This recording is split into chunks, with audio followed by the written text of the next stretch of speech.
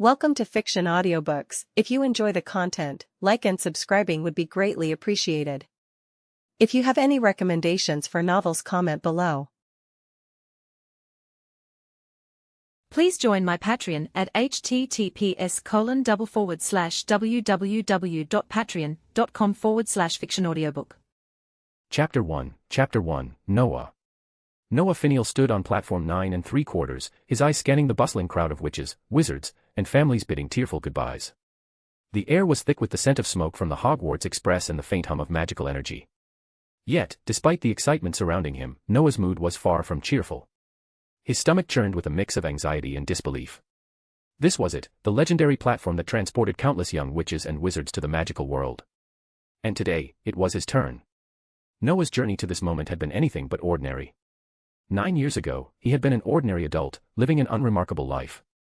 But one fateful night, after a particularly rowdy evening with friends, he woke up to a horrifying discovery: he was no longer himself. Instead, he found himself trapped in the body of a child, abandoned in an orphanage in London. The shock of it all had left him reeling. Why had this happened? His life hadn't been perfect, but it hadn't been bad either. And now, here he was, thrust into a world that felt both familiar and utterly alien. Over the years, Noah had come to terms with his bizarre situation. He adapted, as he always did, and tried to make the best of it. But in the past few years, Noah always found inexplicably that there seemed to be some strange energy in his body. This made Noah a little overwhelmed. His first reaction was that he might have been reborn in some strange parallel Earth. And then there was the world itself. As Noah grew older, he began to notice things that didn't make sense. News reports about a company called Stark Industries, rumors of mutants with extraordinary abilities. It didn't take long for Noah to piece it together: he wasn't just in any world. He was in the Marvel Universe. The realization hit him like a ton of bricks. The Marvel Universe. Seriously. Of all the places he could have ended up, it had to be one of the most dangerous realities imaginable. Supervillains, alien invasions, world-ending catastrophes, this was a world where chaos reigned supreme. Noah spent countless nights lying awake, wondering if he should try to embrace this madness or simply find a quiet corner of the world to hide in. But just when he thought things couldn't get any stranger, they did. On his 11th birthday, an owl flew into his room at the orphanage, carrying a letter sealed with a familiar crest. Noah's hands trembled as he opened it, his heart pounding in his chest. The words on the parchment confirmed his worst fears: he had been accepted to Hogwarts School of Witchcraft and Wizardry. Hogwarts. Harry Potter. Magic wands and broomsticks. Noah's mind spun as he tried to make sense of it all. How could this be? Wasn't he in the Marvel Universe? What was Harry Potter doing here? Was this some kind of twisted crossover? The questions swirled in his head, but there were no answers, only more confusion. And then, as if the universe decided to pile on even more absurdity, a mechanical voice echoed in his mind. The strongest wizard system has been activated. Noah froze. What the? Before he could react, a translucent status bar appeared in the corner of his vision, like something out of a video game. Name: Noah Finial. Age: 11 years old. Mage level, order, rank. Noah blinked, waiting for more information: health points, mana, skills, something. But the status bar remained stubbornly empty. That's it, he muttered. No health bar. No mana. What kind of system is this? The voice in his head responded, calm and mechanical. My purpose is to assist you in becoming the greatest wizard. Noah rolled his eyes. Great. Just great. So, you're supposed to help me become a powerful wizard, but you can't even give me a proper status bar. What's the point of you? The system ignored his sarcasm. This is a multi-merged world. You will need to uncover its secrets on your own.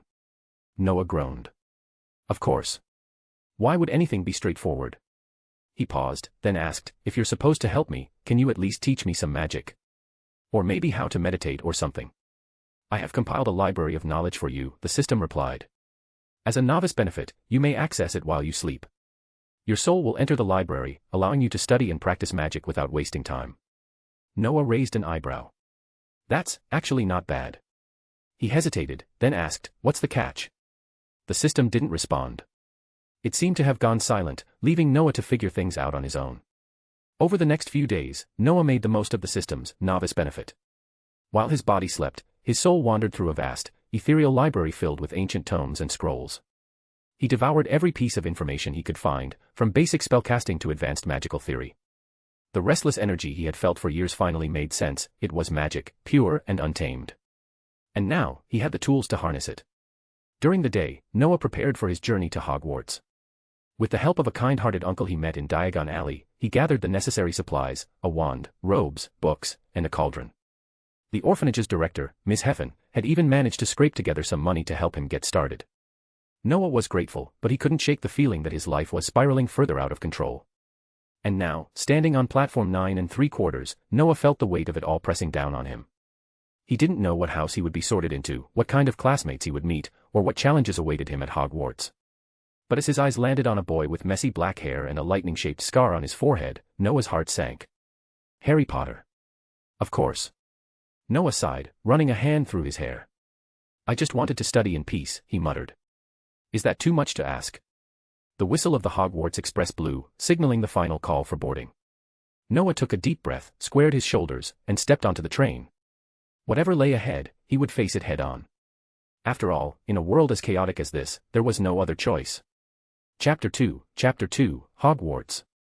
Seated on the speeding train, Noah had finally calmed down.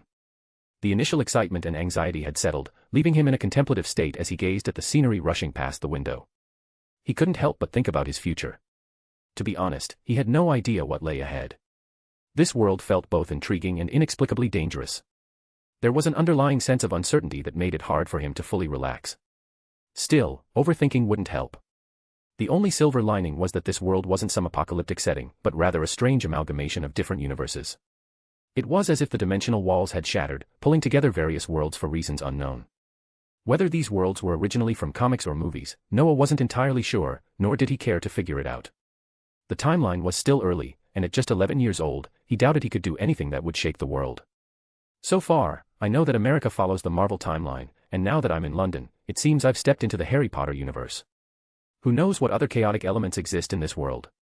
Sighing, Noah rubbed his nose and shifted his gaze toward the other students in the compartment. The young witches and wizards were excitedly chattering away, their eyes filled with wonder. Their enthusiasm was almost contagious, yet Noah found it hard to share their excitement. This world was simply too bizarre for him to be carefree. Forget it. No use thinking too much.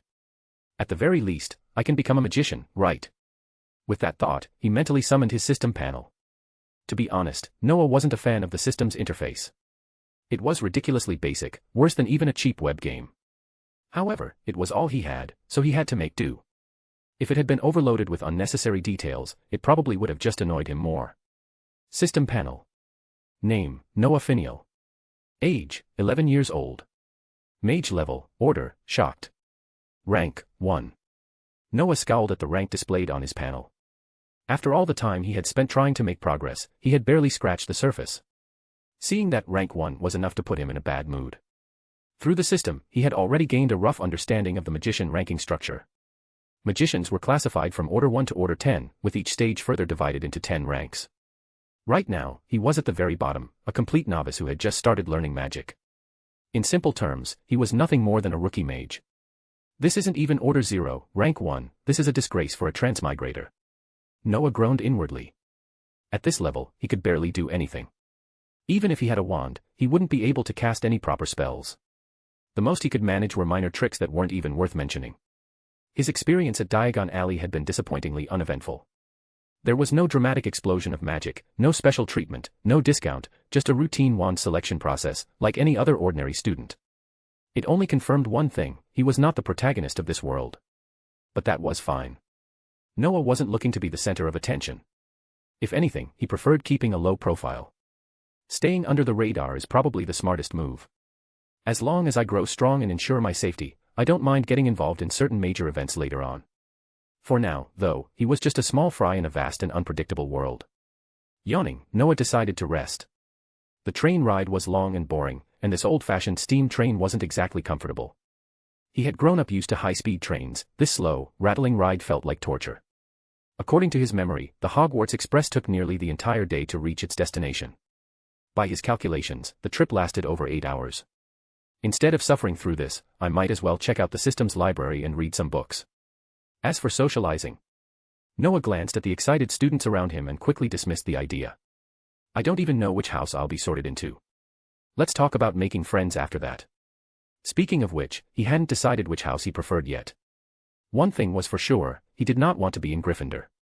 That house was filled with reckless, trouble-seeking students who always got away with everything.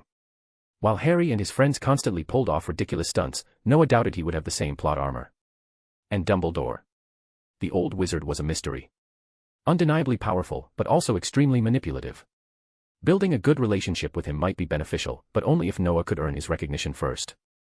As for Voldemort, Noah couldn't help but scoff. He's honestly one of the worst villains I've ever seen.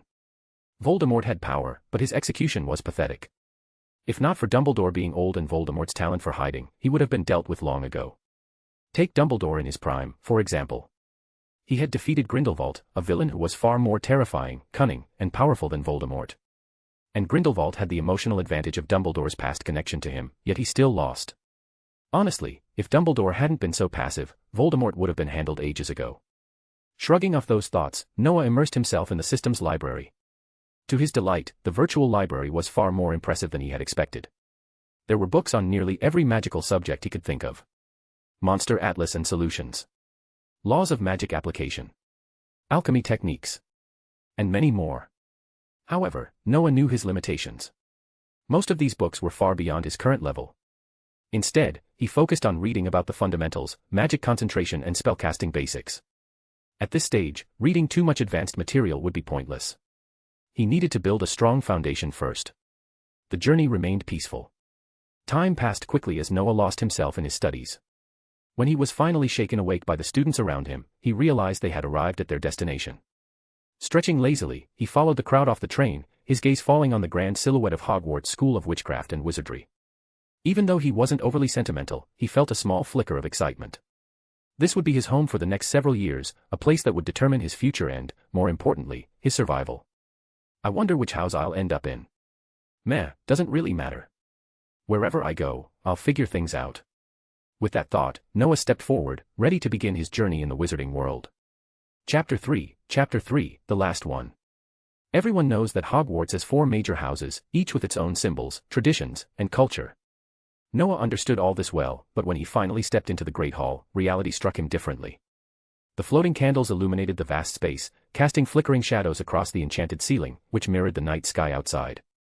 Ghosts drifted lazily above the students, occasionally pausing to observe the new arrivals. The long tables, lined with students in their house colors, buzzed with whispers and excited murmurs. Noah had seen this before, well, in books and movies, but standing here in person made everything feel surreal. Led by Professor McGonagall, the group of first-years crossed the hall, stopping in front of the grand stage where the sorting hat awaited. There were at least 240 to 250 students in his year, but soon, they would be sorted into their respective houses, each group dwindling down to about 50 or 60 per house. And all of this was to be decided by a single, raggedy old hat. Noah found this process ridiculous. A hat determining your future? Seriously? He wasn't sure if wizards had some deep-rooted issue with logic, but this seemed like something that could easily go wrong. Still, it was a tradition, and traditions, no matter how absurd, were best left unquestioned, especially when surrounded by people who had believed in them for centuries. I just hope this stupid hat can't actually read my mind. Otherwise, I might end up as some lab experiment, Noah thought with mild paranoia. The last thing he needed was someone digging into his true origins. Even if he couldn't fully explain them himself, he didn't want to deal with unnecessary attention. Just as he was getting lost in his thoughts, his system, which had a habit of crashing at inconvenient times, suddenly spoke up. Don't worry. The sorting hat can't expose anything. You can even choose which house you want to be in. Wait, what? Noah blinked, momentarily caught off guard. You heard me. And if you don't want it to see certain memories, you can block them. Honestly, stop overthinking. I'm bound to you, so I already know what's on your mind. Noah rubbed his forehead. It was rare for his system to sound irritated. Usually, it was either malfunctioning or eerily silent. Before he could respond, the atmosphere in the Great Hall shifted. Dumbledore had risen to his feet. All at once, the chatter died down as the first-years turned their attention to the headmaster. The older students barely reacted, but the new students, including Noah, listened intently. Dumbledore smiled warmly, his piercing blue eyes twinkling behind his half-moon spectacles. Welcome, children. I believe Professor McGonagall has already given the usual speech, so I won't bore you with another. Noah frowned slightly. Professor McGonagall gave a welcome speech. When? Right, he had been half asleep when he got off the train. That explained his memory gap. Dumbledore continued, "Before the feast begins, I have a few important announcements." A hush fell over the hall. Dumbledore continued, "The first point is that no student is allowed to enter the Forbidden Forest. Oh, and the second point is that the administrator Mr. Filch asked me to remind everyone that anyone who doesn't want to die miserably, please do not enter the corridor on the right side of the 4th floor. Thank you." A few students exchanged puzzled looks, while others whispered excitedly. Noah scoffed internally. That's where the three-headed dog is, right? Was Dumbledore trying to keep students away, or was this a clever way of challenging them to find out for themselves? Sure enough, Noah noticed a few Gryffindor students already whispering to each other, their curiosity piqued. Figures. That's basically an invitation for those troublemakers. All right, settle down, Professor McGonagall called, stepping forward with the sorting hat and a long parchment list. When I call your name, come forward, and I will place the hat on your head. It will assign you to your house. She adjusted her glasses and scanned the list. The first student, Hermione Granger. A girl near the front gasped softly before stepping forward, trying to mask her nerves with a determined expression. Noah wasn't surprised. Gryffindor, right? Sure enough, after a brief moment of murmuring from the sorting hat, it shouted, Gryffindor. Hermione beamed, removed the hat, and practically skipped toward the Gryffindor table, where her new housemates welcomed her with applause. With the first student sorted, the process moved along quickly. One by one, names were called. Students approached, the hat made its choice, and they joined their respective houses. Ron Weasley. Gryffindor. Draco Malfoy. Slytherin. Harry Potter. Gryffindor, no surprise there. When Harry sat under the sorting hat, Noah noticed the brief delay. It wasn't an immediate decision. Noah smirked. Guess the hat is debating whether to throw him into Slytherin, huh? Finally, after almost an hour, the sorting was nearly complete. Only one name remained. Professor McGonagall glanced down at her list. Noah Finial. Noah sighed. What the hell? I'm the last one. I've been standing here for an hour. Chapter 4, Ravenclaw.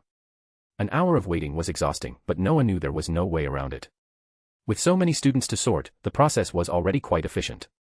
Even if each student took 30 seconds, the ceremony should have taken 2 hours. Thankfully, some students were placed almost instantly, speeding things up. Still, one thing bothered Noah: why was he the last one? Do they think I'm some kind of grand finale? He wasn't famous, nor did he have any remarkable background. Yet, he was now the center of attention simply because his name was last on the list. The last student, Noah Finial, Professor McGonagall called out, her tone as composed as ever, despite having read names for over an hour. Noah sighed. There was no choice but to go through with it. He walked up to the front, took the sorting hat from McGonagall, and placed it on his head. Ah, a new name, the sorting hat muttered. A past filled with hardship, a mind filled with curiosity. A thirst for knowledge, yet also a sense of loyalty and responsibility. And courage too, the kind that comes with accepting responsibility in difficult situations. How very interesting. Noah had expected a quick placement, but instead, the hat fell silent, as if deep in thought. What's taking so long? He had watched dozens of students get sorted in mere seconds, yet here he was, sitting in silence while the sorting hat debated his placement. Come on, just pick a house already. But the sorting hat wasn't in a hurry. It found Noah to be an unusual case. His love for knowledge made him a perfect fit for Ravenclaw. His sense of duty and reliability made Hufflepuff a strong option. And despite his quiet nature, he had a courage that wasn't reckless, but firm, something that could make him a solid Gryffindor. The only house Noah hadn't considered was Slytherin, not because he wasn't ambitious, but because he had already dismissed the idea himself. This was a common misconception. Many believed Slytherin only accepted pureblood wizards, but that wasn't the case. Slytherin valued ambition above all else, the desire to achieve greatness and the drive to pursue one's goals. Many Slytherins weren't pure-blooded, including Voldemort and Professor Snape. Yet, Noah had mentally ruled Slytherin out before the hat even had a chance to consider it. The sorting hat sighed internally. It had little interest in convincing students to change their minds, especially when there were already multiple houses that suited them. In the end, there was only one thing left to do. Tell me, young one, the sorting hat spoke, which house do you prefer? Noah blinked in surprise. Aren't you supposed to decide that? You possess qualities that could place you in multiple houses, the hat replied. Rather than deciding for you, I believe your preference matters in this case. Noah thought for a moment. Slytherin. Not an option. Gryffindor. He had no interest in reckless heroics. Hufflepuff. The idea of learning magic related to food was amusing, but ultimately, it didn't feel like the right fit. That left Ravenclaw, the house of wisdom, learning, and curiosity. And most importantly, it had the best access to books. I've decided, Noah said at last. If possible, I'd like to be in Ravenclaw. A fine choice, the Sorting Hat agreed. Ravenclaw, it announced loudly. Applause erupted from the Ravenclaw table. Noah removed the hat, placed it back on the stool, and made his way over to his new housemates. Welcome to Ravenclaw. A boy with short blonde hair and freckles greeted him with a bright smile. I'm Evan Kane, he introduced himself. Glad to have you with us. Nice to meet you, Evan, Noah replied. Just call me Noah. Looks like we'll be classmates. Sure thing, Noah. I don't think I've heard the surname Finial before. Are your parents wizards? Noah hesitated for a moment before shrugging. I wouldn't know. I grew up in an orphanage. I didn't even know I was a wizard until I got my Hogwarts letter. Evan winced. Oof, yeah, the school owls aren't the smartest. Mine flew straight into a window. That got a chuckle out of Noah. My family's been in Ravenclaw for generations, Evan continued. My dad was a Ravenclaw, my mom was a Ravenclaw, and now I am too. That's pretty impressive, Noah admitted. Their conversation was cut short when Professor Dumbledore stood up, signaling the start of the feast.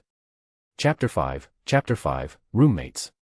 Dumbledore's opening speech was very cryptic, but Noah found that all the Ravenclaw students, including himself, were not surprised by it. At most, they had already figured out the meaning after thinking for a while. This realization made Noah's mouth twitch. It wasn't a pleasant feeling. He knew the answer, but these guys had guessed it entirely on their own.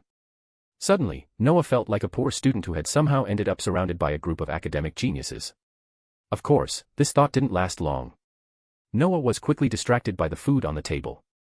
He had spent most of the train ride sleeping, so he hadn't eaten properly all day and was starving. Dinner went smoothly, though Noah was quite curious about how Dumbledore had summoned the food out of thin air. However, he wisely refrained from asking any questions. Obviously, this kind of magic was far beyond what a first-year student could learn. After dinner, the students from each house were led to their dormitories by their respective prefects. The Ravenclaw Tower was located on the west side of the castle, serving as both the common room and the dormitory for Ravenclaw students. Noah and his group soon arrived at a large, airy circular room with elegant arched windows and blue and bronze silk curtains. The ceiling was a dome structure decorated with stars, while the dark blue carpet below was also adorned with star patterns. Tables, chairs, and bookshelves filled the room, and in the alcove opposite the door stood a white marble bust of Rowena Ravenclaw. This is the Ravenclaw common room, Evan whispered beside Noah. I heard from my parents that a door next to the statue leads up to the dormitories. Really? That's an interesting design. Noah nodded. The environment here was excellent. Compared to the Slytherin common room, located underground, Ravenclaw Tower was bright and spacious. There was no gloomy atmosphere here, instead, the place gave off an air of elegance and luxury. Most importantly, there were plenty of books. Noah hoped that he would have a bright future in this house. All right, everyone, said the prefect, Penelope Clearwater. Every time you enter, you'll need to answer a question. The answers to these questions can usually be found in the bookshelves here. Of course, if you can't get in, you'll have to wait for someone else to answer and let you in. At the very least, this will help you all learn something new. After explaining a few more things, she sent the first years off to rest. Starting tomorrow, the first years would officially begin their studies at Hogwarts and start learning all kinds of magic from scratch. The new students were excited, including Evan, despite his entire family being Ravenclaws. Even though he had heard plenty about the house from his parents, actually being here was a different experience altogether. However, Noah doubted that anyone in Ravenclaw would be like Harry Potter, unable to sleep out of excitement and waking up late the next day. Ravenclaw wasn't Slytherin, but many of its students came from wizarding families. Take Evan, for example. Before arriving at Hogwarts, his family elders had already shared their experiences with him. It seems we were really meant to meet, Evan said with a grin. I didn't expect us to be in the same dormitory. When Noah arrived at his assigned dormitory, he was surprised to see Evan walking in right beside him. Looking at the number on Evan's card, it was clear that they were indeed roommates. Yeah, looks like we are, Noah replied with a small smile. I'm glad to be your roommate. Walking inside, Noah saw that there were already other people in the dormitory. That was expected, after all, Hogwarts provided large dormitories, and it would be unreasonable for only 1 or 2 students to stay in them. Their dormitory housed 4 students in total. Aside from Noah and Evan, the other 2 were Lance Thursdaywell and Ken William. Just like Evan, both of them came from wizarding families with a tradition of joining Ravenclaw. Their parents or grandparents had studied here before them. Luckily, they all had pleasant personalities. Since it was their first meeting, they naturally introduced themselves and chatted for a while. When they learned about Noah's background, none of them showed arrogance or prejudice. Thanks to that, Noah quickly got along with them. Why do you think Professor Dumbledore specifically emphasized staying away from that place? Ken asked curiously after a while. I think it's best if we don't talk about that, Lance replied calmly. Besides, it's already late. We should get some rest. Lance had a steady personality and wasn't interested in discussing obviously forbidden topics. Besides, they had classes tomorrow. If they were late on the first day of school, it would be humiliating. The four of them quickly reached a consensus and went to bed one by one. Evan even blew out the candle on the bedside table before lying down. Noah recalled that their first class was History of Magic, which they would take together with Hufflepuff. To be honest, the Hogwarts class system was quite interesting. Each subject combined students from two houses. For example, they would study with Hufflepuff in the morning, but they might have a class with Gryffindor or Slytherin in the afternoon. Of course, some special subjects, like Defense Against the Dark Arts and Charms, were taken by all four houses together. Noah had no complaints about this system. It probably existed to encourage student interaction and competitiveness. Closing his eyes, Noah entered the library within his system space. With the system's help, he had more time to study compared to his peers. This was a huge advantage. If only time in this space could be doubled, Noah muttered. Like, if 1 hour outside was 2 hours in here. What he didn't expect was a response from the system. That function is possible, the system answered. However, your current magical power and mental strength are far too weak to unlock it. For now, I can't activate this feature. Huh. Noah was stunned for a moment, but then his expression brightened. So, that means once I get stronger, I can extend my time here. Not just double it, maybe even more. Correct, the system confirmed. The stronger you become, the more support I can provide. So, work hard, host. That's amazing. Noah grinned. But then, a new thought occurred to him. By the way, since you're so powerful, who created you? I can't tell you, the system replied. You're not strong enough yet. Chapter 6, Small Goals. The next morning, Noah woke up feeling refreshed. Even though he had spent the whole night reading and gathering magic in the system library, his body had actually been resting. He read during the first half of the night and meditated in the second half, leaving his mental state unusually sharp. It's just too little. I hope I can double the time in my system space. After quickly washing up, Noah noticed that his roommates were also getting up. Today was the first day of class, and no one dared to be late. Who wouldn't want to leave a good first impression on their teachers? Well, except for the famous Mr. Potter, right? Noah recalled that Harry Potter and Ron Weasley had been late for class on their first day. As for the reason, it was probably because Harry had been too excited to sleep all night, and in his bad luck, he ended up dragging Ron down with him. To make matters worse, while the heads of houses at Hogwarts cared about their own students winning the House Cup, none of them would go as far as to sabotage other houses or show blatant favoritism. At the same time, they wouldn't cover up their students' mistakes either. As a result, Harry and Ron were severely punished by their head of house, Professor McGonagall, and even lost a considerable number of points for Gryffindor. The History of Magic class was, unsurprisingly, all about the history of the wizarding world. The material was relatively dry, but Noah found himself listening with great interest. Understanding the history of a world was crucial for him, especially since he was still an outsider here. If someone asked him about the future, he might be able to talk for hours. But if they asked him to comment on the past, he would probably be at a loss. Noah firmly believed that a true magician wasn't just someone with powerful spells but also someone with deep knowledge and understanding of magic. He had no intention of becoming an ignorant wizard. That would be far too embarrassing. By the end of class, Noah was surprised to find that he had absorbed everything with ease. His memory seemed to have improved significantly. Today's lesson had covered the history of the Goblin Rebellions. Noah had only read the book once, and with the professor's explanation, he had memorized all of it. That wasn't something he had expected. Is this a benefit from the system? Or is it a special ability gained after becoming a wizard? Noah scratched his head and quickly attributed it to the system. After all, Harry and Ron were both wizards too, yet their academic performance was abysmal. Without Hermione's help, they would have struggled to even graduate. Damn it, History of Magic is just like the slugs in Bin's office, long and boring. And the worst part? We have to memorize everything. After class, the dormitory group gathered together, and Evan voiced his complaints. To be fair, History of Magic wasn't exactly a fan-favorite subject. One look at the dull expressions of the Hufflepuff students was enough to confirm that. All right, stop complaining, Evan. This is a required class. What's the point of whining about it? I bet you'll be able to recite everything in the end anyway. Lance shrugged indifferently. Complaints were fine, but Ravenclaw students wouldn't let a bit of grumbling stop them from studying. Curiosity and the pursuit of knowledge were the hallmarks of Ravenclaw. If someone couldn't handle basic memorization, then they really had no right to call themselves a Ravenclaw. Noah, how was your first class? Ken turned to him, her tone curious. Since Noah was the only Muggle born in their dormitory, they were all particularly attentive to how he was adapting. Don't worry. It was pretty easy for me, don't you think? Noah grinned. It really had been simple, though he decided not to elaborate on how easily he had memorized everything. As they casually chatted and prepared to leave the classroom, they unexpectedly ran into Harry and Ron, both of whom looked rather grim. Noah's dorm mates still had a good impression of the two. It was hard not to. Harry was incredibly famous, and Ron was often seen as Harry's sidekick. What's with their expressions? Evan muttered, puzzled. It was only the first day of school. Maybe they got into trouble. Who knows? Noah replied nonchalantly. Even if he knew the reason, he wasn't about to say it. According to the schedule, the afternoon class was Transfiguration, Professor McGonagall's subject. Transfiguration was a branch of magic focused on changing the form or appearance of an object.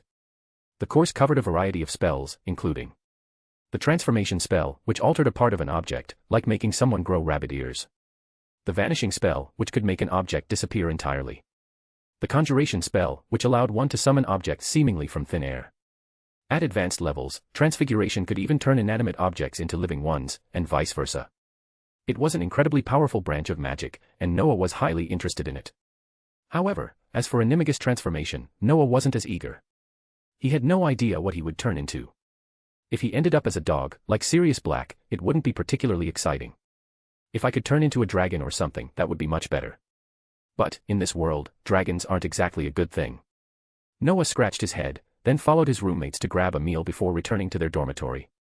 For Noah, this simple routine brought back memories of his student days in his past life. Compared to other reincarnators, he felt that his life here was relatively peaceful and uneventful. And honestly, that was a good thing. He had no intention of stirring up unnecessary trouble. I'm not Harry Potter. Getting involved in all sorts of messes isn't my thing. I just need to focus on studying, and once I'm strong enough, then I'll think about the future. With that thought in mind, Noah lay down on his bed, closed his eyes, and once again entered the system library. Looking at the countless books before him, he let out a sigh. The road ahead of him was long and arduous. Picking up a book, he sat down to read, determined to follow his plan, study first, then practice magic. He had set a goal for himself long ago, to reach at least a first-level proficiency before the end of the semester. That's not too ambitious, right? As long as I work hard, I should be able to pull it off. With that thought, Noah immersed himself in his studies once more. Chapter 7, do you want to try? Noah's small goal wasn't really exaggerated. Reaching the first level wasn't anything remarkable, it simply meant that he had progressed from a mere apprentice to an actual magician. Or rather, in this country, it would be more accurate to say he had become a wizard. A wizard who graduated normally from Hogwarts would typically be around the second or third level, while the more outstanding ones could reach the fourth level. As for professors like Dumbledore, they were easily at the fifth or sixth level, or even higher. Noah felt that if he couldn't even achieve this much, then he had truly wasted his opportunity after crossing over. More than that, he would have wasted the system that came with him. Even if he hadn't chosen to travel to this world, he couldn't bring shame to the title of a transmigrator, right? 2 months passed, and Noah's life remained quite monotonous. He attended classes diligently and spent his free time in the system space, reading books and gathering magic. Since entering the system space required him to appear asleep in the real world, it wasn't long before Evan and the others started to worry about him. To them, unexplained drowsiness was a classic sign of being cursed. After all, no one dozed off so frequently without reason. Noah didn't realize what was happening at first, but then he noticed his roommates constantly researching books on curses, and he finally understood. I say, what exactly are you three up to? Noah, don't panic, we're just looking up information about possible curses. What curse? You, obviously. You keep getting sleepy all the time, especially around noon and at night. And you sleep like the dead. That can't be normal. Noah couldn't help but laugh. His roommates were truly something else. But he was a little touched. After all, it was nice to have people worry about him. In the end, Noah had to sit them down and explain that his excellent sleep quality was the real reason. Though skeptical, the three eventually let it go. Honestly, guys, if I were cursed into constant drowsiness, wouldn't I also be sluggish and weak during the day? But look at me, I'm perfectly fine. Well, that does make sense, but are you sure you're not cursed? Of course. I was a muggle before coming here. Who on earth would waste time cursing me? I'm not Harry Potter, after all. The three exchanged glances, scratched their heads, and finally admitted he had a point. That finally put an end to their curse investigation, but it also made Noah more cautious. He decided to stop being so obvious about his noon naps. After all, loving to study was one thing, but he didn't want to draw unnecessary attention to himself. Besides, Noah felt there was no real need to rush. He had already made significant progress in just 2 months. Name, Noah Finial. Age, 11 years old. Mage level. Order, 0. Rank, 4. Noah glanced at his stats and felt quite pleased. He wasn't entirely sure how the system determined his level, but since it was displayed on his panel, he trusted it to be accurate. Maybe it's just that low-level wizards advance quickly, or maybe my talent is already off the charts. Noah smirked slightly at the thought. After all, it was rare for someone to reach rank 4 in less than 2 months. Even if it was just apprentice-level magic, it was still impressive. After gathering his things, he followed his roommates to Charms class. The Charms classroom was located on the left-hand side of the 4th floor. Nearby, there was a trophy room displaying an array of awards, trophies, shields, medals, and statues. The glass cases even contained a list of all the former head boys and head girls of Hogwarts. Of course, none of that particularly interested Noah. What caught his attention the most was the corridor on the right, the legendary Forbidden Corridor. Professor Dumbledore had even warned at the start of term, anyone who does not wish to die a very painful death would do well to stay away. I'm really curious about what's in there.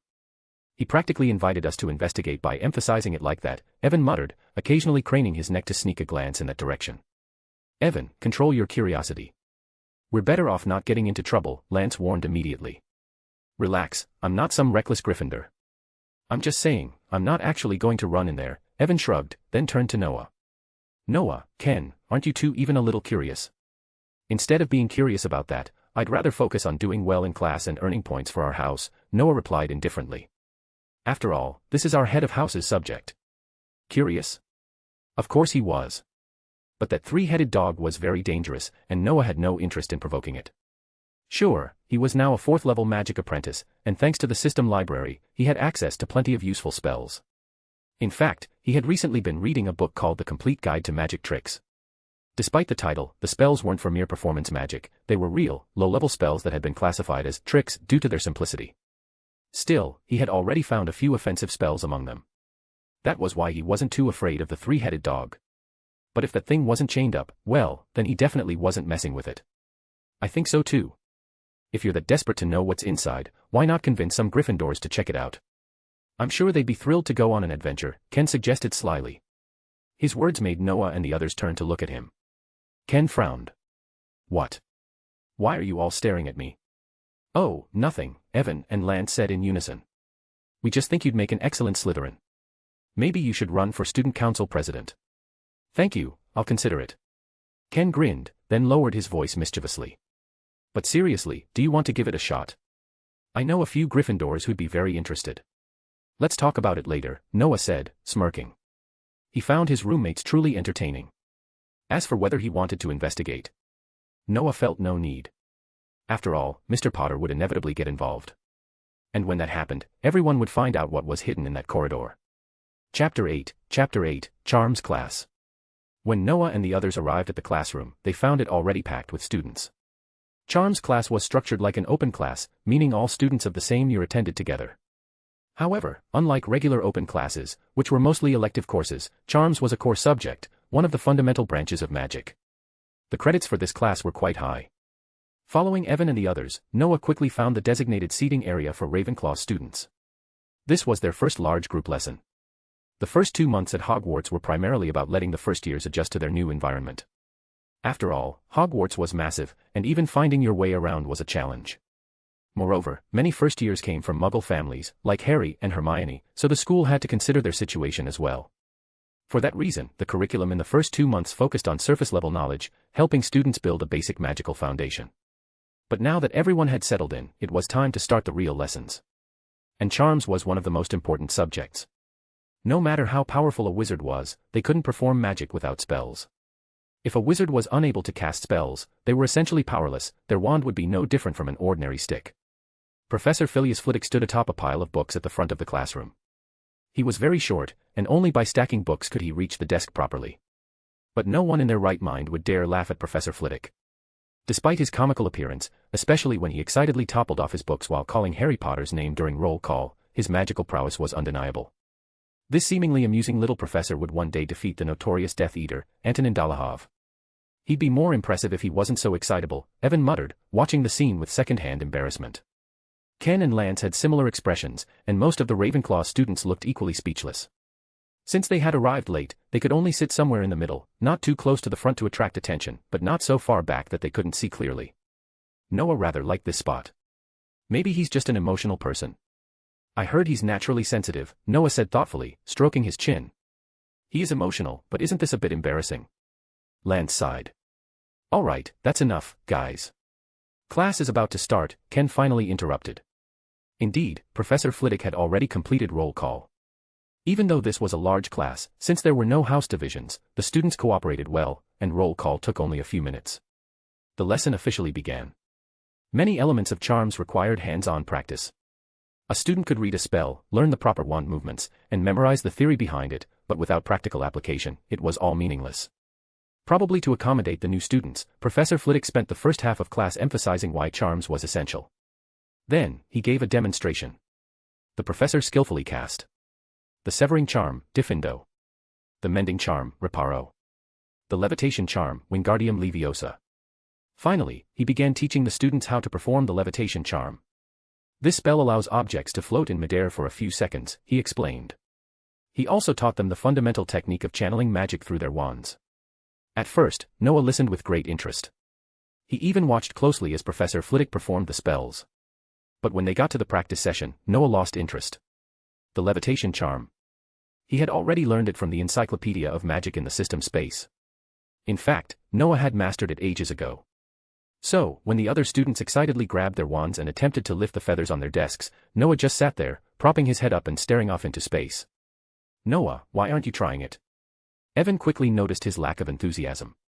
While everyone else was eagerly waving their wands and shouting incantations, Noah was the only one just sitting there daydreaming.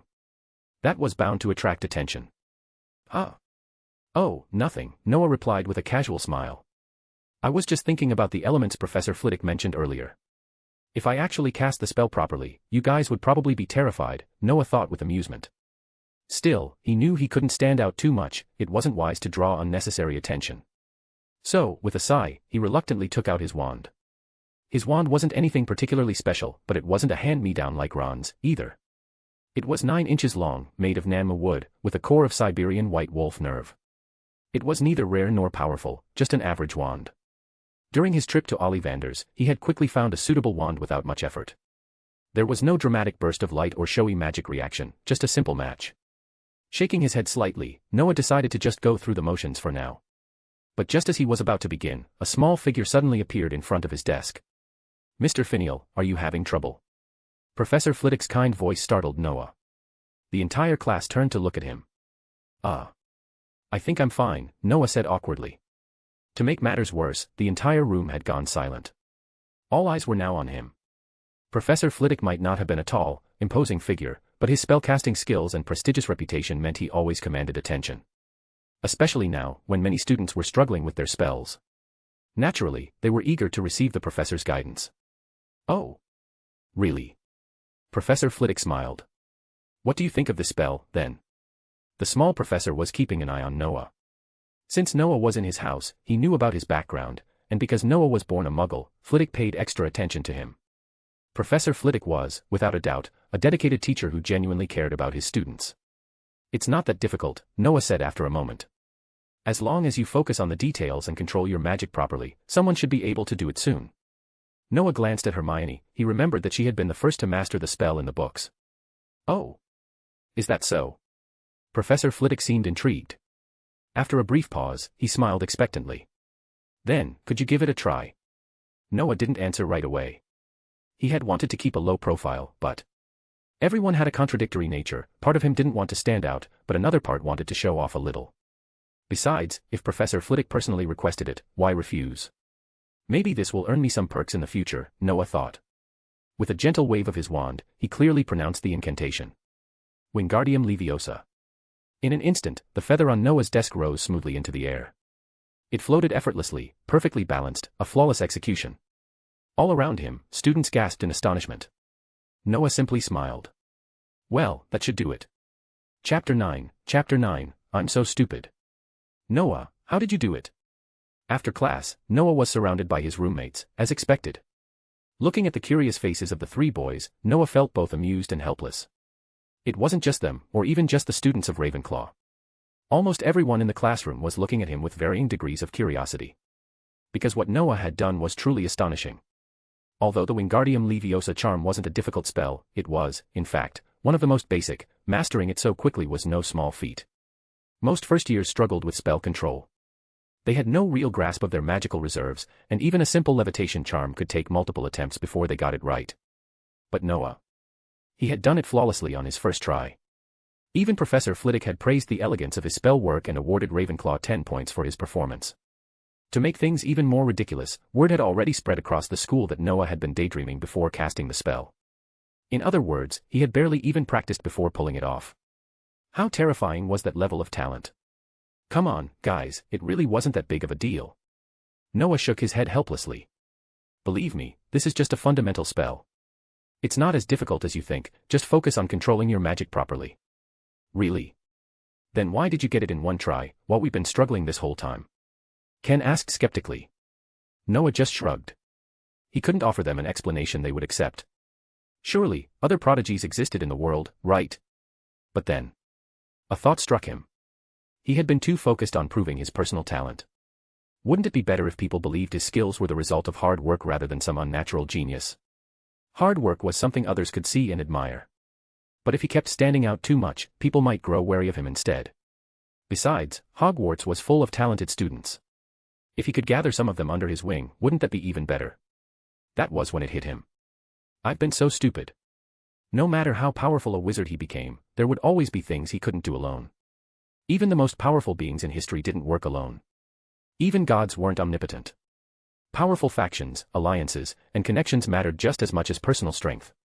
The world hasn't spiraled into chaos just yet. The X-Men and Brotherhood haven't caused large-scale conflicts. Tony Stark should have only just started his redemption arc. Nick Fury probably still has hair. I might still be young, but I can't afford to waste time.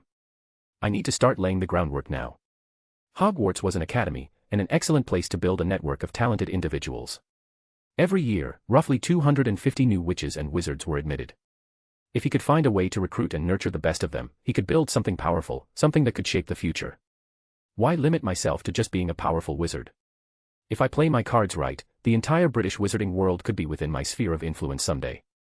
Noah smiled at the thought but quickly restrained himself. He was getting ahead of himself. He had nothing right now. He needed to take things one step at a time.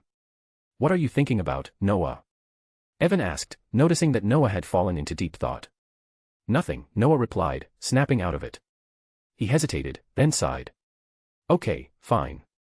I'll admit, this wasn't my first time casting the spell. What? Evan, Ken, and Lance all looked utterly shocked. What was going on here? Had someone taught Noah magic before he came to Hogwarts? As wizard-born students, they had grown up in magical households. They had been exposed to magic their entire lives. Yet Noah, a so-called muggle-born, was telling them he had already learned spells before coming to school. Had he been secretly trained by someone? Was he really muggle-born? Keep your voices down, Noah scolded in a hushed tone. I don't want everyone knowing about this. Then, without another word, he turned and walked away. Want to know the truth? Follow me. The three boys exchanged uncertain glances. Finally, Ken was the first to move. He was too curious to let it go. Lance and Evan quickly followed. They were roommates, after all. Their friendship had already started to solidify, just like their parents' friendships had when they were students at Hogwarts. They trusted each other. And if Noah was willing to share his secret with them, they wouldn't hesitate to have his back. Following Noah's lead, they didn't return to the Ravenclaw common room. Instead, they headed up, all the way to the 8th floor. It was where the headmaster's office was located. And more importantly, Professor Flitwick's office. Evan and the others felt their confusion deepen. Could it be that Dumbledore or Flitwick had been secretly training Noah all along? Chapter 10, Room of Requirement.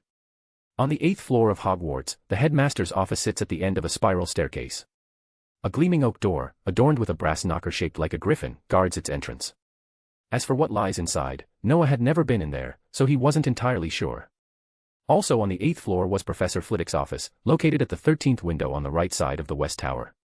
At the top of the West Tower was the Ollery, the roosting place for the school's owls. It was said that Hogwarts had spent a significant amount of money constructing it. Nearby was the Gryffindor common room, hidden behind the portrait of the fat lady. It was said to be a warm, circular room filled with plush armchairs, where Gryffindor students could relax and work on their homework. It also led to Gryffindor Tower. Noah and his friends followed a group of Gryffindor students up the stairs. While the Gryffindor students found it odd that 4 Ravenclaws were wandering into their part of the castle, they didn't question it too much, perhaps assuming they were on their way to visit Professor Flitwick. Hermione and Harry both considered approaching them to ask if they needed help, but after seeing Noah's group moving with purpose and not looking to socialize, they held back, though Hermione, in particular, was burning with curiosity. She desperately wanted to know how Noah had mastered the levitation charm so quickly. As soon as they moved out of sight from the Gryffindor students, Evan finally spoke up. "Noah, why are we here? Are we looking for Professor Dumbledore or Professor Flitwick?" He was uneasy about lingering so close to another house's common room. It was never a good idea to wander too close without reason, especially since Professor Flitwick's office was nearby. "Neither of those options," Noah said calmly. "Don't worry, you'll find out soon. But before we go any further, you all have to promise me, you must keep this a secret, all right?" "A secret?" Lance smirked, raising an eyebrow. "No, not my secret." "A Hogwarts secret," Noah corrected. "I just happened to stumble across it by accident." "A Hogwarts secret."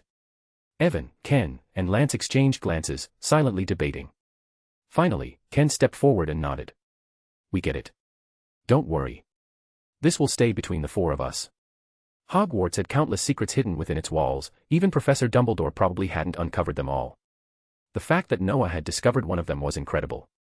And the fact that he was willing to share it with them meant a lot. Noah wasn't paying attention to their thoughts, he was too busy recalling everything he knew about the Room of Requirement. That's right, this was what he had been searching for. The perfect place to practice magic, to plan for the future, and to explain his rapid progress. The Room of Requirement was truly extraordinary. Its very name explained its purpose, a room that appeared only when someone needed it. It didn't have a fixed form. Instead, it transformed based on the seeker's desires. It was usually located on the 8th floor, opposite a tapestry depicting Barnabas the Barmy attempting to teach trolls ballet. Many stories were tied to this room. Decades ago, Tom Riddle, later known as Lord Voldemort, hid Ravenclaw's diadem, one of his Horcruxes, within it. Years later, Harry Potter and Dumbledore's army used it as a secret training ground. It had also served as a storage room, holding countless forgotten objects. Draco Malfoy even used it to repair the Vanishing Cabinet, which ultimately allowed Death Eaters to infiltrate Hogwarts. And during the Battle of Hogwarts, it became a refuge for students resisting the Carrows and Voldemort's forces. Unfortunately, it was later destroyed by Vincent Crabbe's reckless use of fiend fire. Still, while it lasted, it was one of the most valuable hidden places in Hogwarts. And Noah knew that if he could control access to it, it would become even more useful in his hands than it had been for Harry Potter. Because Noah wasn't just thinking about Hogwarts. He wasn't afraid of Voldemort, at least, not in the way most people were. The Dark Lord was terrifying, yes, but if Noah couldn't even deal with threats like him, then his future was doomed anyway. He needed a place to train. A place to plan. A place where he could build something bigger than himself. "Noah, what are you looking for? You haven't gotten lost, have you?" After circling the corridor for the 3rd time, Lance was getting impatient. He felt ridiculous, walking in circles like this. He trusted Noah, but if they kept this up much longer, he was going to start questioning things. "Don't worry, it should be here," Noah reassured them. "I used to get lost looking for it before, and I couldn't leave any obvious markings, otherwise, someone might have noticed. But I'm sure it's nearby." Noah was slightly embarrassed. The Room of Requirement had one frustrating condition: it would only appear when someone was truly in need of it. To enter, he had to focus on what he needed, walk back and forth past the location 3 times, and wish for it to appear. So, here they were, marching in circles like fools. Fortunately, on the 3rd pass, Noah felt it. He turned, and there it was. A door. A door that hadn't been there a moment ago. Noah let out a relieved breath. Finally. For a moment, he had worried that he might have misremembered the method. He had even prepared a backup excuse in case he failed. But thankfully, that wasn't necessary. "Guys, over here. I think we found it." Noah waved them over excitedly. Evan, Lance, and Ken were skeptical. They had walked past this exact spot 3 times, and there had been nothing. But now, there was a door. They exchanged wary glances before following Noah toward it. And the moment they stepped inside, they lost their composure completely. Inside was a hidden chamber, lined with shelves of books, spell practice dummies, and magical artifacts. A perfect training ground. Evan's jaw dropped. What is this place? Lance was staring in disbelief. This was here the whole time. Ken looked like he had just witnessed a miracle. Noah simply smiled. Welcome to the Room of Requirement. Chapter 11, starting from Ravenclaw. Where is this place? Evan and the other two were stunned by the scene before them. It was hard to believe that such a place existed, filled with an abundance of magical resources. Even in their own homes, they had never seen such a collection. I don't know exactly. It's called the Room of Requirement, and I stumbled upon it by accident, Noah said, spreading his hands. You trained your spells here? When? Lance asked in disbelief. It seemed almost impossible. I came here whenever we weren't together. Oh, so you were sneaking off here while we were in the library or the common room? Yes. That's right. I wished for books on various spells, and this place provided them for me. I studied and practiced here. Noah wiped imaginary sweat from his forehead. Since they had already come up with an explanation on their own, there was no need for him to elaborate further. To be honest, he wouldn't have known how to explain it properly anyway. Fortunately, he didn't have to think about that now. Merlin's beard, this place is incredible. Evan and the others were beyond excited. As Ravenclaws, their common trait was their thirst for knowledge. Ravenclaw house valued learning, wisdom, wit, and intelligence. Ravenclaw tended to accept students who were highly studious and exceptionally talented, and the four of them certainly fit that description. Faced with so many books on various branches of magic, and training props that they had never even dreamed of, they felt like they had stumbled upon a treasure trove. Thank you, Noah. Thank you so much. I swear, I won't tell anyone about this. Ken was the first to snap out of his shock and excitement, immediately making a vow to Noah. Yeah. Thanks, Noah. We swear, if we tell the secret, may we wet the bed for the rest of our lives. Evan and Lance chimed in. Their oath was so ridiculous that Noah had to suppress a laugh. For children, wetting the bed was probably one of the most humiliating things imaginable, so the idea of doing it for a lifetime was an unspeakable horror. All right, guys, from now on, this will be our base, Noah said, shaking his head. Truthfully, he wasn't sure how long this could remain a secret. After all, they weren't the only ones at Hogwarts. Who knew if someone else would find this place? That's why Noah felt it was best to tell them everything now. The more people they had, the easier it would be to protect the Room of Requirement. Hogwarts, under Dumbledore's leadership, wasn't like how it would be during Dolores Umbridge's rule. Dumbledore wouldn't bend student gatherings. In fact, Noah believed that if Dumbledore thought something was beneficial for students' development, he would support it. Though some of Dumbledore's decisions were questionable, like how he always favored Harry Potter, even going so far as to ensure Gryffindor won the House Cup, Noah understood the reasoning behind it. From an outsider's perspective, Dumbledore's favoritism could seem unfair, even frustrating. But from Dumbledore's perspective, it was different. Harry was the son of James and Lily Potter, two of Dumbledore's most trusted allies and friends. They had died because of Voldemort, a situation that was, in part, due to Dumbledore's own decisions. So naturally, he looked after Harry. Moreover, Dumbledore had been a part of the wizarding world's power structure for so long that he had lost the recklessness and bold ambition he once had as a Gryffindor. He needed someone willing to challenge the status quo, to break free from the rules that constrained them. That person was Harry Potter. From the moment Harry was a baby, Dumbledore had been shaping his destiny, building him up as the wizarding world's savior. By the time Harry arrived at Hogwarts, Dumbledore showered him with enough favoritism to encourage his bravery and foster the ambition Gryffindors were known for. Through his adventures, Harry grew into a strong and responsible wizard. From Dumbledore's perspective, everything he had done was justified. He stayed in the background, subtly guiding Harry and protecting him from the worst dangers. If Harry ever faced a true crisis, Dumbledore would step in without hesitation. It was his way of honoring James and Lily's sacrifice. But most importantly, despite his favoritism, Dumbledore never ignored the other students. He genuinely cared about all of them. Dumbledore never judged students based on their blood status or house. As long as a student showed great potential, he admired them. That belief was why he saw hope for the future of the wizarding world. Even Slytherin House, which produced Voldemort, had also raised many honorable and talented wizards. Dumbledore's goal was to guide students toward the right path, preventing them from becoming lost like Voldemort had. That's why Noah believed that even though he wasn't a Gryffindor, if he gathered a group of talented students and created something beneficial for their growth, Dumbledore would support him. Noah shared some of these thoughts with Evan, Ken, and Lance.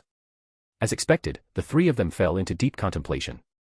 Noah didn't need to say much, just that if he had found this place, someone else could as well. Rather than risk someone else taking over the room of requirement, wouldn't it be better to expand their group and claim it for themselves? Maybe we should prepare first, completely master the first-year curriculum, before we start bringing in others. Evan suggested hesitantly. He was nervous, worried that his idea might be rejected. I agree with Evan, Ken nodded. This is the room of requirement. If we wish for a teacher, maybe it will provide one. We're Ravenclaws. If we find the right guidance, we'll progress even faster. Ken had the most ideas among the four of them, though sometimes they were questionable. But this time, both Lance and Evan immediately supported his suggestion. No problem, Noah said with a smile. I also think that's the best course of action. At least that way, we can ensure our skills won't be easily surpassed. If we manage to master the material here, where should we start recruiting new members? Lance asked. Then he chuckled, already knowing the answer. The answer was obvious. They would start with Ravenclaw. Chapter 12, Mr. Potter is going to be unlucky again. In the following days, the lives of the 4 students in Noah's dormitory became even busier. Every day, after finishing their required classes, they would sneak into the room of requirement to study even more in depth. Because of this, they rarely spent any time in the Ravenclaw common room. This made many of their fellow Ravenclaws worried about them. After all, a Ravenclaw who doesn't love learning isn't a proper Ravenclaw. As ridiculous as that might sound, it was the truth. Because of this, some students even visited Noah's dormitory before bed to ask about their situation. Since they were never around at other times and would only return before curfew, this was the only time they could be found. Unfortunately, Noah and the others didn't tell them the real reason, only reassuring them that they weren't neglecting their studies over trivial matters.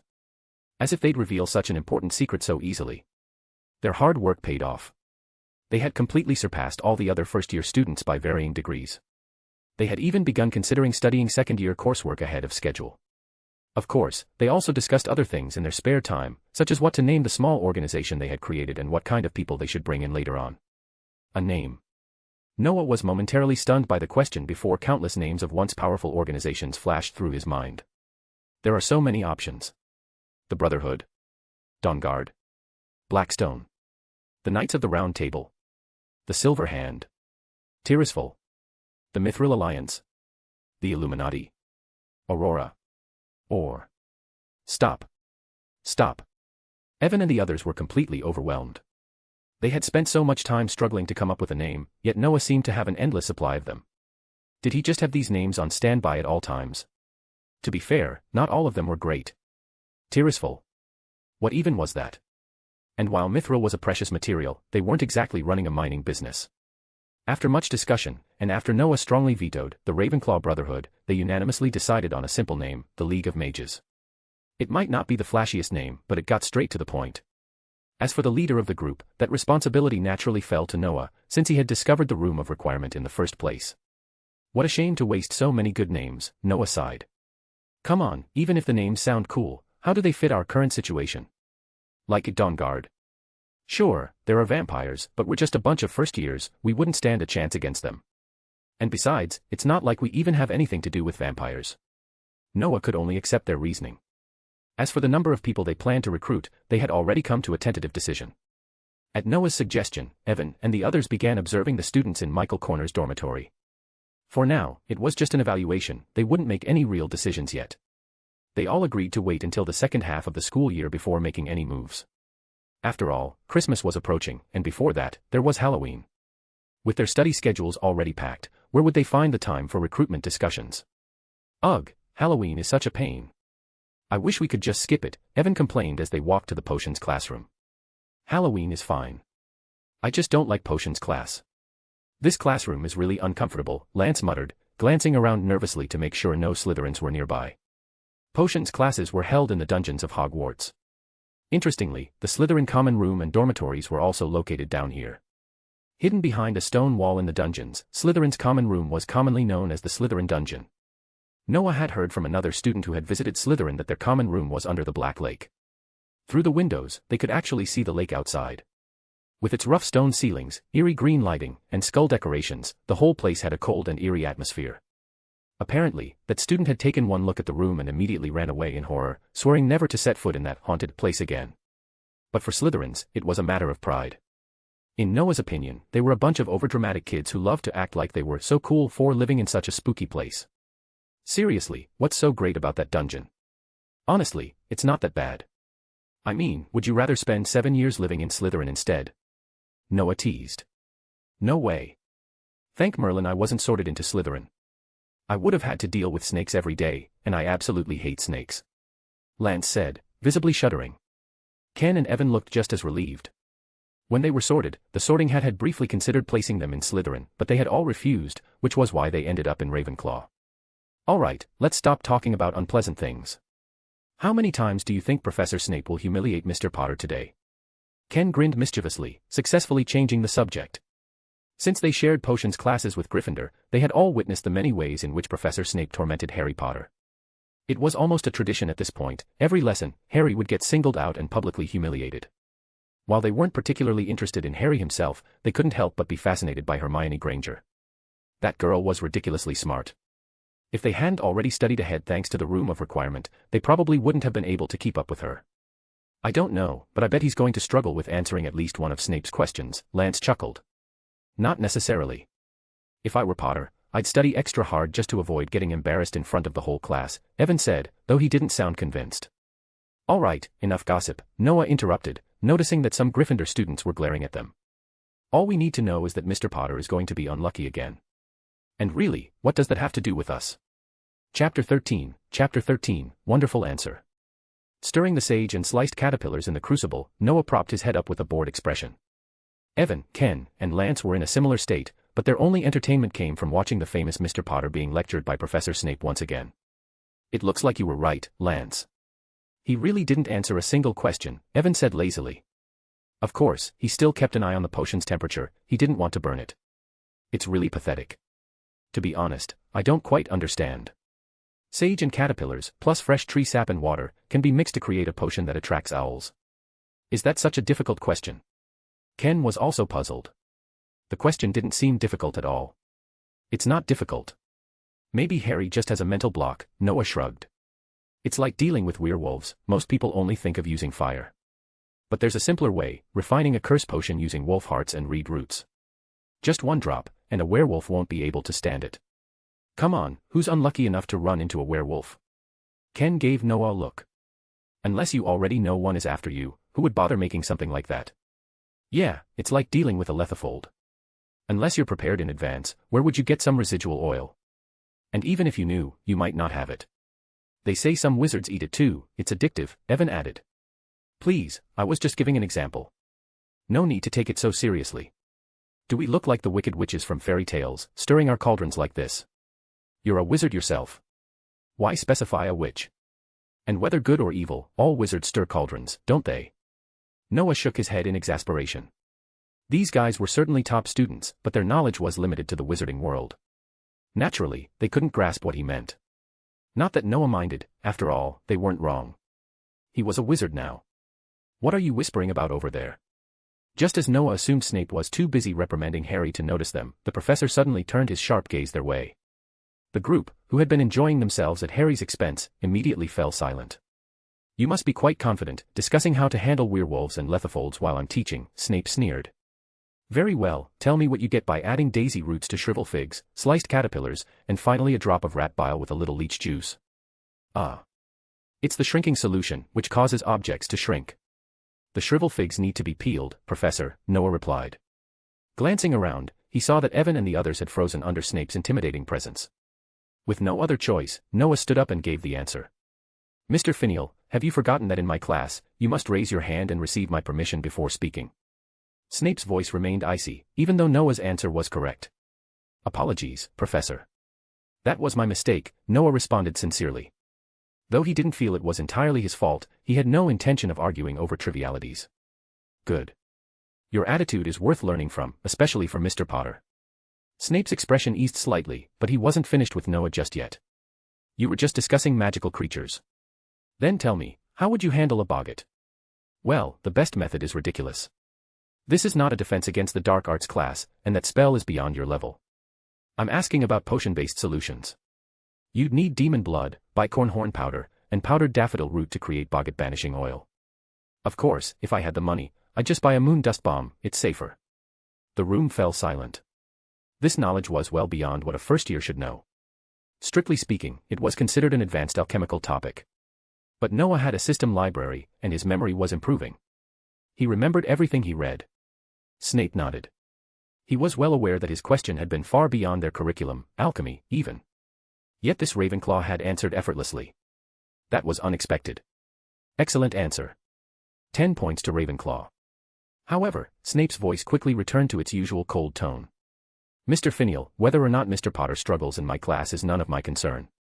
That being said, you and your friend should refrain from discussing irrelevant topics while I'm teaching. Understood. I understand, Professor. I apologize again. Sit down. Noah did so without argument. That had been troublesome. Fortunately, Snape's main target remained Harry Potter, which meant Gryffindor took the brunt of his wrath. Noah was a Ravenclaw. He had actually passed the test quite smoothly, and even earned 10 points for his house. Class ended quickly. The Gryffindors left feeling particularly miserable, while the Ravenclaws were in high spirits. Especially Hermione. She felt awful. No matter how many times she raised her hand, eager to answer and earn points for her house, Snape ignored her completely. Instead, he frequently called on Ravenclaws, specifically Evan, Ken, and Lance.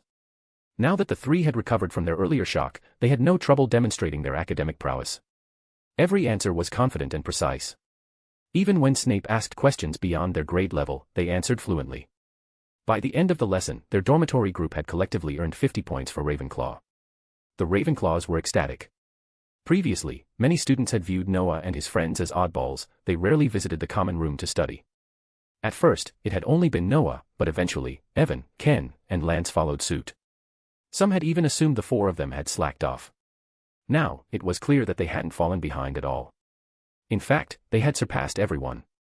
After class, the four of them headed straight for the room of requirement to continue studying. The events of the day had left Evan, Ken, and Lance exhilarated. If they wanted to keep up this momentum, they had to work even harder. But just as they reached the door, a voice stopped them. How do you know so much? A girl stood in their path. Chapter 14, Nerd. Miss Granger, are you a professor now, questioning us like this? Ken frowned and replied to the girl in front of him without any politeness. That's right, the one who had stopped Noah and his group was none other than Hermione Granger from Gryffindor. But her attitude was so arrogant that it was genuinely unpleasant. Noah, however, understood why she acted this way. Her behavior stemmed from her deep-seated insecurity. As a Muggle-born witch, Hermione constantly felt the need to prove herself in the wizarding world. It was this insecurity that drove her to work so hard, and at the same time, made her come across as overbearing. But in reality, she wasn't as strong as she seemed. Otherwise, she wouldn't have run off to cry in the girls' bathroom over a few cruel words. Her bossy demeanor was just a shield to protect herself. Still, just because Noah understood her didn't mean he had to accept her attitude. He had no intention of playing the role of a pushover. Even if he knew that being nice might bring rewards in the long run, the idea of groveling for someone's approval disgusted him. So when Ken snapped back at Hermione, Noah didn't stop him. After all, Ken was his roommate, a good one at that, while Hermione was just an aggressive student from another house. Even an idiot would know who to side with. Hermione stammered, momentarily lost for words. She quickly realized her mistake. She wasn't talking to her Gryffindor classmates or her usual acquaintances like Harry and Ron. She was dealing with Ravenclaws, the house famous for producing some of the most brilliant witches and wizards in history. She knew how capable they were. All right, Ken, Noah finally said, shaking his head. Then he turned to Hermione. Miss Granger, if you really want to know so much, you should read more books. None of this is a secret. And instead of standing here wasting time with us, wouldn't it be better to go back to the Gryffindor common room and learn something new? Without waiting for a response, Noah turned and led Evan, Ken, and Lance toward the 8th floor. Of course, he didn't mention that some books weren't available to just anyone. After all, not everyone had a system and access to the room of requirement. That was a bit harsh, don't you think, Noah? Evan said as they climbed the stairs. Really? I don't think so. Noah shrugged. She's actually quite smart, Ken admitted. If she were a Ravenclaw, I'd have considered inviting her to study with us. What a waste. Well, personal choices have nothing to do with us, Lance added. So, how about we practice some spells today? Maybe we can summon Professor Flitwick to teach us some advanced magic. Among the group, each of them had their own strengths. Evan was quiet and reserved. He excelled in theoretical magic, especially defense against the dark arts, and was the fastest to master the Patronus charm. Lance was cheerful but only around familiar people. He had an encyclopedic knowledge of wizarding history and excelled in transfiguration and potions. His greatest passion was mastering new spells. Ken seemed serious with strangers, but once comfortable, he was full of sarcastic comments and mischief. He was the most talented in defense against the dark arts and spellcasting. As for Noah, this guy had already finished all the first-year textbooks and was far ahead of his peers. Thanks to his system and his natural talent, he had long surpassed even his own roommates. Noah Fennell. Age, 11. Mage level, Order 0, Rank 5. I'm fine with that, Noah replied. Of course you are, Ken scoffed. You were the first to discover the Room of Requirement and the first to master advanced spells. Asking for your opinion is pointless. All right, let's drop it, Noah chuckled. By the way, Quidditch season is starting soon. Any of you interested? Not really. I'd rather spend my time mastering new spells, Ken replied. Aren't you worried people will think we're just a bunch of nerds? Aren't all Ravenclaws nerds in everyone else's eyes? Fair point. Laughing, the four of them continued toward the Room of Requirement. On the way, they passed several Gryffindor students, but neither side made any attempt to greet each other. After all, Gryffindor had lost a ton of house points in potions earlier because of Harry, while Ravenclaw had gained 50 points thanks to Noah's group. The difference was so stark that even attempting small talk would have been awkward. So, without any interruptions, Noah and his friends arrived at the 8th floor. They checked their surroundings to make sure no one was watching before slipping into the Room of Requirement. Meanwhile, on the Quidditch pitch, Harry Potter was feeling far from excited. He clutched his broom as he walked toward the training ground, lost in thought. Behind him, Ron Weasley wasn't looking too great either. He felt terrible about not helping Harry earlier during potions class. It made him feel like a lousy friend. Ron, Harry suddenly asked, breaking the silence, in Charms class, were they the first ones to master the spell? Huh. Ron took a moment to process the question. Then he nodded. Yeah.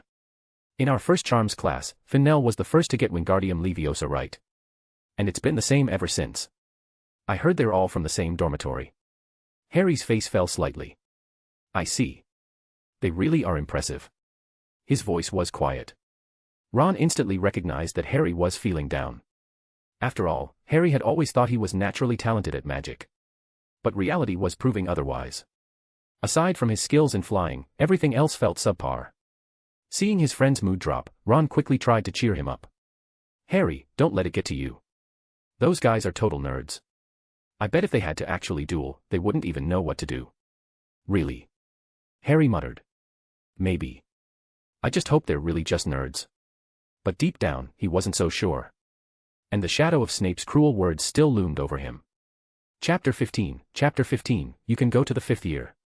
Harry's low mood did not last long. After all, he was still young and wouldn't start doubting his life over a minor setback. After receiving praise from the Quidditch players, Harry was revived again. Of course, many people also noticed that he seemed to be working harder than before. Even in potions class, Harry was no longer as embarrassed as before. Of course, Noah didn't have time to care about such things. In his opinion, no matter how much things changed, it wasn't worth being surprised about, because the whole plot had already shifted long ago. Not to mention, this world had changed long before that, he would just face it as a new world. For example, he remembered that after the first Charms class, Hermione had been so upset with Ron that she ran to the girls' bathroom to cry, only to encounter the troll released by Quirinus Quirrell, the former Ravenclaw. But that event hadn't happened yet. To be honest, not all Slytherins followed that guy. There were Death Eaters in other houses too. It was just that those in other houses had different reasons for following him, like that unlucky Quirrell and the rat curled up in Ron's arms. Time flew by as Noah and his friends led fulfilling lives. Their progress gradually began to attract the attention of all the professors. Think about it, no matter which subject it was, no matter how advanced the material, for them, classes were practically free points. They were simply geniuses. For example, in today's Charms class, Professor Flitwick specifically tried to challenge the students from their dormitory. He selected spells beyond their current year level to test them, such as Expelliarmus, Apparitium, and even the offensive spell Incendio. But the result? Very well done, Mr. William, Ken, S. Expelliarmus, Mr. Thursdaywell, Lance, S. Apparitium, and Mr. Kane, Evan, S. Lumos were all outstanding. Ravenclaw earns 50 points. Awarding 50 points at once was unheard of. But no one dared to question it. After all, these spells were beyond their year's curriculum, some even being second or third year material. Of course, there was another key factor, Noah himself. Finally, Mr. Finial, have you been reading textbooks from the upper years? As expected, Professor Flitwick turned to Noah. More or less, Professor, Noah nodded reluctantly. Could he say that he learned everything from the Room of Requirement and the System Library? Very impressive. Whether it's your incantation, wand movement, or magic control, it is all beautifully executed. Mr. Finial, if you had enough magical power, I would say you could go straight to the 5th year.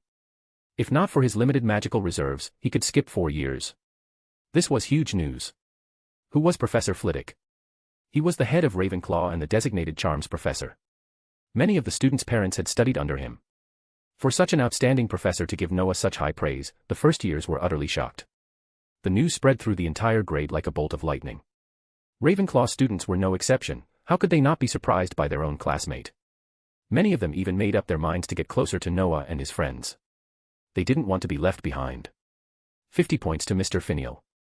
A truly perfect demonstration, though this magic. Don't worry, Professor, I won't use these spells on my classmates. I understand the rules well, Noah reassured him. He saw the hesitation in Flitwick's eyes and immediately knew what the professor was concerned about. Noah truly had no intention of using these spells against his classmates. Of course, if someone deliberately provoked him, he wouldn't hold back either. Class ended quickly. Professor Flitwick was an excellent teacher. Besides Noah and his friends earning a total of 100 points for Ravenclaw, the other houses also gained some points. However, compared to Slytherin and Hufflepuff, Gryffindor was in a much worse situation. Their only stable source of points was Hermione. This charms lesson introduced the Petrificus Totalis spell, and the only one who successfully cast it was Hermione. The rest of Gryffindor's students struggled, earning them only 10 points. After class, Noah and his friends didn't immediately head to the Room of Requirement because they were swarmed by Ravenclaw students. There was no escaping it, they were just too good. It was only natural that their classmates wanted to talk to them.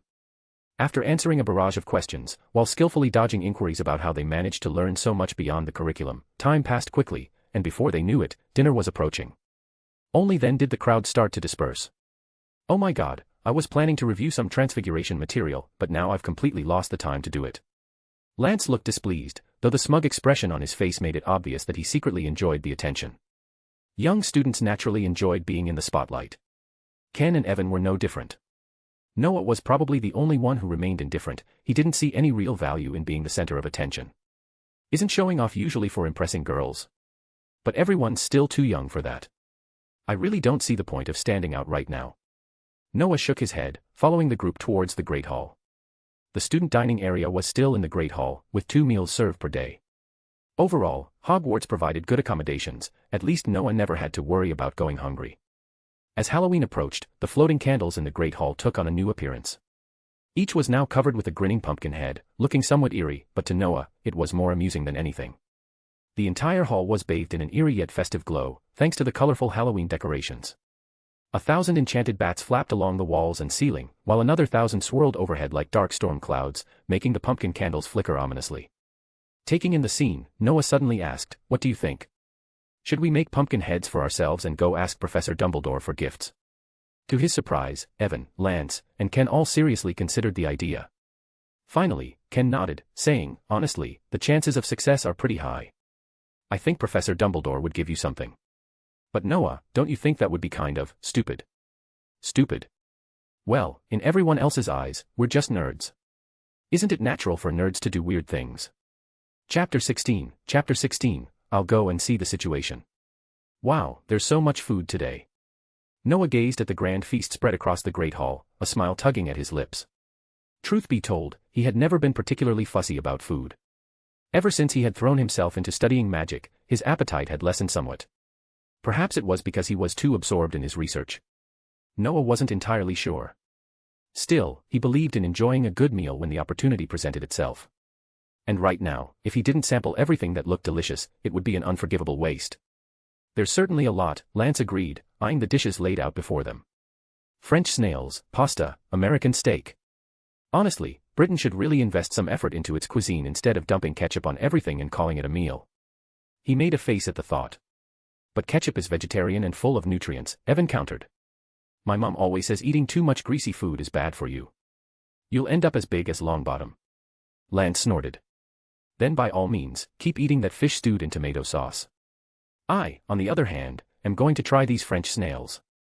I read in a Muggle magazine that they have more protein than beef, lamb, and pork, less fat too, and packed with minerals and vitamins. I've always wanted to try them, but as a kid, they seemed too disgusting. Ken chuckled as he got up to fetch a plate, while Lance headed straight for the South American barbecue. Evan, however, remained seated, looking skeptical. Noah, are snails really that nutritious? More or less, Noah replied, rubbing his chin thoughtfully. They contain enzymes that aid digestion, plus glutamic acid and aspartic acid, which supposedly enhance brain function. Some Muggle scientists even believe eating snails can improve skin and hair. Evan wrinkled his nose. Seriously? Slugs do all that? Maybe I should start conjuring them up. Please don't, Noah deadpanned. The ones in the kitchen are specially bred. Who knows if your conjured slugs would be safe to eat? All right, Evan muttered. You always know everything, don't you? Naturally, Noah said with a smirk. Satisfied, he stood up to get his own meal. Hogwarts dining was essentially a buffet, you could take whatever you liked.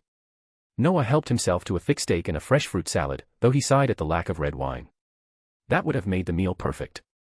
Evan, meanwhile, hesitated before grabbing a plate of snails, his expression torn between curiosity and revulsion. Watching him poke at them gingerly was rather amusing. Dinner carried on in a warm, lively atmosphere, and for once, even Noah and his friends chose to linger instead of rushing off to their usual study sessions. But just as the feast was in full swing, the doors to the Great Hall burst open. Professor Quirrell came stumbling in, his large purple turban askew, his face pale as parchment. Troll. Troll in the dungeons, he gasped, his voice trembling. Thought you ought to know. With that, he promptly collapsed onto the floor. For a moment, there was stunned silence. Then, chaos erupted. Students shrieked, dishes clattered, and panic spread like wildfire. Professor Dumbledore, however, remained unfazed. With a sharp flick of his wand, a series of firecrackers exploded overhead, crackling through the air. The hall fell silent once more. Prefects, Dumbledore commanded, his voice firm but calm, lead your houses back to their dormitories immediately. Teachers, follow me to the dungeons. The prefects sprang into action, calling for their housemates to form lines. A troll. Evan muttered under his breath. How did a troll end up in the castle? Maybe someone was keeping it in the dungeons and lost control of it. Ken suggested casually, sipping his pumpkin juice. Lance, meanwhile, seemed entirely unbothered. Reckon it's a mountain troll, a forest troll, or a river troll. His tone was almost cheerful. Then again, trolls, while enormous and brutish, were famously dim-witted. They had a number of weaknesses, particularly their eyes, which made them easier to deal with than their size suggested. A simple Lumos Maxima could blind them long enough to get away. Noah, however, was lost in thought. Something wasn't right. He distinctly remembered that in the original events, the troll incident had occurred after they learned the levitation charm. But now, it was happening earlier. So much for avoiding the plot entirely. Guess fate isn't something you can dodge, he murmured to himself. With a shake of his head, he fell in line behind the Ravenclaw prefect. It was clear they wouldn't be allowed to leave the dorms tonight, doors would be locked, and they'd likely even have bed checks. But just as they were walking out of the Great Hall, Noah spotted something unusual. Two figures were slipping away from the line, moving in the opposite direction. Harry and Ron. They were sneaking off, no doubt heading to find Hermione, who, if Noah's memory was correct, was still in the girls' bathroom, completely unaware of the danger. For a moment, Noah hesitated. This was the moment that solidified the so-called Golden Trio. If Harry and Ron successfully warned Hermione and defended her against the troll, their bond would be unshakable. But what if things went differently? Noah wasn't particularly sentimental, but he was also no fool. Hermione Granger was destined for greatness, Minister for Magic, no less. If he could intervene now, perhaps he could shift the future in his favor. Winning Hermione over early could be a tremendous advantage. Making up his mind, he turned to his friends and muttered, I'll go check things out. You lot head back to the dorms. Evan blinked. What? Noah didn't answer. Instead, he broke away from the group, slipping into the shadows and following after the two Gryffindor boys. He had a troll to find. Chapter 17, showing off. What's going on? Evan and the others were stunned as they watched Noah walk off. Was he seriously going after that blasted troll? That didn't seem right. Noah had never been the type to show off. When they first met, he had been incredibly low-key. If it hadn't been for that moment in Charms when he accidentally spaced out, leading Professor Flitwick to notice him, he might have stayed that way. To be honest, they were all rather grateful to Flitwick for calling Noah out. Without that, they wouldn't be where they were now. They didn't blame Noah for keeping his talents hidden before. It wasn't easy to share such things. But he had chosen to trust them, and in doing so, he had given them the opportunity to improve alongside him. For that, they were thankful. It had to be said, students raised in well-educated families had much better manners than those brats who strutted around acting like they ruled the world. Guys, should we go after him? Evan finally asked after a long pause, just as Noah was about to disappear around the corner. Reason tells me we shouldn't, Ken muttered, running a hand through his slightly curled hair. If we get caught, we'll lose points for Ravenclaw. He sighed and shrugged helplessly. But Noah's our roommate, our friend, and the head of the Mage League. So, I'm going. Rubbish. I know Noah best, Evan scoffed with a grin. And I was the one who suggested it first. Shut up. He's getting away. Lance snapped. I'd rather not have to cast some tracking charm to sniff him out like a bloody hound. Merlin's beard, I don't want to breathe in the stale air of Hogwarts any more than necessary. With that, he broke into a run, chasing after Noah. Evan and Ken exchanged amused glances before following suit. Their dormitory was clearly a tight-knit group. Noah, who had been quietly tailing Harry and Ron, suddenly heard footsteps behind him. The sound made him tense for a moment, but when he turned around, he found himself both exasperated and amused. What are you lot doing here? He asked. Helping you, obviously, Evan replied matter-of-factly. We live in the same dormitory, don't we? I wasn't going after the troll, you know. I was just checking on the situation, Noah said, sighing. But fine, since you're here, stay quiet. What exactly are you doing? Ken asked, glancing at Harry and Ron ahead of them, who were sneaking toward the girls' bathroom. He frowned. Are you worried about those two reckless Gryffindors? Something like that, Noah admitted. They're too nosy for their own good. I happened to notice them sneaking off, and since there weren't any professors around, I thought I should make sure they don't do anything suicidal. We don't want anyone dying tonight. Nonsense, of course not, even if it were a Slytherin, Ken said with a smirk. Exactly. Noah smiled, but he knew that the sentiment would only last so long. The school was safe for now, but in the future, when Death Eaters emerged and tensions rose, friendships would crumble. Just look at Draco Malfoy. His thoughts were interrupted when Evan suddenly tugged at his sleeve and pointed ahead. Noah snapped back to the present and quickly noticed the massive figure lumbering toward the girls' bathroom. Well, at least we don't have to do anything, Lance yawned. If Potter has any sense, he'll lock the door behind him, and there'll be no problem. But before he could finish speaking, they heard something heavy smash against the walls, followed by a shrill scream. Lance, Evan, and Ken stiffened. Someone else was in there. Noah reacted the fastest. Without hesitation, he drew his wand and bolted forward. He caught up with Harry and Ron just as they were about to rush into the bathroom. Lance and the others followed close behind, wands at the ready. What are you doing here? Harry and Ron looked utterly bewildered to see four of Ravenclaw's top students suddenly appearing out of nowhere. There was no time for questions. You two stay here, Noah ordered, glancing at Ken, Lance, and Evan. Keep an eye on them. If anyone else goes in now, they're dead. I'll handle this. Who's coming with me? There's someone inside. I'll go, Ken volunteered immediately. Lance, Evan, keep these two in check. Hey. What do you think you're doing? That's a troll in there. Ron hissed. Yes, just a troll, Evan said flatly, still annoyed that he wasn't the one going in. Harry and Ron gaped at him. Before they could argue further, Noah and Ken pushed open the door. Inside, the scene was chaotic. The troll was swinging its massive club, smashing the bathroom stalls to pieces. Hermione was curled up in the corner, trapped and terrified. Expelliarmus. Noah flicked his wand, sending a surge of magic at the troll. He still found it annoying to have to say spell names out loud. Silent casting was far more dignified, but his current skill level wasn't quite there yet. The troll gave a grunt of surprise as its club flew from its hands. Ken seized the opportunity and cast Protego around Hermione, shielding her from debris. Nice work, Noah muttered, impressed. When did you learn that? You've been learning spells beyond your year, why shouldn't I? Lance and Evan have been picking up some fifth-year spells too, Ken said smugly, though he looked a little pale from the effort. Show off, Noah snorted.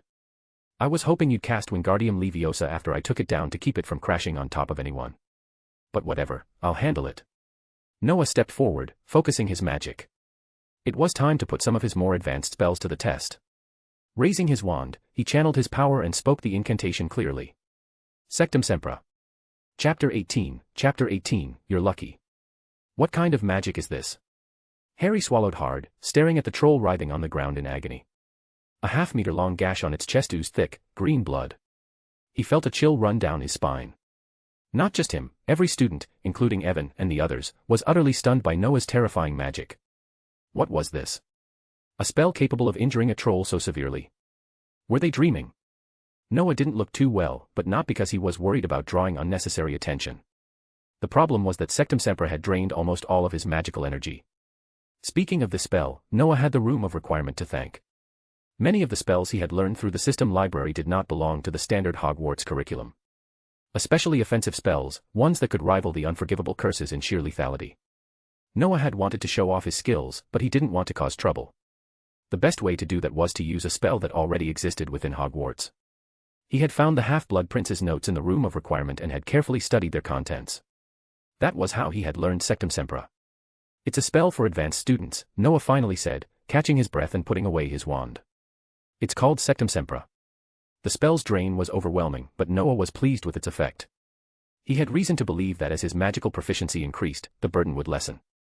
Perhaps, by the time he reached second year, he could use it effortlessly. That was a thought for the future. Right now, his attention shifted to Hermione, who was still frozen in shock, and to Evan and the others, who were visibly excited. I think we should leave, Noah suggested. The professors are looking for the troll. If they find us here, it'll be hard to explain. Yeah, and if Ravenclaw's dormitory password gets changed because of this, we're doomed. Lance muttered. But Noah, you have to show us that spell again later. No problem, Noah agreed. I was looking for a potions book and found a notebook. The spell was in there. That's amazing. As they talked, Noah and the others began walking out. As for the 3 Gryffindors they left behind, Noah was the only one who spared them a second thought. The others didn't care much. If they were fine, great. But knowing those little lions, they might even turn around and claim that Noah and his friends had stolen their spotlight. Unfortunately, just as they stepped outside, they walked right into Professor McGonagall, accompanied by Professor Snape and Professor Quirrell. Immediately, they felt a sinking feeling in their stomachs. Especially Ken and Lance, who couldn't believe their luck. If only they had left a few minutes earlier. Oh my goodness. Professor McGonagall gasped, taking in the scene. What in the world happened here? You'd better explain yourselves. Noah hesitated, about to come up with an excuse. But before he could, Hermione suddenly stepped forward. It's all my fault, Professor McGonagall, she said firmly. Miss Granger. McGonagall blinked in surprise. Hermione was one of her most intelligent students. She hadn't expected her to admit to wrongdoing so readily. I went looking for the troll, Hermione continued, her voice steady. I thought I could handle it. I was wrong. If Noah and the others hadn't arrived in time, I might have been killed. Oh, for heaven's sake. McGonagall looked utterly exasperated. Hermione Granger, I cannot believe you would do something so foolish. You have completely disappointed me. She sighed, visibly relieved that none of them had been hurt. If anything had happened to them, how would she explain it to their parents? Just as McGonagall was about to announce the punishment, Snape's cold voice cut through the air. Professor McGonagall, a moment. Look at the troll's chest. McGonagall turned, frowning. Then she froze. Trolls were notoriously tough creatures, with extraordinary healing abilities. Yet the gaping wound on its chest wasn't healing at all. That was simply unheard of. A thought flashed through McGonagall's mind. Dark magic. Yes, only dark magic could inflict wounds that a troll couldn't regenerate from. She focused on the gash and indeed sensed a lingering dark aura. Her face hardened. She turned to Snape. Do you recognize this magic? Yes, Snape replied grimly, his sharp eyes scanning the students. Then, in his usual slow, deliberate tone, he said, it is my spell. Sectum Sempra. What? Ron blurted it out without thinking. He had overheard Noah and the others discussing it earlier, and now he was horrified. But the second the words left his mouth, he realized his mistake. He clamped his hands over his mouth, but it was too late. Every professor's eyes snapped toward him.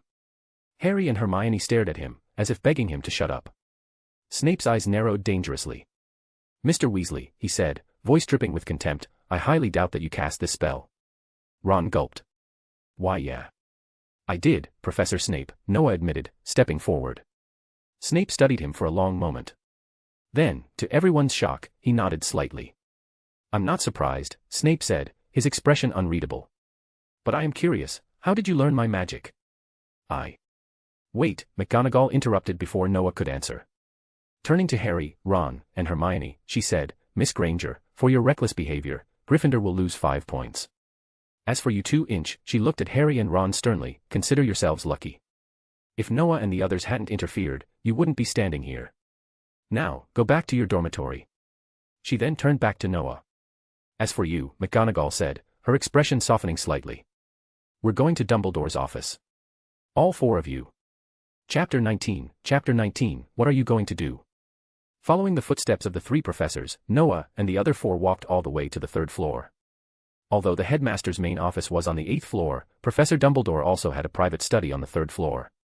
This office was concealed behind an ugly stone gargoyle.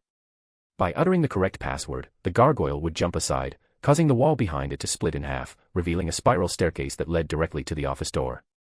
Noah recalled that the 8th floor office contained the Sorting Hat, the Sword of Gryffindor, the Pensieve, and the Gilded Perch where Fawkes, Dumbledore's phoenix, resided. The corridors were eerily quiet. It was likely that the Trolls' rampage had driven all the students back to their common rooms. Moreover, given the late hour, the halls should have been empty. Yet, for some reason, the silence felt oppressive to Evan and the others. As Ravenclaws, they prided themselves on their intelligence, and it didn't take much to realize that their secret hideout, the Room of Requirement, might now be exposed. After all, both Noah and Ken had demonstrated spell work far beyond their years. Ken's case might be overlooked, but Noah had been particularly unlucky. He had unknowingly cast a spell created by Professor Snape himself. What were the odds of that? Of course, no one blamed Noah.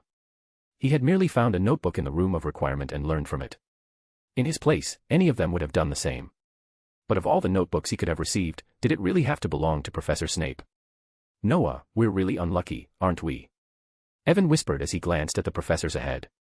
Huh. Noah blinked before quickly catching on. A little, yeah. But I think we'll be fine. At worst, we'll have to explain everything to Professor Dumbledore. We might as well, Lance added. It'd be great if we could get official approval for our little study group. Ken nodded. They all knew their setup wouldn't stay hidden forever. Still, in just over a month, their progress had been remarkable. If they could continue studying like this, who knew how much stronger they'd become? Unfortunately, things were out of their hands now. They could only hope Professor Dumbledore would be understanding enough to let them continue. Soon, they arrived at Dumbledore's office. The elderly headmaster sat behind his desk, seemingly unsurprised by their arrival. It made sense. Although Dumbledore focused much of his attention on Harry Potter, that didn't mean he ignored other outstanding students. The Ravenclaw quartet, led by Noah, had been making waves lately. Their performance in class had been exceptional, far surpassing their peers. It was impossible for Dumbledore not to take notice, especially given that their knowledge clearly extended beyond the standard curriculum. To be sure, he had looked into their backgrounds. Evan, Ken, and Lance all came from magical families, but they were not part of the old pureblood aristocracy. Their families were small, stable, and had raised them well. More importantly, they held no allegiance to Voldemort. Dumbledore felt reassured by this, though they weren't vocal in their support of him. There were many such neutral families, and his only role was to guide them where he could. As for Noah, he was a Muggle-born orphan. Until receiving his Hogwarts letter, he hadn't even known the magical world existed. That meant Noah Finial was the least likely of them all to have any ties to Voldemort. His achievements were purely the result of his talent and intellect. Professor McGonagall had no idea what Dumbledore was thinking. She simply reported what she had witnessed. When she finished, Dumbledore looked at the 4 students with mild surprise. Children, tell me your story. I'm very curious. By the way, was that spell really Sectum Sempra? Yes, Professor Dumbledore. Noah sighed. He knew this was something he had to explain himself. If they wanted to continue progressing and secure Dumbledore's support, they needed to be upfront. This is what happened. Not long after the school year started, I was on the 8th floor.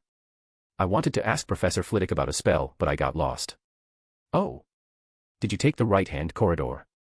No, I value my life too much for that. Noah shook his head. I walked along the left corridor several times, and just when I was about to leave, a door appeared on the wall. Oh. You found the Room of Requirement. Dumbledore's blue eyes twinkled. It wasn't easy to discover that room. After hearing Noah's explanation, he was certain the boy had stumbled upon it and had since used it as a private study space. Yes, Professor. I found the Room of Requirement. Noah nodded. So, all the advanced knowledge you've acquired came from there? McGonagall asked, frowning. Yes, Professor McGonagall. Whether it's charms, transfiguration, or potions, we've been learning from the room. All 4 of them nodded in unison. That was indeed the truth. And what about Sectum Sempra? Snape finally spoke.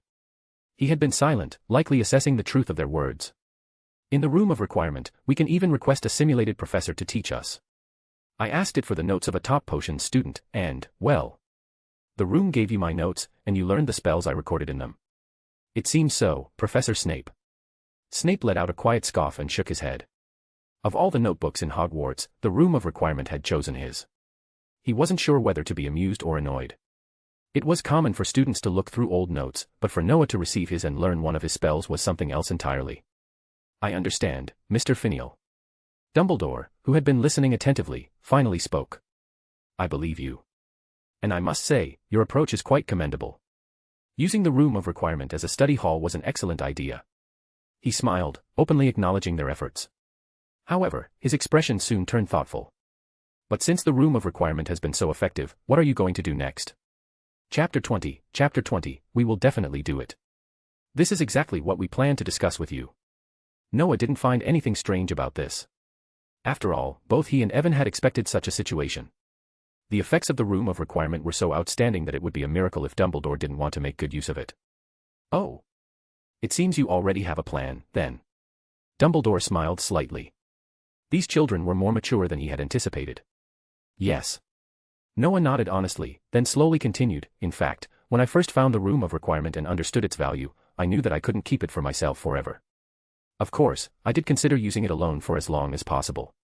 After all, it's not easy to find. But that's not the kind of person I am. So when Evan and the others asked me about it, I chose to tell them. And I had another idea. Since its effects are so incredible, why not use it until I graduate? To achieve that, I would need enough people. If we gathered enough outstanding students and expanded across all years, then I figured even you wouldn't easily ask me to stop using it, right? Hearing this, Professor Dumbledore's smile grew even wider. Noah had managed to think this far ahead at such a young age. This boy was definitely a true Ravenclaw. With such an exceptional student, how could Dumbledore not be pleased? That makes sense. A single person monopolizing it would cause problems, but if more people used it together, there would be plenty of support. Dumbledore nodded approvingly. But why did you choose to tell me? Aren't you afraid I'd put an end to it? In truth, I didn't plan to reveal it so soon. Our original plan was to recruit outstanding students into our League of Wizards. That's the name we gave our small organization. We had already begun selecting potential members. We only wanted the best, and we had planned to start recruiting after Christmas. But our luck doesn't seem to be very good. Not only did we run into a troll, but the notes I found happened to belong to Professor Snape, and in the moment, I didn't hold back. Speaking of this, Noah looked a little embarrassed. Of course, in reality, he wasn't embarrassed at all. He had intentionally used Sectum Semper to gain Dumbledore's approval. Dumbledore smiled, then suddenly asked, "What do you think is the best way to deal with a troll?" "A Lumos Solum spell." Noah smiled confidently. A troll's intelligence is inversely proportional to its brute strength, and their eyes can't handle bright light. A strong flash is the best way to deal with them. Very good. Then, Mr. Finial, you need to control yourself better in the future and remain calm. I will, Professor. Dumbledore smiled and nodded at Noah. He had no intention of blaming him. In his eyes, it was natural for a child to enjoy showing off. Noah had been relatively reserved before, mastering advanced knowledge discreetly, but this time, he had revealed himself completely. Leaning back in his chair, Dumbledore observed Noah's young face, along with the confident and bright expressions of the children standing behind him. He suddenly felt just a little older. But then, he smiled. With such outstanding children, the future of the wizarding world would surely be in good hands, wouldn't it? He suddenly thought, if only Harry were as brave and resourceful as Noah and the others. It wasn't that Harry wasn't talented, but judging from their current performances, these students showed much greater promise. A thought crossed his mind, should he train them as well? Of course, Dumbledore's idea of training wasn't simply about teaching spells. Not even Harry had received such treatment. His version of training meant encouraging a student to face darkness head-on, to seek truth and take risks. If a student he mentored couldn't even do that, then Dumbledore wouldn't waste his time cleaning up their messes later. After all, what was the point of raising a powerful wizard if they would kneel in fear at the mere mention of Voldemort's name?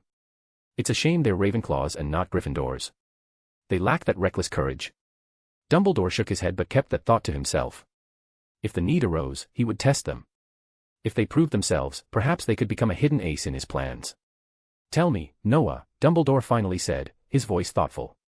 Now that your little organization and its meeting place have been exposed, what do you plan to do next? Noah noticed the change in how Dumbledore addressed him. His eyebrows twitched slightly, but he quickly hid his reaction. After pretending to think seriously for a moment, he flashed a confident smile. You already know about our organization and what we're trying to accomplish. So why not let us prove ourselves? You mean, you want me to approve of your group? Why not? The four of us have already made progress far beyond our year level by using this method, proving that what we're doing is effective. Therefore, we should continue. We will expand our numbers as planned, and not just within Ravenclaw, but across all houses, starting with the first years. Dumbledore's attitude had already given Noah the answer he needed. However, Noah hadn't shared this part of the plan with Evan and the others just yet. His intention was to recruit 1 or 2 top students from each house in the first wave. This would not only improve inter-house relations but also create an elite, competitive environment. In such a setting, none of the best students would slack off or lose motivation. If anyone did, well, Noah figured they'd feel too embarrassed to stay in the group. After all, how humiliating would it be to be surrounded by top students who were constantly improving while you had nothing to show? As expected, Dumbledore smiled and nodded. Very well. I will allow your organization to continue. In fact, I will officially designate the Room of Requirement as your exclusive meeting place. Thank you, Professor Dumbledore. Noah was overjoyed. So were Evan, Ken, and Lance. They all sincerely expressed their gratitude. But before that, Dumbledore continued, I need to see results. By the end of this term, I will not place a limit on your numbers, but you must ensure that students from all 4 houses are involved. Do you understand? Of course, Professor Dumbledore, Noah replied confidently. We will definitely do it. Chapter 21, Dispute. Hermione walked out of the classroom with a book in her arms. A class had just ended. But she was in a bad mood now. To be honest, she felt sick when she saw Ron, and she no longer admired Harry as much as before. There was no way around it, Harry and Ron were practically inseparable, always hanging out together like twins.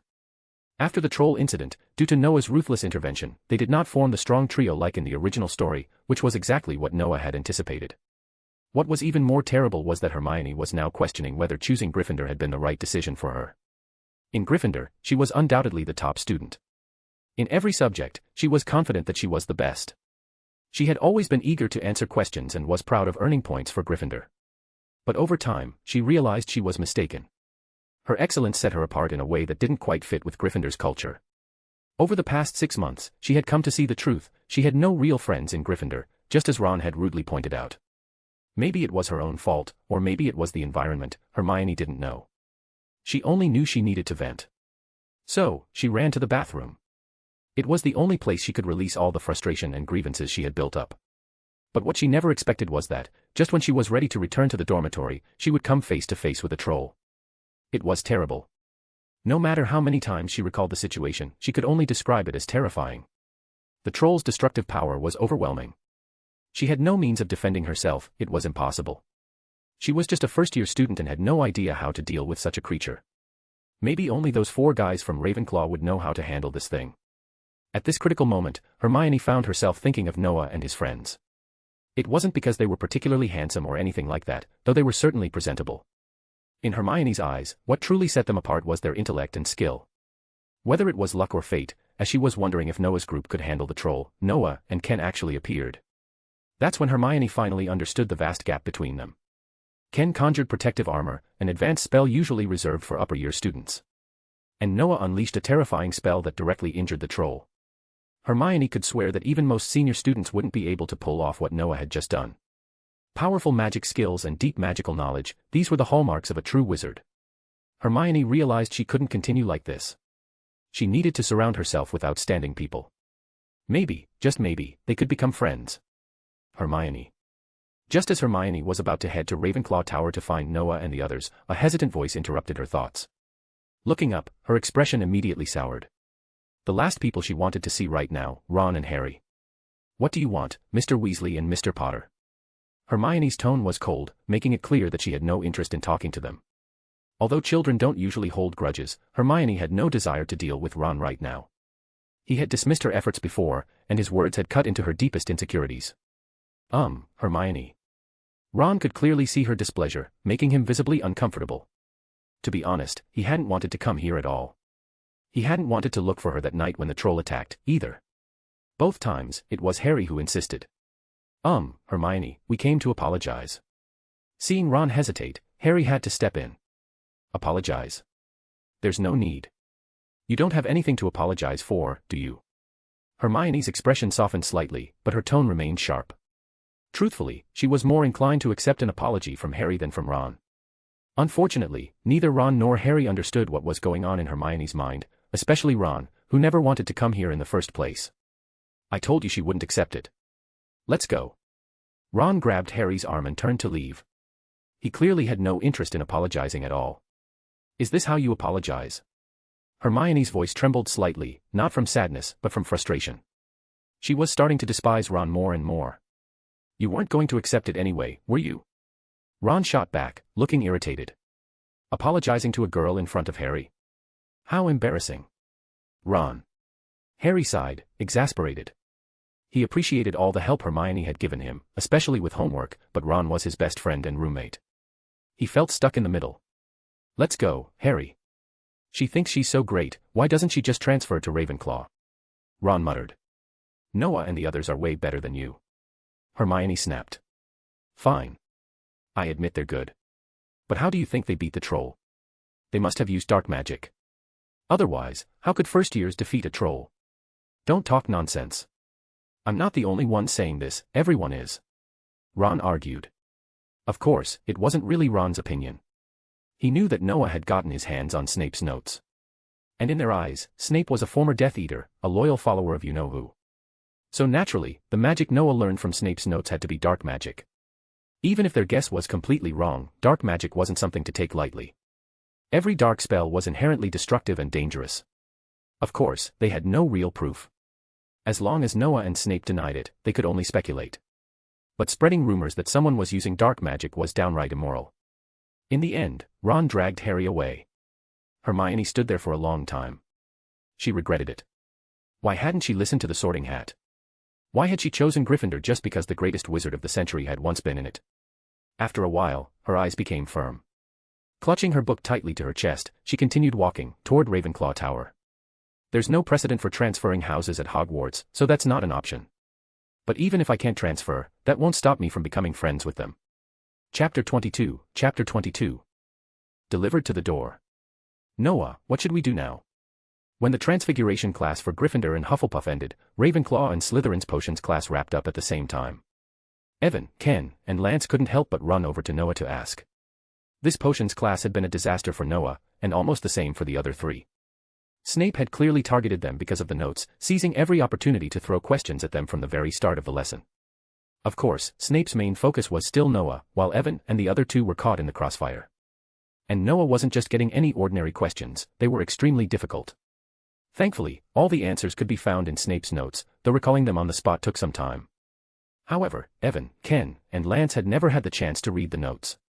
So, they could only rely on their own knowledge from textbooks. Snape hadn't been as harsh on them as he was on Noah, but they still didn't dare to talk to Noah during class. Now that the lesson was over, they could finally hold nothing back.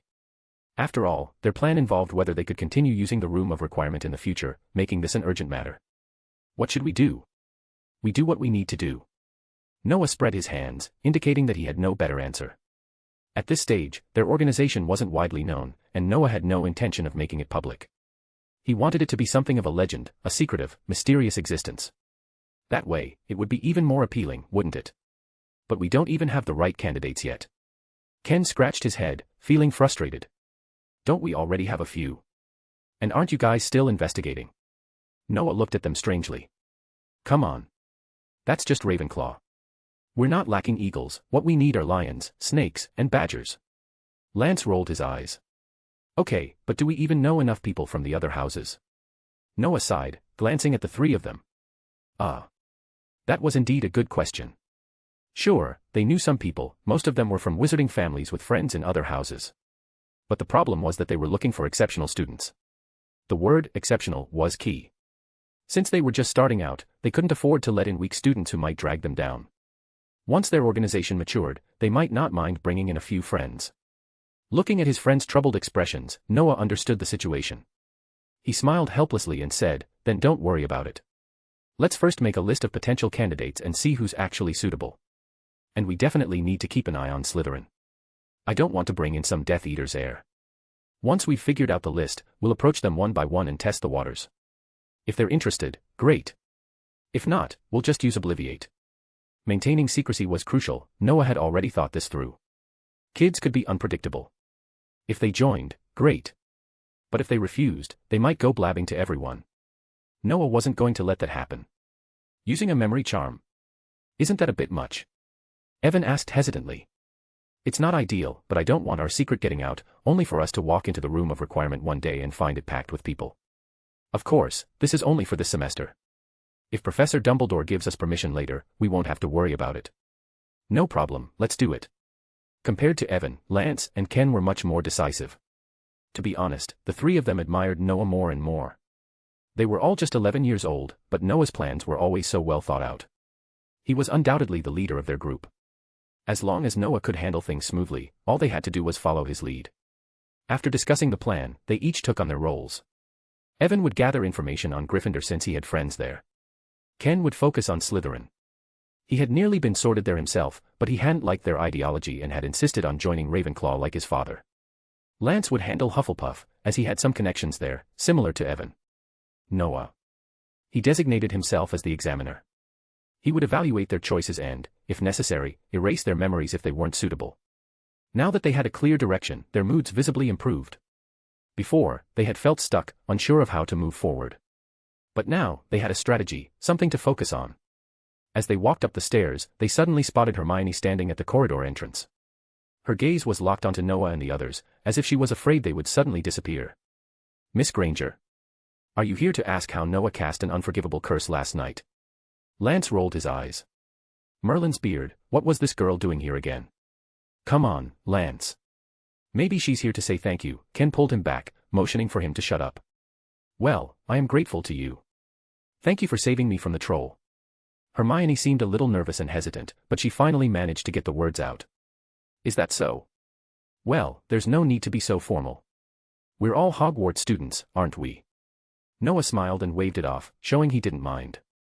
But just as he was about to leave, he noticed Hermione's expression. She looked like she wanted to say something but was hesitating.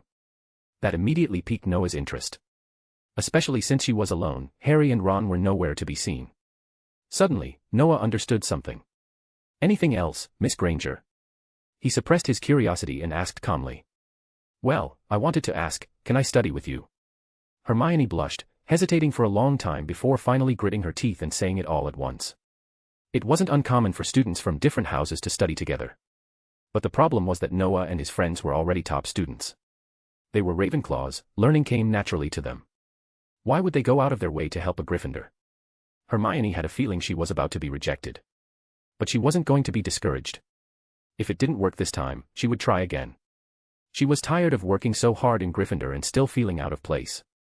She'd rather surround herself with brilliant academic minds, where her knowledge would actually be valued. What Hermione hadn't expected, however, was how the four boys reacted. First, they looked stunned. Then surprised. And finally, they grinned with excitement. Hermione was completely confused. Chapter 23, I will cast the Obliviate.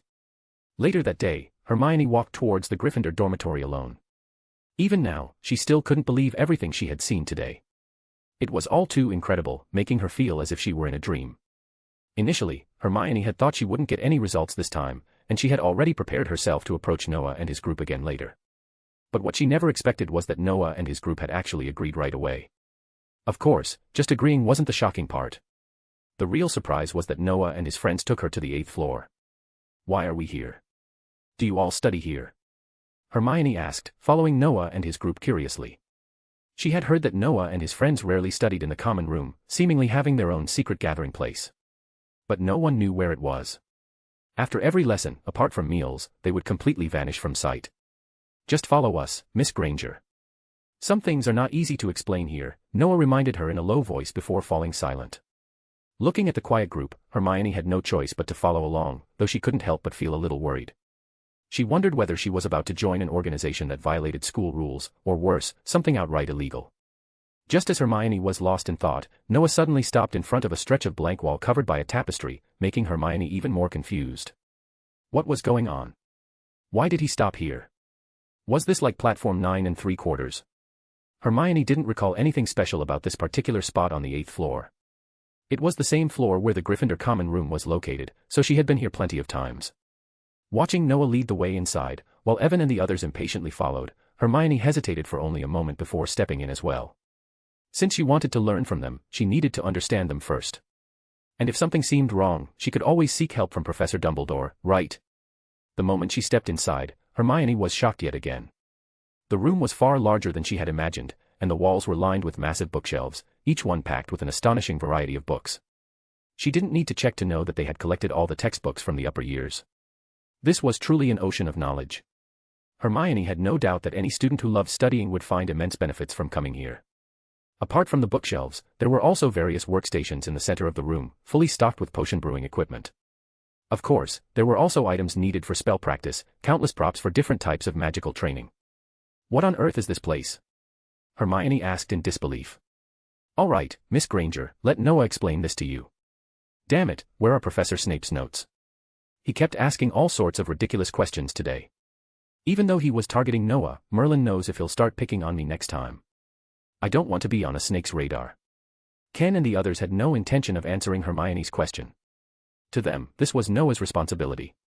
Besides, Noah was progressing much faster than them, so they needed to use their time wisely to catch up. Watching the three of them rush off to different sections, rummaging through shelves and cabinets, Noah simply shrugged. Then, with a snap of his fingers, a table and 2 chairs appeared before them. Sit down, Miss Granger. We have quite a lot to talk about, and I imagine you have many questions. Call me Hermione. And yes, I have a lot of questions. Everything here is unbelievable. Once they sat down, Noah rubbed his chin, thinking about where to begin. But after some thought, he decided that since he was in control of the conversation, he would simply tell her what he wanted her to know. All right, Hermione, tell me your questions. Noah smiled. What is this place? And does Professor Dumbledore or any of the other professors know about it? Hermione swallowed hard before voicing her concerns. This place is called the Room of Requirement. I don't know who built it, and honestly, I'm not interested in finding out. Its function is to fulfill any request, within a certain, reasonable range. My request was to obtain more knowledge. So that's why. Hermione gestured towards the massive bookshelves behind her, the countless books stacked upon them. Exactly, Noah confirmed. As for your second question, that's a bit more complicated, but I'll keep it simple. Professor Dumbledore knows about us and this place. He also made us some promises and set a few conditions for me. What conditions? Hermione asked. She felt relieved knowing Dumbledore was aware of this, but she still wanted to understand his terms. Noah smiled. On the night after we fought the troll, Evan and I had a private meeting with Professor Dumbledore. We explained that this place was perfect for us, or, more specifically, for wizards who crave knowledge like we do. But we also knew that if our group remained small, we wouldn't be able to use this place as our base for long. So, we planned to slowly gather like-minded students and, once we had enough people, formally present our case to Professor Dumbledore. Unfortunately, I got unlucky. I found Professor Snape's old notes and learned some of his spells. Then, when I used that magic against the troll, I was caught, so I had to confess everything to Dumbledore ahead of schedule. At this point, Noah noticed Hermione's face reddening slightly. Clearly, she felt guilty, like she was the reason his plans had been disrupted. With an amused smile, Noah chose not to correct her misunderstanding. A little guilt might actually work in his favor. So, I told Professor Dumbledore about our plan and named our organization the Mage Alliance. This room would serve as our headquarters. While Dumbledore approved of our idea, he set one condition: our alliance must include members from all 4 houses. Members from all 4 houses. Hermione's mind quickly connected the dots. Suddenly, she understood why they had seemed so happy when she asked to join. That's right, Hermione. Besides Ravenclaw, we need students from Gryffindor, Hufflepuff, and Slytherin. If we meet this condition, Dumbledore will officially recognize our alliance by the end of the year. Do you understand? I understand. Hermione nodded. Noah had explained everything clearly. If she didn't understand this, she wouldn't be worthy of joining them. She had already made up her mind, she would join them. Looking around at the vast collection of books, combined with her desire to improve, Hermione knew she had no resistance to this opportunity. However, she still had one lingering question. Noah, if, hypothetically, someone decides not to join after you talk to them, what would you do? Noah's response was calm and direct. It's simple. I'll cast a memory charm on them so they forget everything about this place. Isn't that obvious? Chapter 24, Christmas Plans. Hermione finally joined the League of Mages mentioned by Noah and became the first non-Ravenclaw member of this organization. Hermione was not stupid. When she heard Noah explain that this matter had been approved by Professor Dumbledore, she was basically convinced to join. The conditions here were so good, and there were so many outstanding students in the school gathered together, only a fool would refuse. As for the memory charm, although Hermione was a little concerned, after all, this spell was not easy to control, and even adult wizards could accidentally erase important memories, she wisely chose not to ask too many questions. Even though Professor Dumbledore had agreed to the existence of this league, it was under certain conditions. If the people invited by Noah and his team did not intend to join, then it was reasonable for them to take precautionary measures. Otherwise, once word got out about this wonderful place, curious students would inevitably try to find a way in. If that happened, the League of Mages would lose its exclusivity and, in turn, its purpose. Now that she was part of it, Hermione naturally would not allow that to happen. In the following days, Hermione began studying here with Noah and his group, and she quickly realized how big the gap between herself and them was. However, she was not discouraged. After all, she had just joined and was only getting started. So Hermione worked very hard these days, just like Noah and his friends. Apart from regular classes and meals, she spent all her time in the room of requirement. Noah and his team took good care of Hermione. Noah even summoned a few professors from the room of requirement to help her. The room of requirement could create magical representations of people, but Noah knew exactly which professors to summon based on his knowledge of Harry Potter's history. He knew which professors were more reliable, so the ones they conjured were always of the highest caliber. There was just one thing Noah couldn't quite figure out. For example, right now, it was lunchtime after class. Although students from all 4 houses ate together in the Great Hall, each house had its own designated table, and students rarely sat at other houses' tables. But now, Hermione was sitting at the Ravenclaw table, right in the middle of Noah and his group, drawing plenty of curious stares and whispers from other Ravenclaws. This made Noah and the others a bit uncomfortable. Hermione. Noah scratched his head. Ken and the others were silently urging him to handle it, so he had no choice but to ask. What's wrong? Hermione took a donut, dipped it in some sauce, and looked at Noah curiously. Why aren't you eating at the Gryffindor table? Won't your friends think it's odd? Noah asked awkwardly. Isn't this place welcoming to me? Hermione hesitated for a moment, then asked back. Of course not. Listen, you're our friend, a good friend. How could we not welcome you? It's just that. If we're friends, then it shouldn't be a problem for me to eat here, right? Of course it's fine. Besides, I don't have any friends in Gryffindor. No friends. Noah and the others were momentarily stunned, but Noah soon understood. At the beginning of the school year, Hermione had few friends in Gryffindor, with Harry and Ron being the only exceptions. But since their trio had been disrupted, Hermione naturally wouldn't be close to them anymore. Even if their relationship was still friendly, it wouldn't be the same as in the original timeline. Thinking of this, Noah sighed and said, Hermione, you really should have been in Ravenclaw. It would have been the best fit for you. Yeah, I honestly don't understand what the Sorting Hat was thinking, putting you in Gryffindor, Evan added. It was clear he felt Hermione was wasted in Gryffindor. I don't know either. Hermione's face turned slightly red. She couldn't exactly admit that she had asked to be placed in Gryffindor. You can always stick with us from now on. As long as you want to, you're always welcome here, Noah concluded. While it was rare, almost unheard of, for students to regularly sit at other houses' tables, there were no actual rules against it. For Noah and his group, Hermione was their companion. Her house didn't matter.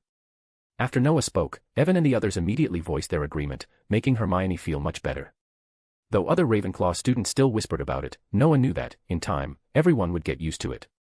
Habit was a powerful thing. Once people got used to something, they stopped questioning it.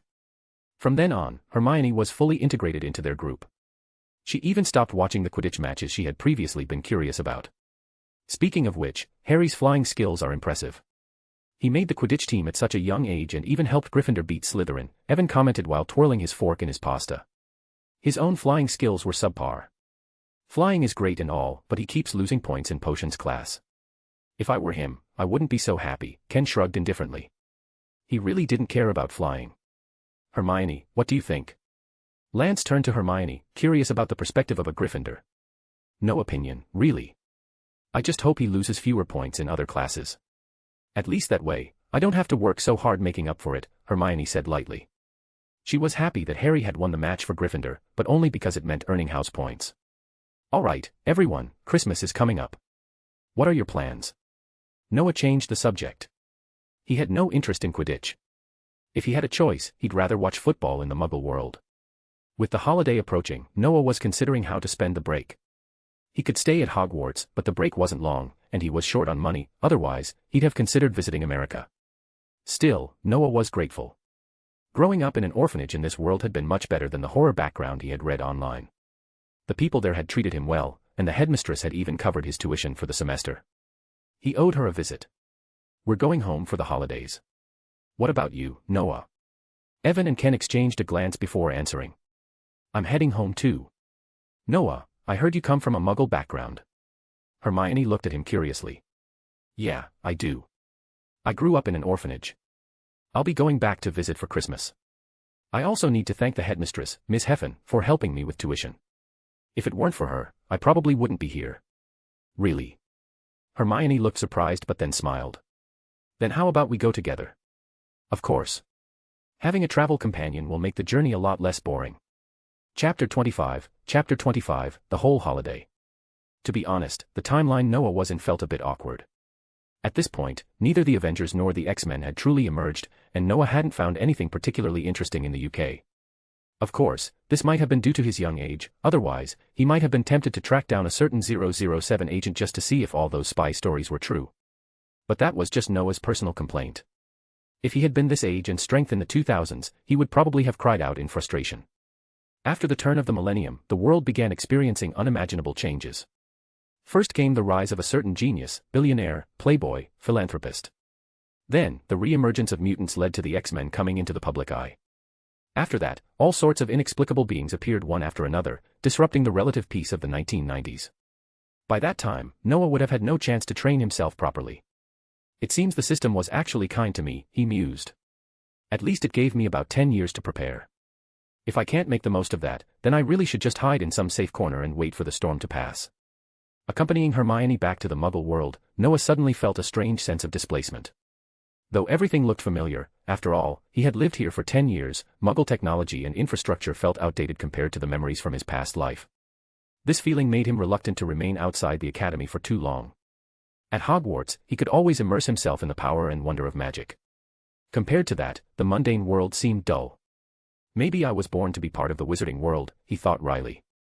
After politely declining Hermione's invitation to visit her home, Noah made his way straight back to the orphanage where he had spent his childhood. The orphanage was located on a quiet street in Westminster. It was said that the only reason it was able to exist in such an area was due to the influence and capability of its director, Miss Heffen. After all, Westminster was the heart of London, home to the Palace of Westminster and the British Parliament. Running an orphanage here required significant connections. Otherwise, it would have been relocated to East London long ago. Noah's return immediately caught the attention of the children and staff. Although he had been somewhat withdrawn as a child, this wasn't unusual. Many orphans were hesitant to form friendships, knowing they could be adopted at any time and taken away from the people they grew close to. Moreover, most children here had suffered some kind of misfortune, making them more introverted. Compared to others, Noah's behavior had actually been quite normal. "Long time no see, Miss Heffen." "It has been a while, Noah, 2 months and 29 days, to be exact." Miss Heffen smiled warmly at him. Noah had never known her first name. In fact, very few in the orphanage did. She appeared to be in her 30s, elegant, dignified, and strikingly beautiful. Noah had often wondered why someone like her had chosen to run an orphanage instead of pursuing a different path in life. But that was her own business, and he had no right to question it. What he did know was that Miss Heffen came from a wealthy family. Their orphanage never struggled for funding, never had to seek donations, and never had to pander to rich families looking to adopt. Unlike many other institutions, there was no pressure on Miss Heffen to entertain suitors who visited in hopes of winning her favor. The orphanage was peaceful, stable, and free of the usual struggles. For that, Noah was deeply grateful. "How's your school? What's it called again, Hogwarts?" Miss Heffen still wore a gentle smile, the gold-rimmed glasses perched on her nose making her seem all the more refined. "It's great," Noah replied, pulling out a chair and sitting down. "The headmaster, the professors, the students, everything's been good so far." "That's good to hear. I looked into it and found out Hogwarts is a prestigious private school with an exceptional faculty. It's not easy to get in." "Congratulations, Noah." "No, I should be the one thanking you, Miss Heffen. Without your help covering my tuition, I wouldn't have been able to attend." "Don't mention it. It was just a bit of money." She paused, then smiled knowingly. "By the way, Noah, have you made any friends?" Noah felt a little flustered at her amused expression but quickly regained his composure. He had been quite reclusive at the orphanage, but that had been intentional. Most of the kids were too young and immature for him to relate to. In truth, this feeling had persisted when he first arrived at Hogwarts. But he had quickly realized that his future depended on building connections, and Evan and the others had proven to be great companions. They were intelligent, curious, and driven, qualities Noah appreciated. As for Hermione, she could be childish at times, but she was usually mature beyond her years. With her immense potential and strong personality, she fit in naturally with Noah and his group. Of course, I've made plenty of friends. Oh. Really? Let me guess, they're mostly your dorm mates. Well, I'd love to deny that, but you're not entirely wrong. That makes sense, Miss Hafen said with a chuckle. I've watched you grow up, Noah, I know your personality well. But I'm glad. You finally made friends of your own. She reached out and ruffled his hair affectionately. Noah wanted to dodge, but after a moment of hesitation, he decided to let it be. It wasn't like he'd get many chances like this in the future. Even though he knew he would return to visit often, Miss Hafen would always remain the woman who had taken care of him as he grew up. By the way, Noah, how long are you staying this time? For the whole holiday.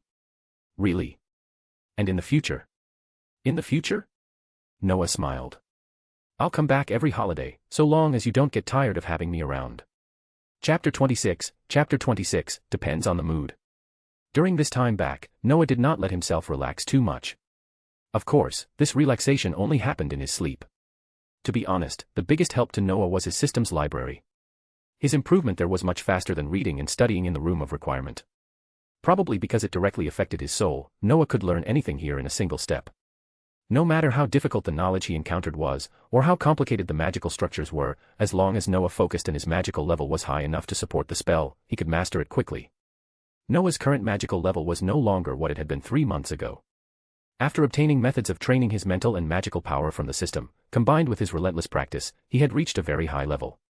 Well, of course, this high level was only relative to the students. Noah felt that his level was still far below those legendary time travelers. In fact, Noah never understood why some time travelers arrived in the past at max level, instantly attracting all kinds of attention and effortlessly gaining power. Yet, when it came to him, Noah had spent 10 years of childhood without even a shadow of magic in sight. It wasn't until he turned 10 that he discovered he had a system and that he was someone with special abilities. This is losing at the starting line. There's absolutely no comparison. Noah had often complained about how ineffective his system was, it appeared late, had no lottery draws, no immediate benefits. It didn't even provide a beginner's gift pack. This was simply the worst system Noah had ever heard of. But, as flawed as it was still better than nothing. Noah only grumbled about it occasionally but never truly dwelled on it. He worried that if he irritated the system too much, it might get angry and abandon him. If that happened, Noah would probably cry himself blind. The Christmas holiday lasted for almost half a month. During this time, Noah didn't travel much. Instead, he helped Miss Hafen take care of the orphanage. In his free time, he accepted Hermione's invitations to go out and play. Miss Hafen was quite curious about Hermione. The girl was cute and polite. She couldn't understand how Noah, who had once been so withdrawn, had made such a friend. Of course, Miss Hafen was mostly happy. She didn't want Noah to remain as distant as before, acting like he didn't care about anyone. If he continued that way, she would have to worry about his future. Evan and the others had sent letters to Noah. They all knew where he was. The content of their letters was mostly the same. They first bragged about being praised at home, then started complaining about how long the holiday was. They all regretted going home. Seeing these letters, Noah found it amusing. It was the first time he had ever seen students complaining that the holidays were too long. Their main complaint was that they couldn't go to the room of requirement to study and improve their magic skills during the break. Noah laughed at this very unkindly. Although he couldn't enter the room of requirement for half a month, he never stopped practicing. Training in the system space was far more effective than the room of requirement. It was practically like advancing with a cheat code. Name, Noah Fenier. Age, 11 years old. Wizard level, Order, 0, rank, 8. Yes, Noah had already reached rank 8. At this rate, it wouldn't be long before he became a first-order wizard. Only upon reaching the first order could one be considered a true wizard. Hogwarts education wasn't bad, but wizard progression wasn't that simple. Noah had long estimated that most graduates would only be around second or third order at best. Noah's rapid progress depended largely on the system's assistance, but of course, his hard work played a crucial role too. No matter how good external conditions were, if one didn't put in the effort, the result would still be 0, wasted potential. It seems my progress is going well. My original goal was to reach first order by the end of the semester. But at this rate, I won't need to wait that long if everything goes smoothly. While packing his luggage, Noah thought about how the holiday had come to an end. Naturally, he was preparing to return to school. He didn't want to be late and cause unnecessary trouble. After the holidays, there were still many things to do, learning new spells, continuing Dumbledore's task of gathering people, and, of course, preparing for the end-of-year exams. Though the final exams weren't difficult for him, Noah still believed in taking them seriously. As for Harry Potter and the Philosopher's Stone, Noah didn't care about it at all, unless trouble found him, in which case, he might consider helping. If not, then Noah certainly wasn't in the mood to get involved in all that nonsense. Honestly, Professor Quirrell, possessed by Voldemort, wasn't anything to be afraid of. Besides, Dumbledore was secretly watching everything, so what could possibly go wrong? The diadem in the room of requirement is worth noting, but studying it now would be a death wish. Forget it, I'll just leave it there. When the time is right, I'll hand it over to Dumbledore. That way, at least I'll have done something helpful. Noah muttered to himself. He really wasn't prepared to mess with Voldemort just yet. He once asked the system if it could display the levels of other wizards. The system's response: ask again when you reach fifth order. Right now, the system only provided information depending on its mood. Depending on its mood was a very clever phrase, and fifth order was a level Noah couldn't even imagine reaching yet. So for now, he could only rely on this unreliable system to gauge his enemies. Fortunately, it still provided relevant information about important figures. For example, Albus Dumbledore, Order 5, Rank 9. Voldemort, Order 5, Rank 8. Professor Snape, Professor McGonagall, and Professor Flitwick, Order 5, Ranks 2 to 4. Harry Potter, Order 0, Rank 2. Hermione Granger, Order 0, Rank 3. Ron Weasley, Order 0, Rank 1. As for the three boys in his dormitory, the system didn't even bother listing their ranks. This left Noah feeling a bit helpless. Still, even if those three weren't particularly gifted, they couldn't be worse than Hermione, right? Chapter 27, Spellcasting Level. The train to Hogwarts was still very slow, but this time, Noah was no longer alone. It was difficult to tell whether Noah preferred traveling alone or with a companion. If he were alone, he could enter the system space to read books and practice to pass the time. But with a companion, he could chat to relieve boredom. Fortunately, Hermione was a good conversation partner, although, by the end, Noah was mostly explaining to her knowledge not found in textbooks, such as spellcasting tricks and simple ways to deal with dangerous magical creatures. As he spoke, Hermione took out her notebook and quill, diligently writing everything down, which amused Noah. Was he chatting or teaching a class? But Noah didn't mind. To be honest, he was feeling a little down. Before departing, he had read some newspapers, like the one about the dissolution of a superpower in Eastern Europe, and another about Howard Stark's car accident. To be honest, the great changes in Eastern Europe had nothing to do with Noah, and old Stark's accident had nothing to do with him either. Still, Noah felt a little regretful. He was too young and had no way to do anything. By the time they arrived at Hogwarts, it was already dark, just like last time, prompting Hermione's first ever complaint about the train's speed. If it were faster, maybe we could go to the room of requirement to read. Please, I've been tutoring you for free for 8 hours. Isn't that enough? Thank you very much, Noah, but it's because of that I've realized how far behind I am. I don't want to lag so much. All right, whatever you say. Noah shrugged. Truthfully, he wanted to tell Hermione that the gap between them wasn't just knowledge, it was also strength. But there was no need to say it, right? At Hermione's age, Noah figured it was better for her to focus on accumulating knowledge first. Besides, according to the original timeline, her future would be impressive, and she would undoubtedly become a great witch. Get some rest, Hermione. We have classes tomorrow, and you can read after that. Yeah, you too, Noah. Good night. Good night. After escorting Hermione to the entrance of the Gryffindor common room, Noah turned back toward the 4th floor. As a gentleman, he wouldn't let a girl walk back alone. It was a little troublesome, but Noah didn't mind. Walking slowly through Hogwarts corridors, Noah realized he had rarely taken the time to truly appreciate the castle. He was always focused on training and improving his strength, paying little attention to anything else. I really do have the tendency to turn into an ascetic, Noah mused, amused at himself. He decided to stop by the West Tower. Leaning against the tower, Noah gazed at the view. The scenery was breathtaking. Snowflakes filled the air, blanketing Hogwarts in silver. Stars danced across the sky, and the castle was eerily quiet. Looking at the bright moon, Noah felt that he was too serious, too rigid in his ways. But he had no choice. He knew what the future held, and if he didn't work hard, he would only meet an untimely end. Noah was afraid of death, he never denied that. I'd rather sacrifice my present than have no future. If I grow strong enough, I can explore even the stars one day. Noah smiled slightly, taking one last look at the mesmerizing view before turning to leave. It was getting cold. Snow had gathered on his hair, and if he stayed any longer, he might just turn into an ice sculpture. After answering the eagle-shaped bronze knocker's riddle and saving a fellow Ravenclaw who had forgotten the password and gotten locked out, Noah bypassed the common room and headed straight to his dormitory. The common room's books no longer interested him, he had already read them all. Not just him, but Evan and the others had finished them all in the room of requirement as well. Wow, you're back. I thought you'd be the first one here, but you're actually the last. Noah entered the dormitory to find Evan and the others already on their beds, reading. Evan's teasing voice greeted him. Noah raised an eyebrow. Wasn't it normal to return on the last day of the holiday? He felt like it wasn't that he was late, it was that these guys had come back too early. Classes start tomorrow. When did you all return? Noah asked, unconcerned. If I remember correctly, 2 days ago. Damn, I had to stay here alone for a whole night. Luckily, these two came back the next day, Lance grumbled. That's what you get for not enjoying your holiday properly. You're supposed to relax, you know. It's because you're leaving me in the dust. Ugh, whatever, I don't want to argue about it. Anyway, there's something I need to tell you. Lance shook his head. He could feel that the gap between him and Noah had widened. It wasn't just about book knowledge, though Noah was ahead in that too, but more importantly, it was spellcasting ability. Over the break, Lance had attempted some spells from Professor Snape's notes, only to realize that he couldn't cast them at all. When he asked his father about it, he received an answer that frustrated him.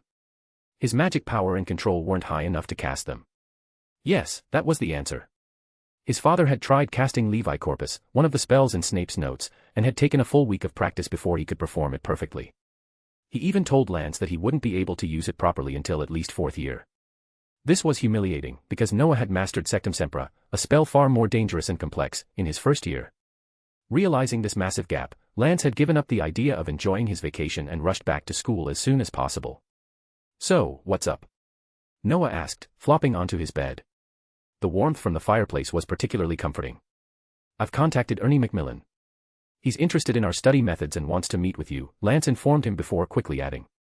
Oh, and Noah, please find us some teachers who can help improve our magic and spellcasting skills. I feel like my spellcasting level is way too low. Chapter 28, Mr. Macmillan. Improve spellcasting level, and Ernie Macmillan. These two pieces of information hit Noah at the same time, leaving him momentarily unable to react. Spellcasting level was tied to both spellcasting skills and magical power. The first was relatively easy to improve, but the second was more of a headache for Noah. Because, quite frankly, he had no idea how Hogwarts actually improved magical power. He had been at Hogwarts for half a year now, but to be honest, he had never seen a single course that covered something like that. It seemed like people at Hogwarts mostly relied on talent and bloodline to develop their magic. Of course, Noah found that hard to believe. It was impossible to advance very far on bloodline alone. The most likely method for improving magical power was through continuous learning and spellcasting, gradually stimulating and strengthening one's magic over time, right? Noah stroked his chin, deep in thought. Suddenly, a name popped into his head, Dr. Strange, Stephen Strange. Strange had originally been an exceptional surgeon, but after his hands were crippled in an accident, he had searched for a cure in vain. Desperate, he traveled to the mystical Camartage in Nepal, where he sought out the legendary Sorcerer Supreme, the Ancient One. Thanks to his exceptional talent, Strange was accepted as a disciple and taught the art of wielding magic through spiritual focus and spellcasting. There, he never learned any method of condensing magical power. Instead, he accumulated strength gradually through relentless spellcasting and practice. And his greatest breakthrough came when he used the Time Stone and locked himself in an endless loop against Dormammu. Through that battle, his magical power and spiritual strength grew to an unimaginable level, ultimately making him the next Sorcerer Supreme. It really seems like there's no clear way to improve magic and mental strength in this world. Otherwise, why would the wizards on Earth be so average? The only truly formidable one was the Ancient One, and she had the Time Stone. As Noah pondered this, a sudden realization struck him, making his heartbeat quicken. This world might lack a method for systematically improving magical power, but that didn't mean he didn't have one. Noah's own growth wasn't based on constantly casting spells, it was built on structured, meditation-like training. His thoughts raced. If he shared this method, wouldn't he be able to win over a large number of wizards? He had unknowingly been holding onto an invaluable treasure all along. However, Noah quickly forced himself to calm down. His current strength was still too low. If he revealed the secret now, who knew how much trouble it would bring? He decided to wait, at least until he was strong enough to handle the consequences. And even then, he would only introduce it within his own trusted circle. I don't even know who I can fully trust yet. But first, I need to learn some magic to make people keep their mouths shut. I don't want word of this spreading everywhere. Noah shook his head, deciding not to dwell on it for now. Shifting his focus, he recalled the name Lance had mentioned earlier, Ernie Macmillan. If Noah remembered correctly, Ernie Macmillan was a Hufflepuff, and his future achievements were not small. He was destined to become the Hufflepuff prefect. Despite being a pureblood wizard, he had a strong sense of justice and despised anything evil, though he did have a tendency to go weak in the knees at the mere mention of Voldemort. In his second year, he even led his Hufflepuff classmates in protecting Justin Finch-Fletchley, a Muggle-born. Later, during his senior years, he consistently made the right decisions and eventually overcame his fears during the final battle. When Professor McGonagall ordered the prefects to safely evacuate all students, Ernie had stood firm, refusing to leave and choosing to fight instead. It could be said that he was a determined and righteous person. He was also talented and held no prejudice against Muggle-borns. But most importantly, he had an admirable quality: he could admit when he was wrong and correct himself. I didn't expect Lance to know this guy, and it seems like they're on good terms. Noah thought to himself. If he could bring Ernie into his circle, it would be a huge win. A talent like him, with such a strong moral compass, would be a great addition. The only question was, would he be willing to join? Well, Noah. Do you know him? Lance asked, noticing that Noah had been lost in thought. Ah. Macmillan. Yeah, of course, I know him. But how do you know him? Noah asked, snapping back to reality. Come on, our families have some connections. We were friends as kids and still are. I just thought he'd end up in Slytherin, though. But you didn't end up in Slytherin either, Noah pointed out. Damn right, I couldn't stand the environment there. Besides, my entire family is Ravenclaw. If that filthy old hat had sorted me into Slytherin, I swear I would have packed my bags and bought a ticket home that very night. Ah, okay, Noah muttered, rubbing his nose. That line sounded oddly familiar. Shaking his head, Noah decided not to overthink it. The priority now was to recruit Ernie. Since he's your friend, then my answer is yes. I know him from class, he's got excellent grades, and I heard he's not a fan of the Slytherin crowd, right? Of course. If he likes Slytherin's ways, we wouldn't have been friends in the first place. So, should I invite him to the room of requirement after class tomorrow? That would be perfect. All right, I'll bring him over. Lance nodded, sealing the deal. He was genuinely excited. Ernie was a good friend, practically a childhood buddy. Of course, he was happy to bring him into the fold. And it didn't hurt that he'd get to show off a little in front of him. Noah smiled. This was another step toward fulfilling Dumbledore's request. Although he hadn't met Ernie in person yet, Noah had a strong feeling that he wouldn't refuse. After all, this was something Dumbledore himself had approved of. Hey, if I could recruit all the future prefects, wouldn't that be perfect?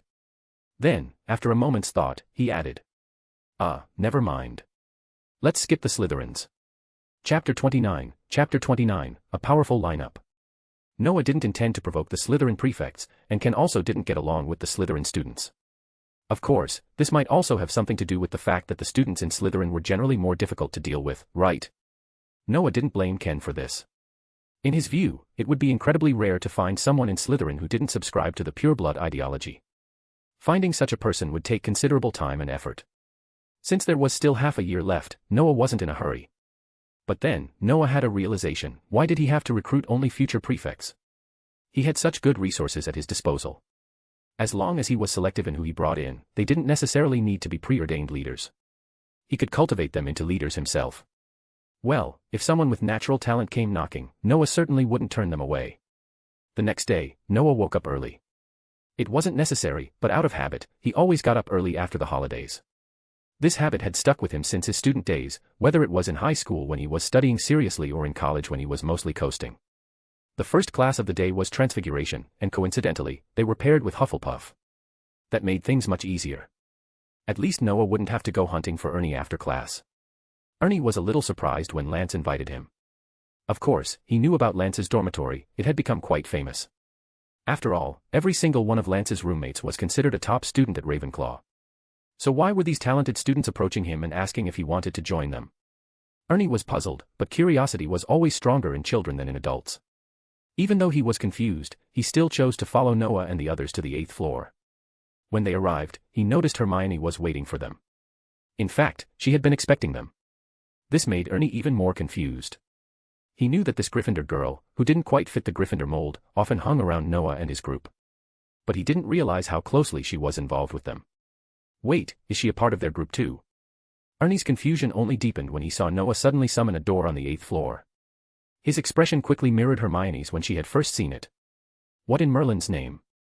Is this like platform 9 3/4? When he stepped inside, his expression changed completely. He now understood why Hermione had been so shocked the first time she came in. Bookshelves stretched from floor to ceiling, crammed with an overwhelming number of books. There were magical artifacts, various experimental tools. This place was every wizard's dream. What is this place? Ernie stammered. This is the Room of Requirement, and it's also the headquarters of our League of Mages, Lance explained proudly. The Room of Requirement? Does it really grant any request? And the League of Mages? What's that? The Room of Requirement can more or less do that, Lance confirmed. And the League of Mages is the name of our organization.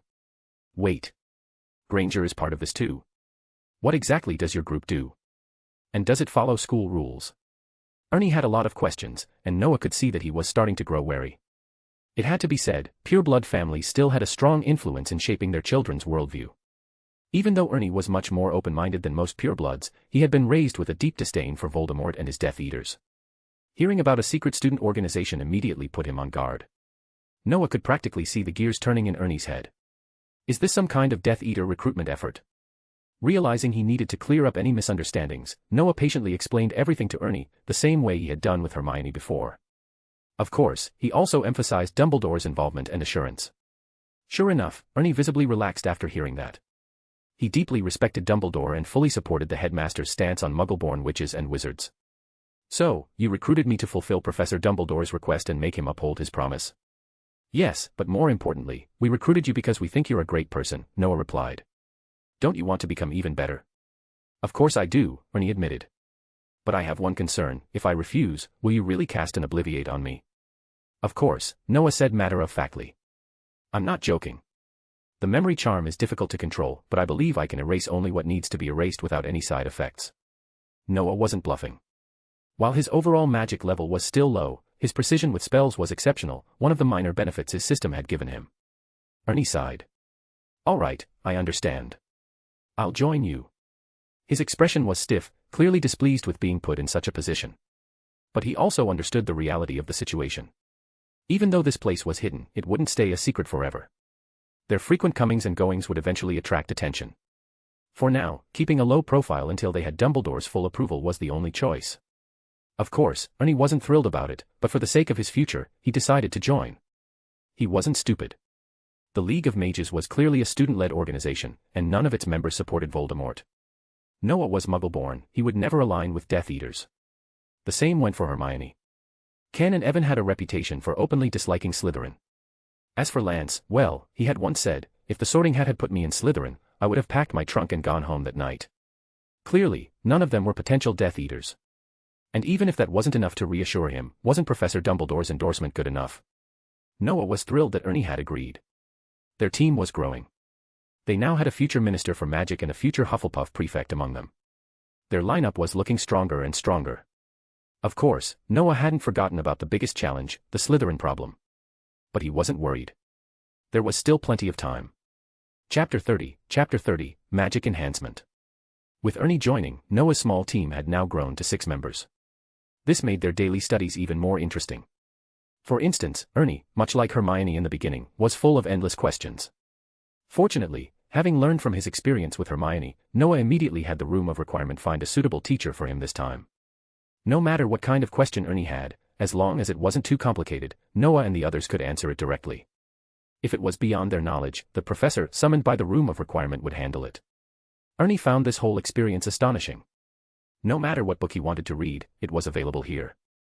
No matter what questions he had, someone in the group could answer them. And if they couldn't, they could even summon a professor to teach him. Most importantly, there were unimaginable experimental materials at their disposal. It was all too overwhelming for Ernie. He finally understood why Hermione had decided to follow Noah and his group of boys so closely. This place was simply a magician's paradise. Who wouldn't want to be a part of this? Every time he spoke with the members here, he felt like he was gaining extra knowledge. It was unimaginable. Hermione's theoretical knowledge was already much better than his, but even she continued to learn new things here. Of course, this wasn't even the most shocking part. The most shocking thing was Noah himself, the leader of the Mage Alliance. This guy spent all day summoning terrifying creatures using the Room of Requirement, which left Ernie completely stunned. Even though he knew there was no real danger, was this really necessary? But what truly broke him was watching Noah effortlessly take down all these monsters by himself. Merlin's beard, what was this guy thinking? Even for an adult wizard, facing these creatures would be a serious challenge. Even Professor Lockhart wouldn't dare claim he could handle them all. But Noah. He acted like it was nothing. And that wasn't even the end of it. When Lance, Ken, and Evan began training the same way Noah did, Ernie finally realized just how little he actually knew. He couldn't hold back any longer, he had to ask. Why do you all train like this? It doesn't seem like we'll need to deal with such monsters anytime soon, right? Ernie asked during a break. What? Oh, you mean those monsters? Noah was preparing a cup of black tea, planning to relax for a bit, but he still answered Ernie's question. It's true that we may not encounter them anytime soon, but it never hurts to be prepared. Besides, haven't you noticed that we're defeating them in the easiest way possible? The easiest way? Ernie thought back. Come to think of it, that did seem to be the case. Every time they fought, they would first try all the spells they knew. But in the end, they would always finish the monster off with a single, decisive spell. But what was the point of doing that? Point. Lance leaned against a bookshelf, reading. Hearing Ernie's question, he chuckled. The point is to familiarize ourselves with the creatures and verify if they match what's written in books. For example, the basilisk may seem terrifying, but a well-placed blasting curse can deal with it. However, we also consider whether other spells might work better, ones that require less effort. But what's the point of that? You could just cast a few blasting curses and be done with it. Ernie still didn't get it. True, Lance admitted. For us, we already know the strengths and weaknesses of most known magical creatures. We know what they fear and what they're resistant to. But casting more spells benefits us too. It helps us become more familiar with our magic and, more importantly, it serves the most crucial purpose. The most crucial purpose? Yes, and you must swear on Merlin's name not to tell anyone. All right, fine. I swear on Merlin that if I let it slip, I'll become a squib. That was a serious oath. For a wizard, becoming a squib was an unthinkable fate. Lance looked satisfied with Ernie's vow. He glanced at Noah, who gave him a small nod. That was all the confirmation he needed. He put his book down and sat up straight. Listen carefully, mate. This is something Noah discovered. Have you ever noticed how ridiculously high Noah's magic power is? The Levi Corpus spell was invented by Professor Snape in his later years. It's incredibly difficult. Even my father took a whole week to master it, but Noah learned it effortlessly. You mean the spell he used against the troll? I heard it's considered dark magic. Sorry, I don't mean to question it, it's just, it was terrifying to watch. But still, why can Noah master such advanced spells so easily? That's because Noah's magic level completely surpasses ours. Lance paused, letting the words sink in. Ken, Evan, and even Hermione looked over. They had already realized this difference long ago, but they still wanted to hear the explanation again. Lance sighed and continued, Noah discovered that our magical power doesn't just grow with age, it can actually be increased through special methods. What? Ernie was dumbfounded. What did that even mean? Could a wizard's magical power actually be improved beyond natural growth? Before he could ask anything, Lance continued, yes, and the way to increase it is by casting spells as much as possible. The more we use magic, the more our magical energy and mental strength are exercised, allowing us to continuously increase our magical power. Is that really possible? Ernie was in disbelief. Magic could grow through training. Now he finally understood why the others constantly challenged such terrifying creatures. They were training themselves through battle. Sure, magical artifacts that absorbed and stored magic could provide some benefits, but nothing compared to real combat. Facing real threats forced their magic and potential to grow even faster. Of course, it wasn't truly dangerous, because they already knew the weaknesses of each creature. As long as they used the correct spells at the right time, they could take down these monsters easily. So, has it actually worked? Ernie finally asked the most important question. If this method didn't work, then it just meant Noah was naturally gifted. At this, Lance and the others exchanged looks before Lance smirked mischievously. Perfect timing. Let me show you the spell my father took a week to learn. Guess what? I've mastered it now. Wait, no. Don't, Ernie suddenly had a very bad feeling. Levi Corpus. Bloody hell. Put me down, you idiot. Chapter 31, Helpless Harry. Noah and the others had an unusually fulfilling and happy life, but the chosen one, Harry, wasn't having it so good. To be honest, he felt like he was really unlucky. First, he got reported for the duel, then he ran into a troll. While the troll itself wasn't a problem, that incident showed him just how terrifyingly talented an outstanding young wizard could be. He had overheard professors sighing about how brilliant Noah Finial was, even though he came from a muggle background, just like Harry. According to them, Noah's current level of magic was comparable to a fifth-year student, and the only reason he wasn't in that class already was his lack of magical experience. Harry had barely been at Hogwarts for a few months, while Noah was already close to reaching the fifth-year level despite being a first-year. That massive gap between them made Harry lose the motivation to do a lot of things, even after he helped Gryffindor defeat Slytherin in Quidditch. Speaking of Quidditch, Harry couldn't help but remember the time his broomstick had been jinxed. Although he didn't know who had saved him, he couldn't forget the experience. No one wanted to go through something that dangerous a second time. Later, Harry overheard someone mention that Professor Snape had been in the stands during the match, muttering under his breath. Almost instinctively, Harry believed that Snape was responsible for jinxing his broom. This reminded him of the night the troll appeared, when Snape's leg had been injured. As a Gryffindor, Harry and Ron had once wandered into the forbidden corridor on the third floor after taking a wrong turn on the moving staircases.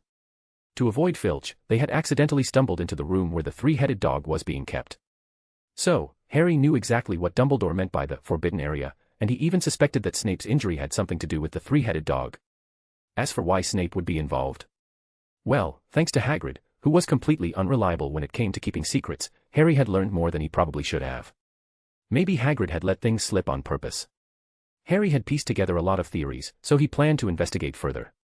But unfortunately, because of Ron's behavior, Hermione had practically stopped hanging out with them. Aside from classes and meals, she now spent most of her time with the brilliant students of Ravenclaw. This annoyed Ron to no end. He often grumbled, "She looks more like a Ravenclaw. Maybe she should have been sorted there instead." Harry, on the other hand, just found the situation frustrating. Without Hermione's help, he was forced to dig up information all by himself, bit by bit. But his research hit a dead end when he reached the name Nicholas Flamel, which left Harry completely stuck. Hagrid, his usual source of information, refused to say anything more. What should I do? Harry slumped over his books, feeling completely drained. For the past few days, he had practically lived in the library, but he still hadn't made any progress. He suddenly missed Hermione a lot, because back when she was around, he had never felt this lost. Hermione just knew things. Now, even after all his effort, he had learned nothing. The frustration and helplessness were unbearable. After hesitating for a long time, Harry made up his mind. He stood up, grabbed his books, and got ready to leave. Ron, who was sitting with him, was startled and immediately followed.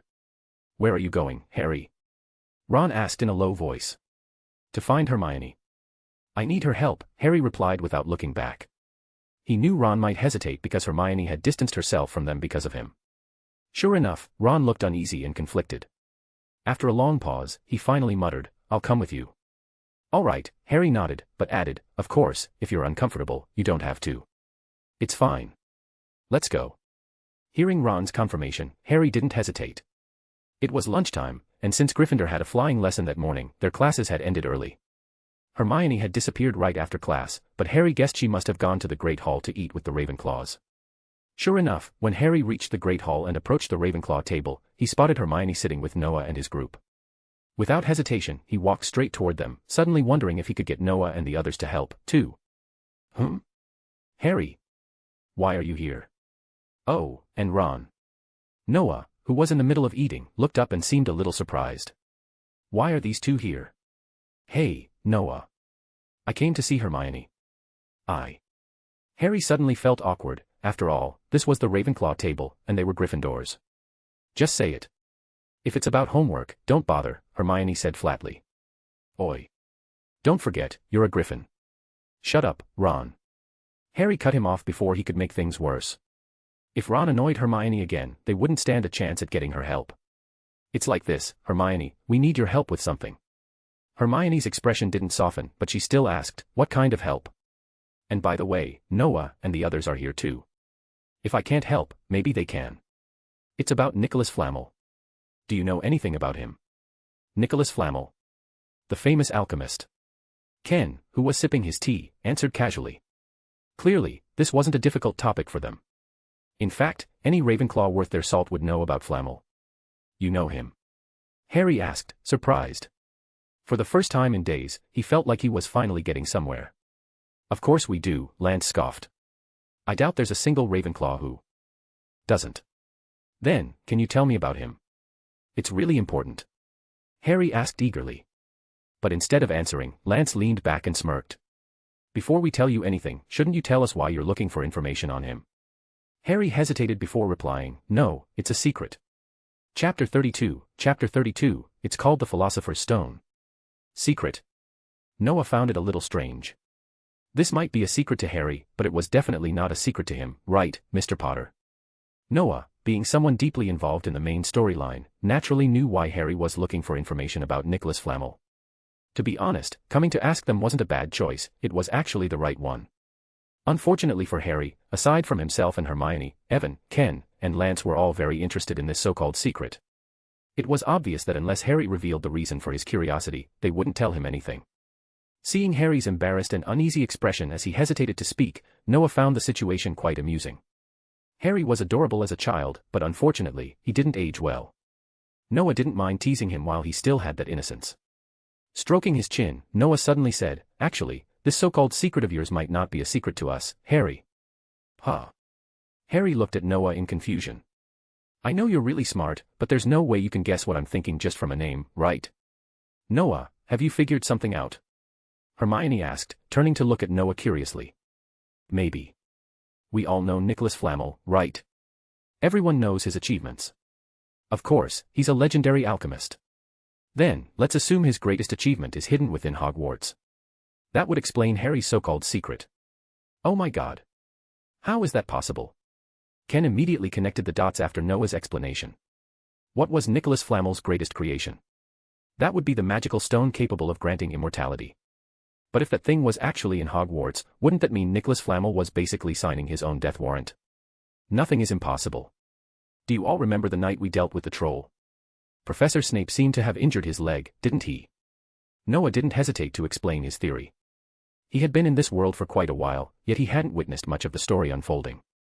That, in itself, was a failure.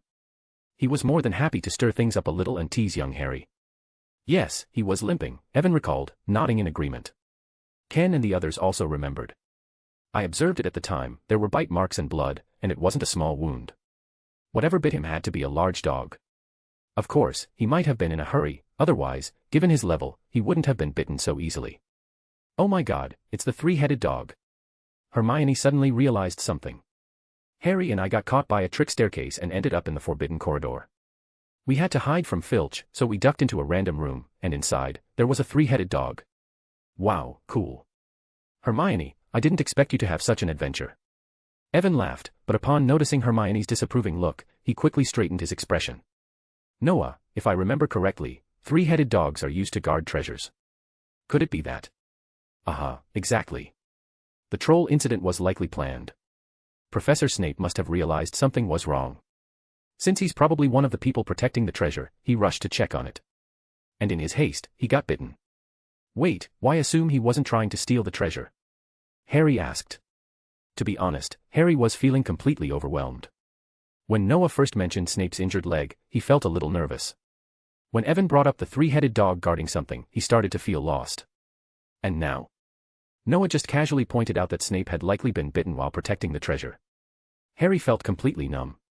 What kind of monsters are these people? He had spent so much time researching this. He had flipped through who knows how many books in the library. He had racked his brain for weeks. He had even pried information out of Hagrid. But these people? They pieced everything together in just a few sentences. Am I really that slow? And the fact that they were defending Snape, that made Harry even more uncomfortable. Did they not realize Snape had almost killed him during Quidditch? Wait, do they even watch Quidditch? It's not a good habit to suspect your professors. Of course, it's not impossible either. I did hear he was a former Death Eater, Noah said with a shrug. He knew exactly who Snape was, but he wasn't about to explain. Noah, are you saying someone is trying to steal the magic treasure? Ken asked, deep in thought. Maybe. Even though I didn't grow up in the wizarding world, I study all subjects seriously, so I know a lot. Lately, haven't there been rumors about him returning? Whoa, that's not good news. The atmosphere suddenly turned heavy. Everyone had thought of something unpleasant. But soon, they shook it off.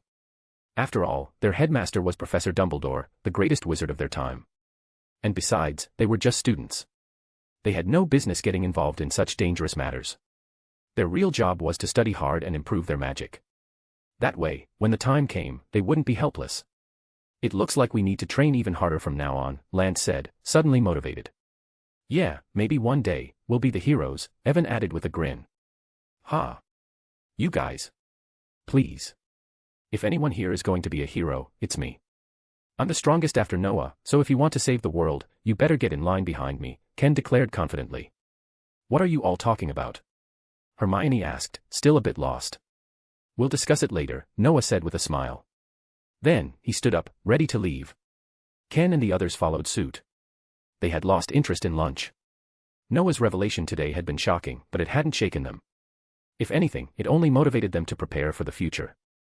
With enough training, they would be ready. Hey, wait. Seeing them leave, Harry panicked. He still didn't fully understand everything. Who's that person? And what's this treasure you're all talking about? You idiot. Lance rolled his eyes. That person is that person. Think about it. He's connected to you. And as for the treasure? Ugh, how bad are you at studying? That thing is called the Philosopher's Stone. Chapter 33, Looking for Trouble. Although Harry was confused, he got the answer he wanted, but the students of Ravenclaw didn't seem to be very friendly to him. Of course, he didn't care. What he cared about was that he now knew the key item, the Philosopher's Stone. He decided to investigate its effects and then go to Hagrid to ask about it. Harry acted as he thought. He took Ron and ran back to the Gryffindor table, grabbing some food casually. After chatting with Noah for so long, he was already starving, and this time, he sincerely felt how vast the knowledge gap between him and Noah was. Noah didn't know what Harry was planning, nor did he have the time to care. Right now, the 6 members of the Wizard Alliance were all very busy. After Noah explained the Dark Lord and what happened today to Hermione and Ernie, they were initially scared but soon began to exude unimaginable enthusiasm. Indeed, Voldemort, the Dark Lord, had an infamous reputation in the British wizarding world. But he was only a threat in Britain. Professor Dumbledore had once defeated Grindelwald, a dark wizard who terrorized Europe and even the United States. So, as long as they were under Dumbledore's protection, they would be fine. Of course, if they just relied on that, Noah might seriously question whether he had chosen the right people for his group. Noah didn't even need to say anything, they immediately realized that just because they had Dumbledore's protection didn't mean they could afford to relax. If they worked hard and kept improving, maybe one day, they could become heroes themselves. You know, it's better to rely on yourself than on others.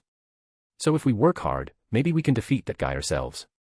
When this thought appeared in Ken and the others' minds, they all became excited. Before, they might have thought they were crazy. But now, things were different. They had access to knowledge and resources beyond their wildest dreams, plus plenty of time.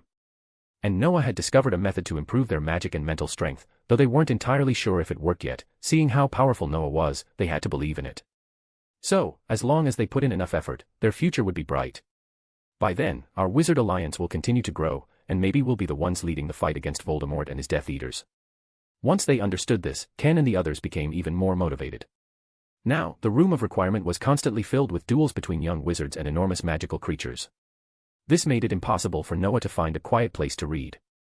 In the end, he had to make a decision. One at a time. I'll see if I can expand this place later. Otherwise, try practicing in pairs. And if that doesn't work, summon a real professor to practice with. Stop crowding the room. Noah's suggestion wasn't perfect, but at least the others agreed with it. After discussing, they decided to find a professor to practice with, but before that, Noah had to demonstrate a real wizard's duel so they could see what it was like. Noah didn't refuse, he was also curious to test the strength of a professor summoned by the room of requirement. If the professor turned out to be too strong, Noah would abandon this plan immediately because it wouldn't be suitable for their current level. Noah walked to the center of the room and took out his wand. He considered what kind of opponent he should face.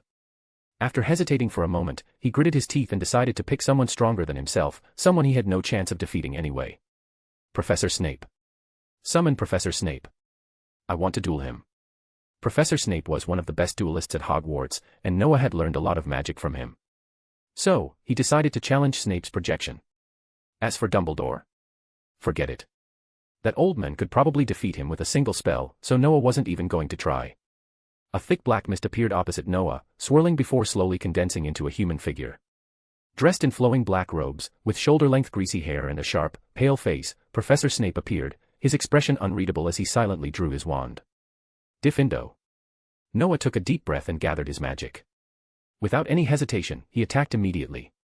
This wasn't a duel, Noah treated it as an actual battle. There was no point in following formal dueling rules. The most important thing was figuring out how to defeat the enemy as quickly as possible. But Snape's projection didn't seem surprised. The magic Noah used was nonverbal magic, something Snape himself was a master of. So, Snape attacked at the exact same time as Noah. His spell was also nonverbal, but his casting speed completely outclassed Noah's. 2 streaks of silver light collided midair, dispersing into a spray of ashes. It seems like this Professor Snape is at his peak strength. His spell casting speed is terrifying. Noah thought to himself, but he had no time to dwell on it. He immediately layered multiple defensive spells on himself. It turned out to be the right decision. Because just as he finished, Snape's next spell struck him. In an instant, Noah felt his body stiffen, his limbs locked in place. Damn it. Petrificus totalis. Snape had used the full body bind curse, and he did it nonverbally. Noah knew that nonverbal spellcasting was an advanced skill, usually only accessible to third-year students and beyond. But Professor Snape was a master of nonverbal magic, and the summoned projection inherited his skill at its peak. This was bad. Damn it, I really screwed up, this is terrifying. And he hasn't even used any of the unforgivable curses yet. Noah broke into a cold sweat. His defensive magic had been shattered with a single curse. This forced him to pour even more magic and focus into rebuilding his defenses. But this also meant that Noah was now completely on the defensive. And in a duel, offense is always stronger than defense. Noah had to keep expending his energy just to maintain his defenses, while Snape could freely attack. Even if Snape only used weaker spells, constant offense would eventually break through Noah's barriers. At this rate, Noah wouldn't last much longer. Chapter 34, 6th year like this. In today's potions class, Noah was in a bad mood, especially when he saw Professor Snape. His expression turned rather grim. Yesterday, he had been completely humiliated by Professor Snape, and he swore to himself that he would never let that happen again. He had always known how formidable Professor Snape was, but he hadn't expected him to be this terrifying in actual combat. Noah had nearly reached the level of a first year, yet he still felt like an infant before Professor Snape's power. Snape hadn't even used the unforgivable curses, yet Noah had been utterly defeated. This made him realize that, for now, it was best to stay low-key. When Ken and the others looked at Professor Snape, there was a newfound respect, mixed with fear, in their eyes. Clearly, they had been just as shaken by Snape's overwhelming strength. They weren't as skilled as Noah, so they didn't dare challenge any professors for training without first understanding their own capabilities. Instead, they turned to some of the older students. To be fair, the senior students were quite competent. The members of the Wizarding Alliance were able to hold their own against them. However, when they asked Noah to duel a fifth-year Slytherin, they were completely stunned. The way Noah handled that fifth year was almost identical to how Snape had handled Noah. Of course, it wasn't quite as extreme. Snape hadn't even exerted much effort against Noah, while Noah had gone all out against the fifth year. The results may have looked similar, but everyone understood the vast difference in power. Because of this, Noah and his friends developed even greater respect for Snape, much to Snape's own surprise. Not that he showed it. Even though he did feel a slight appreciation for the student studying his notes, he remained as expressionless as ever. Today, Gryffindor had potions with Ravenclaw, and Harry seemed to be in an even worse state than Noah. Last night, he had encountered a terrifying and unimaginable figure, one that he was now certain was Voldemort. The realization left him deeply unsettled. Looking back on what Noah had said before, Harry finally understood what Noah and his friends had meant. This made him admire Noah even more, but it also left him even more conflicted. What was he supposed to do? Noah could perfectly anticipate Voldemort's moves, but that didn't mean he wanted to face the Dark Lord himself. Moreover, he was now convinced that Snape was trying to help Voldemort steal the Philosopher's Stone. With all this weighing on his mind, he could hardly focus on the lesson. As a result, Gryffindor lost yet more house points thanks to his brilliant performance, which only made Harry even more furious at Snape. The moment class ended, he stormed out. It was obvious he was fuming. What's wrong with him? Noah asked, packing up his things and glancing at Hermione. Although she didn't interact much with Harry and Ron, she was still a Gryffindor and probably knew more than Noah and the other Ravenclaws. Who knows? It's ridiculous, really. Last night, he and Ron cost Gryffindor 100 points, then they got detention in the Forbidden Forest. And today, he lost over 10 more points. It's absolutely infuriating. The Forbidden Forest. Noah rubbed his chin thoughtfully. That meant Harry must have definitely encountered Voldemort. It made sense. Otherwise, why would he be acting so differently all of a sudden?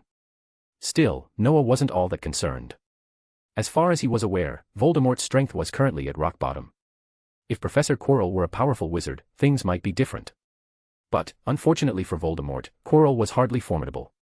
Noah had checked with his system, Quirrell was barely approaching a second year's level. And besides, Quirrell had a fatal weakness, Harry's magic. Of course, this wasn't an ability Harry was born with, but rather the protective charm his mother had placed on him. Right now, in Voldemort's weakened state, he wouldn't be able to withstand the same magic that had once vanquished him, even if it wasn't as strong as before. That was why Dumbledore was letting Harry face these challenges now, to build up his courage for the inevitable confrontation with a far stronger Voldemort in the future. However, none of this was Noah's concern, nor did he have the energy to care. The second half of the school year was longer than the first. It ran from early January to late May, with final exams at the end. The workload was intense.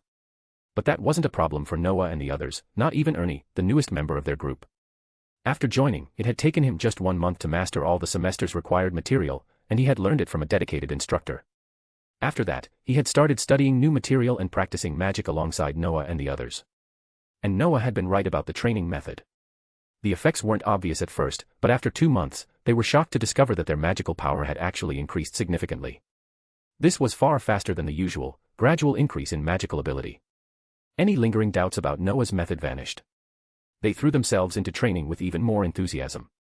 After all, what wizard wouldn't want immense magical power, razor-sharp mental acuity, and unlimited knowledge? Unfortunately, most Hogwarts students had very limited magical reserves, which forced them to focus on theoretical knowledge instead. But now, thanks to Noah's discovery, they no longer had to worry about their magic running out. That said, they didn't spread the method around. The training required special facilities, and that was a major obstacle for most Hogwarts students. Not everyone was lucky enough to find the room of requirement, or be invited into it.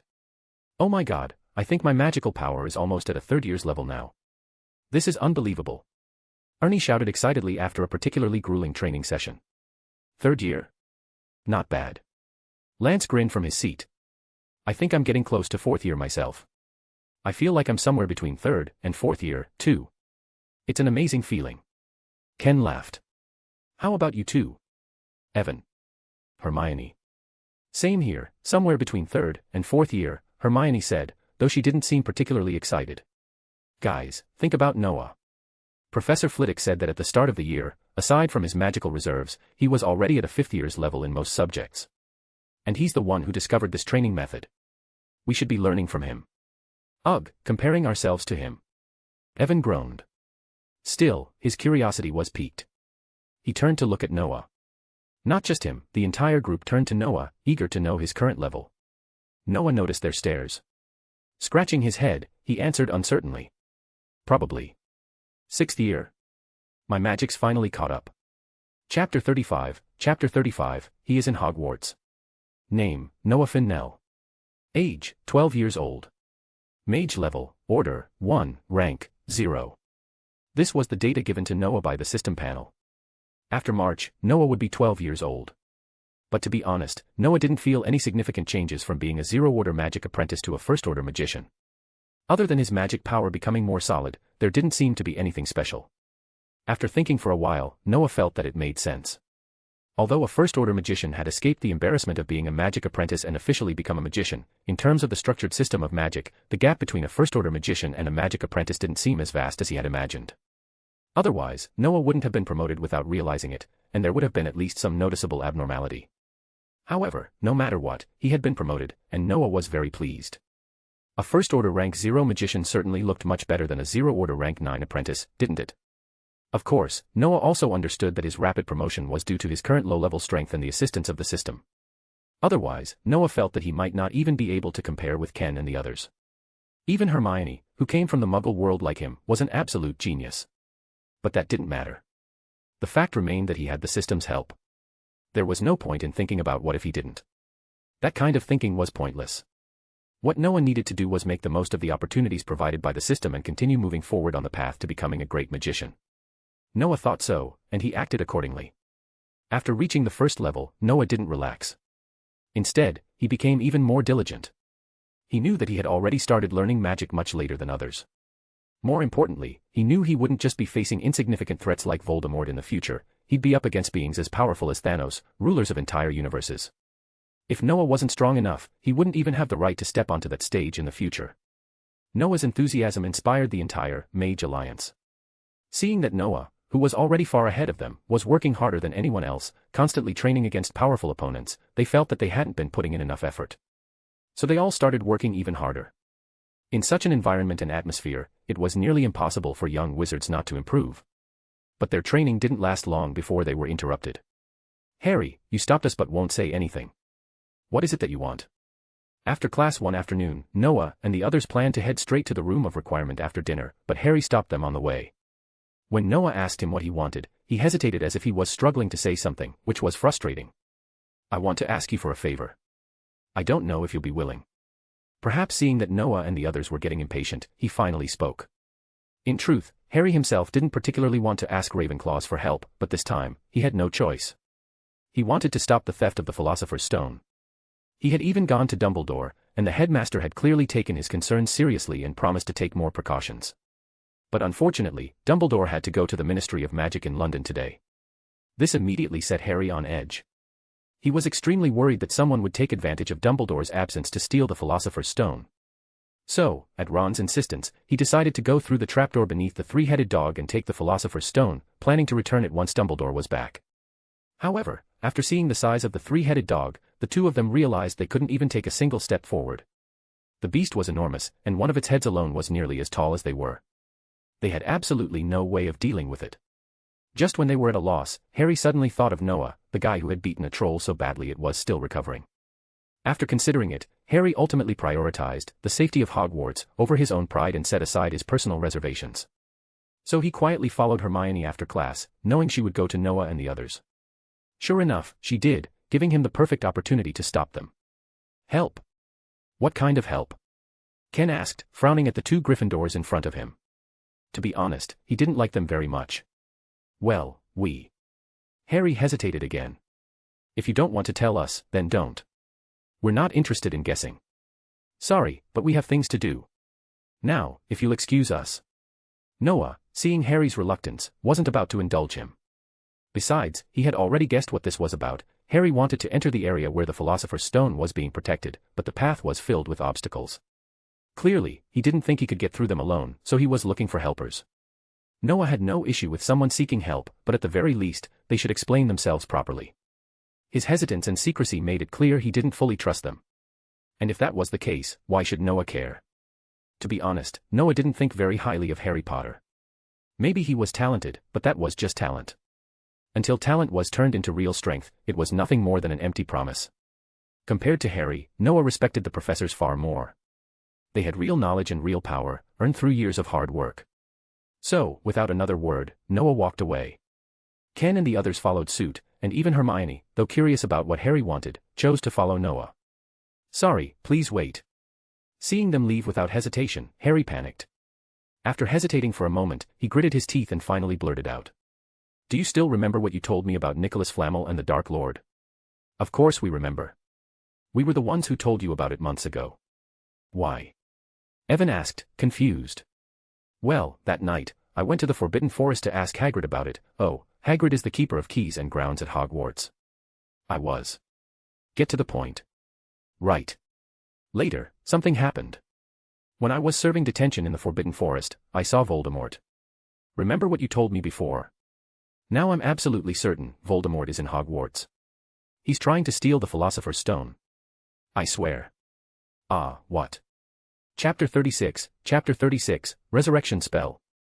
Aha. The Dark Lord is in Hogwarts. How is that possible? Few people dared to believe what Harry said. Although there had been predictions that Voldemort would return, the truth was that he hadn't made any moves, and even his loyal Death Eaters were mostly rotting away in Azkaban. So when Harry told Noah that Voldemort had already snuck into Hogwarts, no one except Noah was inclined to believe him, even if Harry swore he'd seen him. But the problem was, Harry was just a weak little wizard. And yet, he hadn't been killed on the spot by Voldemort. Was he exaggerating, or just making things up? Naturally, no one believed him, which made Harry increasingly anxious. He swore he wasn't lying or bragging, but he also understood how unbelievable it all sounded. Just when Harry was at his most frustrated, Noah suddenly spoke up. "You said you saw the Dark Lord. What did he look like?" Ah. Harry was caught off guard for a moment. Then, after thinking for a bit, he answered seriously, he was wearing a black robe. Idiot. What I'm asking is, was he in a physical form, or just a spirit? To put it simply, was he just a wisp of smoke? Ah, he had a human form. But does that make a difference? Of course, it makes a difference. Noah shrugged. The difference was enormous. Unfortunately, only Noah fully understood the implications of this question, and the others, including Ken, looked puzzled. Noah, what's the difference? Hermione was the first to ask the question everyone was wondering about. It's simple. I'm trying to determine his condition. By the way, Harry, have you ever been injured? I mean, has someone forcibly taken your blood? I'm injured all the time, but nothing like what you're describing. Noah, what exactly are you getting at? Noah had been leading the questioning for quite a while, and Lance finally lost patience. However, it seemed like he was beginning to piece things together. Not just him, Ken and the others also appeared to be catching on as they looked at Noah thoughtfully. I don't know if any of you have ever studied a certain taboo subject, the resurrection spell. Resurrection spell? How did you come across that? Yeah, that's a terrifying spell. Noah nodded. Even if he hadn't looked into it, he still knew about it. The real reason he brought it up was to make Harry take the situation more seriously, and also to make his own reasoning sound more convincing. This spell is quite interesting, to say the least. You need a cauldron in the body of the baby-like form Voldemort currently inhabits. Then, you must add the bone of the father, the flesh of a servant, and the blood of an enemy. Only then will the Dark Lord be fully resurrected. So you were questioning Harry to figure out which stage Voldemort is in. Exactly. If Voldemort had already resurrected, we'd honestly be better off pretending we didn't know anything. But if Harry's account is accurate, then Voldemort is still in a spirit state, possessing someone. That means he should be easier to deal with. As soon as Noah finished, he noticed that Ken and the others were staring at him with inexplicable expressions. Harry, on the other hand, looked completely dumbfounded, almost as if he'd gone into shock. After a long pause, Ken swallowed hard and asked, "What if he's possessing a student?" "Then I can handle it." No matter how powerful he was before, in his current state, he can only use the strength of whoever he's possessing. Sure, he has greater spellcasting experience and intelligence, but physically, he's just a student. Really? You're sure you can handle it? Of course. But if he possesses a professor, and a strong one at that? As soon as Noah mentioned powerful professors, Ken and the others couldn't help but recall Professor Snape. The memory of him utterly thrashing Noah was still fresh in their minds. If the Dark Lord had attached himself to a professor of Snape's caliber, they'd be in serious trouble. I think we should stay out of this, Evan hesitated before whispering. Let's wait for Professor Dumbledore to return and inform him. No. If we wait, Voldemort will definitely steal the Philosopher's Stone. You all know what the stone can do. If he gets it, we'll be in real danger. Harry protested anxiously. Why didn't you tell Professor McGonagall? She's the deputy headmistress. I did, but she didn't believe me. All right, shut up. Noah suddenly snapped, irritated by Harry's loud outburst that was starting to attract attention. And perhaps because Noah had made such a strong impression at school, his words actually held weight. Everyone immediately fell silent. Let's go investigate tonight. I've thought it through. If Voldemort really did sneak in, then the person he's possessing can't be too strong. Otherwise, Dumbledore and the other professors would have noticed. He wouldn't possess a student either, since they're too weak. That means he must have chosen a professor of average strength, someone who wouldn't draw suspicion. If that's the case, we should be able to handle it if we work together.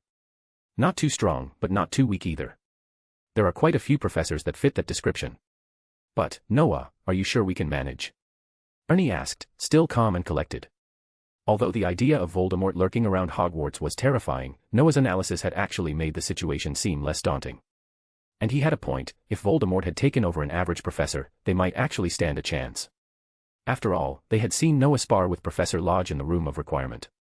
Even though he had lost, the professor had been forced to go all out. And that was a month ago. Who knew how much Noah had improved since then? Considering how much progress they themselves had made using Noah's training methods, they could only imagine how much stronger he had become. Of course, some doubts remained. Don't worry. I think we'll be fine. If things go south, we can prepare some backup measures, like leaving a note for Professor McGonagall. That way, if we don't return, she'll come looking for us. Good idea. In that case, I think we should go and see for ourselves. When do we set off? Obviously, at night. Do you want to do this in broad daylight? Chapter 37, Three-Headed Dog. To be honest, Noah himself felt rather conflicted. It was his own decision not to get involved in Harry's affairs, yet, in the end, it was also his own decision to join in. Was he schizophrenic or something? However, after thinking about it for a long time, Noah came to two conclusions. The first was that he was simply the kind of person who had a talent for courting death and enjoyed throwing himself into such situations. Think about it, how often does one get the chance to be in this world, knowing in advance whether a situation is dangerous or not? It would be difficult for anyone to restrain themselves from getting involved, wouldn't it? Of course, if the danger level was too high or the risks were overwhelming, then only a fool would willingly participate. The second reason, which Noah found particularly compelling, was that he was doing this to deal with Dumbledore. That's right, it was all about Dumbledore.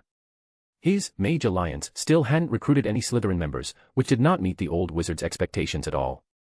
So, Noah figured that by helping Harry in this incident, he could shift Dumbledore's focus. Maybe, just maybe, the headmaster would overlook the fact that they had yet to bring in a Slytherin. Of course, even if he didn't forget, helping Harry take care of Voldemort should be more than enough to compensate, right? If Dumbledore dared to say it wasn't, Noah would definitely have some words for him.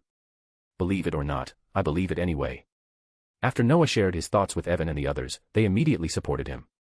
Indeed, they still hadn't found a suitable Slytherin member, which was a major issue. But if they helped Harry deal with Voldemort, that might change everything. Sorry, everyone, it's my fault, Ken admitted guiltily, since he was in charge of recruiting from Slytherin. But for various reasons, he had been unable to convince anyone to join. Slytherin's internal situation was far more complicated than he had expected, and Ken had been blaming himself for his lack of progress. Now, however, there seemed to be a turning point, so he was naturally on board. Plus, after hearing Noah's analysis, he didn't think this mission would be as dangerous as they'd initially feared. After their afternoon classes, Noah and the others still went to the room of requirement to train after dinner. But this time, they didn't exhaust their magic as they usually did, they had more important matters to take care of that night. When the moon was high at midnight, they set off. Harry and Ron were already waiting in the forbidden corridor on the third floor. The two of them clearly thought Noah and the others had taken too long, but they didn't dare voice their complaints. Are you ready? Noah asked in a low voice, glancing at them. Don't worry, Noah, everything is ready. I had Ron pass a message to Professor McGonagall. In about half an hour, she'll find out what's happening, Harry whispered back. Now was not the time to be making noise.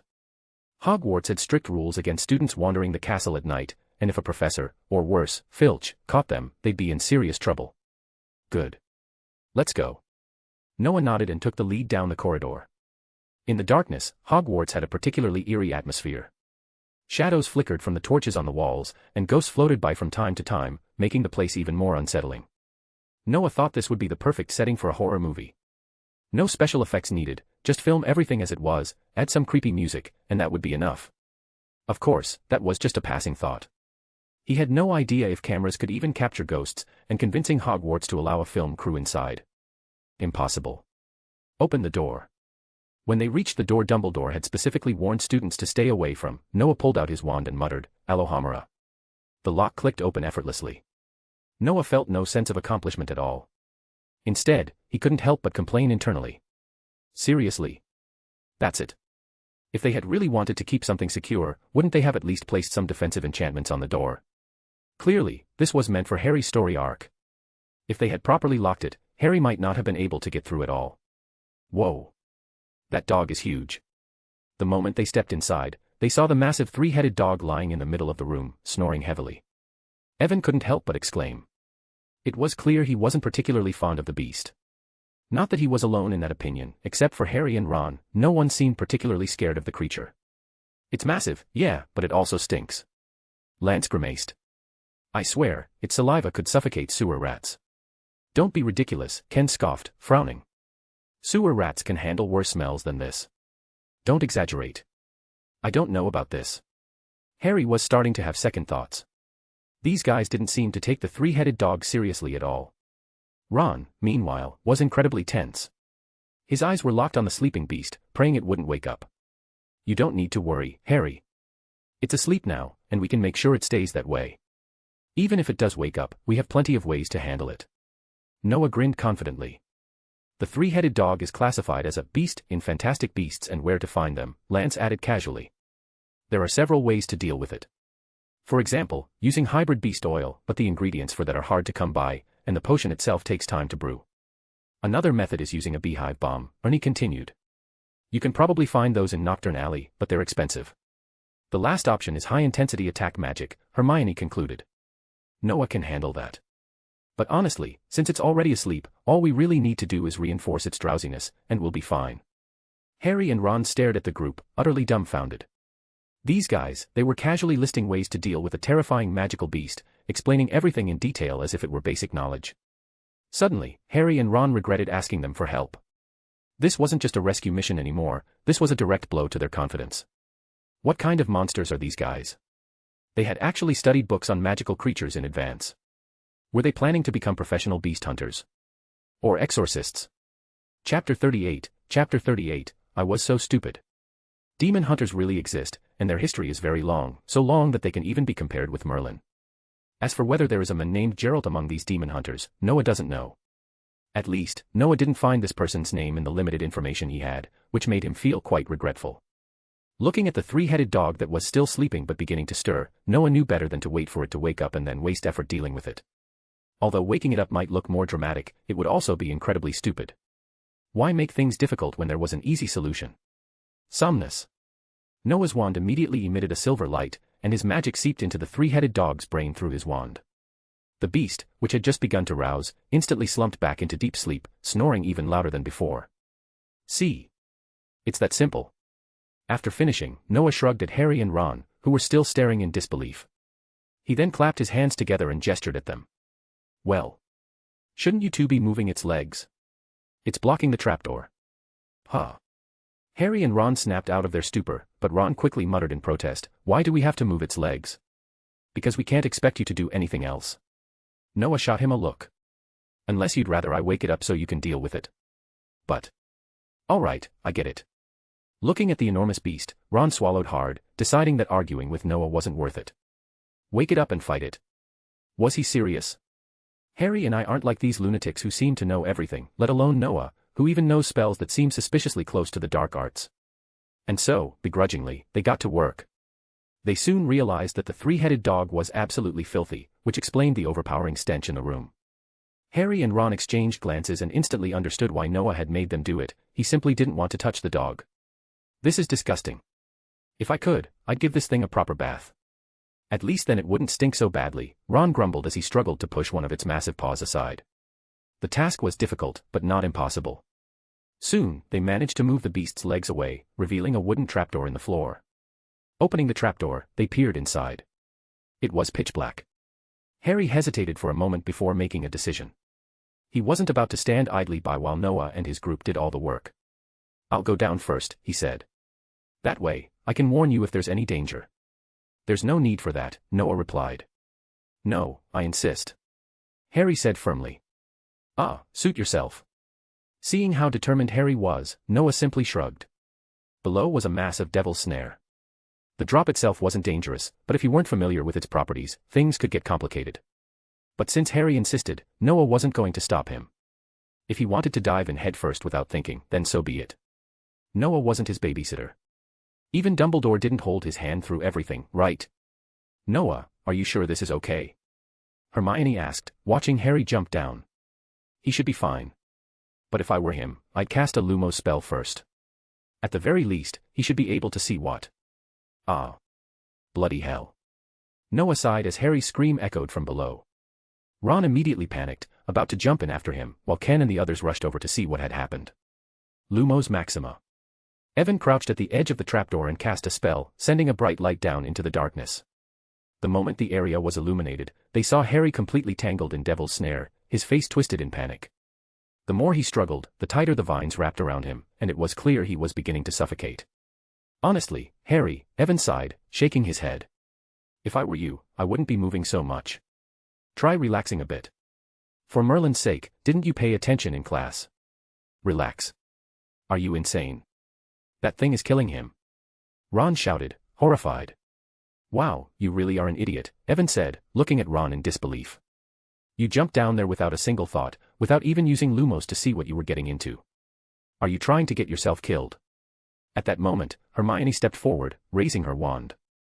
Years of study had made her magic much stronger than in the original timeline. Lumos Solum. A brilliant light, as bright as the sun, erupted from her wand. The Devil's Snare recoiled instantly, retreating as if burned, and Harry fell unceremoniously to the ground. The devil's snare, also called the strangling vine, tightens around anything that struggles against it, Hermione explained coolly as she lowered her wand. If you relax, it won't hurt you. And, of course, devil's snare is weak to sunlight. This is basic herbology knowledge. To her, this was all elementary. There was nothing impressive about knowing these things. Whether or not Ron and the others actually listened wasn't her problem. But as she observed Harry and Ron's reactions, she couldn't help but feel that the so-called boy who lived and his friends were on a completely different level from Noah and his group. For a brief moment, she even questioned if the whole savior thing was a lie. Of course, Hermione wasn't stupid enough to say that out loud. Whether or not it was true had nothing to do with her. She was just a student. Her only concern was learning everything she could. Other matters were for the future, if they ever became relevant at all. She let out a small sigh, muttering under her breath. I was so stupid back then. I should have listened to the Sorting Hat and gone to Ravenclaw. Chapter 39, Did I Drink the Water of Rejuvenation? After passing through the three-headed dog and the devil's snare, Noah and his party suddenly arrived in a place that looked no different from a basement. It was hard to imagine that they were on the 8th floor, and yet, instead of a normal unused space, there was such a large chamber. Clearly, someone had used space magic to transform this area. In the wizarding world, space magic and time magic have long been subjects of study and experimentation. In particular, research on space magic is quite extensive. Noah knew that space magic had already been used as far back as World War II. Wasn't the Magical Congress of the United States of America, MACUSA, in Fantastic Beasts hidden within a magical expansion of space? In the future, various space-related magical products would appear, and Noah was highly interested in them. As for time magic, perhaps due to its many uncertainties, such as distinctions between higher and lower dimensions, many aspects of it couldn't be fully explained through either physics or magic. And right now, the only known practical application of time magic was the time turner. Forget it, why am I thinking so much? Whether it's space magic or time magic, both are fascinating, Noah thought with a smile. Indeed, compared to elemental magic, space and time magic had a unique allure. However, the entry requirements for mastering either of them were terrifyingly high, making them nearly incomprehensible to a first-year wizard like him. But that didn't mean he wouldn't be able to grasp them in the future, right? Noah was very interested in these special forms of magic, particularly time and space magic. He had even imagined himself becoming a master of time or space one day. Of course, it was a nice fantasy, but the path to such mastery wouldn't be easy, so he could only dream for now. After all, he wasn't Ciri with elder blood, nor was he the ancient one holding the time stone. As they walked through the dimly lit hall, Harry and Ron seemed unusually quiet, both appearing somewhat shaken. The experience Harry had just endured wasn't exactly pleasant. In fact, he was starting to regret his own stubbornness. If Hermione hadn't saved him with magic, he might have been strangled to death by the devil's snare just now. That thought alone was enough to make him shudder. Suddenly, a strange noise echoed from above, making Harry tense up immediately. He instinctively reached for his wand. Ron, who was beside him, was also startled, and the two of them looked like frightened birds. Did you hear that? There's some kind of sound coming from above. Harry said, looking nervously at Noah and the others. Of course I heard it. Why don't you just look up? Noah replied, giving Harry a strange look. Why is he so jumpy now? The noise had been quite loud. How did Harry only notice it now? And there was a broom floating right in front of them, wasn't that an obvious clue about what they had to do next? Noah scratched his head. Have I and my group shaken these two so badly that they've completely lost confidence? Sorry, Harry rubbed his nose awkwardly. He had only just taken in his surroundings properly.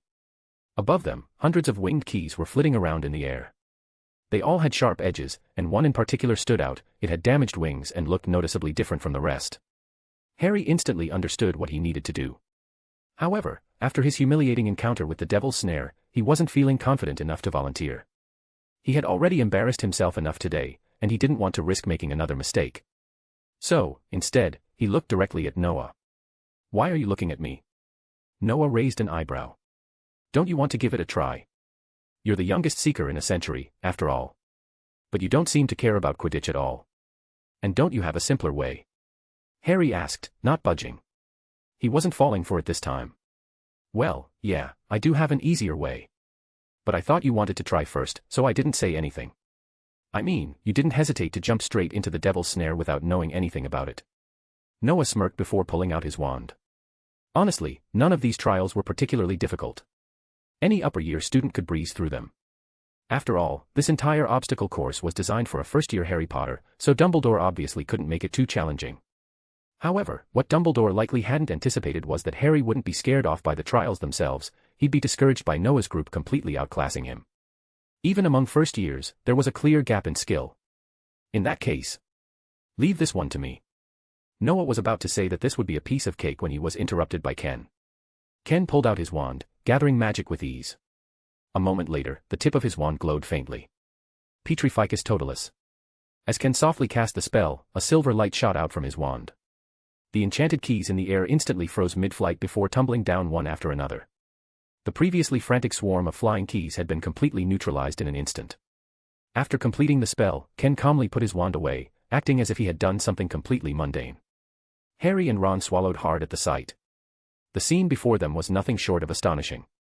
Although Petrificus totalis wasn't considered high-level magic, they had only just begun learning it in their first year. And yet, Ken had casually used it to petrify an entire flock of moving targets in the air. The keys weren't stationary, they were constantly in motion, making them difficult to aim at. There were also dozens, if not hundreds, of them, making individual casting impossible.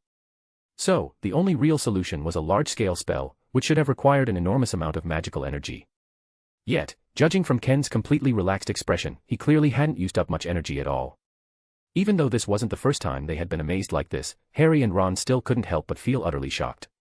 What kind of monster is this guy? Is this really something a first-year student should be capable of? Did he drink some kind of rejuvenation potion? Unfortunately, Ken had no idea what the two were thinking. But if he did, he would definitely scoff and say, "You think I drank the water of rejuvenation? You haven't even seen the truly terrifying one yet." Because the person who really seemed like he had drunk the water of rejuvenation was Noah. Chapter 40, Just this consumption. After passing through the wooden door, Noah knew that this was basically the last level. If Noah remembered correctly, this eerie place should be the chessboard challenge, only magnified countless times and far more lethal. No, it wasn't just chess. In this world, it was called wizard's chess. The rules were no different from regular chess, but it was far more violent. Noah had studied it before.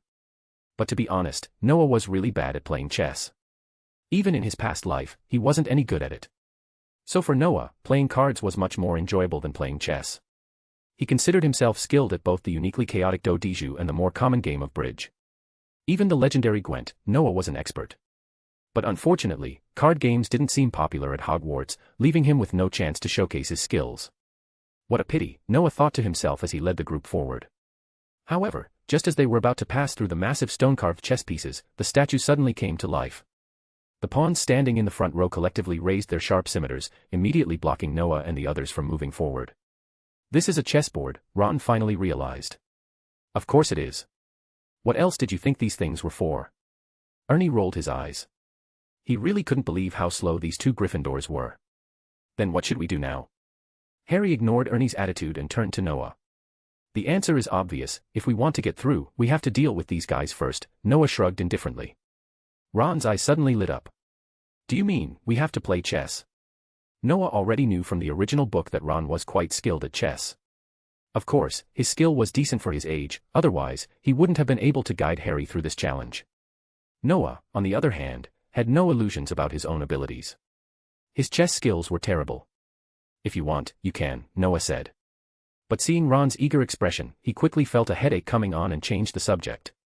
But I don't want to waste time. Who knows how long you'll take? If Professor McGonagall shows up while we're still playing, that would be a nightmare. Ron's face turned pale at the thought, and he immediately dropped the idea. To be safe, they had left a letter for Professor McGonagall before coming down here.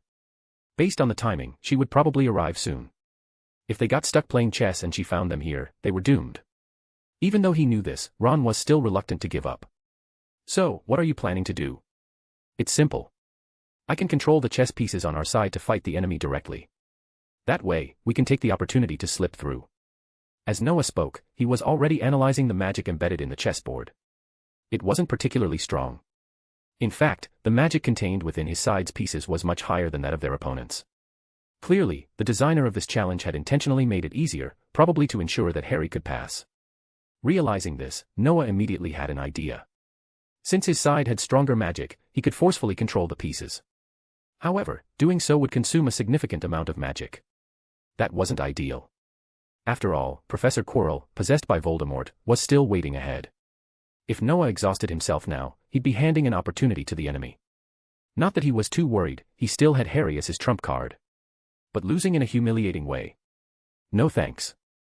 Besides, Quirrell is only at the second order and lacks real combat experience. Plus, being possessed by Voldemort has severely damaged his mental strength. With all those factors combined, his actual magic performance is barely at the 5th rank of the First Order. A month ago, I was already using 8th rank magic, and I've accumulated plenty of combat experience from fighting various monsters. The only difference between us is raw magical power, otherwise, I wouldn't necessarily lose. Now, I've officially reached the First Order. Even with Voldemort's help, I might still be able to win. After thinking it through, Noah decisively abandoned his original plan. A smile appeared on his face. But I have a better idea. A better idea. Yeah. I'll just destroy them all. As he spoke, Noah's wand appeared in his hand. A powerful surge of magic erupted instantly, causing his wand to glow faintly. Bombarda Maxima. With a soft incantation, Noah flicked his wand. A terrifying wave of magic shot forward, slamming into the chess pieces with overwhelming force. In an instant, the stone statues exploded like ignited gunpowder. Chunks of rubble rained down in every direction, leaving behind only the solid stone foundations where the pieces once stood. Harry and the others were completely stunned. The blasting curse wasn't dark magic, it was actually a well-known offensive spell used in various scenarios. However, it was classified as advanced magic that only upper-year students could properly master. Yet, Noah had cast it effortlessly, annihilating the entire set of stone chess pieces in one move. This forced them to once again re-evaluate their understanding of Noah's strength. Is this guy really a first-year student? Forget first year, this dude could graduate right now. Alright, problem solved. Let's go, Noah said, casually checking his own magical reserves. Even though the spell had seemed overwhelming, he was highly proficient in it. Destroying all the chess pieces in one go had barely drained his magic at all. Besides, Noah had developed a habit of exhausting his magic during training, only to recover it through meditation techniques he had learned from the system library at night. Unconsciously, this had increased his magic regeneration speed to an absurdly high level. Noah estimated that if he just stood still for a few minutes without doing anything, his entire magical reserve would be replenished. Are you okay? Harry asked, though he already knew the answer. Of course I am. They were just some stone chess pieces, Noah replied nonchalantly. No, I mean, your magic. Oh, that. Noah smirked. Don't worry. It was just a blasting curse. This kind of consumption is nothing to me. I'll recover in no time. Really? Of course. What else did you expect? Chapter 41, I'm never alone. Quirrell was not in a good mood. To be precise, neither he nor Voldemort was in a good mood. They had passed through all the obstacles silently and arrived at the place where the legendary philosopher's stone was stored. Fortunately, they had sought alternative means to get here, otherwise, they might have realized how absurd some of the previous obstacles were. But now, in front of them stood a huge mirror. The mirror was magnificent, reaching up to the ceiling, with a golden frame and 2 claw-shaped feet supporting it. Of course, they knew what this mirror was called, it was the Mirror of Erist. The Mirror of Erist showed a person their deepest, most desperate desire. But to be honest, the two of them had been staring into it for quite some time and still had not found what they desired most. The Philosopher's Stone. Quirrell had gone through immense effort to reach this place, meticulously avoiding the traps along the way. But there was nothing here, just this mirror. Have we been deceived? The thought haunted Quirrell's mind. He truly felt as though he had been tricked. After all, there was no sign of the stone, only this enormous, infuriating mirror that made his frustration mount. Then, a series of explosions echoed from behind him. The sound reminded Quirrell that someone else had entered the chamber, but he dared not leave. He had no choice. Who knew what would happen if he failed to find the Philosopher's Stone? If he returned empty-handed, the Death Eaters would certainly not let him off. Quirrell let out a bitter chuckle. If he even lived long enough to face them, that would already be a mercy. The real danger was the entity sharing his body. Who knew what Voldemort would do to him if he failed? The footsteps behind him grew closer, and Quirrell's expression darkened. However, when he saw through the reflection of the Mirror of Erist that it was only a group of students, not Dumbledore, he breathed a small sigh of relief. Thankfully, it was just a bunch of children. Quirrell felt that fortune was on his side. Though he recognized the boy leading the group, Noah Finial, the best student in the entire school, he wasn't too concerned. He knew this Ravenclaw was exceptionally talented and had mastered advanced spells like Sectum Sempra. But so what? At the end of the day, he was just a child. Quirrell knew his own limits. His magic was only slightly stronger than that of a newly graduated 7th-year student. This was a long-standing problem in the wizarding world. Magical strength and power levels were largely dependent on talent, and no one had yet discovered a way to overcome that barrier. That said, as a former Ravenclaw, Quirrell was extremely knowledgeable. Otherwise, he wouldn't have been able to secure the position of defense against the dark arts professor. His extensive knowledge of magic, theories, and spells allowed him to handle most situations. As for these students, Quirrell truly didn't see them as a threat. But as he turned, he noticed that Harry Potter was among them, and a new idea struck him. Just because he couldn't find the Philosopher's Stone didn't mean Harry couldn't. Harry, the boy who lived, the only person to survive the Dark Lord's attack. Quirrell believed there had to be something special about him. Perhaps Harry would be the key to locating the stone. It's you. When Noah and the others entered and saw a lone figure standing before the mirror, their nerves tensed. But when Harry caught sight of the man's reflection, his eyes widened in shock. Professor Quirrell. Why is it you? I thought it would be Snape. Ah, yes, he does seem the type, doesn't he? Quirrell turned to face them, his expression unreadable, his voice cold. From his perspective, these children were already dead. There was no harm in entertaining them with a bit of conversation first. It's you, no wonder. Noah acted as if he had just put the pieces together. With him around, who would ever suspect poor, stammering Professor Quirrell? Quirrell let out a rare smile. You're sharp, Mr. Finial. As a fellow Ravenclaw, I must say, I'm proud of you. But you really shouldn't have followed these reckless Gryffindors. It will cost you your life.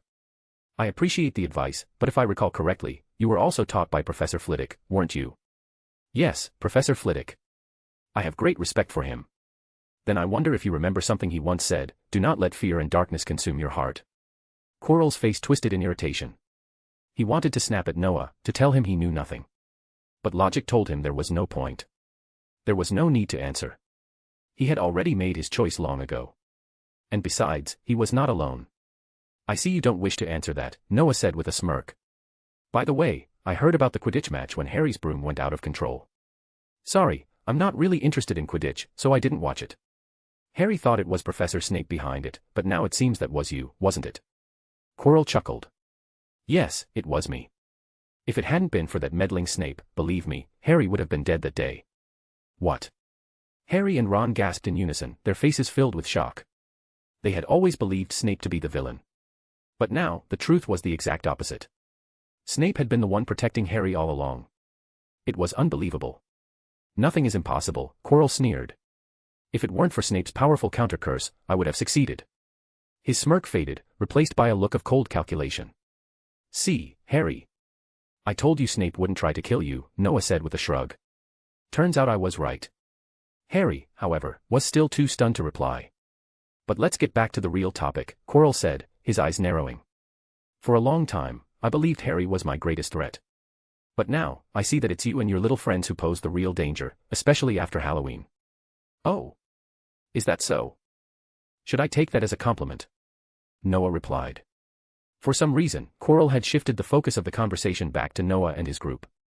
Ken and the others exchanged glances. Something about Quirrell's words felt off, but at the same time, they couldn't shake the sense that this was exactly where the conversation was meant to go. And then, realization struck. So, it was you who released the troll on Halloween. Quirrell smirked. That's right.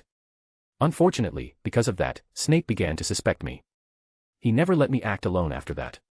He turned to face the mirror of Erased once more, his expression unreadable. Then, a sinister grin spread across his lips.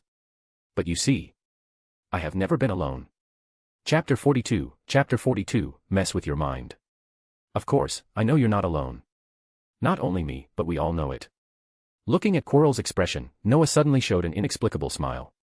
Although Noah didn't think Quirrell was particularly difficult to deal with, if there was an opportunity, he was more than happy to mess with his opponent's mentality. For a wizard, one's mental state was perhaps more important than in any other profession. After all, wizards weren't warriors who could rely on raw strength or rage to overpower their enemies. An unstable or fearful mindset could only spell disaster for a wizard. Even anger would just cause them to waste magic power recklessly, potentially preventing them from casting spells to their full potential. Of course, if a wizard reached the level of a true magical powerhouse, then such weaknesses could be ignored entirely. But Quirrell was no such wizard. From what Noah remembered, Voldemort was so weak at this point that he couldn't even take control of a body to fight properly. Even if he could, his magical reserves were insufficient to sustain his power. If Quirrell's composure crumbled now, Noah would have a much easier time handling him. Sure, manipulating someone's emotions in battle might be considered a low tactic, but Noah didn't care.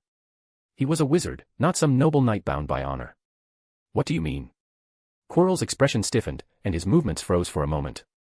I heard that you went into the Forbidden Forest to gain practical experience in defense against the dark arts. But I think you must have met someone there, someone who made you what you are now, right? Noah smiled slightly and began picking apart Quirrell's mindset bit by bit, using what he remembered from his past knowledge. His goal was simple: drag Quirrell's secrets into the light and shake his confidence.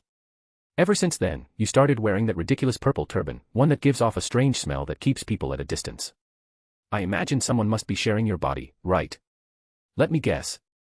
Since you were the one who jinxed Harry's broomstick and released the troll, then I assume you're also the one who lured Professor Dumbledore away tonight by sending a fake message from the Ministry of Magic. Quirrell's face grew increasingly pale. How did this boy know so much? As a Ravenclaw himself, Quirrell was no fool.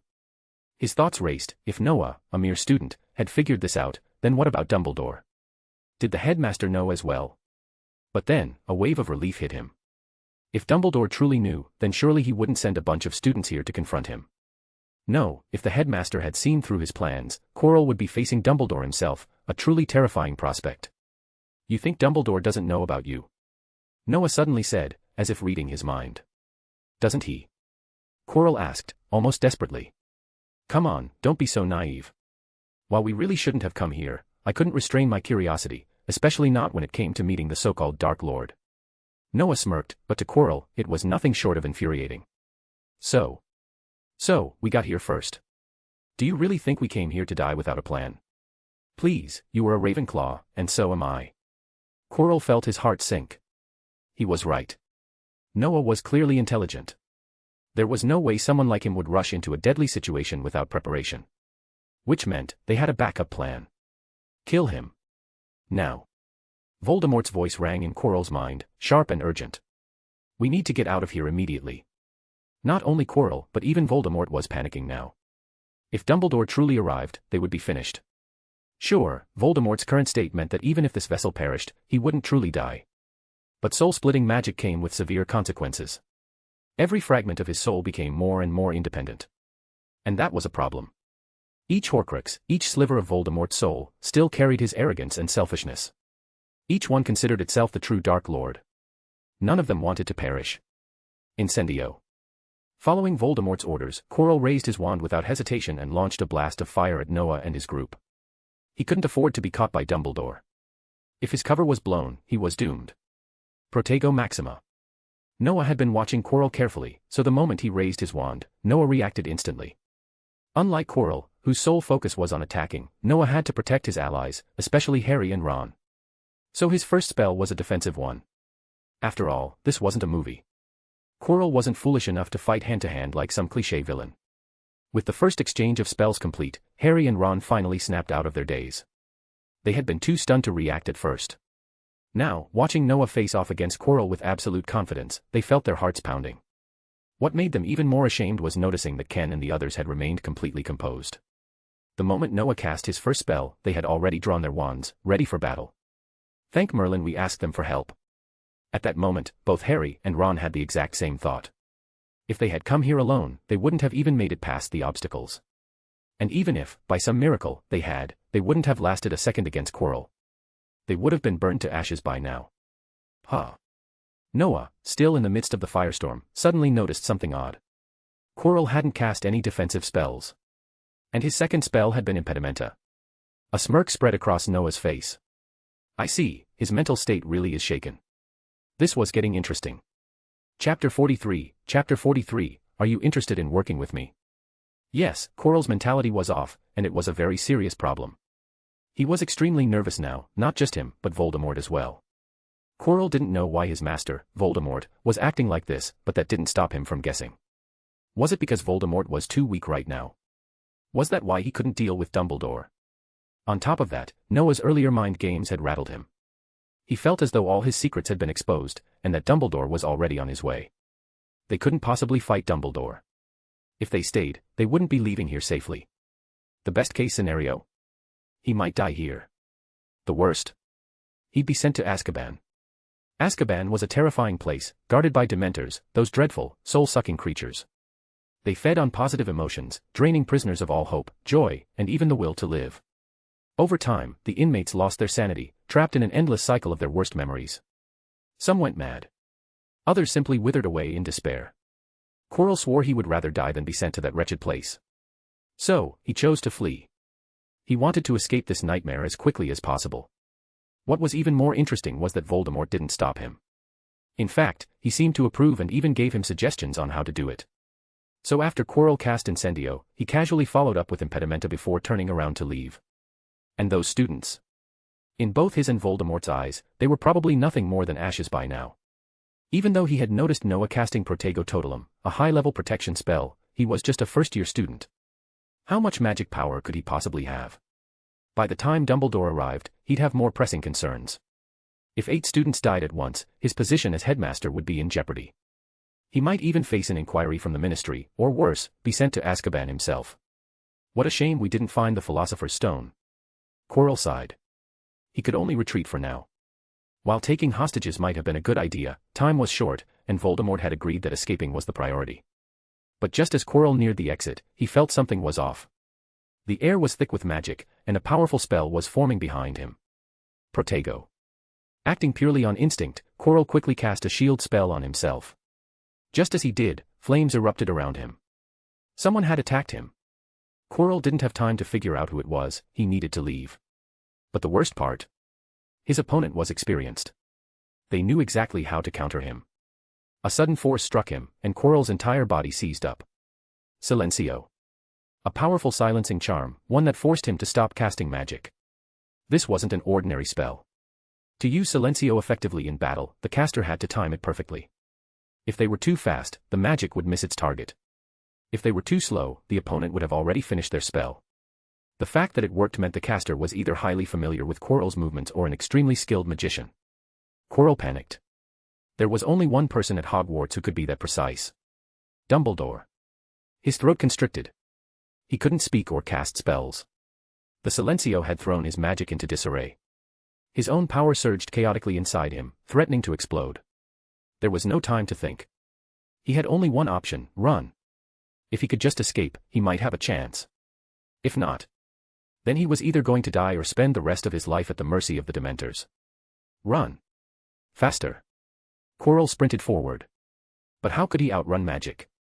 He barely took 2 steps before he felt a terrifying force surge from behind him, accompanied by a voice he never expected. Sectum Sempra. It was a child's voice. Quirrell recognized it immediately. Noah Finial. The next moment, all thought left him, because all he felt was pain. Noah's magic was like a razor-sharp blade, slicing through Quirrell's back. His robes were instantly soaked with blood. The agony was unbearable. Quirrell didn't even have time to scream. He collapsed. Harry and Ron were frozen in place, horrified. They had never seen anything like this. Especially when they noticed a dark mist rising from Quirrell's body. They had no idea what it was. Compared to them, Ken and the others remained calm. They had seen Noah's strength before, but this was different. This time, he was much stronger. That realization filled them with both pressure and motivation. Oh my God. What is this? What are you doing? A sharp voice rang out from behind them. They didn't even need to turn around to know who it was. Professor McGonagall. Long time no see, McGonagall. Before Noah could respond, a figure emerged from the black mist. A voice echoed through the chamber. A voice like death itself. Hoarse. Sharp. Inhuman. Tom. No. Riddle. Is that you? Professor McGonagall reacted instantly. She pulled out her wand and stepped protectively in front of the students, her eyes locked onto the mist. Noah, get them back to the dormitory, now. And alert Professor Snape. The entire school must be placed on high alert. Voldemort chuckled. Ah, such a nostalgic name. But he wasn't interested in McGonagall. His gaze was locked onto Noah. Noah Finial, is it? You are impressive, truly impressive. Your potential may even surpass my own someday. Noah narrowed his eyes. Should I say thank you? Voldemort ignored his sarcasm. Are you interested in joining me? I can offer you far more than what the school ever could. His voice was icy, yet filled with fervor. Like a madman. With that single question, the entire atmosphere shifted. McGonagall tensed. Harry and Ron held their breath. Even Ken and the others felt their bodies go rigid. All eyes were now on Noah. Would he refuse? Or would he listen to the Dark Lord's offer? Chapter 44, Amazing Performance. Bastard. Noah cursed in his heart. What a bastard. Voldemort's words were nothing short of a death trap for him. Whether he had done it intentionally or not, those words left Noah in an impossible position. Join him. Him, of all people. And he said this in front of his friends and Professor McGonagall. Did he think he was Orochimaru or something? Noah almost laughed out of sheer anger, but he quickly calmed himself. It didn't matter whether this guy was serious, playing mind games, or just messing with him, Noah had already decided. This so-called Dark Lord needed a lesson in humility. A wandering soul, no matter how powerful it had been in life, was still just that. A dead man. And Noah knew exactly how to deal with the dead. He could have used Expecto Patronum, a classic choice in defense against the dark arts, but that was unnecessary. If this were a complete soul of Voldemort, then maybe he'd consider it. But this was just a soul fragment, weak, pathetic, and incomplete. Noah had a better way to deal with him. With that realization, Noah's previously stiff expression relaxed into a slow smirk. Oh. And what exactly do I get? Anything. Anything you can imagine. Voldemort's voice remained as chilling as ever, but now it carried a tempting undertone. Power. Strength. Unlimited knowledge. Whatever you desire, it can be yours in time. Noah. Hermione whispered, her voice trembling with worry. She was afraid. Afraid that Noah might actually consider it. Harry and Ron looked equally on edge. Unlike McGonagall, who remained outwardly calm, the two Gryffindors had already drawn their wands. If Noah gave the wrong answer, they were ready to act. Even if they knew their spells would be useless. The three Ravenclaws and Ernie were less reactive. While Ernie frowned in concern, he knew Noah well enough not to be worried. As for Ken and the others, they barely batted an eye. They knew Noah's hatred for Slytherin's manipulative tricks. No matter how tempting the offer, it was useless, because they weren't walking the same path. Of course, that didn't mean they weren't careful. They could tell Voldemort's words contained magic, a subtle compulsion woven into them. A kind of persuasion that even an experienced wizard might struggle to resist. But Noah. He took a slow step forward, moving past Professor McGonagall and facing the swirling black mist directly. Really? That's quite the tempting offer, but you forgot something. The mist pulsed. Oh. And what might I have forgotten? Noah's smirk widened. I was born a muggle, idiot. The entire room fell silent. McGonagall's eyes widened slightly, Harry and Ron blinked in shock, and even Voldemort's swirling mist seemed to hesitate. Noah had no intention of pretending anymore. His expression turned completely disgusted. Your pathetic ideals are worth less than dirt to me. You want me to join you? You must be the dumbest bastard I've ever seen. Have you been dead for so long that your brain has turned into a lump of sunfish eggs floating in the Atlantic? Or do you think you're a honey badger in Africa? Noah's words came out fast, leaving Voldemort no room to respond. Ken and the others were shocked. This was the legendary Dark Lord. The infamous you-know-who. And Noah was just straight up insulting him. Damn. That was badass. Even McGonagall was momentarily speechless. But before anyone could process what just happened, Noah pulled out his wand. Just as he did, the black mist lunged. A dark, twisting shape rushed toward him, moving with terrifying speed. But Noah was faster. His reflexes, his casting speed, everything was a step ahead. Even before McGonagall could react, Noah had already made his move. Lumos Maxima. With a surge of magic, a blinding light erupted from Noah's wand. A light as bright as the sun. The effect was instantaneous. The black mist shrieked. A high-pitched, ear-splitting wail tore through the air. The sound was so unbearable that everyone felt a shiver crawl down their spines. It was a howl of pain. A scream from the depths of hell. And then it faded. The shrieks grew weaker. The mist thinned. Until there was nothing left. Only a faint burning smell lingered in the air. Not far away, Quirrell's body remained motionless in a pool of blood. The next day. And that's what happened. Noah and the others now stood in Dumbledore's office, facing the old man himself. Each of them was standing rigidly, like well-behaved schoolchildren. Even Harry and Ron, who were usually more relaxed, were being exceptionally obedient. Despite Dumbledore's usual gentle expression, none of them dared to act out. After all, this was Dumbledore. And right now, they were under investigation. It was now the second day since the incident. After Noah had knocked out Quirrell and burned Voldemort's soul fragment to nothingness, McGonagall had immediately snapped out of her shock. She had sent them straight back to their dormitories, with strict orders not to leave. Then, she had summoned every professor for an emergency meeting. Quirrell had been rushed to St. Mungo's Hospital for magical maladies and injuries. And this morning, Dumbledore had personally collected them for questioning. Which led to now, where Noah had just finished explaining everything. "Professor Dumbledore, we swear that everything happened exactly as Noah said." Ken finally spoke up, his voice slightly anxious. They had no idea what Dumbledore was thinking right now. What if he misunderstood? What if Noah got into trouble? Of course I believe Mr. Finial's words. There's no need to be so nervous. Dumbledore's voice was warm, snapping them out of their worries. And yet, something was off. For a brief moment, the headmaster had seemed distracted. Not because he doubted Noah. No, he had seen everything. Even if he hadn't, McGonagall's report had been more than enough proof. No, the reason for Dumbledore's silence was something else entirely. He was stunned.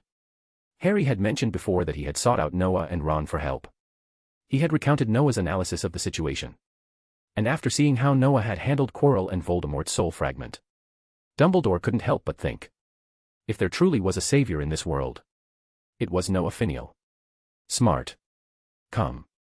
Knowledgeable. Unyielding in the face of darkness. Even most adult wizards wouldn't have handled things this well.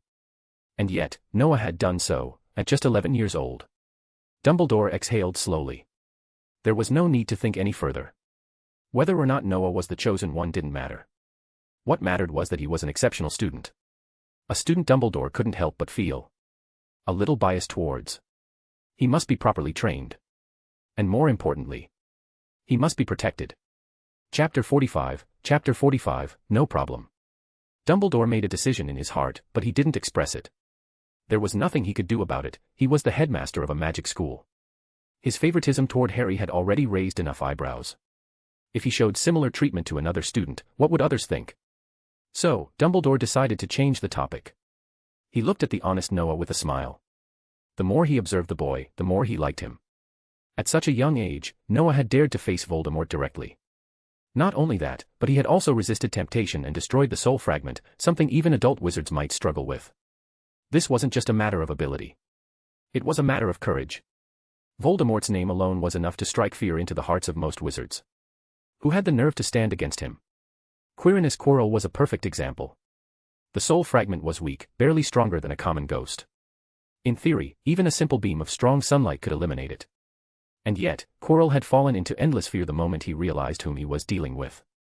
That fear had made him vulnerable to Voldemort's temptations, dragging him into the abyss. But Noah had treated Voldemort like an ordinary spirit. Without hesitation, he had cast Lumos Maxima and burned the soul fragment to nothing. Should I start a new course on magical creatures of darkness? Dumbledore mused silently. However, he knew that establishing a new course wasn't so simple. First, he would have to deal with the school governors, and they were never easy to persuade. Second, the Ministry of Magic's approval would be another hurdle. Shaking off his thoughts, Dumbledore turned back to Noah. "Mr. Finial, may I ask you something?" "Of course, Professor Dumbledore." "And just call me Noah," Noah replied with a nod, unbothered by the questioning.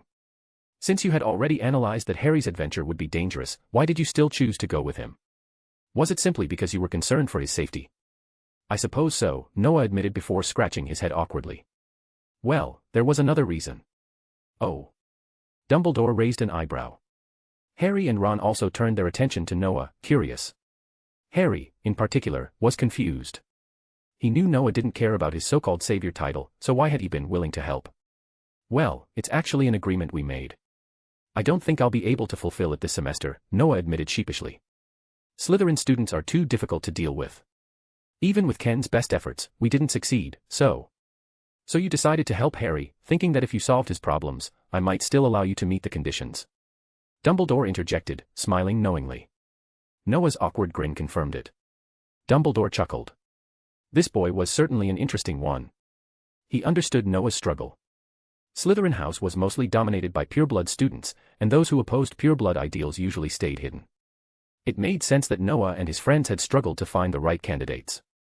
Still, their creative solution amused Dumbledore. And, in the end, they had handled the situation perfectly, hadn't they? "Yes, that's about right," Noah admitted. An agreement. What agreement? Harry asked, puzzled. After all, Noah was just an exceptional student, while Dumbledore was the headmaster of Hogwarts. What kind of deal could they possibly have? It's a very interesting little agreement, Dumbledore said, glancing at Noah and his friends. Noah planned to gather outstanding students from different year groups and form a rather fascinating little organization. But I'm afraid I can't say too much. Harry and Ron were stunned. Gather outstanding students. Create a small organization. Thinking about it, it made sense. Noah's friends were all top students. They also came from different houses. Hermione was from Gryffindor, Ernie from Hufflepuff. And then there was the mention of Slytherin. Harry wasn't stupid. He could put the pieces together. So in their eyes, Ron and I weren't even exceptional. And the main reason they helped me wasn't because of friendship, but because they needed to fulfill some deal with Dumbledore. Harry's heart sank a little at the realization. Glancing at the disappointment on Harry's face, Dumbledore sighed internally. Perhaps he had said too much. Still, maybe a little bit of competition would be good for Harry. Turning back to Noah, Dumbledore said, Noah, you did an excellent job. So, our agreement is fulfilled. Really? That's great. Before Noah could respond, Ken and the others burst into excitement. This was fantastic news. This meant the room of requirement was officially theirs. Over the past year, their training inside that room had helped them grow tremendously. Compared to their classmates, the difference in skill was night and day. But don't celebrate just yet, Dumbledore cautioned. You've done well so far, but I have one condition. He smiled, though his tone carried a hint of seriousness. Promise me that every year, you will recruit outstanding students from all 4 houses. Do you understand? Do not forget what you originally promised me. No problem, Professor Dumbledore. Chapter 46, I think it's Gryffindor. After dealing with Professor Dumbledore, Noah and the others were relieved. There was no way around it, the Slytherins were just too arrogant. And in Slytherin, the pureblood ideology was truly exaggerated. Even students who didn't believe in it didn't dare to speak up, fearing they'd suddenly become Slytherin's public enemy and suffer 7 years of absolute misery. Hogwarts didn't have a precedent for inter-house transfers, and no one wanted to take such a risk. Because of this, Ken, the unfortunate one, had a particularly tough time. But thankfully, after this ordeal with Harry, they had managed to get through the danger.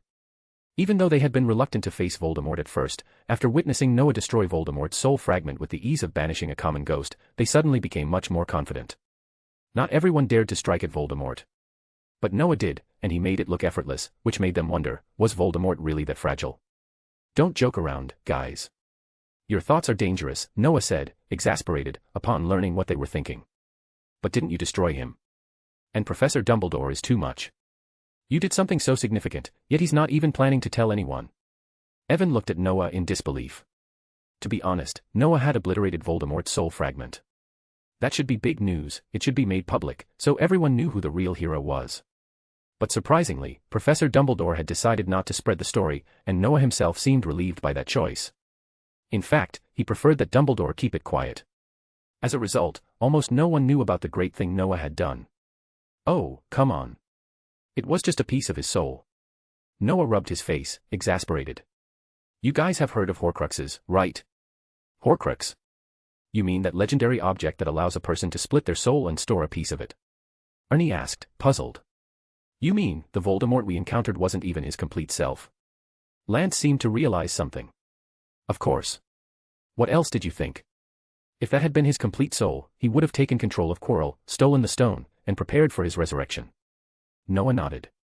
Even though he's dead, don't forget, he still has plenty of Death Eaters under his command. I don't want to spend my life on the run just because I made myself a target. That would be way too much trouble. So that's how it is. But what if we come across more of Voldemort's soul fragments in the future? Can we handle them the same way? Hermione, sitting beside him, couldn't contain her curiosity. In theory, yes, Noah said, stretching. When soul fragments awaken, they can be classified as ghosts under Fantastic Beasts and where to find them. And you all know how to deal with ghosts, right? Just treat it like a ghost. That's the Dark Lord we're talking about. Lance asked incredulously. Noah made it sound too simple. What else? Didn't you see how last time I used Lumos Solum, and the sunlight burned him into ash? What a pity, spectral ash is a rare material. But Dumbledore took it away.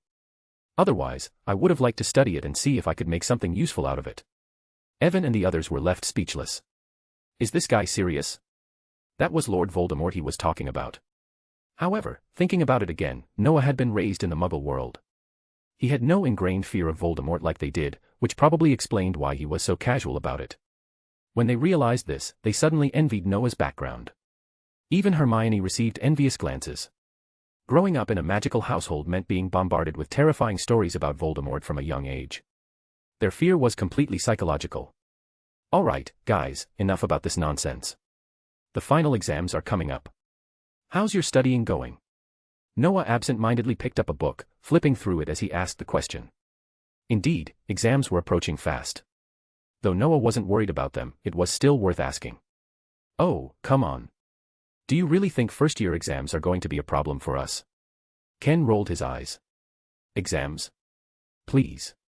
This was first-year material. Now, if it were the OWLS, and they were trying to qualify for the advanced classes, then there might be some difficulty. After all, that was an important benchmark to determine who was truly skilled. Ken and the others were knowledgeable, but they weren't arrogant enough to think they could ace their OWLS just yet. But if it were Noah, Ken and the others did think he could probably pull it off. Alright, just a friendly reminder. There aren't any retakes, after all. If you fail, you'll have to repeat the year. Damn it. Sorry, Hermione, Ernie. I wasn't talking about you two, I meant some people in your house who don't take studying seriously. Noah, you should be telling them this. If I were in Gryffindor, I might consider it. But sorry, I'm in Ravenclaw. I wouldn't be stupid enough to waste my time, Noah said, shrugging. It was clear from his response that he didn't really care. Ken and the others were obviously annoyed by his question. But Noah wasn't concerned. Passing the exams was inevitable. The real question was who would top the rankings. Noah had never expected that one day he'd become an academic overachiever. He even considered teasing Harry, like putting on a disappointed face after the exam, then revealing he had nearly full marks. That way, Harry could experience the difference between an overachiever's bad performance and an underachiever's good performance.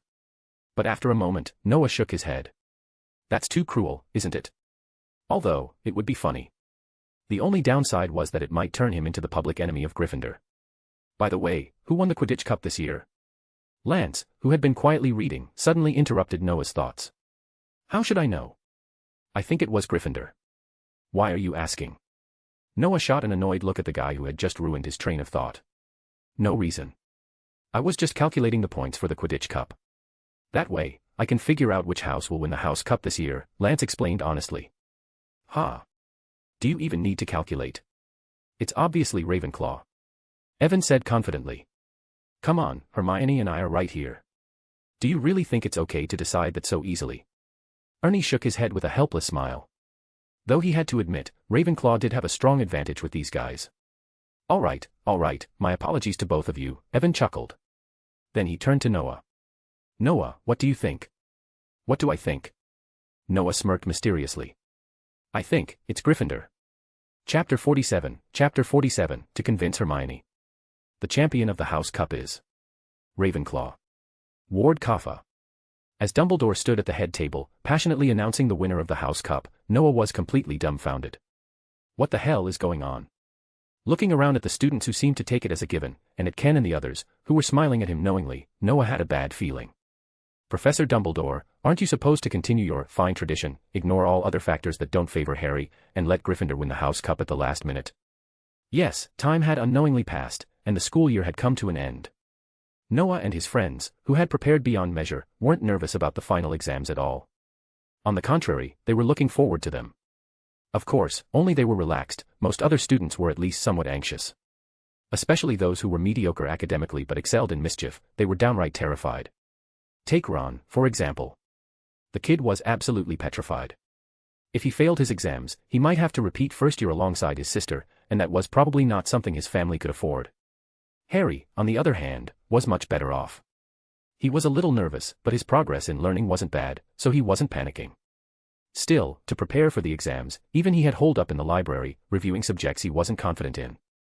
Ron, what do you think they're doing right now? After studying for a while, Harry felt drained and struck up a conversation with Ron. They? Oh, you mean Noah and the others? Probably learning new spells or something. Who knows?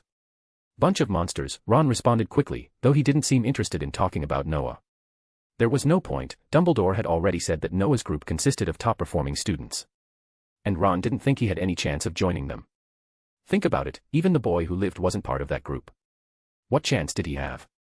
As for Hermione, forget it. If it had been before, he might have grumbled about her being a know-it-all, but now he didn't dare. After everything they had faced recently, he felt like a fool just standing near them, watching them be incredible. The mere thought was embarrassing. Who do you think will win the House Cup this year? Harry asked, likely to steer the conversation away from Noah. I don't know.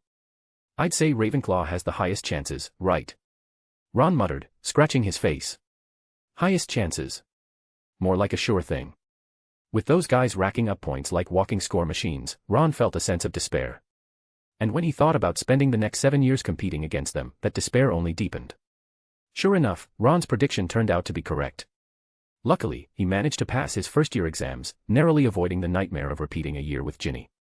Now, sitting in the Great Hall for the end-of-year feast, he listened as Dumbledore announced the final results.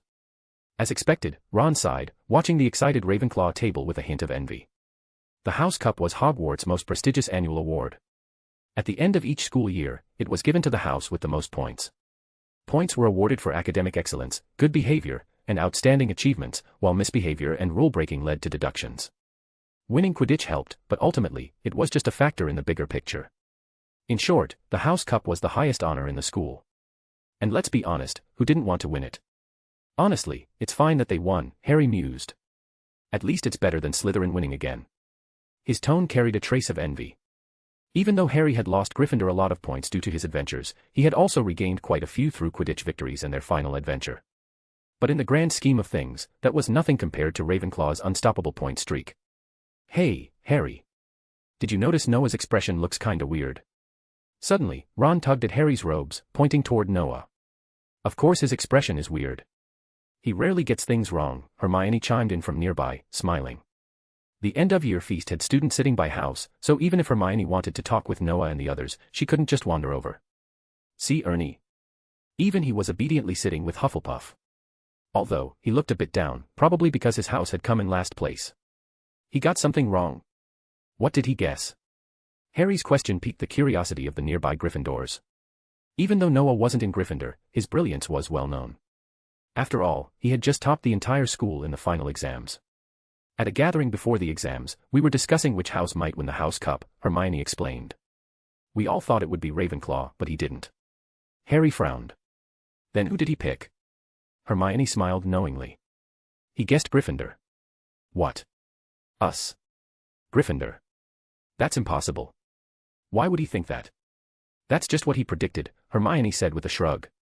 And he was really confident about it, too. He even said that if he was wrong, we'd get our own recommendation spot next term. Ah. I shouldn't have said that. Realizing she had spoken too much, Hermione pursed her lips. The recommendation spot was incredibly valuable, at least, to her, it was. Following Noah and joining their mage alliance had brought her huge benefits. And that recommendation meant she could vouch for a close friend to join. Sure, she didn't have many friends in Gryffindor, and the recommendation wasn't guaranteed, but at least it gave them a chance. And it was something Dumbledore himself had approved. Glancing around, Hermione noticed that the Gryffindors weren't too concerned about what she had said last. What really got their attention was Noah's prediction. She let out a sigh of relief. However, Harry and Ron, who knew the situation, caught on to something more. Ron, do you think we should give it a shot? Harry whispered. If we can actually do it. Of course. But can just the two of us pull it off? Let's try. It's better than doing nothing, right? All right, but before that, we need to convince Hermione. Chapter 48, Reward. Noah didn't know what Harry and the others were thinking. And honestly, he wasn't interested in knowing the thoughts of those two little troublemakers. He had already boarded the train to leave Hogwarts. A year at the wizarding school had taught Noah many things.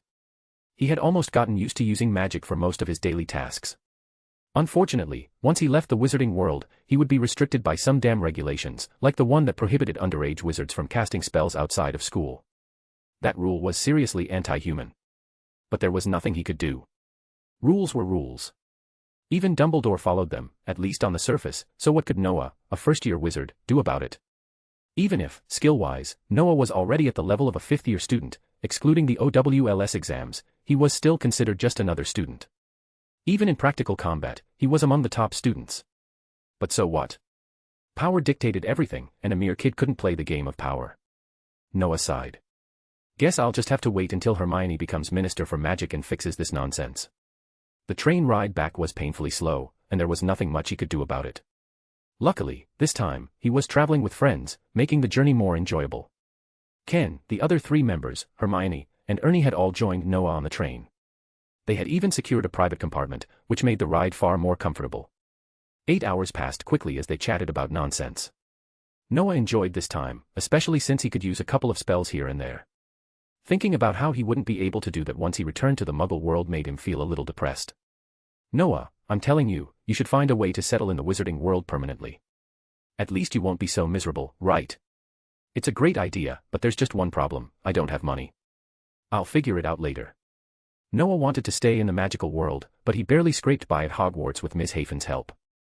How could he afford to live in the wizarding world? So, for now, he had to put that idea on hold. Besides, Noah had memories of the future. He knew that some people in the future had money. For example, Tony Stark. Noah was sure he could milk a fortune out of Tony or his company. At the very least, he could go to Afghanistan and save the guy himself. Unfortunately, that was more than a decade away. Right now, he had neither the ability nor the opportunity. So, for now, he had to follow the rules. But still, wasn't Hermione supposed to be in the Ministry of Magic in 10 years? The train continued its slow crawl, and eventually, they arrived at their destination when it was already dark. After saying goodbye to his friends, Noah found the magical bus station and took the night bus home. He hadn't exchanged his money for pounds yet, so taking a normal taxi was out of the question. Not that he had enough money for a taxi anyway. Fortunately, the night bus didn't have to deal with regular London traffic, so Noah arrived at his orphanage just before midnight. That was a relief. At the orphanage, bedtime was usually around 10, but Noah knew that the little kids inside never actually slept that early. The caretakers, including the head matron, Miss Hafen, also stayed up late. Noah wasn't too worried about getting in. If the door had been locked, he'd have had to find a wizarding hotel instead. Thankfully, he was lucky this time. Welcome back, Noah. You're a bit late today, Miss Hafen said. She was in her nightgown, sitting at her desk with a pair of gold-rimmed glasses on. A book was open in front of her, as if she had been doing some bedtime reading. No helping it. You know how bad London traffic is during the holidays. And don't even get me started on taking a bus from central London to Westminster. It's a nightmare, Noah shrugged. True. Traveling from Scotland by road isn't exactly a pleasant experience. She adjusted her glasses, then asked, "Have you eaten?" "I have. But you know I really don't like haggis. Smoked salmon is nice, but it's too expensive. I'm too young to get a job, and Hogwarts doesn't allow students to take part-time work, so I can't save much money." Noah sighed. He had already brought up his situation with Professor Flitwick, hoping for a solution. But Professor Flitwick had simply told him, "If you ever need money, just ask me." That was touching, but also frustrating. Noah didn't want to take money from his professor, especially when he knew Flitwick wouldn't let him pay it back. So he had been trying to save as much as possible. At least Hogwarts provided food and shelter for free. That was enough. As for haggis, it was a dish made from sheep's stomach, stuffed with minced sheep's organs, oats, onions, suet, and spices, then boiled for hours until it swelled up. It actually tasted fine. But in the wizarding world, you could hear a sheep bleating in your ear while you ate it. That was traumatizing. That's a shame. Maybe I should give you a little more money next term. No need, Ms. Hafen. I really appreciate all the help you've given me. I don't need extra money. Hogwarts covers my food and board, so I'm fine. I just want to save a little for the future. The future, huh? That's still quite far away. But isn't it better to be prepared in advance? Noah's voice was firm, and Miss Hafen looked at him for a long moment. Then, she smiled and nodded, as if approving of his answer. Noah, you really are much more mature than other kids your age. That's probably why you were accepted into a private school like that, huh? By the way, how were your grades this year? First in the school. Also helped my house win first place. Wow. Congratulations, Noah. Thanks. This was definitely something to be happy about. Even something to be proud of. In Miss Hafen's eyes, as long as Noah kept up his performance at his private school, he was guaranteed a bright future.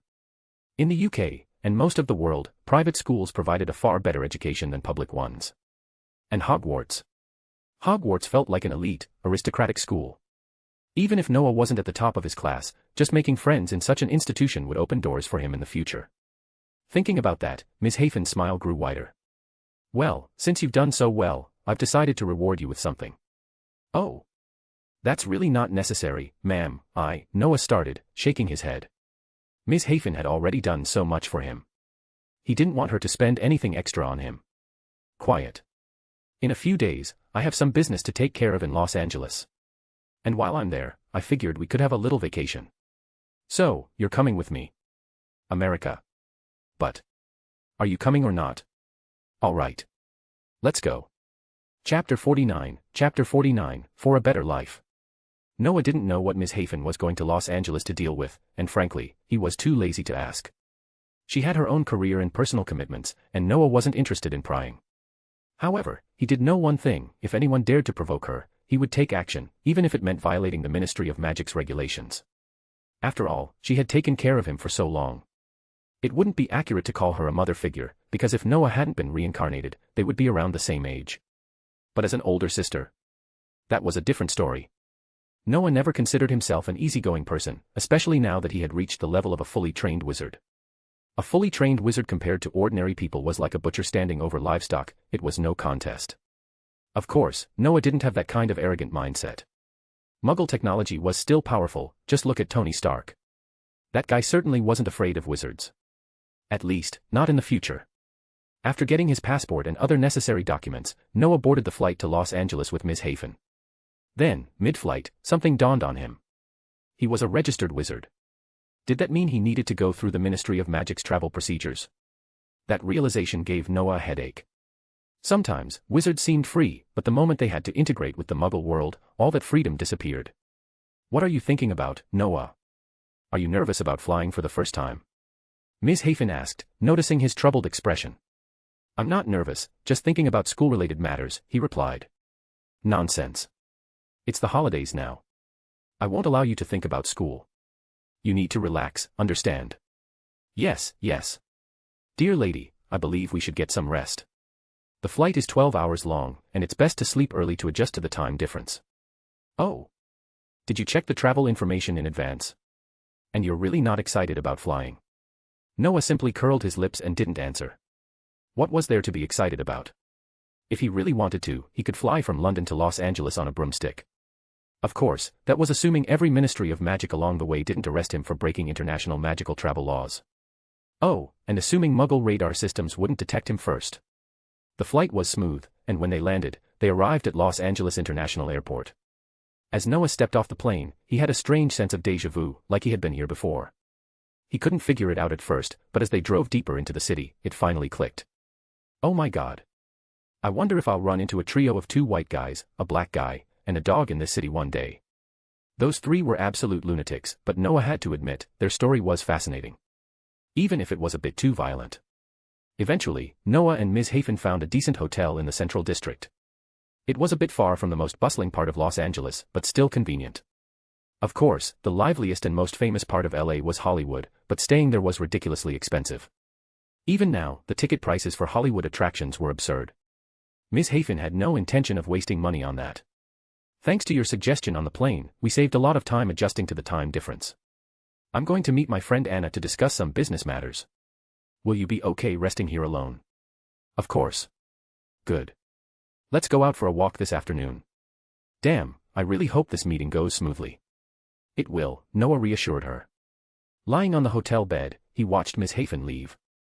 They had landed in the morning, and after checking in and freshening up, the plan had been to rest. But Miss Hafen seemed more concerned about her business matters than resting. Noah couldn't help her, especially not here. And speaking of problems, were all American Aurors trained like bloodhounds?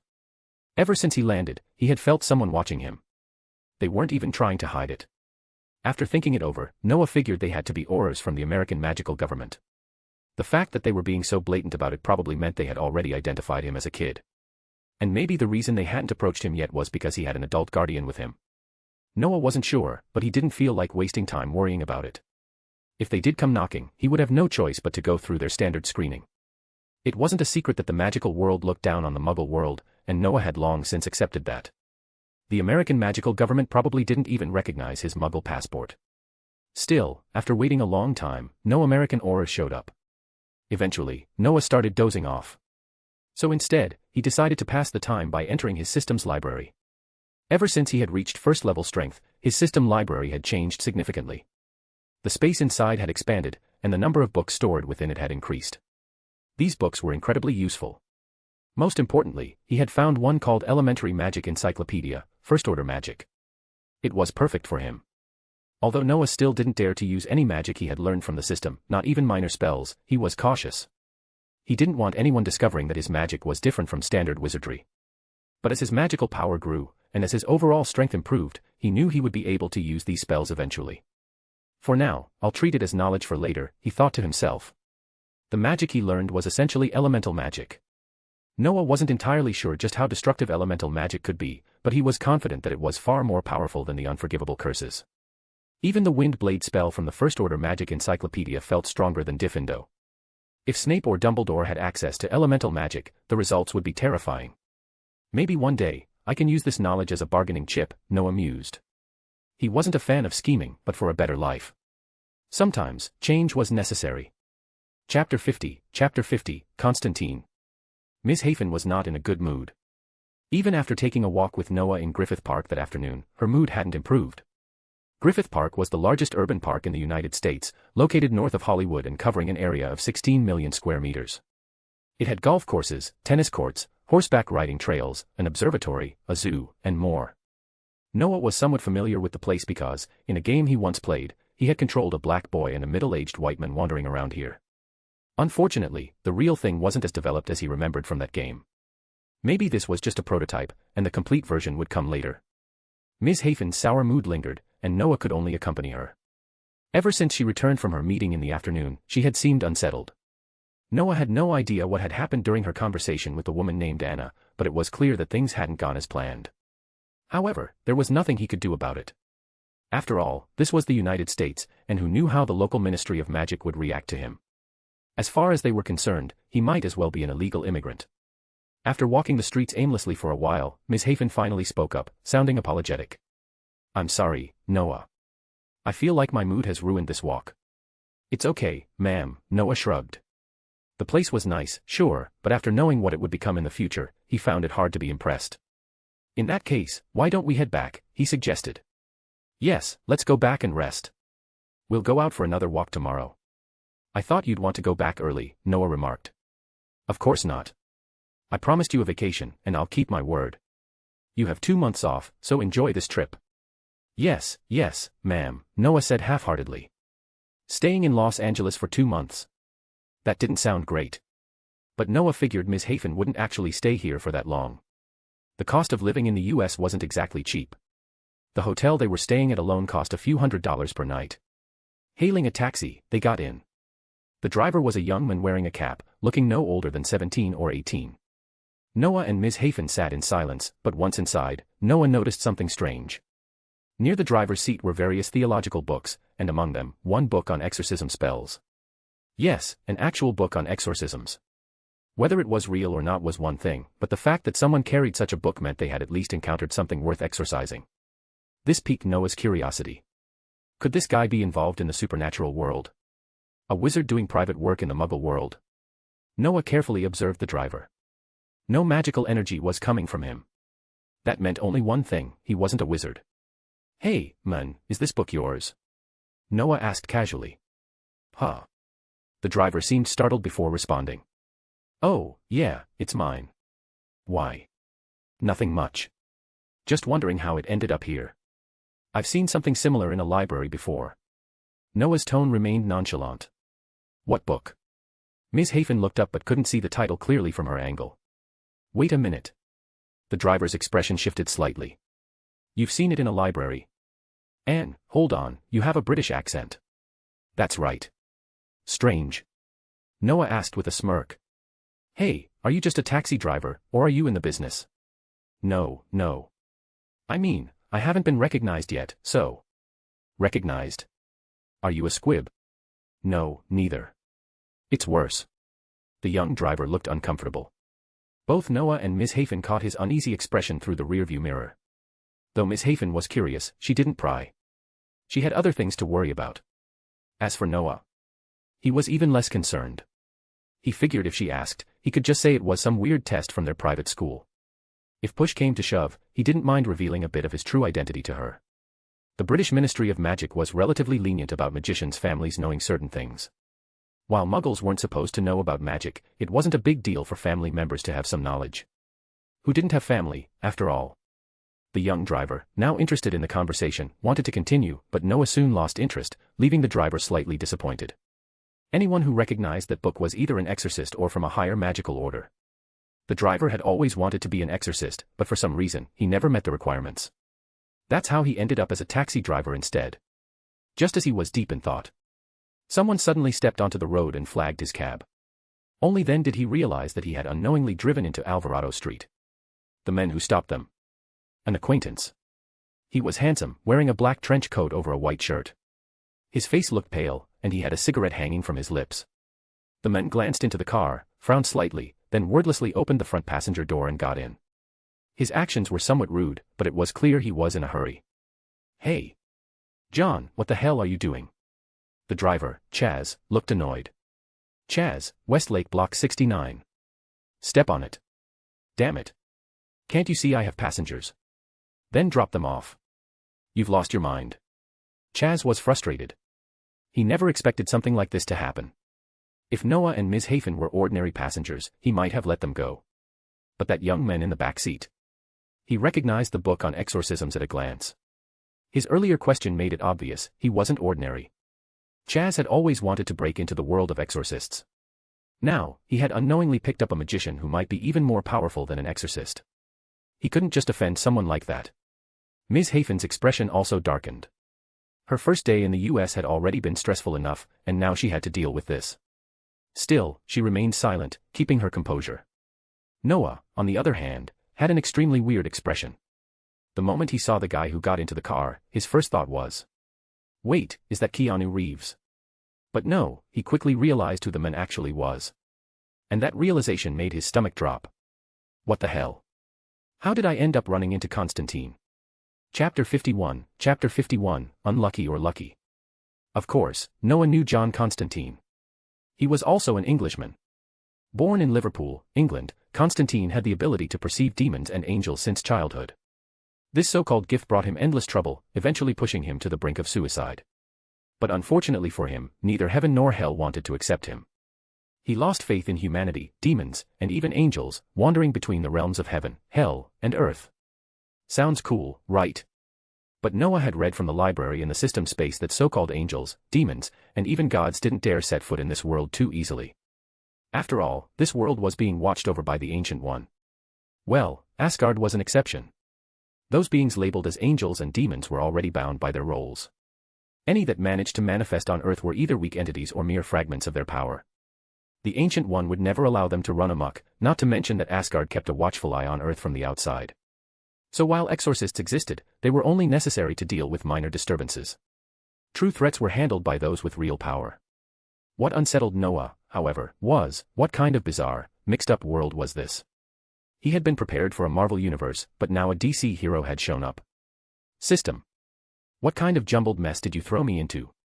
Aren't you worried this world will just collapse under its own contradictions? Noah was feeling increasingly uneasy.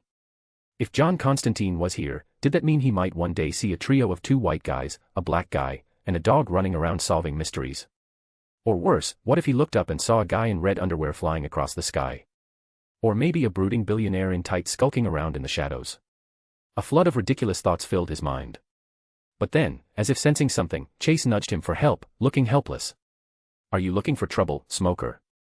Noah snapped back to reality, his mood foul. "I don't want trouble, I just have an urgent matter. Let Chase take me there first, then he can drop you two off. I'll even pay your fare." "How's that?" Hearing Noah's British accent, Constantine's expression softened slightly. "What do you two think?" Chase asked hesitantly. "Forget it, just drive." "I want to see what urgent matter this gentleman has," Miss Hafen finally spoke. Perhaps hearing his accent made her a little more tolerant. Noah didn't object. If Marvel already exists, what's the harm in adding DC to the mix? Besides, he had never heard of places like Gotham City in this world. If they did exist, he was too lazy to care. "I'm a time traveler. I know the plot. Why should I be afraid of anything? Don't make me laugh." Noah smirked to himself. Even if General Zod and his forces really did exist, the Asgardians wouldn't sit idly by and let them run rampant on Earth. The Ancient One and Asgard had to be connected. Two of the most powerful protectors of Earth couldn't possibly be strangers. Their relationship was probably closer than people realized. Then Noah suddenly realized something. This world doesn't just have the Ancient One and Asgard. The X-Men were still around. Magneto, Xavier, and even the Phoenix Force existed. Not to mention Captain Marvel. Honestly, unless Thanos himself shows up, anyone else is just asking for a beatdown. That is, if everyone worked together. If they started shifting responsibility and saying, "This isn't our problem," then things could still get messy. The car ride continued in awkward silence until they arrived at their destination. By now, the sun had set. Constantine flicked away his cigarette, lit another, and strode toward the house. As soon as they arrived, Noah felt a strange energy fluctuation. It was similar to the three-headed dog he had encountered before, but stronger and far more sinister. Noah scrutinized the house. It was gloomy, almost oppressive. "This place is awful," Miss Hafen muttered under her breath. Then, to Noah's horror, she opened the car door and stepped out. "What are you doing?" Noah called out, alarmed. "I want to see what's going on. Everything about this place feels unsettling." "If it feels unsettling, why not just stay in the car?" "No, I feel even more suffocated sitting in the car." "Women." Noah sighed. There was no winning an argument with a woman. Reluctantly, he got out and followed her. He had a good guess as to what Constantine was dealing with, probably some minor demon. Noah could handle those things effortlessly. In fact, compared to Constantine, his methods were far superior. Sure, Constantine was an exorcist. But exorcists were nothing compared to real wizards. At best, the most powerful exorcists were barely on the level of a fresh Hogwarts graduate. They had all sorts of flashy tricks, soul projections, rituals, and incantations, but when it came to actual magical power, they were seriously lacking. Even Gabriel was just a fragment of divine power. If he were the real deal, how could he have been defeated so easily? Noah was starting to feel just how huge the gap between him and ordinary people had become. Especially now that he had become a full-fledged wizard. Just as he was contemplating this, he suddenly stopped in his tracks. His eyes flickered toward a shadowy area nearby. There. Something far more powerful was lurking in the darkness. "Noah. What's wrong?" Ms. Hafen asked, noticing his hesitation. Noah didn't respond immediately. Instead, he quietly reached into his coat and pulled out a wand. It looked ordinary, but Ms. Hafen felt a strange power emanating from it. Then, after a long silence, a chilling voice spoke. "I didn't expect to find a wizard here. Should I call this unlucky, or lucky?" From the shadows, a handsome young man stepped forward. An intricate silver coin spun effortlessly in his fingers. Chapter 52, Exorcism. Young wizard. Ms. Hafen stared at the young man before her in astonishment, then turned to Noah. Her mind struggled to process what she had just heard. What was this situation? A wizard. Noah, a young wizard. Damn. Although Noah looked like he was 14 or 15, he was actually only 12. He had just grown well for his age. But this child, who had always been a bit withdrawn, was actually a wizard. How was that possible? And was the stick he pulled out actually a wand? "You shouldn't be here. Aren't you afraid the Aurors will come after you?" Noah ignored Ms. Hafen's reaction. To be honest, he didn't even know how to answer. He had always known she would find out eventually, but not like this. If this had happened 10 years later, maybe she would have accepted it more easily, but now. "Of course, I'm afraid. Those bloodhounds are sharp as a sniffer's nose, too much trouble. But you're just a student, or should I say, a little wizard. You want to test that theory, demon?" No.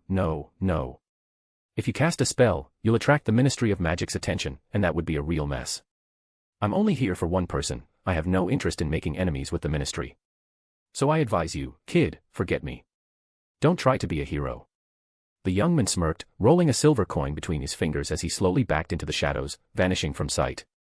Noah silently put away his wand. While dealing with that guy wouldn't have been difficult, it would have taken effort. He had no holy water or any exorcism-specific tools.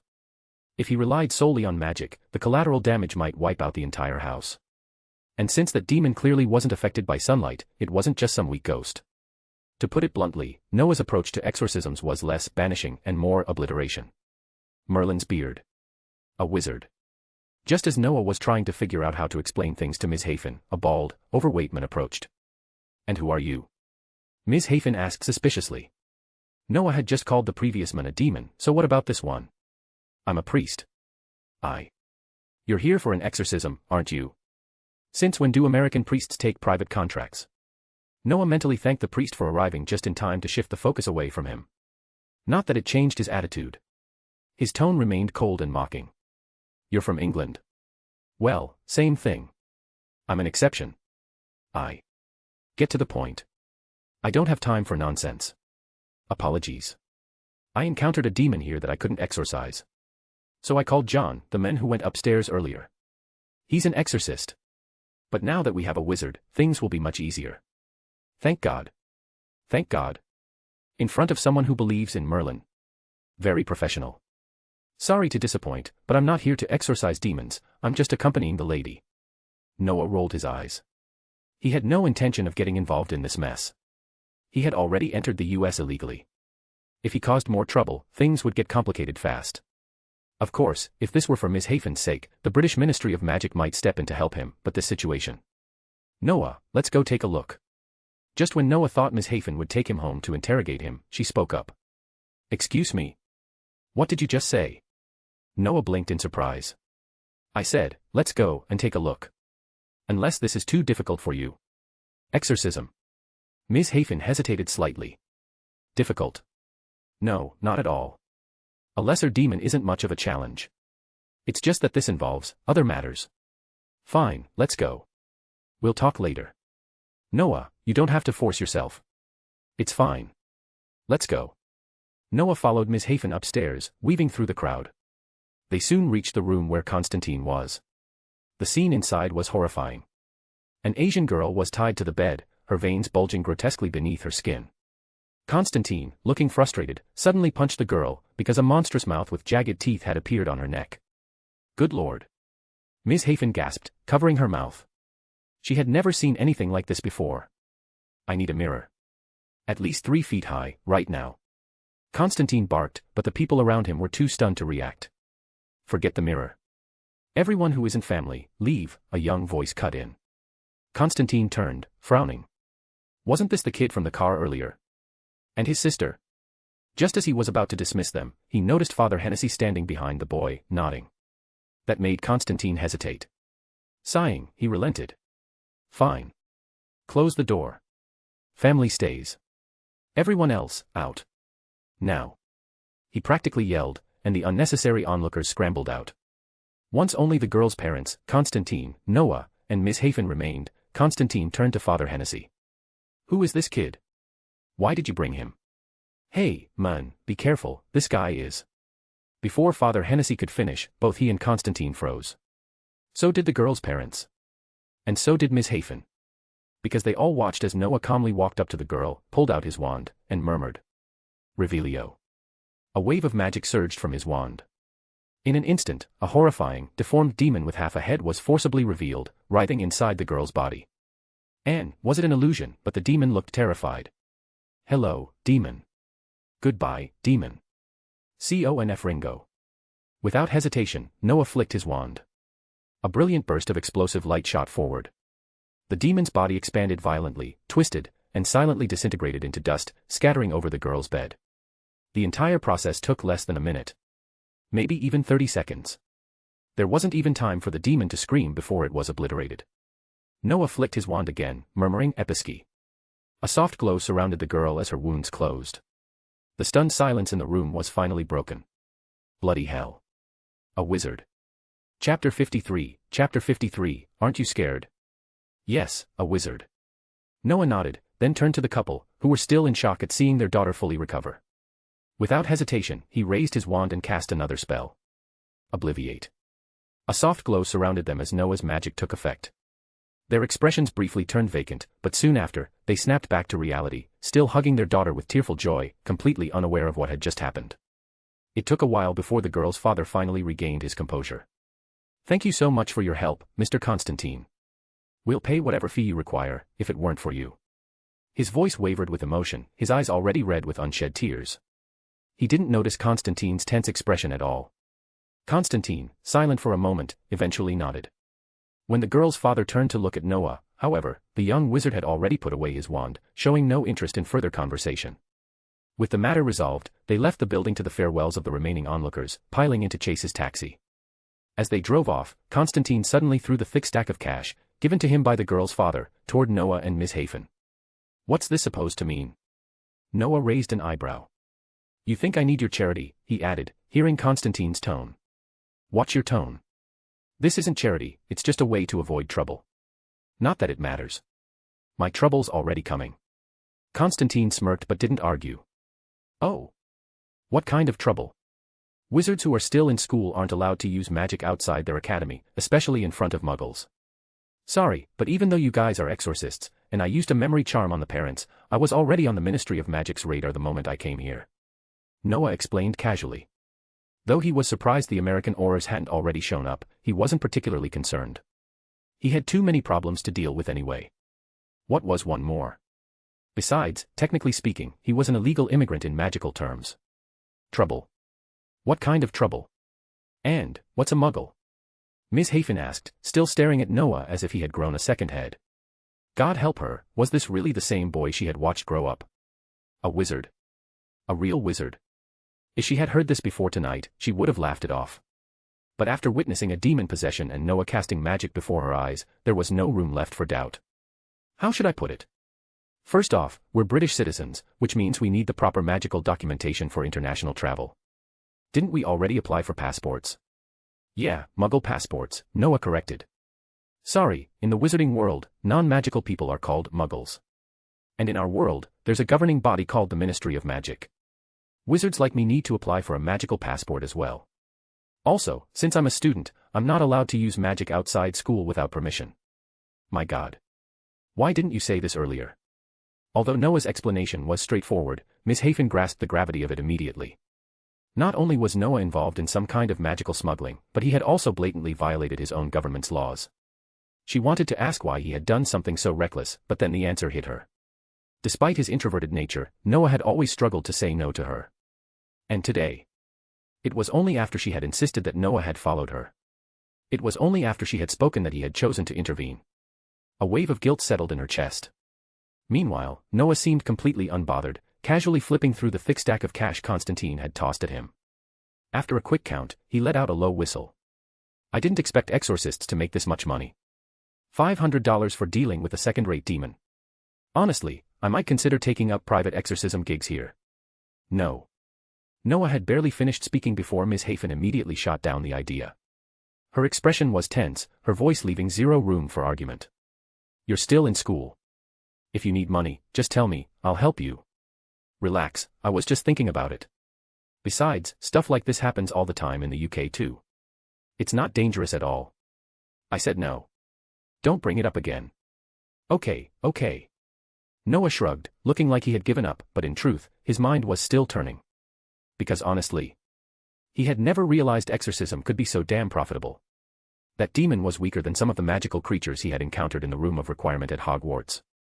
Across from him, Constantine remained silent, but his expression darkened slightly. Because if Noah did start taking exorcism jobs, he would be a serious threat to professional exorcists. Let's be real, compared to wizards, exorcists were limited. If this kid started stealing their contracts, it could very well put some of them out of work. The atmosphere in the taxi grew quiet. Eventually, Chase pulled up in front of their hotel, breaking the silence. Before they got out, he turned back to them. Hey, do you guys mind exchanging numbers? Also, don't worry about the fare, this ride's on me. Miss Hafen, however, rejected the offer outright. Chase looked a little disappointed, but he didn't push the matter. After they exited the cab, Miss Hafen walked straight past her own room and followed Noah into his. She had too many questions. The moment they stepped inside, she closed the door and crossed her arms. All right, little wizard, what else are you hiding from me? Noah raised an eyebrow. What do you want to know? Ask away. When did you find out you were a wizard? The day Anal showed up at my window with my Hogwarts acceptance letter. After that, I went to buy all the necessary school supplies on my own. Honestly, I was pretty confused at first. That part was true. When he first received the letter, he had been completely dumbfounded. He had never expected to have magic, let alone be invited to a school for wizards. An owl. Acceptance letter. Bloody hell, Hogwarts is a real magic school. Yep. And it has 4 houses. I'm in Ravenclaw. Ravenclaw. Ravenclaw house values intelligence, wisdom, and creativity. They choose students who are naturally curious and dedicated to their studies. Oh, and our motto is, wit beyond measure is man's greatest treasure. Noah briefly explained more about Hogwarts, his house, and his experiences there. Ms. Hafen listened, completely fascinated. By the time he finished, she felt a mix of amazement, excitement, and a whole lot of concern. You're telling me all this? Is it allowed? Do you need to cast that memory-wiping spell on me too? Nah. The Ministry of Magic allows wizards to share information with their close family members. Noah shook his head. This was the least of his worries. He had bigger problems. But seriously. I'm a wizard. Aren't you scared? Ms. Hafen blinked, then burst into laughter. Scared? No. Hell no. This is amazing. Do you have any idea how excited I am? A real wizard. Right in front of me. Noah smirked. Good to know. Chapter 54, Heart to Heart. For an entire day, Ms. Hafen stayed in Noah's room, and they talked about many things. They discussed Noah's life at Hogwarts, his friendships, and various experiences, allowing Ms. Hafen to gain a comprehensive understanding of his world. Noah, in turn, shared everything he could and was willing to say. To him, since she already knew so much, he might as well tell her everything he should. What surprised him the most, however, was that Ms. Hafen also opened up about her own life. Noah had known this woman for 12 years, yet, to be honest, he knew next to nothing about her aside from her name, Ms. Hafen, and the fact that her family was well-connected and relatively wealthy. But after this conversation, he finally understood the story behind this seemingly strong woman. Ms. Hafen's full name was Avril Hafen Hall. Avril was her given name, Hafen was her mother's surname, and Hall was her father's family name. The surname Hall was not uncommon in the UK, but it carried the meaning of an auditorium, and Ms. Hafen's family was, indeed, of noble descent. Avril had a relatively happy childhood, thanks in large part to her older brother, who always looked out for her. She excelled academically, whether in primary school, secondary school, or university. However, upon returning home after graduating from university, she received news that infuriated her. Her father, old Carl, wanted her to marry a man named Sir Chambers. For Avril, who had received a higher education and had dreams of building her own future, this was completely unacceptable. At that moment, she wished she were a witch from a novel, capable of freeing herself from this fate. Then, a scandalous turn of events unfolded. Sir Chambers wasn't a playboy, nor was he some rich wastrel living off his family's fortune. He had his own career, and his own love. As a result, both he and Avril rebelled against their families, refusing the arranged marriage outright. Their defiance embarrassed both families, and the consequences were severe. The expected marriage was scrapped, but the punishment was harsh. Both of them were disowned and stripped of their family's protection. Sir Chambers didn't care. He had his own career and could thrive without his family's influence. But Avril was different. Her stubborn, rigid father had cut off almost all her financial support, leaving her with virtually no income. If not for her older brother, who had always cared for her, and her own financial acumen, she might have ended up homeless on the streets. As for why she started an orphanage. Initially, she had been assisting her brother with charity work. But when her family's business ran into trouble, and Avril realized she had grown attached to the children, she decided to take over the orphanage and run it herself. Her trip to Los Angeles this time was primarily to explore potential investment opportunities. Since taking full responsibility for the orphanage, she had been covering all expenses on her own. Money was crucial. Without her brother's financial support, she had to find a way to sustain it herself. Unfortunately, this trip hadn't yielded much success. So, should I call you Ms. Avril, Ms. Hafen, or Ms. Hall? Noah asked, scratching his head. Call me whatever you like. Does it even matter? Avril replied, giving him a strange look. Then, with a hint of envy in her voice, she added, I always thought magic was just fantasy. Now, I know it's real. Please. I am not a witch. That's an important distinction. Noah exclaimed, exasperated.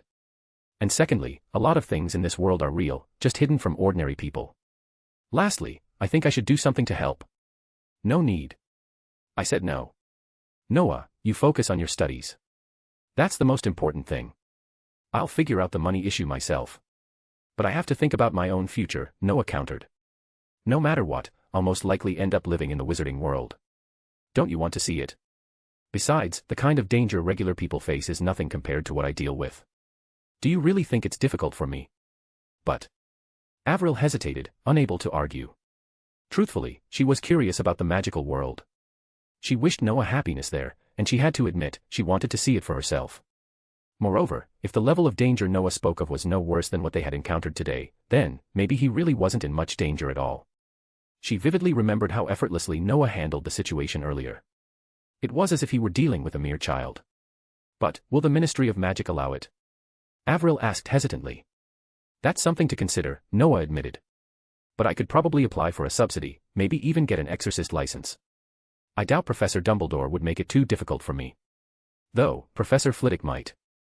He'd probably rather just give me the money than have me pay it back. Let's talk about this later, Noah. Fair enough. We'll have to wait until we're back to sort things out. Noah nodded. This wasn't something to rush, and being impatient wouldn't help. Besides, he already had enough on his plate. What puzzled him, however, was why the Aurors from the American Ministry of Magic hadn't shown up yet. Considering everything he had done, they should have confronted him by now. He knew for a fact that they had been watching him since he got off the plane, so why no response yet? These unanswered questions left him uneasy. If anything, Noah was half tempted to march straight to the American Ministry of Magic and turn himself in. The only problem. He had no idea where it was. And since he didn't have the authority to register or use the American Flu network, he had no means of contacting them. But soon, Noah decided to stop worrying about it. If they weren't coming to him, then fine. He was here on a trip, after all. If he happened to stumble into something unusual, then of course, he would step in. At worst, he could explain everything to the British Ministry of Magic when he got back. With that mindset, Noah stopped overthinking things and simply focused on enjoying his time in Los Angeles. Over the next few days, he and Avril explored the city together. The break helped ease Avril's mood significantly. But just when Noah thought things had settled down. As they returned to their hotel, they suddenly spotted a man and a woman standing at the entrance. And the man was Constantine. Chapter 55, Don't Move. John Constantine. Why are you here? Because there are things that may require your help, problems that I can't understand or solve. Noah walked slowly toward them, looking at the two people with some surprise. To be honest, he really didn't know why they had come to him. He was just a wizard, not an exorcist. Why would Constantine think he could help? But why do you think I can help you? And why should I? Maybe you're much more knowledgeable than me in certain things. Not to mention, this isn't for free, it's paid. And a pretty big sum, at that. Are you interested? Oh. Really? Then let's find a place to sit down. Angela listened to their conversation silently. To be honest, she had no idea why this so-called exorcist had brought her here. But she didn't ask too many questions. Earlier, when she had arranged to meet Constantine, she had been attacked by a demon. Since then, she had learned never to underestimate anyone or anything. Even if the woman in front of her was just an elegant lady, and the boy looked no older than 14 or 15, she didn't feel that anything was amiss. Maybe this strange pair had some unimaginable abilities. After finding a roadside stall, Constantine ordered some food and handed Noah what looked like a hospital identification band. Noah took the band, glanced at the name on it casually, and immediately understood. This is seriously twisted. Looks like you went to hell, right? How exactly? Forget it, it doesn't matter. What do you need from me? I need you to help me track down these rule-breaking bastards and send them back. Obviously, you've already felt the presence of this evil power, the demon foot soldier you took care of a few days ago. That thing was a foot soldier. You must be joking. How much? This. To be honest, Constantine had assumed it wouldn't be easy to convince a wizard to help with this case. But he had noticed that this young wizard seemed very interested in money, so he decided to take a chance. Magicians were on a different level compared to exorcists, Constantine knew that well. People who couldn't become magicians but could perceive the supernatural world often ended up trained as exorcists. And from what Constantine had seen, magicians didn't hold exorcists in high regard. In their eyes, exorcists were just second-rate practitioners of the mystical arts. So Constantine had figured it was worth trying. If Noah refused, he'd have to handle it himself. But if the wizard agreed, then his job would become much easier. Before Constantine could name a price, Angela suddenly interrupted. Sorry, I'm the employer this time. May I know who you are? Sure, but you need to come to terms with certain objective facts, like how you used to be able to see things but chose to suppress it. That's why your ability disappeared. If you reclaim it, you'll have fewer problems. Noah shrugged. He was simply stating the truth. This policewoman belonged to a special group of people. Since Noah knew the Constantine storyline, he understood her situation perfectly. If she regained her ability, it would make things a lot easier for him. Of course, if she refused, it didn't matter. He could always just cast an obliviate charm on her and erase everything from her memory. The US Ministry of Magic hadn't found him yet, and Noah wasn't in a hurry to seek them out. If they weren't going to come to him, then fine, he wasn't going to waste his time on them. How do you know that? Angela was stunned, then realized she had asked a stupid question. If Constantine had brought her here, it meant these people were anything but ordinary. That meant they could perceive things she had deliberately ignored. Angela shook her head and quickly pushed those unsettling thoughts aside. $10,000, if you can uncover the truth behind my sister's suicide, $10,000. Too low. £10,000. Who are you? At least let me know if you're worth that much. I'm a wizard, ma'am. Noah smiled slightly and used legilimens to project his words directly into Angela's mind. Angela felt the whisper echo in her ear, yet she hadn't seen Noah move his lips. A cold shiver ran down her spine. A wizard. The kind that existed in legends. Impossible. Or was it? Demons, devils, and exorcists were real. In that case, maybe wizards weren't so far-fetched either. Angela was about to ask something, but suddenly, she noticed Noah's expression change. He abruptly stood up and walked out. Ms. Hafen immediately followed him, as did Constantine. Angela sighed, threw some money on the table, and hurried after them. She really couldn't figure out what was up with these mysterious people. What's wrong, Noah? Ms. Hafen asked urgently. Ever since learning about the supernatural world, she had become a little more anxious. Something's happened. I can feel a very evil force, Noah said softly, walking toward a dark alley. Evil force? What do you mean? Constantine asked curiously. Another demon. We'll know when we get there. In truth, the source of this dark energy was far away. The only reason Noah could sense it was because of someone he had encountered before, Father Hennessy. When Noah had killed the demon earlier, its essence, combined with his magic, had left traces on everyone nearby. And now, unexpectedly, one of those traces was reacting, carrying an even stronger presence of evil.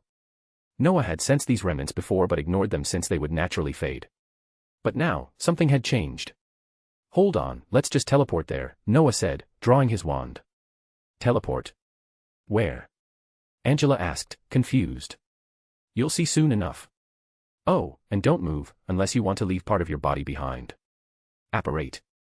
With a loud crack, the four of them disappeared. The moment they vanished, two figures emerged from the shadows. Boss, are we seriously just letting him run loose? Isn't he breaking the international statute of secrecy? Of course he is. But the British Ministry of Magic is handling negotiations, so we're just here to keep an eye on him. Besides, in this case, he's actually doing us a favor. You have to admit, this kid is impressive. Feels like he could graduate already, doesn't it? Yeah. Even though he's still a first year, damn. But honestly, with him involved, I feel a lot more at ease. Alright, let's follow him. We need to make sure he doesn't cause too much trouble. Chapter 56, WTF. Noah didn't know that after they left, the members of the American Ministry of Magic that he had been talking about appeared and said some inexplicable words. He was now controlling his own magic power to rush directly to the scene of the incident. To be honest, doing this really consumed a lot of mana. No, it was magic power. Without the help of the Flow network, Noah could only rely on his own magic to find the location. Fortunately, the place where the incident happened was not far away, and his magical power had already reached a decent level. Otherwise, Noah would definitely be exhausted by now. Apparition was not a simple spell. This kind of magic was not something low-grade students could use. And this magic also had some side effects, most notably, severe dizziness. Of course, that was the mildest consequence. The worst-case scenario. A part of your body might get splinched and left behind. Damn it. What the hell are you doing? When Noah and the others appeared again, Angela rubbed her head and complained. It seems that you're all fine, at least no limbs are missing. I just brought you to the crime scene quickly. John, do you feel it?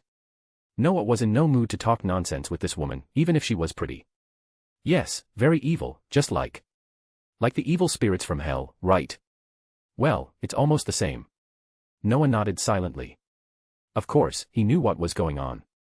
Balthazar, a half-breed demon with a higher title, Mammon's subordinate, had killed many of Constantine's friends with his own hands. Of course, that guy wouldn't dare to come here in person. If he did, then his death would be imminent. In fact, Noah was wondering about the relationship between these demons and Dormammu, but after thinking about it, they were probably from different dimensions but coexisting within the same world. Speaking of which, Dormammu was originally a magician from Earth, but he accidentally discovered the dark dimension and entered it. No one knows how many years he spent there, but he eventually became the ruler of the dark dimension. In order to obtain even greater dark power, Dormammu abandoned his physical body, replacing it with pure mystical flames. From then on, he started conquering other dimensions.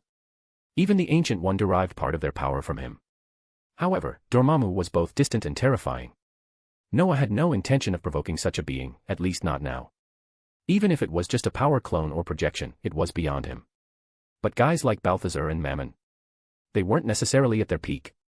Moreover, they resided in another dimension and could only exert power in this world through faith and rituals, meaning Noah wasn't particularly afraid of them. He walked straight into the convenience store, and Constantine quickly followed. Ms. Hafen and Angela, still confused about what Noah and Constantine were doing, trailed behind. But as soon as they stepped inside, they immediately understood. Damn it. Hennessy.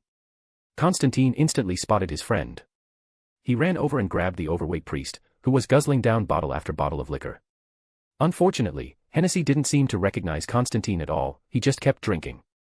Noah frowned as he scanned the surroundings. Right now, it wasn't convenient for him to act. But of course, there was a way. He immediately turned to Angela. As a police officer, she could be useful. Get all irrelevant people out of here. If you don't want him to die. Okay, I'll do it right away. Angela wanted to ask why, but then she remembered who this guy was. A magician, one who had just transported them 5 kilometers in an instant.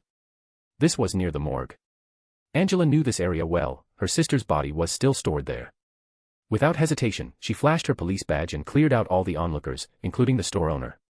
Finally, after securing the area, she locked the metal gate and the store's front door. The last thing she wanted was for this situation to escalate because of some small mistake. By the time she turned back, Noah had already drawn his wand. Stupefy. With a casual flick of his wand, Hennessy, who was still drinking madly, collapsed to the ground. His condition was bad, so Noah had to stabilize him first. Episki. Hennessy had consumed so much alcohol that he was on the verge of alcohol poisoning. Necessary treatment was needed, especially because Noah had already noticed something lurking in the shadows. After finishing his spell work, Noah stood up. He neither put away his wand nor spoke to anyone. Instead, he cast another silent spell. This priest had clearly been cursed with compulsion magic, a classic trick demons and devils love to use. Should I blast you out, or will you come out by yourself, bastard? A deep chuckle echoed through the dimly lit store. Little one, you have quite the temper. It seems you've forgotten the advice I once gave you. Balthazar stepped out from the darkness, his ever-present smirk plastered across his face. As he emerged, Constantine slowly let go of Father Hennessy. He could never forget the demon who had murdered so many of his friends. You think you can give me advice? Noah scoffed. I wonder what the Ministry of Magic would say if they found out about your little schemes. Balthazar's smirk twitched. Yes, he feared the Ministry of Magic. He also feared far worse beings. But that didn't mean he feared Noah. Balthazar's expression darkened. He was a half-breed demon, one of Hell's elite. No one dared talk to him like this. But on Earth, his true form couldn't manifest. And unfortunately for him, the young magician standing before him knew that. Which meant this brat was mocking him on purpose. Balthazar clenched his fists, his knuckles cracking as he took a slow step forward. Kid, he sneered, you're playing a dangerous game. Noah didn't move. Neither did Constantine. Balthazar grinned. I'll deal with you first. In the blink of an eye, the half-breed demon lunged forward, his supernatural speed turning him into a blur. But just before his fist could connect, his expression twisted in horror. What the F? Warding magic. How is that possible? Chapter 57, Are all magicians so scary? Noah knew how to deal with these demons, whether they were power clones or physical entities, he understood their nature. The only difference was whether his strength was enough to handle them. Balthazar had descended as a power clone, relying on trickery, but his abilities were still formidable. However, compared to Noah now, Balthazar's strength wasn't nearly enough. If Noah were just a 4th or 5th year magic apprentice, he might not stand a chance. But Noah was a fully fledged wizard, recognized as such by the system. Balthazar's fate was already sealed. Conf Ringo. Without wasting words, Noah flicked his wand, and suddenly, the entire convenience store was engulfed in roaring flames. Ordinary fire couldn't harm demons, but magical flames were a completely different story. In essence, they were a demon's worst nightmare. Under Noah's control, the blazing inferno surged towards Balthazar like a dragon. Fortunately, the demon was quick to react, otherwise, he would have been incinerated on the spot. Who the hell are you?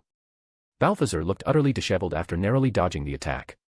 His once pristine face was now charred, his clothes burned to rags. Panic flickered in his eyes. Noah's power was far beyond what he had expected. I'm from Ravenclaw. Who do you think I am? Noah sneered. Ravenclaw.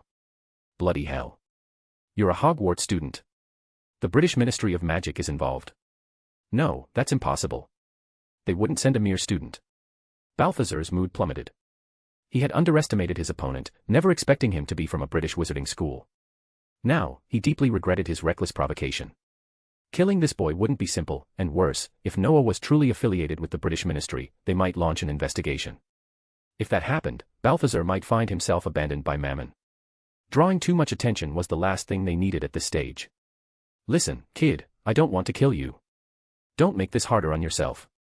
You're quite confident. But do you actually think you can kill me? Noah scoffed. Sorry, I don't see that happening. And by the way, I've accepted a commission worth £10,000. Do you really think you can just walk away? Arrogant whelp. I have to admit, your flames are impressive, strong magical energy, too. But didn't Constantine tell you? I rise from the ashes. Oh really? Then let's see how many times you can burn. Noah didn't hesitate. This demon was just a minor inconvenience. The real threats had yet to appear. Noah knew that Mammon's followers were close to achieving their goal, and Angela's spiritual awakening was the last missing piece. But stopping them? Not his problem. This was America. The chaos here had nothing to do with him. Besides, he was well aware that Aurors had been shadowing him the whole time. They hadn't interfered yet, but Noah knew they were watching everything. Since someone else is going to clean up the mess, why should I bother? As magical energy surged around him, Noah unleashed another spell at Balthazar without hesitation. Since fire wasn't enough, he'd simply use something else. Even basic spells were enough to make the demon suffer. Balthazar quickly realized he was in serious trouble. Close combat. Impossible. Noah had clearly set up protective wards. Even if Balthazar managed to get near him, the boy could just disapparate in an instant. Target the others. He could probably take down Constantine, but that would take time. And in the process, Noah would simply teleport everyone away, then return later to finish the job. For the first time, genuine panic crept into Balthazar's mind. If this continued, he was doomed. Meanwhile, Angela and the others were completely stunned. It was the first time they had seen a wizard fight in earnest. Compared to Angela, Ms. Hafen and Constantine were slightly more composed. Hafen had already seen Noah in action before, and Constantine, being familiar with magic, wasn't as shocked. My God. Is this what magicians are capable of? Even one so young? Angela whispered, her voice trembling. To be precise, Constantine exhaled a puff of smoke. He's actually holding back. Angela and Hafen blinked. Holding back? What do you mean? Ladies, it seems you don't fully understand magicians. Or perhaps you simply don't understand magician. Constantine smirked, taking another drag of his cigarette. That kid is restraining himself. If he weren't, this entire store would already be a crater. He turned to Ms. Hafen. Your brother, what year is he in now? Second year. But he's top of his class. His professors say he could skip straight to fifth year, she said proudly, fanning away the cigarette smoke with mild irritation. Top of his year? Ready for fifth year? Bloody hell. Constantine chuckled. No wonder. You see, even a third-year Hogwarts student has insane destructive potential. But this kid? He's on a completely different level. Angela still couldn't fully grasp the situation. Are all magicians this terrifying? Terrifying. Constantine laughed dryly. Magicians aren't just scary, they can raise the dead and command spirits. Not that it's legal, of course. But as far as dealing with demons goes, Noah is more than capable. In fact, it looks like he's already won. Angela and Ms. Hafen turned their attention back to the battle. Indeed, it was over.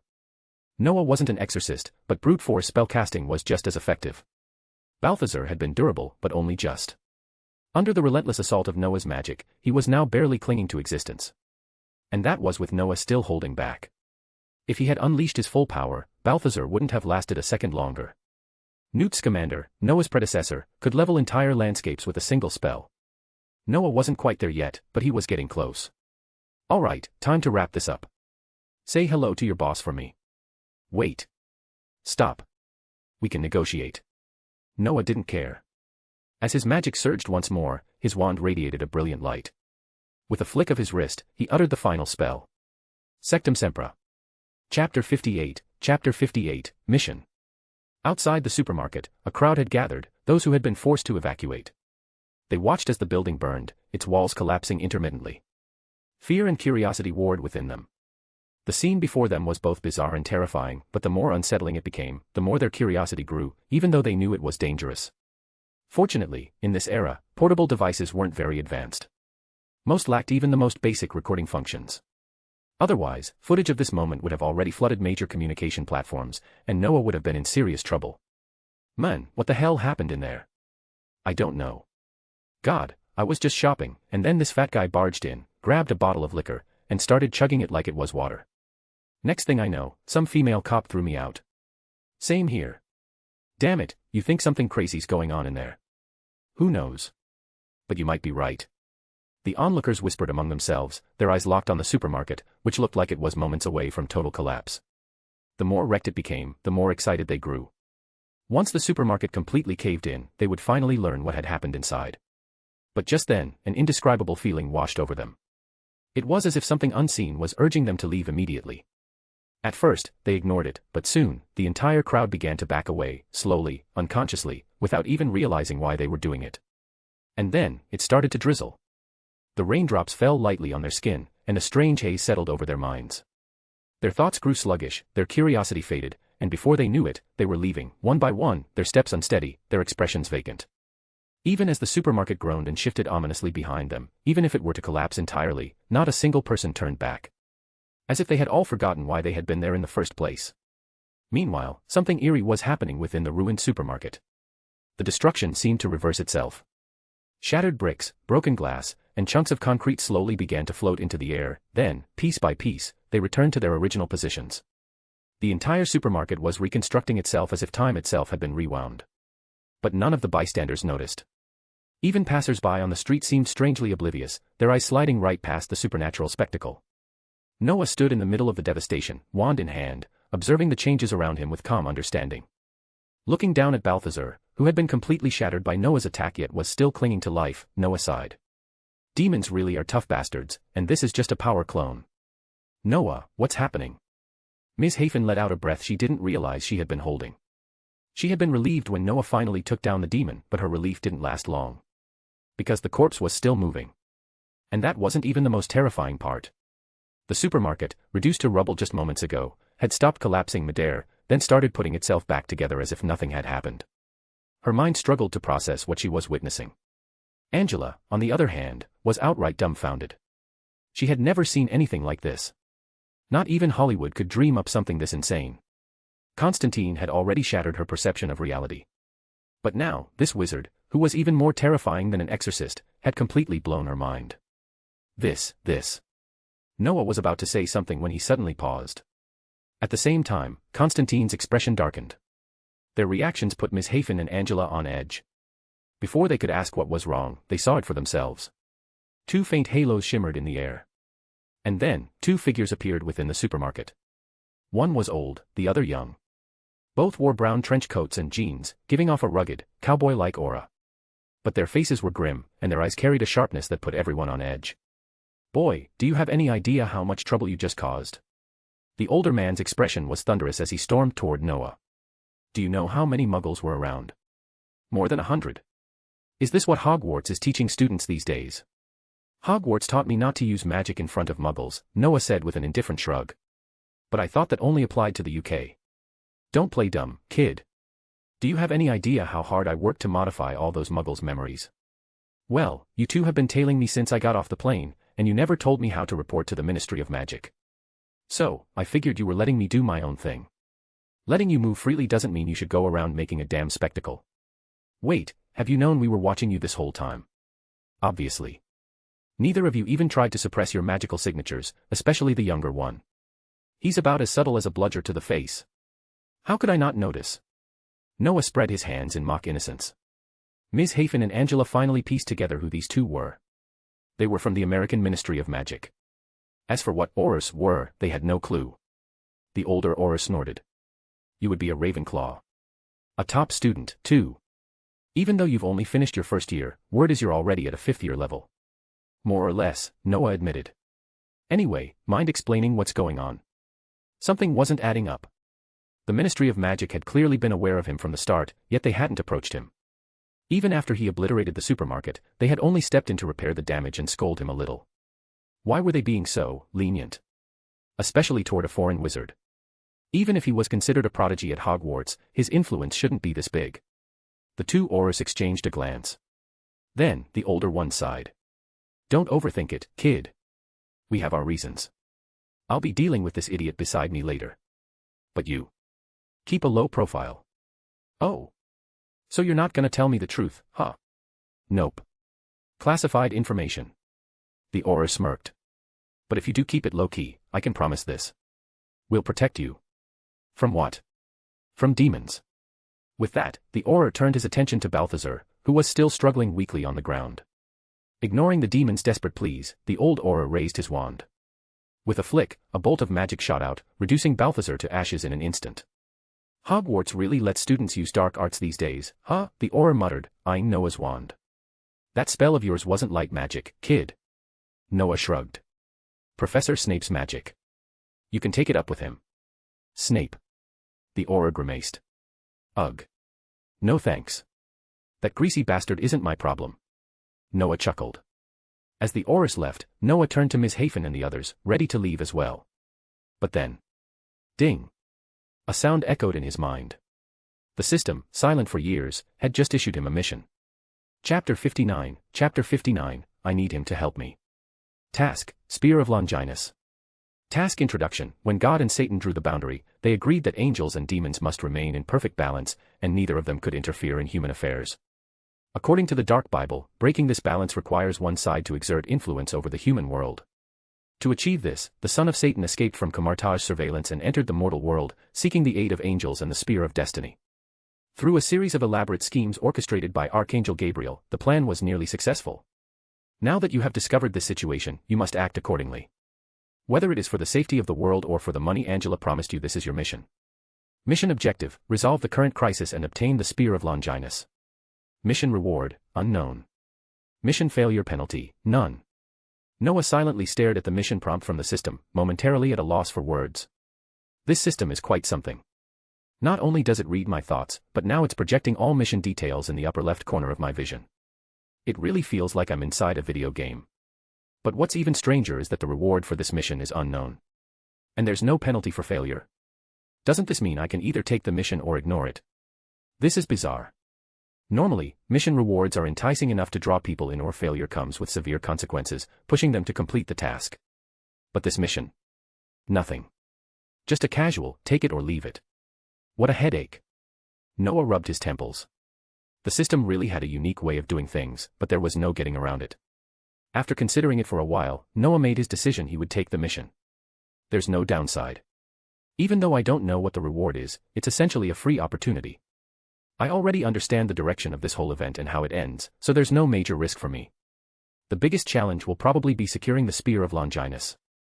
Getting the spear was both simple and complicated. On the surface, it had been lying dormant on Earth for who knows how long, unnoticed until a Mexican scavenger stumbled upon it, either by fate or by careful manipulation. If the higher-ups still don't care about this relic like before, then Noah could easily claim it for himself once everything was over. But if those powerful figures started paying attention to the spear again, that would be a problem. Whatever. I'll deal with it when the time comes. Noah dismissed the thought. Worrying about it now wouldn't change anything. With one last glance at the ruined supermarket, he let out a sigh. Those two Aurors still haven't registered my access to the Fleur network. With that complaint lingering in his mind, Noah gathered Ms. Hafen and the others and departed from the scene. Noah's destination was their hotel, but to avoid unnecessary trouble, he refrained from teleporting directly inside. Instead, he chose to reappear in an empty area outside the building. After everyone recovered from the disorienting effects of apparition, Noah spoke. Let's call it a night. I think we're all exhausted, and besides, you have people to take care of, don't you? Yeah, Hanasi still needs attention, Constantine agreed, glancing at the unconscious fat priest. And you need some rest too, don't you? Obviously. I may not be a fully fledged wizard yet, but my magic reserves aren't inferior to an adult's, Noah admitted without hesitation. His energy was nearly drained. But did we even gain anything tonight? Angela frowned. That thing, was it really a demon? Tonight was just an appetizer, Noah replied nonchalantly. Then, turning serious, he looked at Constantine. If I'm not mistaken, this whole event might be tied to the Dark Bible. Do you know where that book is? I do. I can make a call and get someone to check. Constantine nodded. Don't rush it. I have a bad feeling about all this. Let's investigate it tomorrow. Right now, your priority should be taking care of the fat guy. Noah's tone grew sharp. And let me give you some advice: take this policewoman with you and don't act alone. Otherwise, you're going to get your friends killed. Or worse, you'll end up in hell. You say that like I'm not already destined for hell, Constantine muttered. Satan's been waiting for my soul for years. And you think that matters when you have a magician on your side? Idiot. What? Constantine blinked in confusion. But before he could process Noah's words, the young wizard had already turned away, disappearing with his sister. It took Constantine a moment, but then realization dawned. Noah had just given him a lifeline. He wasn't sure why Noah was doing this, but after witnessing the magician's sheer power, Constantine recognized something: with Noah's help, he might not be damned after all. Magicians were far beyond exorcists. If Noah could prepare the right potions or cast the right spells, then perhaps, just perhaps, Constantine could fix his failing lungs. And if he did that, maybe, just maybe, he could avoid hell entirely. After all, heaven wouldn't take him, not with his past sins. But magicians, those enigmatic, godless scholars, were feared by both heaven and hell alike. God wouldn't dare let them near. If Noah truly helped him, then the demons would have no claim over his soul. After all, history had already proven that magicians could capture an angel, dissect it, and turn it into a specimen for study. To this day, the energy remains of that angel were still locked away in the Department of Mysteries at the British Ministry of Magic. Unless heaven had lost its mind, they wouldn't dare provoke magicians. Unaware of Constantine's thoughts, Noah had already returned to his room. He collapsed onto his bed, exhausted. Between teleporting multiple people, fighting Balthazar, and holding his magic in check, he had burned through a huge amount of energy. If Balthazar's clone had been even slightly stronger, the battle might not have ended so easily. Feeling Miss Haven's hand on his forehead, Noah heard her voice, filled with concern. Are you very tired, dear? Avril, I'd appreciate it if you didn't talk to me like I'm a child, Noah muttered. Yeah, I'm exhausted. But I've gotten used to it. All right, Noah, she said gently. By the way, why are you helping Constantine? Do you actually have a way to keep him out of hell? I wouldn't say I can stop him from going to hell, Noah mused, but I can definitely help him slip out of Satan's grasp. Magicians are a profession that neither heaven nor hell wants to mess with. If I help him, he can avoid a lot of trouble. But exorcists are nowhere near as powerful as magicians. And do you really think you can stand against both God and Satan? Of course not, Noah admitted with a smirk. But my profession makes them hate my existence either way. Besides. His grin widened. I need him to make money for me as an exorcist. Chapter 60, Not afraid of death and not believing in evil. Noah really needed Constantine's help because Constantine was an adult exorcist with a legal certificate. And Noah. He was just a young magician about to enter his second year. Even if he could obtain a legal exorcist certificate, it would be quite embarrassing. Most exorcists couldn't cast spells for various reasons, making them mere duds in the eyes of magicians. Of course, some exorcists could cast spells properly, but they were rare, painfully so. Anyone with a working brain wouldn't pursue this inferior profession, at least not from a magician's perspective. It was seen as disgraceful. Besides, the Ministry of Magic didn't abandon these exorcists. Despite their shortcomings, they still belonged to the magical world. When an exorcist and a fully trained magician accepted the same assignment, the ministry would usually prioritize the exorcist. This policy was meant to protect their profession. Even if magicians had a near-perfect success rate while exorcists had a high failure rate, the ministry still favored the exorcists. It might seem ridiculous, but the rule was widely accepted. After all, why would a talented magician waste time stealing an exorcist's job? It was beneath them. Though exorcists were part of the magical world, they mostly lived among muggles, dealing with demons, angels, and all sorts of supernatural beings. This also meant that their souls were bound to either heaven or hell after death, no matter their personal beliefs. But having a magician as a friend could change everything. Angels and demons had limited influence on Earth; they could only lure people in rather than forcibly drag them away. And a magician could break their influence entirely. Not just that heaven and hell wouldn't dare retaliate. Even if they tried to bypass Asgard and Camartage, the risk of provoking magicians was too great. If these magic wielders got angry, they might just decide to purge the Earth. That would mean no more souls for heaven or hell. No messengers. No influence. If magicians got involved, contact between the celestial and infernal realms and Earth might be severed for tens of thousands of years. A terrifying thought, but well within a magician's capabilities. This was why magicians were considered mad. They truly believed they could become gods. Noah had learned all this from the system library. The recent upgrade had granted him knowledge far beyond his school curriculum. It was also why he dared to fight the hybrid demon, though, to be fair, that thing had been weak. With Constantine's help, Noah could focus on his studies without worry. If Constantine encountered something beyond his abilities, he could seek Noah's aid. It was a mutually beneficial arrangement. What exorcist could refuse a magician's help? Well, except for those extremists who despised magic users. Noah explained all this to Ms. Hyphen. She was displeased. She reminded him that she had more than enough money to support his studies. But Noah shot back, "Do I have to live off you forever? Shouldn't you be taking care of others too?" That silenced her. She had a point. There were still children at the orphanage. Even if most had likely been adopted by now, there was no guarantee another stubborn child like Noah wouldn't refuse to leave. After a full night's rest, Noah trained in the system library. Whether due to a growth spurt or something else, his strength was skyrocketing along with his physical development. Not that he minded. The stronger, the better. Noah was eager to take on the world. A morning visitor. Noah was just getting up when a knock sounded at the door. He opened it to find Ms. Hyphen and the others waiting. Sighing, he let them in. They had come at noon. It seemed he was already getting lazy without school keeping him in check. As soon as he stepped inside, Father Hennessy rushed toward Noah, bowing repeatedly. "Thank you, Mr. Magician. Thank you so much for saving me.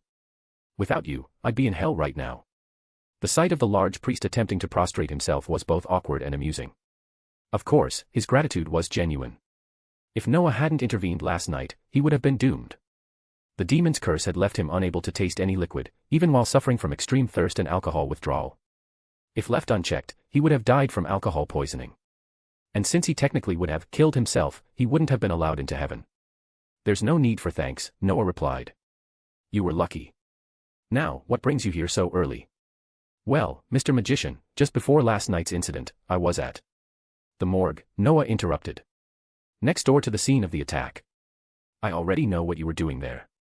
Just get to the point." "Oh, okay." Father Hennessy wiped imaginary sweat from his forehead. This magician was unnervingly perceptive.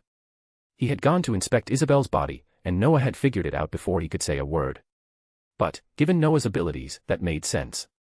"I found an icon on the girl's wrist," the priest continued. "Something like this."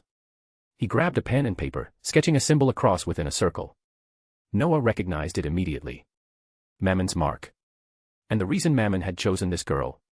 She was a twin. Everyone had spiritual power, or magic. Some had more, some had less, but it existed in everyone. Noah had only recently learned this while reading in the system library. He had originally believed only magicians possessed magic. Twins, however, were different. If one died, the other could inherit their spiritual power. Individually, Angela and Isabel weren't strong. But together? Their combined spiritual power rivaled that of a magician. With such a powerful vessel, Mammon could use a special method to manifest in the human world. In other words, he was arrogant and reckless. He had thought his plan was hidden, but in reality, the Ministry of Magic had been watching him all along. "All right," Noah said, nodding. "I understand now. John, do you remember what we talked about last night?" "Of course," Constantine replied. "I remember everything." "Good. Then let's go find your contact." "All right. We'll leave immediately." Chapter 61, The Bible of Hell. There is a Bible in heaven, which makes sense. It guides the world in its own way. But I'm afraid no one knows that there is actually a Bible in hell. If Noah had not seen the movie Hell Detective, he would never have imagined such a thing existed. But in fact, it does. It is well known that 1 Corinthians has only 13 chapters, but in the Bible of Hell, 1 Corinthians has 21 chapters. This text depicts another version of the book of Revelation, one where the world will not end because of God's hand but will instead be reborn in darkness. Well, it's nonsense. Because if nothing else, those two guys wouldn't dare to come over, but people who don't know the truth still believe it. The magicians in this world are really strong. Even when facing higher life forms, those so-called gods, they show no fear at all.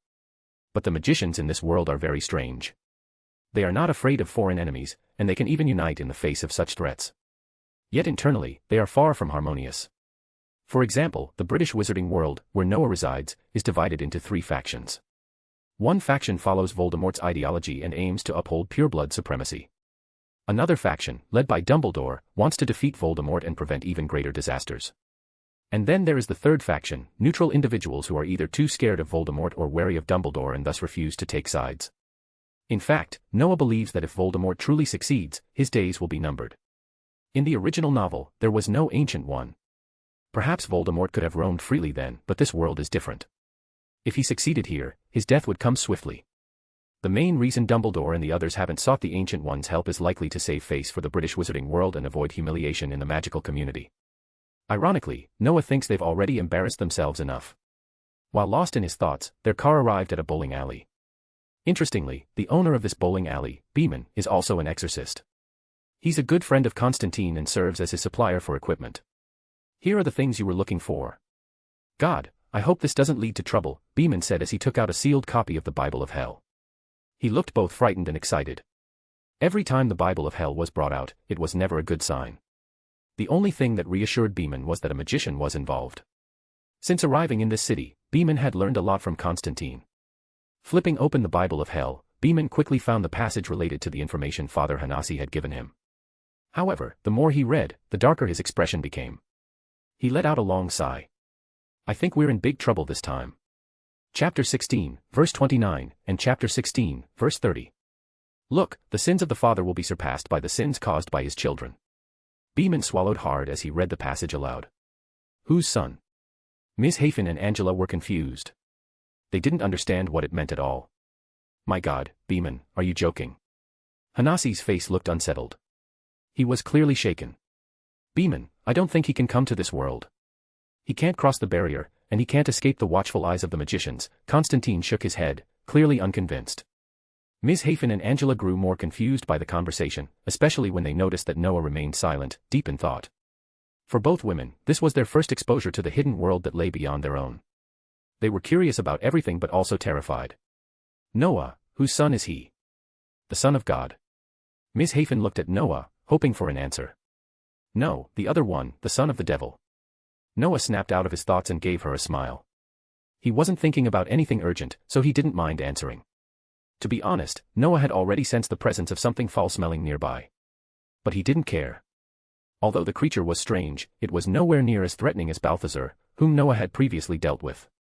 In Noah's eyes, this thing was just another odd monster.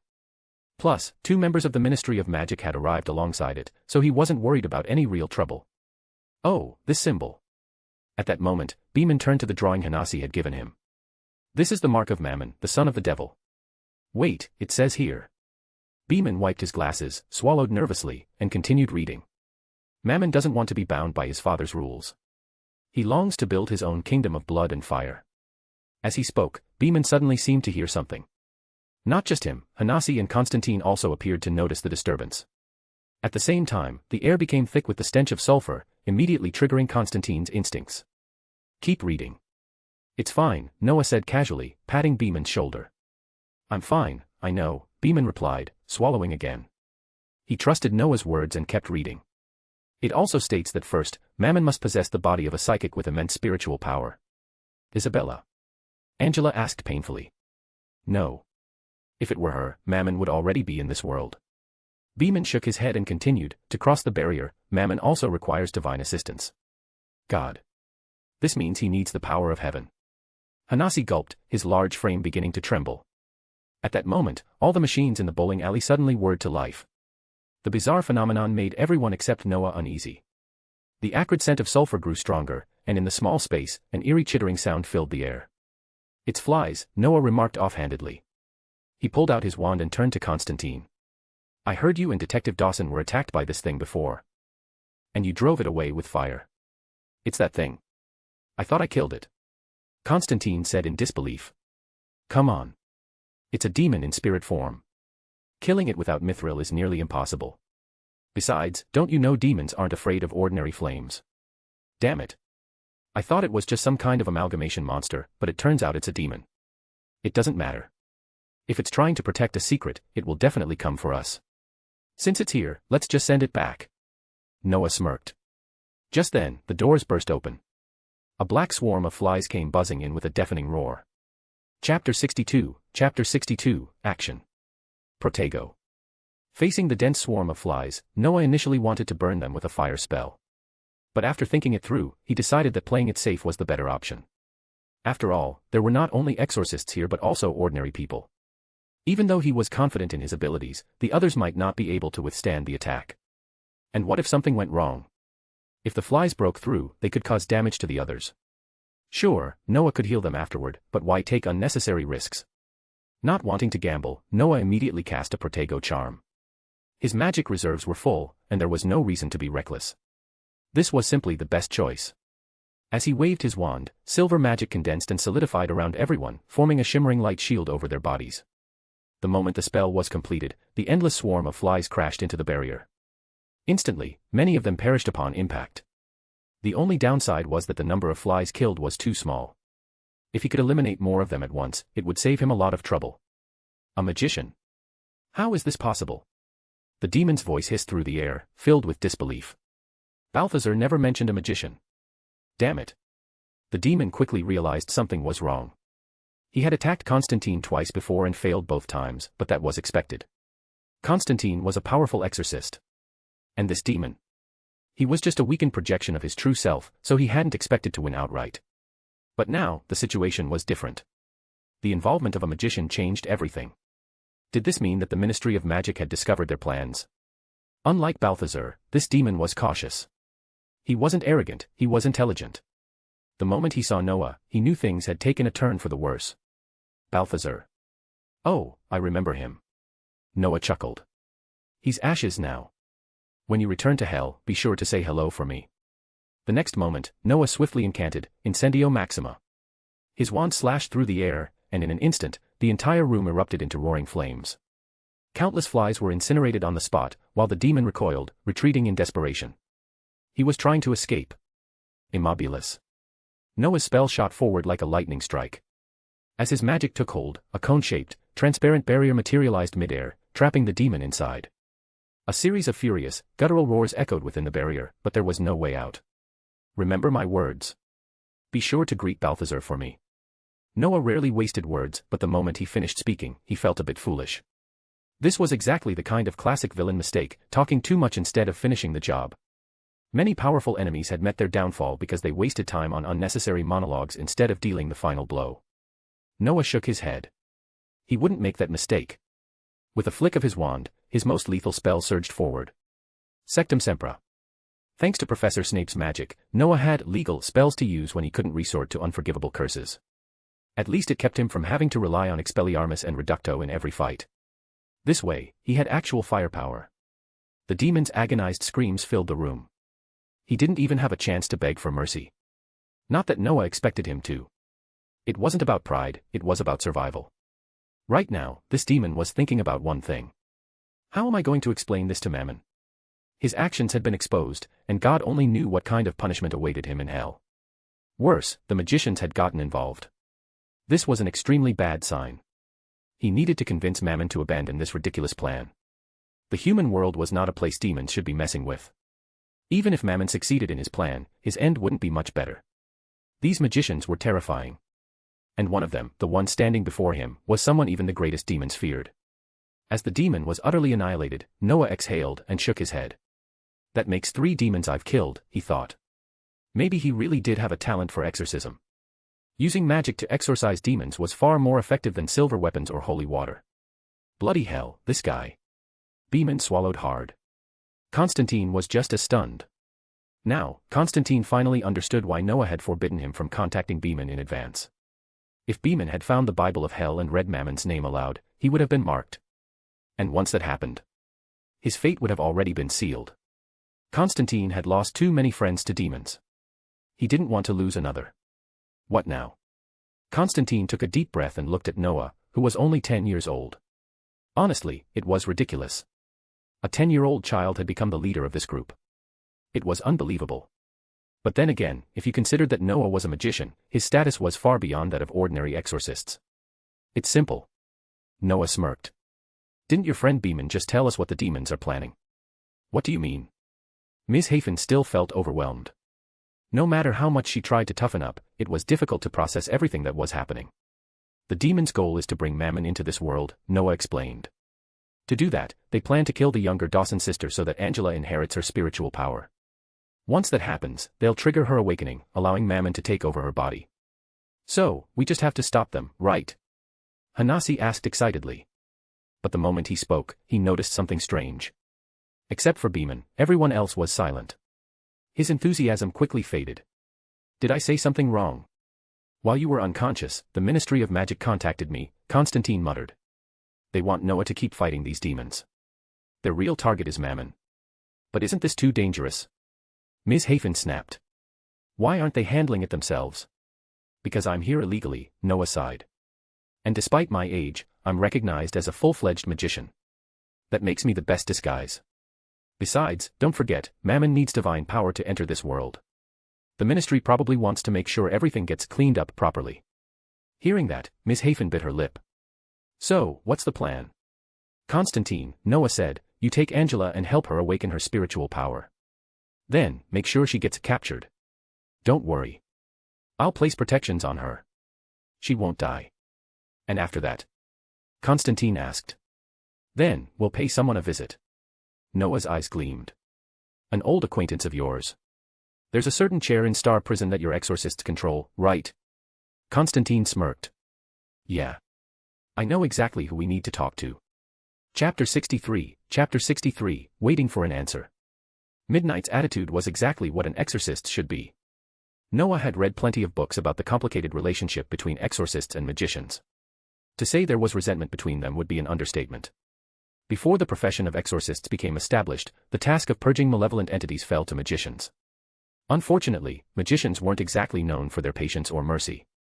If they encountered something demonic, they simply destroyed it. If they didn't bother to care.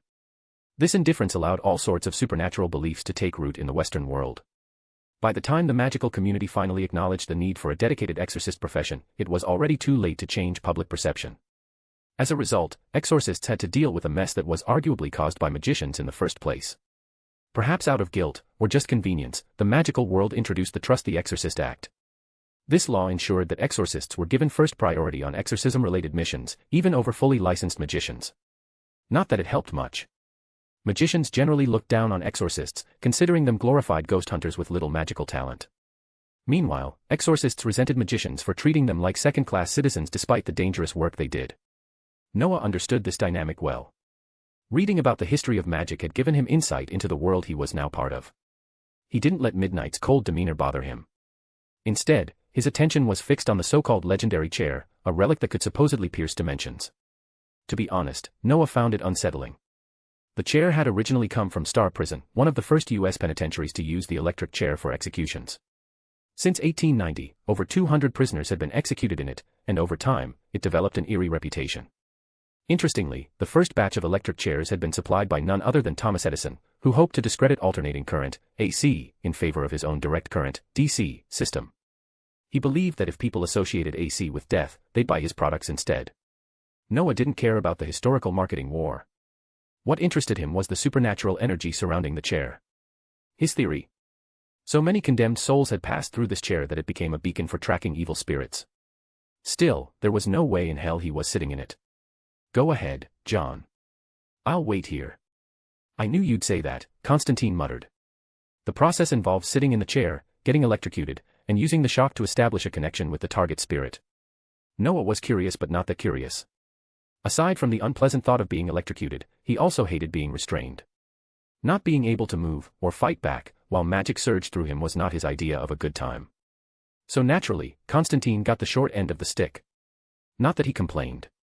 He had already accepted his fate and climbed onto the chair while Midnight prepared the ritual. Nearby, Ms. Hafen wrinkled her nose in distaste. This is the chair Edison sold to U.S. prisons. Yep. It's gruesome, but it works. Noah shrugged. Another reason he refused to sit in it. 200 people had died in that very seat. Are there a lot of artifacts like this in the magical world? Plenty. Honestly, magic is weird. Our school alone has a 3-headed dog guarding a restricted corridor, and there are giant, half-tamed monsters in the basement. The Forbidden Forest. Full of things that would love to eat you. You just get used to it. Hafen raised an eyebrow. I can't believe how much you've learned in a year. Noah smirked. I spend most of my time in the library. I'm not a pureblood wizard, so I need to study harder to keep up. I'll show you around sometime. As his guardian, Hafen was slowly being introduced to the magical world. There were only two ways this could go: she could adapt, or she could have her memory erased. Noah preferred the first option. So far, Hafen was doing a good job handling all the insanity. Sure, she was unsettled by things like the chair, but so was he. Before he could say more, Constantine suddenly let out a strangled scream. Noah whipped around just in time to see the exorcist drenched in cold sweat, his face twisted in agony. His body convulsed, and his throat bobbed like he was being choked by invisible hands. Something was attacking him. Noah reacted instantly, reaching for his wand. But midnight was faster. With a firm grip, he grabbed Constantine and yanked him free from the chair's influence. Constantine tumbled onto the floor, gasping. Damn it, he wheezed. That sucked. But despite the rough experience, a triumphant glint flickered in his eyes. He had seen something. Noah knelt beside him. You found our guy? Yeah, Constantine panted. He's in the mental hospital where Isabella committed suicide. Noah's gaze sharpened. Got it. Then we move as soon as we're ready. He didn't wait for an answer. Instead, he turned and left the kitchen. Exorcist preparations took time, and he didn't care to watch. He had his own concerns, like figuring out exactly what they were walking into. If this was just a battle against some low-level manifestation, Noah wouldn't be worried. But things were never that simple. Mammon had arrived on Earth for a reason, and he wouldn't back down easily. And if Mammon was moving behind the scenes, Noah seriously doubted that his father, Satan himself, was unaware of it. The Lord of Hell was probably watching with amusement, waiting to see how both the magical community and Constantine would react. It made sense. After all, Constantine had personally banished countless demons back to hell. Satan was undoubtedly eager to see how his favorite nuisance would fare this time. Noah sighed. Great. So I'm caught in a power struggle between hell, the magical world, and a guy who thinks exorcisms are a fun pastime. And then there was the Ministry of Magic. He still had no idea what they were planning. The two Aurors who had shown up earlier refused to tell him anything. Those damn Aurors better start talking soon, he muttered under his breath. This is getting ridiculous. As if on cue, a voice called out from behind him. I'm sorry we couldn't tell you before, but you don't seem to mind knowing now. Noah turned sharply. The Aurors had finally come with answers. Chapter 64, Only the Living Have a Future. You two are really annoying. Noah looked at the two Aurors, one old, one young, and felt utterly exhausted. What the hell? I curse you, and you suddenly appear. Does that mean if I swear at you a few more times, you'll keep popping up like some cursed jack-in-the-box? I'm sorry. It's my fault for bothering you, the older Auror said with a smirk. Enough. Do you really think I won't just walk away and leave you to deal with your own mess? That would be unfortunate. We're quite grateful for your help. The Ministry of Magic is finally at ease now. But since you had the time to assist us, we now have time to deal with you, our little stowaway. So, what's it going to be? Noah clenched his jaw. If it were up to him, he'd blast this old man with a stunning spell right now. But unfortunately, this was their home turf, and there wasn't much he could do about it. What really pissed him off was their logic, so they'd been tailing him all this time because they were too busy to deal with him. And now that he helped them, they suddenly had all the time in the world. Was this some kind of cruel joke? Did I just dig my own grave? Noah sighed, rubbing his temples in frustration. He had no choice but to go along with this cursed mission. Sure, technically, he could just let the ministry handle it and walk away. But aside from the fact that he didn't want to deal with an interrogation, there was another problem: he still hadn't completed the system's damn mission. And besides, he had promised Constantine that he'd have his back. If he bailed now, how could he expect Constantine to help him in the future? Fine. What do you want? Noah exhaled. I assume you've already reported everything to your superiors. Of course, the older Auror said, his tone serious. At least now we have a clear idea of what's going on. That's thanks to you. So what now? You're not expecting me, a student, to fight Mammon, a literal demon, are you? Noah scoffed. If it were just a few corrupted demons or a rogue angel's clone, fine. But this is way beyond my league. There's no way this doesn't escalate into something worse. You're absolutely right. And we don't intend for you to face him alone. The Auror smirked. That's why we've already contacted a powerful ally. With her on our side, you won't have to worry as much. Her? Yes. Noah paused, his mind racing through possibilities. A powerful magician. A woman. That could only mean the Ancient One, he murmured. The Supreme Sorcerer, Earth's greatest magical protector. If the Ministry of Magic reached out to her, then things were far more serious than he thought. Still, Noah couldn't help but feel relieved. At least it wasn't some old man with a ridiculously long beard. If I had to work with another Dumbledore type, I might lose my mind. All right, Noah said, collecting his thoughts. So what's my role in this? Simple, stay alive, the aura replied. If possible, clear out some of the lesser threats before things escalate. And then wait for the angel to make their move. That's it. Stay alive, huh? Noah scoffed. Are you Aurors even going to do anything? If we act openly, they'll scatter before we can make a move, the older Auror said bluntly. Isn't that a good thing? Less trouble for everyone. Not exactly. These creatures have grown too comfortable on Earth. We need to remind them that this is our world, not theirs. Noah raised an eyebrow. You talk about them like they're parasites. That's because they are parasites, the Auror said darkly. Heaven and hell both thrive on faith. Without believers, they collapse.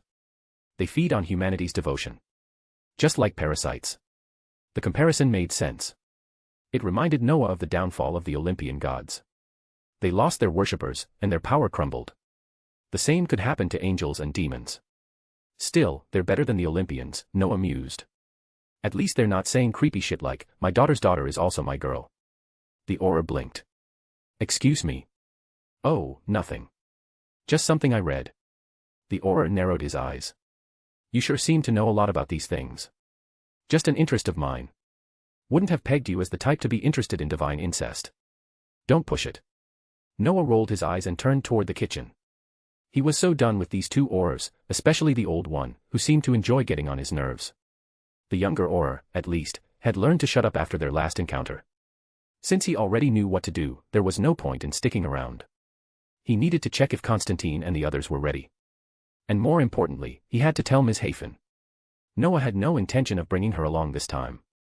He knew what kind of horrors were waiting for them. Demons. Possessions. Bloodshed. It wasn't a place for her. You're staying here, Noah said firmly. Ms. Hafen frowned. You're sure? Absolutely. She hesitated, then sighed.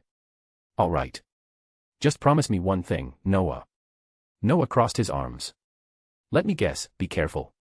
No. Her gaze softened. Promise me you'll run if things get too dangerous.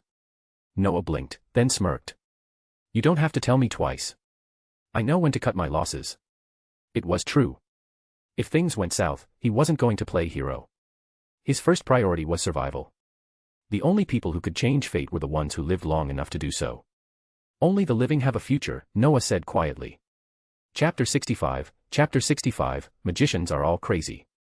Noah wasn't exactly sure where the mental hospital where Isabella had committed suicide was located, but with Constantine's guidance, getting there became ridiculously easy. He didn't bother calling Chase's taxi. In fact, he didn't even consider bringing Chase along. Instead, he simply grabbed Constantine and teleported. The next moment, the two of them stood right in front of the hospital's gate. Bloody hell. A little warning next time. Constantine groaned, shaking his head as he tried to steady himself. He had been through a lot, demons, exorcisms, and all sorts of supernatural horrors, but teleportation. That was something he just couldn't stomach. It wasn't motion sickness, it was something worse. Especially when he wasn't prepared for it. Noah, unfazed as usual, simply waved his hand. Don't worry about it. Who knows when the next time will be. Let's move. By the way, how's Mammon supposed to enter this world? There are two ways, actually, forget it. You don't need to know the first. The second way is through water, and I'm betting that's the one we're dealing with. Noah raised an eyebrow. I already figured that out, but why water? Constantine looked at him incredulously. You don't know what water does. Noah thought about it for a second as they walked, then the realization hit him. The Mexican scavenger was already a corpse. Even if a demon had taken him over, it wouldn't be a perfect vessel. But water. That was a different story. In the magical world, water had excellent conductivity. Especially for magic. Its fluidity made it an ideal medium, though its effectiveness diminished once frozen. If water didn't have such properties, then high-conductive magical metals like mithril wouldn't be so sought after. Using water as a conduit to bring Mammon through made perfect sense. And considering the location, where Angela's sister had drowned herself, it would likely be extremely potent. Rubbing his chin, Noah pieced it all together.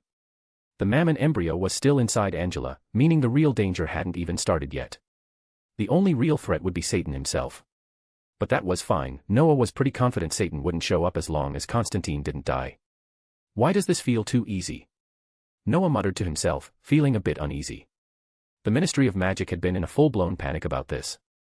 But now that he was here, everything seemed manageable. Then again, maybe that was just him cheating. If he didn't already know the general situation, things would be a lot more unpredictable, forcing him to think on his feet. But knowing the overall direction of the events, that made everything easier. It was like playing a game with map hacks on. If you knew where the enemy was hiding, dealing with them became a matter of strategy rather than guesswork. If you didn't, well, then you had to second-guess every move. No point overthinking it. Let's just save Angela. Noah shrugged. I'm guessing she's at the pool. Constantine nodded. Yeah. If I had to bet, that's where she is. Though he was more interested in whatever strange expression Noah had just made. Was it nervousness? Or confidence? Either way, Constantine decided not to ask. Trying to understand the thought process of a magician was a one-way ticket to insanity. The two walked forward cautiously, and soon, they started hearing something, low, eerie sounds, like distant wails from another world. It wasn't just noise. It was wrong. Like the echoes of hell itself. Constantine's face darkened. That's the sound of hell. Noah smirked. Yeah, and from the sound of it, we've got quite the welcoming party. For an ordinary person, just hearing these sounds would have been enough to break their sanity. Unfortunately for the demons waiting inside, neither Noah nor Constantine were ordinary. The only thing that set these creatures apart from normal people was that they were more durable. Stronger, maybe. But in Noah's eyes, that hardly counted as an advantage. In fact, if Hermione had been here, he was pretty sure she could organize these demons into a neat, color-coded seating arrangement before they even realized what was happening. They reached the pool lounge and pushed open the doors. Inside, the place was packed with demons. All of them stood eerily still, eyes glowing with a faint red light as they turned to face the two intruders. Noah took one look at them and raised an eyebrow. Wow. You guys hosting a demon convention? He glanced around the room before adding, I'm assuming you did register this gathering with the Ministry of Magic, right? The demons remained silent, their sluggish expressions slowly twisting into something colder. A few of them even looked nervous. Huh. So the Ministry actually had a decent reputation here. Who would have thought? Well, judging by your faces, I think I already know the answer. Noah smirked and casually reached into his coat. A second later, his wand was in his hand. No need for a long speech. Just a quick, welcome back to hell, should suffice. The moment the words left his mouth, silver light flared from his wand. The demons reacted instantly, lunging forward. Too bad for them, Noah was already midcast. A year of brutal training under whatever you request, and countless hours honing his skills in the system's training space had pushed his magic to a level that rivaled full-fledged adult magicians. His casting speed. Insanely fast. His firepower. Even crazier. Shatter. With a single swipe of his wand, magic surged forward in an explosive wave. The room erupted in flames and raw arcane energy. Demons were obliterated in an instant, their bodies torn apart before they could even react. Noah didn't stop there. His wand flicked left, right, and center, each motion unleashing more devastation. The demons tried to fight back, but it was like watching cockroaches scurry under a magnifying glass on a hot day. Constantine, meanwhile, just stood there. He had pulled out his gun, fully prepared to start blasting, only to realize there was nothing left to shoot. By the time he managed to blink, Noah had already wiped out nearly all of them. Constantine slowly lowered his gun, let out a deep breath, and muttered. You magicians, you're all bloody insane. Noah turned, stepping over the smoldering remains of a demon. Maybe. But most of the time, it's just about understanding how the world works. He gestured to the destruction around them. It's not too different from physics and chemistry, really. Constantine narrowed his eyes. That's a terrifying thing to say. Noah just grinned. Anyway, you'll help me, right? Constantine asked, still slightly dazed from what he had just witnessed. Of course, Noah nodded. I keep my promises. And besides. He glanced toward the pool. I still need your help, too. Chapter 66, The Supreme Sorcerer/Mage. The Ancient One floated silently above the swimming pool, observing Angela as dark forces were forcibly injected into her body. Several times, she considered intervening, but each time, she restrained herself. This was an opportunity, perhaps the best one, to strike against those parasites who spread their influence unchecked across the world. If she could use this moment properly, she was confident that these creatures wouldn't dare act so brazenly again. No more slipping through the cracks of reality without permission. Yes, she despised them as well. That's why she agreed to cooperate with the American Ministry of Magic. Her presence here wasn't just to observe, it was to ensure nothing unpredictable got out of hand. The Camartage was beyond the reach of any ministry of magic, and she, the Ancient One, was the supreme sorcerer/mage of all magicians. That title wasn't just an honor, it was a responsibility. Though she found the method cruel, she knew there were ways to help Angela forget the suffering once this was over. Then, something unexpected caught her attention. Closing her eyes, she peered into the flow of magic, and two figures appeared in her mind, one tall and rugged, an exorcist, and the other, a boy dressed in robes, clearly a student of magic. So, this is the Hogwarts student the ministry mentioned. Her gaze lingered on the younger one. A boy, no older than 13 or 14, yet his magic power was astonishingly rich. That alone piqued her interest. He was clearly gifted, a true prodigy. Still, raw magical power didn't mean everything. She had seen many so-called geniuses struggle against experienced sorcerers. Power alone didn't guarantee victory. She watched, expecting hesitation or fear when the boy faced the demons. Instead, what she saw shocked her. With a speed that even she found surprising, the boy began casting spells, not cautiously, not timidly, but like a seasoned warrior. A simple shatter, and the demons exploded into ashes. Fast. Precise. Merciless. The demons barely had time to react. The exorcist, his partner, barely lifted his gun before realizing he wasn't needed. This isn't normal. Her brow furrowed as she continued to observe. It wasn't just his technique, it was the type of magic he was using. Black magic. Undeniably, unmistakably, he was wielding the dark arts. That realization made the Ancient One pause. She knew how the British Ministry of Magic loathed black magic. They had spent generations demonizing it, forbidding its practice, even designing entire curriculums around its defense. To her, that was foolish. She had long abandoned such simplistic labels. Power was power. It was neither good nor evil. The user defined its purpose. The dark arts were just another tool, dangerous, yes, but not inherently malevolent. But for a Hogwarts student to not only know black magic but wield it so effortlessly. That was intriguing. A Ravenclaw, not a Slytherin. Even more peculiar. The Ancient One allowed a faint smile. She was curious, yes, but also practical. No need for guesswork. She'd simply ask him. Few could lie to her. And even if they could, she'd know. As she contemplated this, the battle ended. The young magician stood among the wreckage, unfazed, showing no regret or hesitation. A rare talent indeed.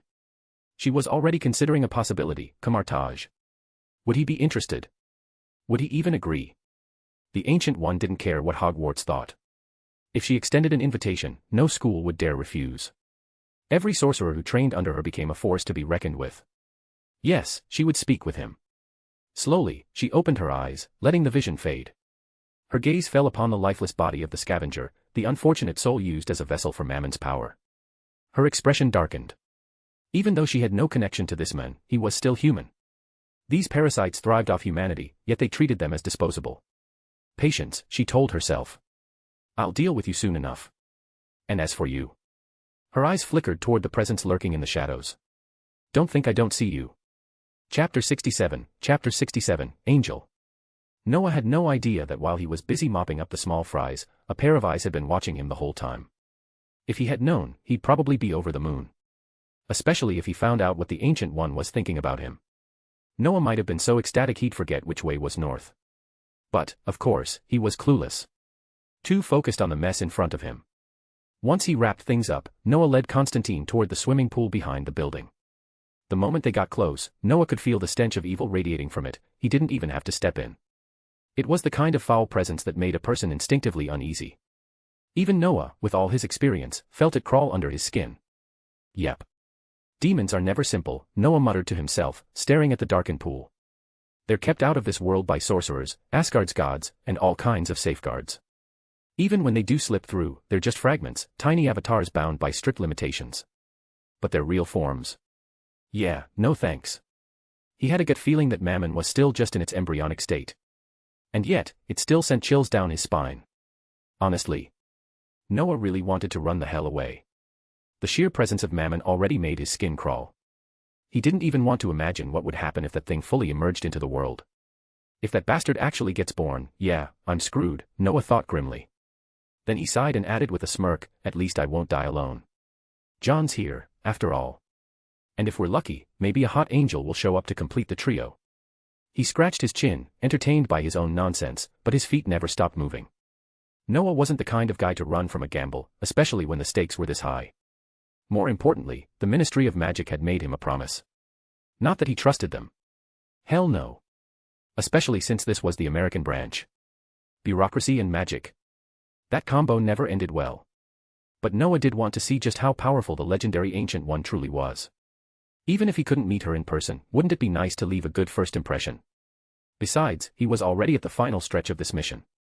The outcome of this whole mess, and the fabled Spear of Longinus, was right there, lurking in that cursed pool.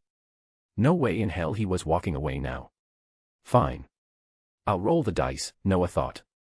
Let's just hope the ministry wasn't feeding me bullshit. But just in case, I should probably get ready to change my form. You never know when things are gonna go sideways. With that, he pushed open the doors to the swimming pool, leading Constantine inside. And what they saw made both of them freeze. A person was floating on the water, back facing them. Constantine's eyes widened in horror. Angela. Bloody hell. Before Noah could react, Constantine had already jumped into the pool, wading toward the motionless figure. Noah, however, stayed put. Not because he didn't care, he knew that wasn't Angela. That was the scavenger. More importantly, his system suddenly chimed in. Host, you are currently under the gaze of the Ancient One. Noah stiffened. Wait, what? Seriously? Yes. She has been watching you since you entered this location. Noah felt a shiver run down his spine. He knew something was off. Where is she? He asked, scanning the empty space. She's observing from another dimension. You won't find her. So, she's been watching this whole time, and you didn't bother to tell me. Silence. The damn system ignored him. Ugh. Of course it goes radio silent now, Noah grumbled. His system was either too arrogant or just straight up lazy. If it weren't for the storage space and the library, he'd have considered it completely useless. With a sigh, he buried his complaints and focused back on the situation. He didn't mind being an unknown nobody. But, he had gotten a taste of being in the spotlight. He wasn't about to fade back into obscurity now. Oi, Noah. What the hell are you standing there for? Constantine's shout snapped him out of his thoughts. Noah looked up, and immediately grimaced. Angela was not okay. Her face was twisted into something monstrous, the taint of a demon oozing from her body. And her stomach, Noah's eyes narrowed, was radiating something awful. Welp, he muttered. We're a little late. But that's fine. He pulled out his wand, feeling a lot more relaxed now. After all, the Ancient One was watching. Which meant, for once, he felt safe. Mammon. Yeah, scary. Strong as hell. But stronger than her? Noah didn't think so. And Gabriel. If she showed up personally, sure, he'd probably be toast. But a clone of her power? Please. He'd handled worse. Satan. Okay, that was a bit of a problem. But hey, one catastrophe at a time. Stupefy. A flash of silver light burst from his wand, striking Angela. Her body went limp instantly, and she collapsed into the pool. Constantine barely managed to grab her before she went under. Dragging her onto the deck, Constantine wiped the water off his face and sighed. All right, smartass. What do we do now? Noah rolled his eyes. John, you're the exorcist. What, you expect me to fix this? If you want me to, I can make sure she doesn't suffer. He smirked. But if you want a proper exorcism? Well, you've seen how I handle things. Are you sure you want me to do it? Constantine paled. Yeah, I'll do it myself. Noah's method of solving problems was simple. Magic. Lots of it. If one spell didn't work, just throw more spells until the problem stopped existing. Constantine, despite his own reckless nature, actually had standards. Taking a deep breath, he knelt beside Angela and began chanting the exorcism spell. As he did, Noah suddenly spun around, his wand flicking upward. A blade of light slashed through the air, tearing open the ceiling. Constantine nearly jumped. Noah. What the hell was that? Noah's grip on his wand tightened. His lips curled into a smirk, but his eyes were sharp. I knew it, he murmured. Someone's been watching us this whole time. And the moment you started chanting, I felt something. Someone tried using magic on me. His voice turned mocking. Mammon's about to be born. And you know what it says in the Hell Bible, right? He turned his gaze to the unseen presence. He doesn't just need the power of hell.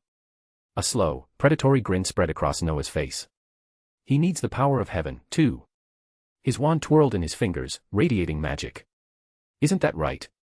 Angel. Chapter 68, Chapter 68, You forced me to do this. Angel. Noah, what are you?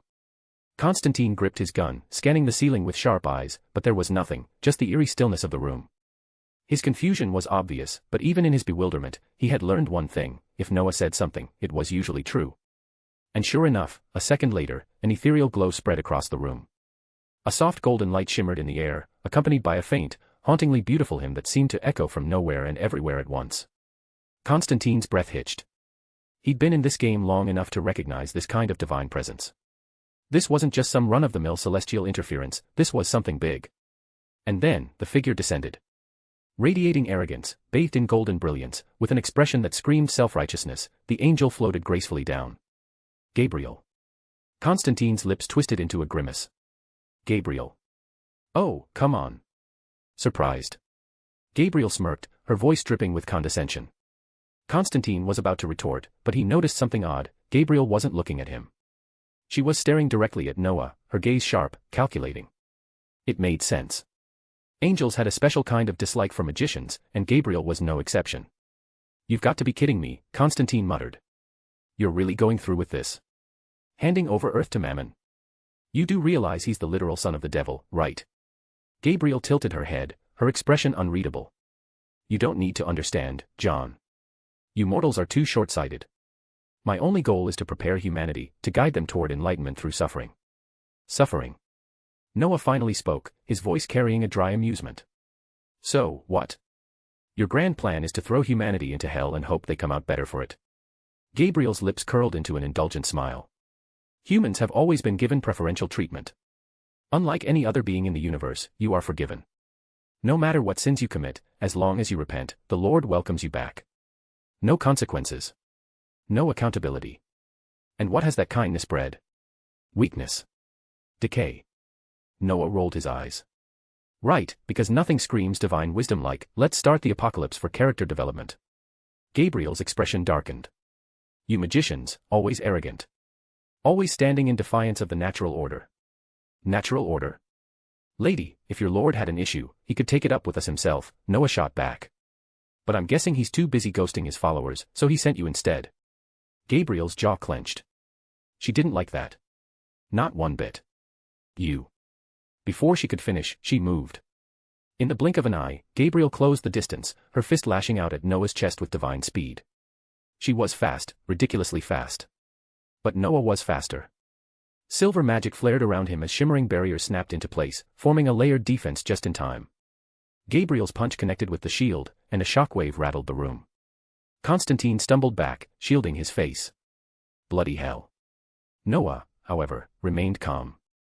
Not bad, he mused, tilting his head. But I've dealt with worse. Gabriel's expression flickered with irritation. She barely had time to react before Noah followed up, his wand flicked, and suddenly, she found herself weighed down by an unseen force.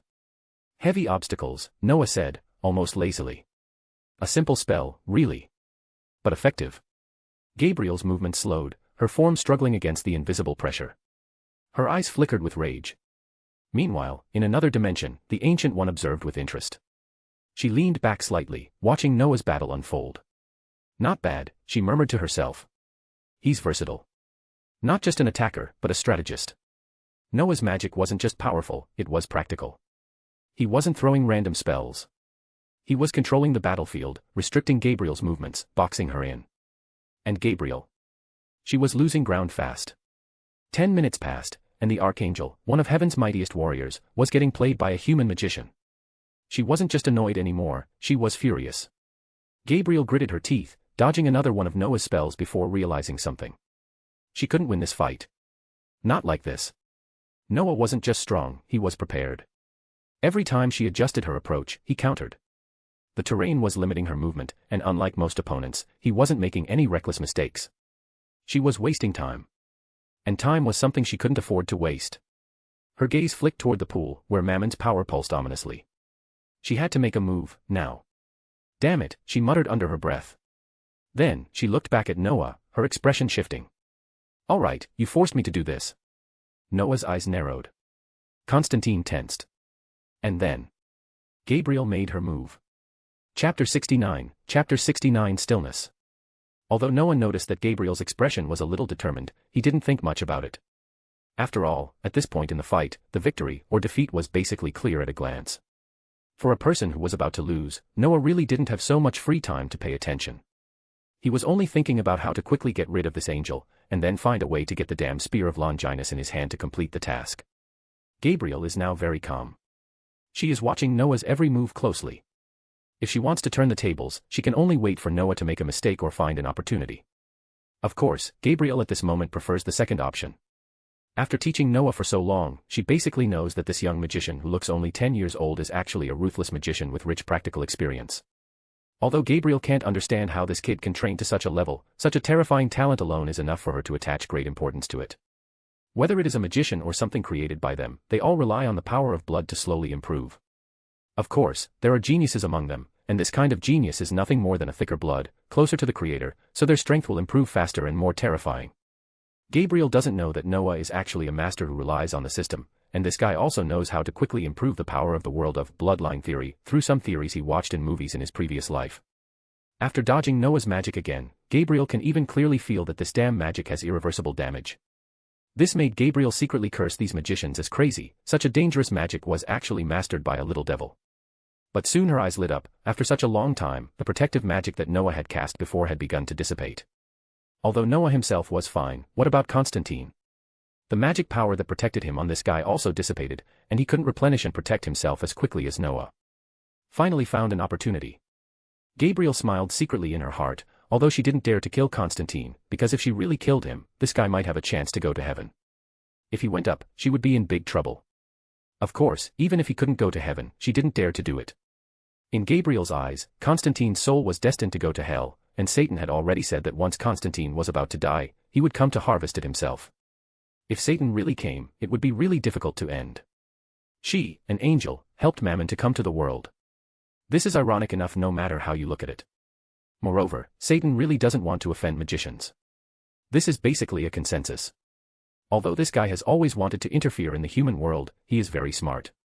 He knows that magicians in the human world are not easy to deal with, and the faith in the human world does not have such a large audience for their hell. So although he wants to expand the scope of his faith, he doesn't do too much. If he knew that he helped Mammon come, he might cater to these magicians in order to strike at the faith of heaven in the human world. He might just throw Mammon down. Then he smiled and watched himself being dealt with by these damn magicians, which not only disgusted heaven but also protected his son. He only needs to say something like, "Look how pure and kind my son is." He was induced by the damn angels. Shameless, but sometimes you can't do anything. I can only injure him so that he has no time to care about me, and then find a chance to help Mammon come to the world. Gabriel made a decision immediately. She turned around as quickly as possible to avoid Noah's god of shadowless. By the way, she also used her speed to avoid a burning flame. She rushed towards Constantine. Damn it. Noah discovered this guy's intention at the first time, and Constantine also noticed the situation, but he had no time to react. And Noah could only stop his bone-shattering spell immediately and immediately change to a heavy shield to protect Constantine. This guy was so anxious that he forgot the fact that Gabriel didn't dare to kill Constantine. Although his magic was indeed fast enough, Constantine was still caught by Gabriel without preparation.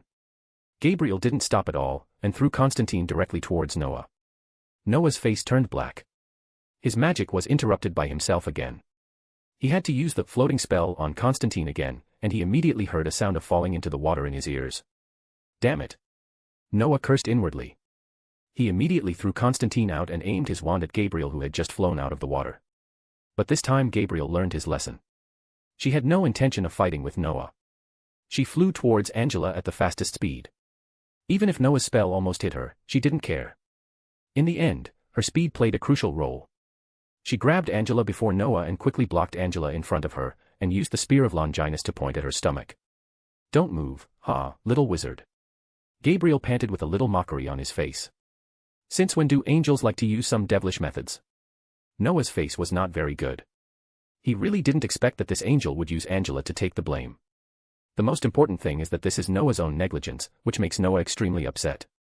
Although he knows Gabriel's purpose, he really can't guarantee that Angela will not die if he continues like this. What should I do? Do I have to let Constantine go up his artery like in the original book and then get Satan out? Noah's face was a little bitter. This situation is really not something he can deal with. He really feels that his strength is not strong enough now. If he is really strong enough, Noah can directly kill this damn angel in seconds. But soon, Noah slowly calmed down. This matter is really getting more and more troublesome, but Noah is too lazy to think so much. Trouble, right? Trouble is also the Ministry of Magic's trouble. Noah has now begun to prepare for the apparition. Mission. Damn mission, he is not in the mood to waste time with Mammon here, and he is even less in the mood to play with Satan who may appear here. He paid attention to Gabriel's movements, and also noticed the constant mocking smile on Gabriel's face. To be honest, Noah really wanted to give her a God of Swords. But Noah was not so impulsive. Gabriel naturally sensed Noah's thoughts, and her smile became more and more prosperous. Although she was very puzzled why the Ministry of Magic reacted so slowly, it didn't matter, everything was about to end. But soon she noticed that Noah's hand movement stopped, and she even noticed that Noah's magic stopped. This made her feel uneasy, but she did not stop her action. She immediately stabbed Angela's stomach with the Spear of Longinus. But the next moment, everything seemed to stop. Chapter 70, sure enough, it was just a small shrimp. You did a great job, kid. Really great. You completely exceeded my expectations. As time came to a complete halt, a voice echoed faintly in the space. It was gentle and soothing, like a warm breeze in spring. Then, the space above Noah was abruptly torn apart, and a figure slowly stepped out. The moment Noah saw this person, he felt a sense of relief. The individual was wearing a monk-like robe and had an angelic face almost identical to Gabriel's. The only noticeable difference was that Gabriel had hair, while this person did not.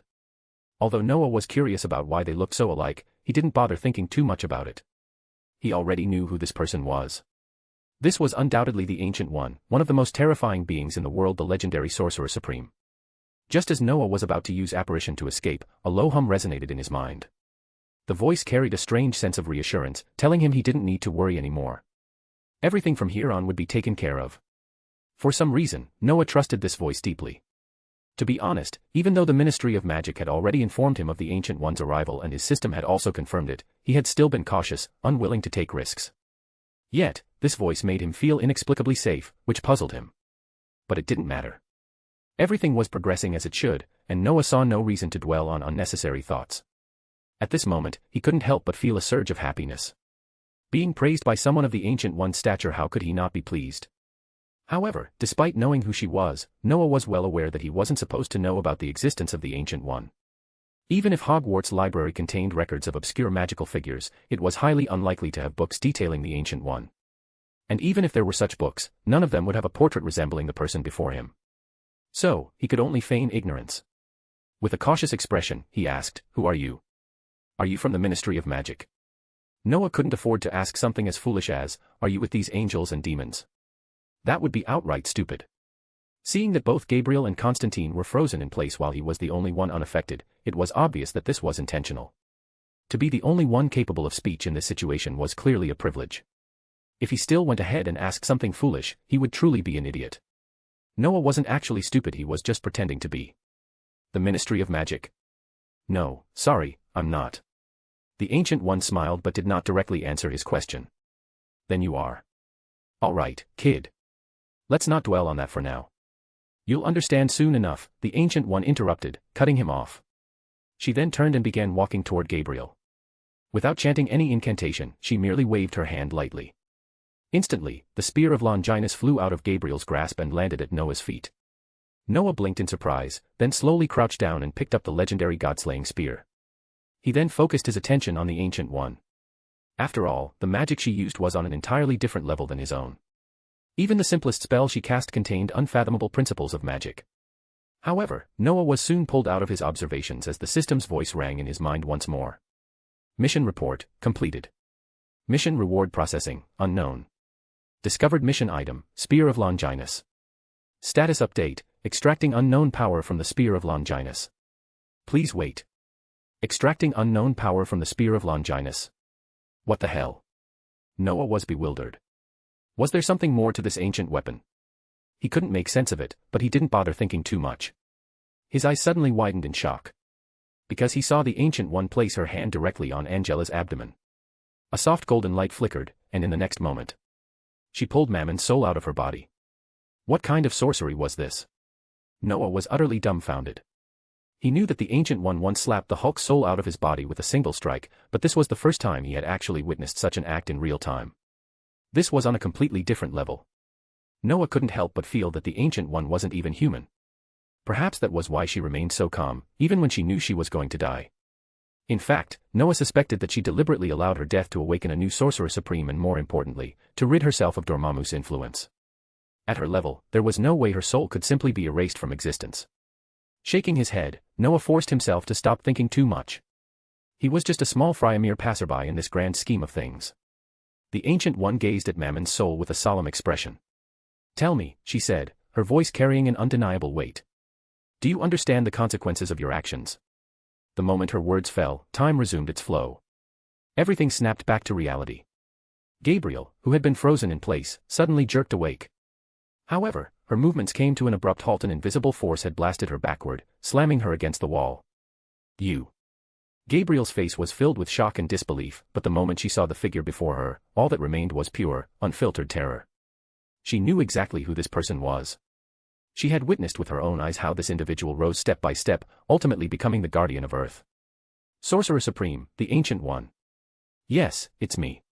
The Ancient One's voice was calm, yet absolute. "Return to your world. Tell your master what you attempted here and what is about to come. Now, be gone." Without giving Gabriel a chance to speak further, she waved her hand lightly. A golden rune-filled halo shot toward Gabriel, completely engulfing her.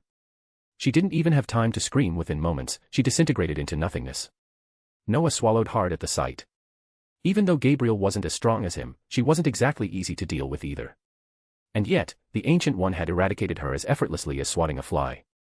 Noah felt incredibly small in comparison. Still, his mindset remained stable. Though shocked, he reminded himself. He was still young. These two beings before him had lived for who knows how many years. I'm only 12 years old. As long as I keep working hard, I'll reach their level in a few hundred years. Assuming I even have that much time. Noah scratched his nose awkwardly, deep in thought. The Ancient One, having dealt with Gabriel, now turned her attention to the soul in her grasp. "Now," she said calmly, "let's have a proper conversation. Oh, and your father should join us as well." Chapter 71, System Reward. The Ancient One's face remained calm, even as the soul in her grasp wailed and whispered in hellish agony. She was utterly unmoved. Magical energy surged around her, and in the next instant, golden magic circles adorned with mysterious runes materialized before her. Soon, under the effect of this immense magical power, a rift opened in space. Through it, Noah could clearly see what lay beyond. A barren wasteland. Endless desolation. Yellow sand swept violently through the air, everything appeared bleak and broken, and orange flames burned in the distance. Noah knew immediately this was hell. Had she just ignored the dimensional barriers altogether? Noah was stunned. The scene before him was both terrifying and surreal. But what shocked him even more was the figure that soon appeared on the other side of the rift. A rotund man in an absurdly pristine white suit. Noah almost did a double take. Satan. The Ancient One's expression remained composed as she called out to him softly, "Satan." Noah couldn't believe it. This ridiculous-looking fat man was the ruler of hell, Mammon's father Satan himself. To be honest, this was not how Noah had pictured him. In his mind, Satan should have looked more like Karthus, the Deathsinger from League of Legends, dark, eerie, and wreathed in ominous energy. Instead, he got this. But then again, Noah reminded himself that Satan had always looked this way in the original material. Swallowing his nerves, he realized something: this was a meeting of titans. And he was just a small fry caught in the crossfire. No one paid him any attention. Satan's gaze remained fixed on the Ancient One and the soul in her grasp.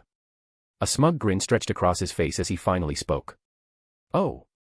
Dear Sorcerer Supreme, you personally opened a portal between realms. Does that mean you approve of my little idea of spreading my influence in your world?" The Ancient One's expression did not change.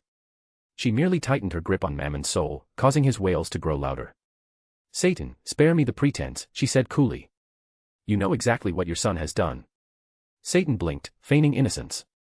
"Oh, my dear Supreme Sorcerer, I assure you, I have no idea what my son has been up to. Could it be that this little brat of mine has caused some mischief?"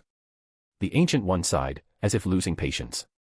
"Fine, if that's how you want to play it, then let's skip the talk. I'll close this portal, and you can go back and figure out how to have another son. This one stays."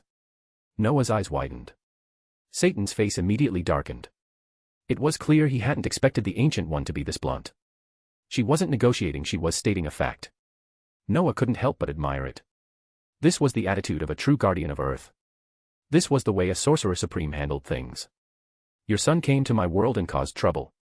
Now you want to play dumb. Fine. Keep pretending I'll keep him. Problem solved. But Noah also realized something else. Satan wasn't just worried about his son. With the way things were going, every single demon still lurking on Earth was about to be purged. Satan's expression flickered, but he recovered quickly. A second later, the jovial smile returned. Now, Supreme Sorcerer, there's no need for hostility, he said, chuckling. I truly had no idea what he was up to. You see, without divine assistance, crossing dimensions requires reincarnation. And without heaven's aid. He had it, the Ancient One interjected. I just dealt with an angel Gabriel. Satan blinked. My, an angel cooperating with a demon. He let out a theatrical gasp. What is the world coming to? You can drop the act, Satan, the Ancient One said dryly. I don't care about your business with heaven. That's between you and them. I only called you here to take your son back. If you refuse, next time you won't need to because you'll just be waiting for him in hell. Her voice was still calm, but the finality in her words was chilling. This was not a threat. This was a fact. Satan's face briefly twisted in frustration. But then, to Noah's amazement, he simply laughed. And just like that, the anger disappeared. With a practiced, charming smile, he said, My dear Supreme Sorcerer, I must apologize for this unfortunate misunderstanding. You are absolutely right, I have failed to properly manage my own realm. As such, I take full responsibility for my son's actions. Noah almost choked. Did Satan just admit he was a bad ruler? He was practically questioning his own authority, and yet he did it with absolute confidence. The Ancient One arched an eyebrow. Oh. And what exactly does taking responsibility mean to you? Satan grinned. I am willing to fully cooperate with your next course of action. In fact, I shall personally recall all demons still on Earth. You have my word. Noah's eyes widened. What a devious move. By recalling his own demons, Satan could prevent them from being destroyed, a far worse fate than simply being forced back to hell. And not only that, but by agreeing to help, he was essentially weaponizing Earth's magical forces against heaven instead. He was shifting the burden of battle entirely onto the angels. This guy is ruthless. But Noah had no time to dwell on it. Because at that moment, his system pinged again. Mission report, extraction of the unknown power in the Spear of Longinus completed. Mission reward updated, the mysterious power within the Spear of Longinus. The host will now obtain this mysterious power, which will be transformed into personal magic. Reward, substantial increase in magic power. No training required, the power is already yours. Noah's jaw dropped. He was getting raw magical power from the Spear of Longinus without having to train for it. What kind of absurd cheat code was this? But then another thought hit him. Wait, this spear was called the God-slaying spear for a reason, right? Could it be that it actually held some kind of divine god-killing property? If that were true, had he just thrown away something far more valuable than just magic power? Noah sighed. No point dwelling on it now. At that moment, he noticed the Ancient One looking at him. He immediately straightened up. I assume you now know who I am, she asked, a small smile on her face. Yes, respected Sorcerer Supreme, Noah replied respectfully. I've read about you in some books. Good. The Ancient One nodded. Heir of Ravenclaw, I believe we have much to discuss. Now that the annoying distractions are gone, we can begin. As you wish, Sorcerer Supreme. Noah bowed slightly. Chapter 72, are you interested in coming to Camartage? Sitting on the plane to London, Noah was as quiet as a well-behaved puppy. Even when Ms. Hafen tried to start a conversation with him from time to time, he would only respond incoherently. His state made Ms. Hafen very worried. Once they boarded the plane, she could no longer hold back. She reached out, grabbed Noah's hand, and stared at him intently, making him feel a bit strange. What's wrong, Ms. Hafen? Noah touched his nose and asked in a low voice. What's wrong? I should be the one asking you that, Noah. Ms. Hafen still held his hand, her concern evident. Ever since you left with Mr. Constantine to deal with the son of hell, you've been like this. What happened? She had been observing Noah over the past few days. He was either silent or lost in thought, as if something was weighing heavily on his mind. At first, she wondered if she was the reason for his behavior. Had taking Noah to Los Angeles without reporting to the Ministry of Magic put him in trouble? Or perhaps it was because she, a regular person, had been exposed to a world she wasn't supposed to know about, and yet Noah had refused to erase her memories. Her thoughts were a mess. She didn't want to be the reason Noah, a young wizard, got caught up in unnecessary trouble. If she had truly put him at risk, she would regret it deeply. It's nothing, Noah finally said after a long pause. I just met someone. No, I should say, I met the Guardian of Earth, the most powerful sorcerer in the world. And there are some things I need to think about. I know you met the Sorcerer Supreme. You were so excited about it half a month ago. But what does that have to do with how you're acting now? What does it have to do with it? A lot. More than he could explain. Noah smiled bitterly. He didn't regret his choices, but he couldn't stop thinking about them. It happened about 2 weeks ago, his first meeting with the Ancient One in that damn mental hospital. After dealing with the hell-related disturbances, the Ancient One had casually put Constantine to sleep and ensured Angela wouldn't wake up. Even though they were both involved in the magical world, she clearly didn't want them hearing what she had to say next. I recall that there were 2 schools of thought in Britain, the Ancient One had said. One side rejected the dark arts entirely, while the other sought to master and control them. Hogwarts is Dumbledore's domain, yet you seem quite proficient in the dark arts. How is that? Well, Noah hesitated before answering. I unexpectedly came across Professor Snape's old notes from his student days. Do you know Professor Snape? I've heard of him. A former Death Eater and an exceptional potions master, correct? Yes, that's him. Facing the Ancient One, Noah didn't want to be careless with his words. Some things needed clarification. Luckily, he had a general idea of her beliefs about power, so he knew how to approach the conversation. I see. So, did Dumbledore ever make things difficult for you? And how did you become so proficient in using the dark arts? Not really. I actually discovered a little secret at Hogwarts, a place called the Room of Requirement. It provides whatever the user needs. My friends and I used it to study and practice magic. Professor Dumbledore was aware of it, and he allowed us to continue. I see. Dumbledore must trust Snape a great deal, and he seems to have been very generous with you. He is quite an exceptional headmaster. Yes, he's a great man. Honestly, I've always believed that magic isn't inherently good or evil, it depends on how it's used. I think Dumbledore lets us practice these spells because he understands that as well. Noah smiled. It didn't hurt to give Dumbledore a few extra points in front of someone like the Ancient One. And, in truth, that was exactly how Noah felt. Light magic wasn't necessarily good, nor was dark magic inherently evil. In World of Warcraft, there was a saying, the light is merely another form of power, it does not inherently make one good. Noah had always found that concept fascinating. The holy light was revered as a sacred force, much like light magic, but it had led to plenty of controversy. In that world, blood elves had forcibly extracted and wielded the holy light through arcane means, proving that, at its core, it was just another form of energy.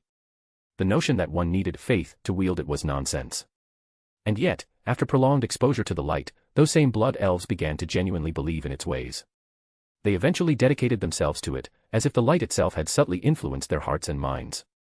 To Noah, that was no different from how the dark arts could erode a person's soul. A true magician should put faith only in themselves and their own strength, otherwise, what was the point of learning magic in the first place? That's why mastering magic was risky. It wasn't about what type of magic one used, but about having a strong enough will to control it. If a person was righteous at heart, even the dark arts could be used for good. If a person was evil, even light magic wouldn't save them from corruption. A true magician doesn't deal in ifs or hypotheticals. And that was precisely why gods, who relied on faith to maintain power, often saw magicians as dangerous. Oh. The Ancient One looked at him curiously. You believe that magic is neither inherently good nor evil. That its morality depends on the user.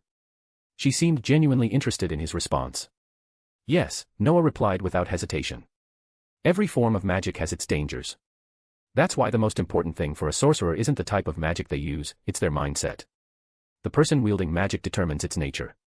If someone is good at heart, dark arts won't necessarily make them evil. If someone is corrupt, then even light magic won't stop them from doing harm. The Ancient One regarded him in silence for a long moment. Then, unexpectedly, she sighed. You have more insight than most seasoned sorcerers, child. For a moment, she almost seemed to see a kindred spirit in the young wizard before her. Then, as if making a firm decision, she smiled. Noah, is that your full name? Yes, Noah Finial. The Ancient One nodded. All right, Noah. Let me ask you, are you willing to come to Camartage and become my disciple? What? Noah's eyes widened in shock. Chapter 73, from now on. Becoming the disciple of the Ancient One was an opportunity Noah couldn't refuse, and he accepted without hesitation. However, he had no intention of leaving for Camartage just yet. Sure, it might seem audacious to stir up trouble at Hogwarts and even try to shape the future of the British wizarding world, but he had only just begun. He understood the immense potential of his classmates, especially Hermione Granger. She was destined to become the future Minister for Magic, after all. Of course, his interference might alter the course of history, but wasn't that precisely why he was here? How could he walk away without at least trying? Besides, he had done his best to help Harry Potter and the others last year. Well, perhaps not exactly, but he certainly wasn't planning to confront Voldemort directly anytime soon. Everything he had done was to ensure the League of Mages gained recognition, allowing him greater freedom to operate. After thinking it over, Noah finally came up with a solution. Respected Sorcerer Supreme, I am honored to be your disciple and would gladly call you my teacher even now. However, I have unfinished business at Hogwarts. Hogwarts? The Ancient One smiled. Tell me your reasons. Noah took a deep breath before explaining. My friends and I founded a small group called the League of Mages at Hogwarts. We only accept the most talented students, and I truly enjoy my time there. Madam Hooch, who played a major role in my upbringing, is also at Hogwarts, and I don't want to leave just yet. I see. The Ancient One observed Noah's conflicted expression and found him rather amusing. Shaking her head slightly, she asked, So, what is your plan? I'd like to join you in 2 years, after I've had a proper school experience. Noah smiled before adding, Besides, I've discovered something interesting in the Room of Requirement.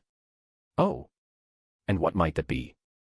The Ancient One's expression showed mild curiosity, though she wasn't expecting anything particularly astonishing. She had intended to take Noah with her immediately. This was the best age to learn magic. Although age wasn't necessarily an obstacle, she saw great potential in him and wanted to ensure he reached even greater heights. Before she could dwell further on her thoughts, Noah continued. What do you think of my magical ability? Specifically, my raw magical reserves. Magical power? The Ancient One frowned slightly before responding, Exceptional. Your reserves already surpass those of many adult wizards. However, talent alone is not. No, you misunderstand, Noah interrupted. A year ago, I had never even been exposed to magic. I didn't even know if I had magical power. The Ancient One's eyes narrowed. That's impossible. Then how did you? I trained in the Room of Requirement, constantly practicing magic and draining my reserves completely.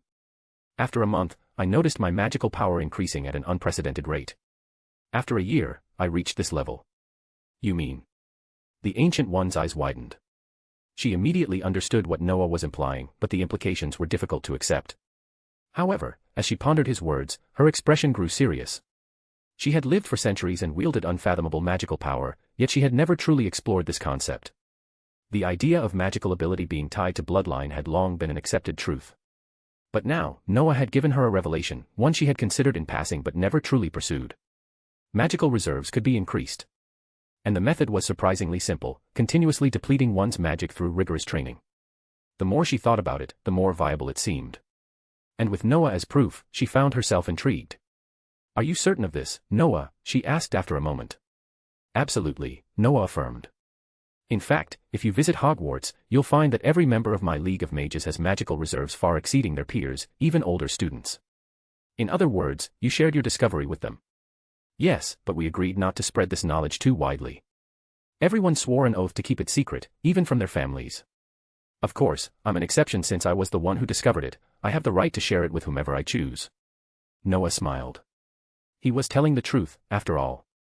He knew for a fact that Ken and the others had benefited tremendously, with only Hermione and Ernie Macmillan lagging slightly behind. And they had all sworn in the name of Merlin to keep the secret. There's one more thing I need to tell you, Noah added suddenly. The Ancient One raised an eyebrow. And what is that? I saw Voldemort at the end of the school year, Noah said, his tone lowering. I memorized the fluctuations of his power. Later, I found something in the Room of Requirement that emitted the same magical fluctuations. The Ancient One's expression darkened slightly. So, he has already embarked on that path. What a pity. She had never considered Voldemort a true threat. Dumbledore himself was little more than a minor player in her eyes. However, she still regarded the situation with some caution. After a moment of contemplation, she spoke again, this time with a rare hint of seriousness. Although Voldemort is of little concern, you should still be cautious. If you ever find yourself in true danger, tell him you are my disciple. That alone should be enough to make him hesitate. She then reached into her robes and produced a small, ancient-looking badge. Take this. If he refuses to believe you, use it. No matter what happens, I will be able to save you. Noah's eyes widened in shock. Really? A badge from the Ancient One herself. That was essentially a life-saving trump card. Without hesitation, he bowed slightly. Thank you, revered Sorcerer Supreme. But then, his mind replayed something she had said moments ago. Her disciple. Noah's head snapped up, staring at her in disbelief. The Ancient One remained calm, a faint smile playing on her lips as she met his gaze. So, what should you call me, Noah? She asked knowingly. Noah took a deep breath, his heart pounding with excitement. Teacher. Very good, she said, nodding approvingly. From now on, you are my disciple. Chapter 74, I guessed it a long time ago. Well, actually, that powerful magician thought I had great potential and invited me to study abroad with her, but I refused. Now that I think about it, while I don't regret my decision, I do feel a little. Oh my God. Why? Why would you refuse such an incredible opportunity? Because I wanted to stay with you longer, help you get more familiar with the magical world, and, of course, adjust to my new school. I promised her that I'd go in 2 years, and she agreed. You idiot. Noah, that was an amazing opportunity. Ugh, but I guess 2 years is a good buffer. Just don't miss out next time. Noah looked at Ms. Haven's serious expression and could only nod helplessly. He knew she was saying this for his own good. But even though he had just started at Hogwarts and still felt a little uncomfortable, he had no regrets about his decision, even if it meant missing out on having such an incredible teacher for the time being. Noah had his reasons. After all, he was already a disciple of the Ancient One. With that status, he wasn't worried about whether she would recognize him when the time came. Besides, the Ancient One hadn't left him empty-handed. She had given him some of her personal insights and techniques from her years of magical practice, along with a collection of spells ranging from basic to advanced, all compiled in the form of detailed notes. Noah was overjoyed. These were the teachings of the Sorcerer Supreme.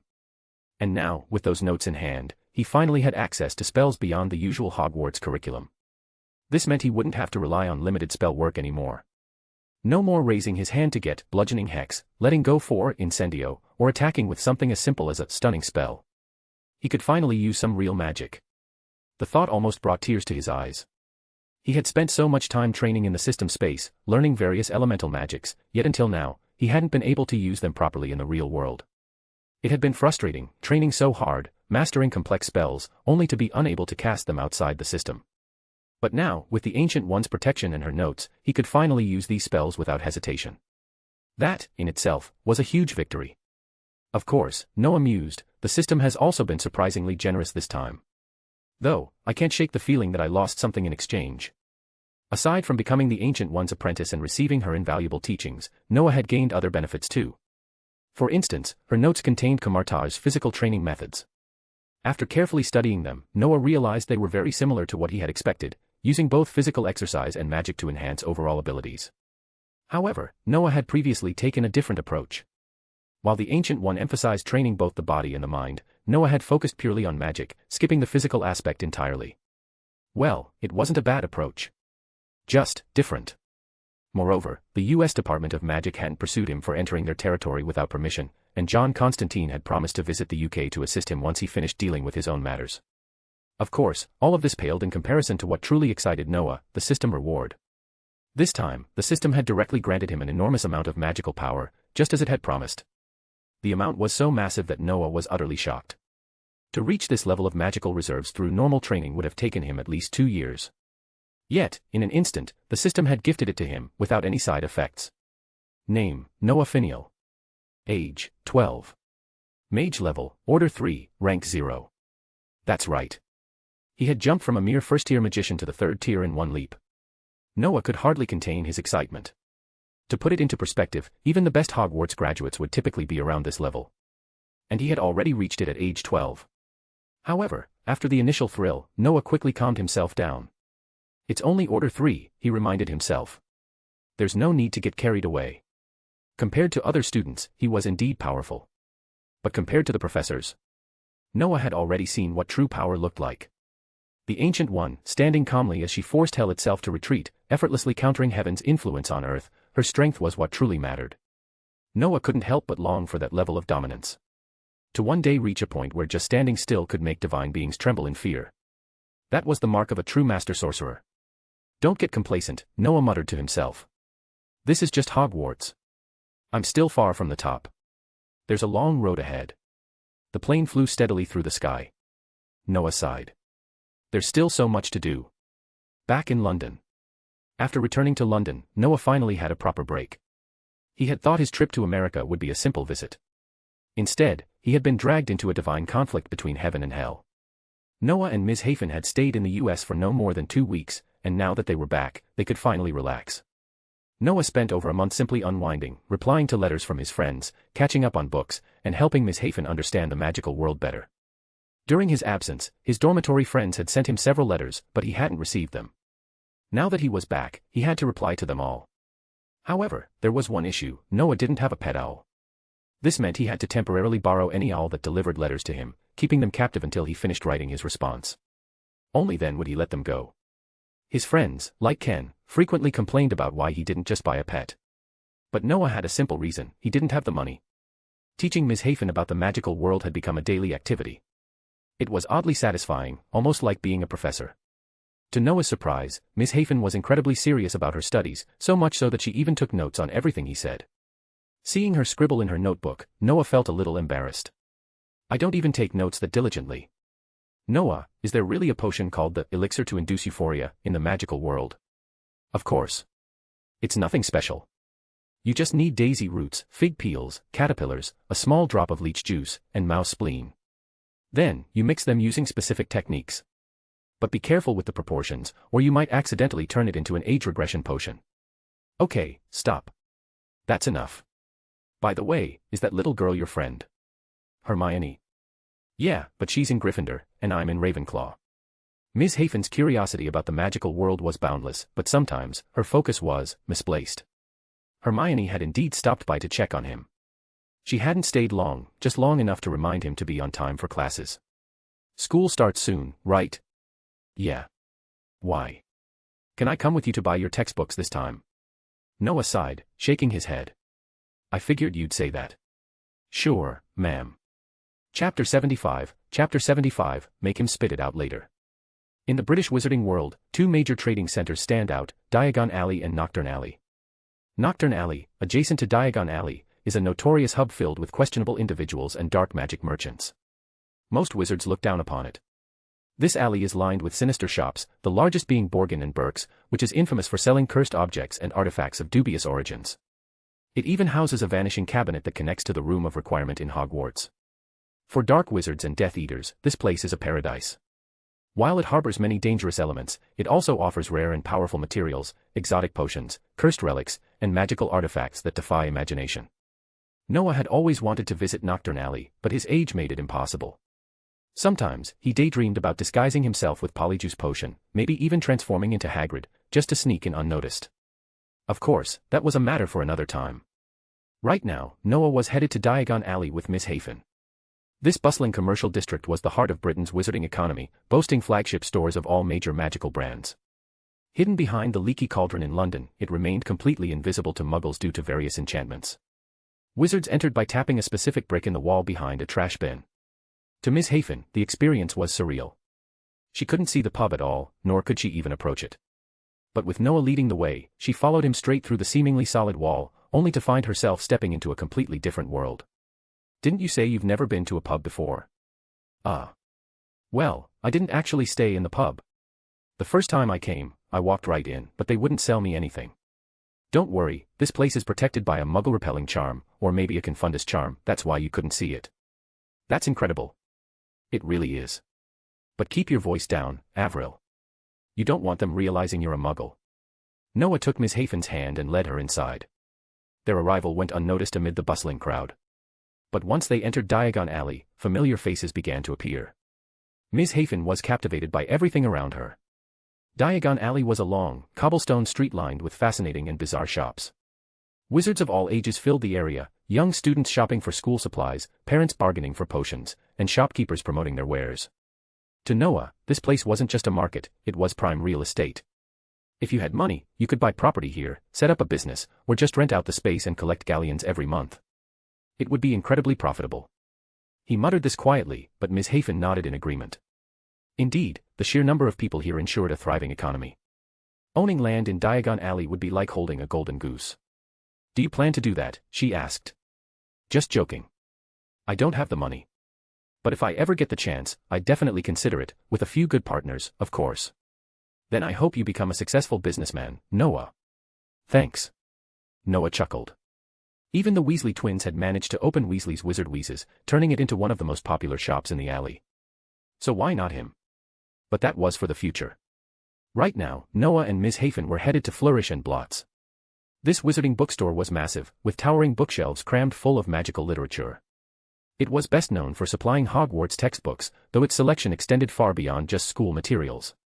Noah had always sympathized with the shop assistants here.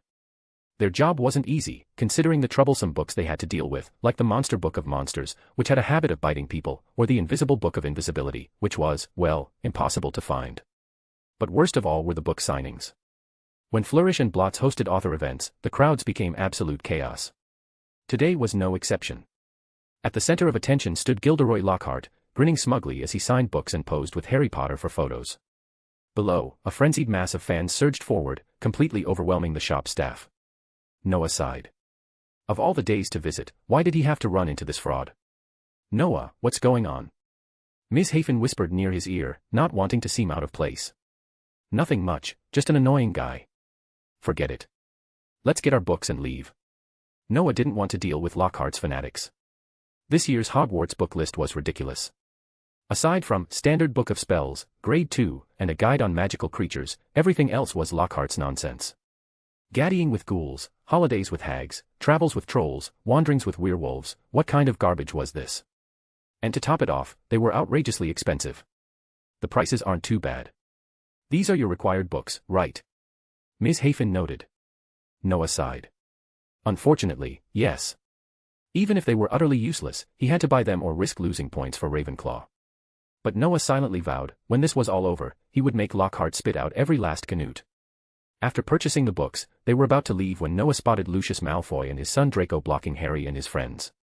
Even more coincidentally, Hermione Granger was with them. Noah shook his head. The inertia of history is really strong. It seemed that, no matter what, certain events were bound to happen. He turned to leave, not wanting to get involved. Noah. Just as he reached the doorway, Hermione's voice rang out behind him. Noah winced. So much for slipping away quietly. Ms. Hafen turned to look. Isn't that your classmate? She asked curiously. Yeah, what a coincidence. Noah forced a smile. She seems to be in some trouble. Aren't you going to check? Noah hesitated but sighed. All right, let's go see what's happening. It's probably just a minor issue. With that, he turned back toward Hermione. Chapter 76, let your son be careful. Oh. Another one. Lucius Malfoy looked at Noah, who was walking slowly toward them, a proud smirk curling on his lips. Noah. Are you the Ravenclaw who's supposedly the top student in your year? Mr. Finial, was it? Noah raised his head, calmly meeting Lucius's gaze. The man had long, slick-back platinum blonde hair, cold gray-blue eyes, and a pale, pointed face. Noah knew Lucius was an arrogant man, highly cunning, manipulative, and skilled at controlling others from behind the scenes. To be honest, Noah felt that these traits were probably passed down through the Malfoy family. After all, his son, Draco Malfoy, displayed the same arrogance and superiority complex. In short, Noah didn't like either of them. He wasn't the type to be overly kind to those who had already chosen their path. His philosophy was simple: if you mess with me, I'll make sure you regret it. Trying to reform a future Death Eater. That was a job for Hogwarts professors, not a student like him. Yes, Noah answered, his tone casual but firm. And you are? Lucius's smirk widened slightly. Lucius Malfoy. Draco's father. I see. A pleasure to meet you. Though Noah disliked him, he maintained a polite facade. To be blunt, he found Lucius pathetic, an intelligent man who still chose to be a servant to another. That alone made him unworthy of Noah's respect. I've heard about you from Marcus Flint, Lucius continued, his voice dripping with false sympathy. What an unfortunate situation. I truly feel for you. You're a Muggle-born, correct? Yes, is there a problem with that? Noah asked flatly. Not at all, Lucius said smoothly. It's just that, if I were you, I would consider aligning myself with a well-established pure-blood family. It would ensure a far more promising future. Noah scoffed. Oh. You mean I should attach myself to someone with an inflated ego and no real skills? Someone like, say, Mr. Finial, Lucius interrupted coldly. I hope you understand who you are speaking to. Oh, I do, Noah said with a smirk. I'm speaking to a self-important fool. A tense silence fell between them. Lucius's expression darkened, but he didn't lash out. Noah wasn't worried. He knew Lucius wouldn't dare attack a student in public, especially not one under Dumbledore's protection. Even if he did, Noah had his own ways of handling the situation. Lucius Malfoy was a skilled wizard, but he wasn't on the level of Dumbledore or other top-tier spellcasters, just a third-order wizard. Noah, despite his young age, had already reached the Third Order. While he was still below Lucius in experience and rank, he had knowledge of both dark arts and elemental magic. More importantly, Noah had been studying the Ancient One's notes. That alone gave him a significant edge. Still, he had no reason to start a fight. If anything, it was more fun to poke at Lucius's inflated ego. Mr. Finial, Lucius said after a long pause, his voice controlled but icy, you should understand that the wizarding world does not favor people like you. Oh. And what does it favor? Noah asked, raising an eyebrow. Power. Influence. Those who understand how the game is played. Ah, right, Noah said mockingly. So, using wealth and intimidation to manipulate others, that's the key to survival. Lucius smirked. Precisely. Noah let out a dry chuckle. You know, I'd take you more seriously if you weren't so pathetically devoted to a certain Dark Lord. Lucius's expression hardened. Watch your words, boy. Why? Am I wrong? Noah tilted his head. You're so proud of your pureblood status, yet you willingly kneel to someone who isn't even pureblood himself. If anything, that makes you a hypocrite. Lucius clenched his jaw, but he didn't respond. Noah leaned in slightly, lowering his voice just enough for only Lucius to hear. Here's some advice, Mr. Malfoy, keep your son away from me at Hogwarts. Otherwise, I can't guarantee he won't have a rough time at school. With that, Noah turned on his heel, taking Miss Haven's hand and leading her away. This was the first time he had spoken so bluntly, but honestly. It felt good. If Lucius was truly loyal to Voldemort, then he was beyond saving. Noah had no interest in trying. Of course, there was always the possibility of retaliation. But Noah wasn't worried. He planned to inform Dumbledore about his connection to the Ancient One, and the Sorcerer Supreme had already agreed to it. Once Dumbledore knew, he would likely be even more protective of Noah than he was of Harry Potter. Because if something happened to the Ancient One's apprentice at Hogwarts, let's just say the school might cease to exist altogether. As they walked through Diagon Alley, Miss Haven finally spoke up. Noah, are you sure you'll be okay after talking to him like that? She asked, her voice laced with concern. Don't worry, Noah said with a sigh. Lucius Malfoy won't dare make a move against me openly. And if he tries anything in secret, he smirked. Well, let's just say I have ways of dealing with that. Miss Haven studied him for a moment, then nodded. Right. I suppose being the student of the Sorcerer Supreme has its benefits. Noah chuckled. Yeah, you could say that. Lucius Malfoy reminded Miss Haven of her own estranged family, rigid, aristocratic, and obsessed with status. It was a painful memory, one she preferred not to dwell on. Shaking her head, she changed the subject. Forget about him. What's next? Well. Noah thought for a moment. We should take a look around. Diagon Alley has plenty of interesting shops. Ms. Hafen suddenly smiled. By the way, every Hogwarts student needs an owl or some kind of pet to send letters, right? You don't seem to have one. Noah hesitated. Ah, well, they're kind of expensive, and Where's the pet shop? Noah sighed. He had a feeling he wouldn't be leaving Diagon Alley empty-handed. Chapter 77, It's all nonsense. Long time no see, Noah. Over here. Hey, Evan. Noah walked into the Great Hall of Hogwarts with a smile and made his way toward Evan and the others. He had returned to Hogwarts just in time for the annual sorting ceremony. Before he knew it, he and his friends were already second-year students. Noah couldn't help but feel like time was flying. Ridiculous. I'm only 12, not even 13 yet. With that thought in mind, Noah plopped down next to Evan. Ken and Lance had been sitting there for a while, having saved him a seat. Just as he settled in and reached for his tea, Lance smirked mischievously. Noah, you should really be nicer to my Noddy next time. He told me you trapped him with magic and didn't give him any food. Noddy was Lance's owl, a scruffy, gray little thing. It was nothing compared to Harry's Hedwig, but it had been with Lance since childhood and was incredibly loyal. At Lance's remark, Evan and Ken immediately joined in, clearly holding a grudge as well. Yeah. My Siren went through the same thing. Seriously, Noah, what did you even feed her? Same here. I sent you a letter, and my Camille was missing for days. I thought she got lost. When she finally came back, she was so weak that I had to take her to a vet. And guess what? I found out exactly what happened. Faced with his friend's disgruntled expressions, Noah sighed in defeat. Alright, maybe he had gone a bit too far.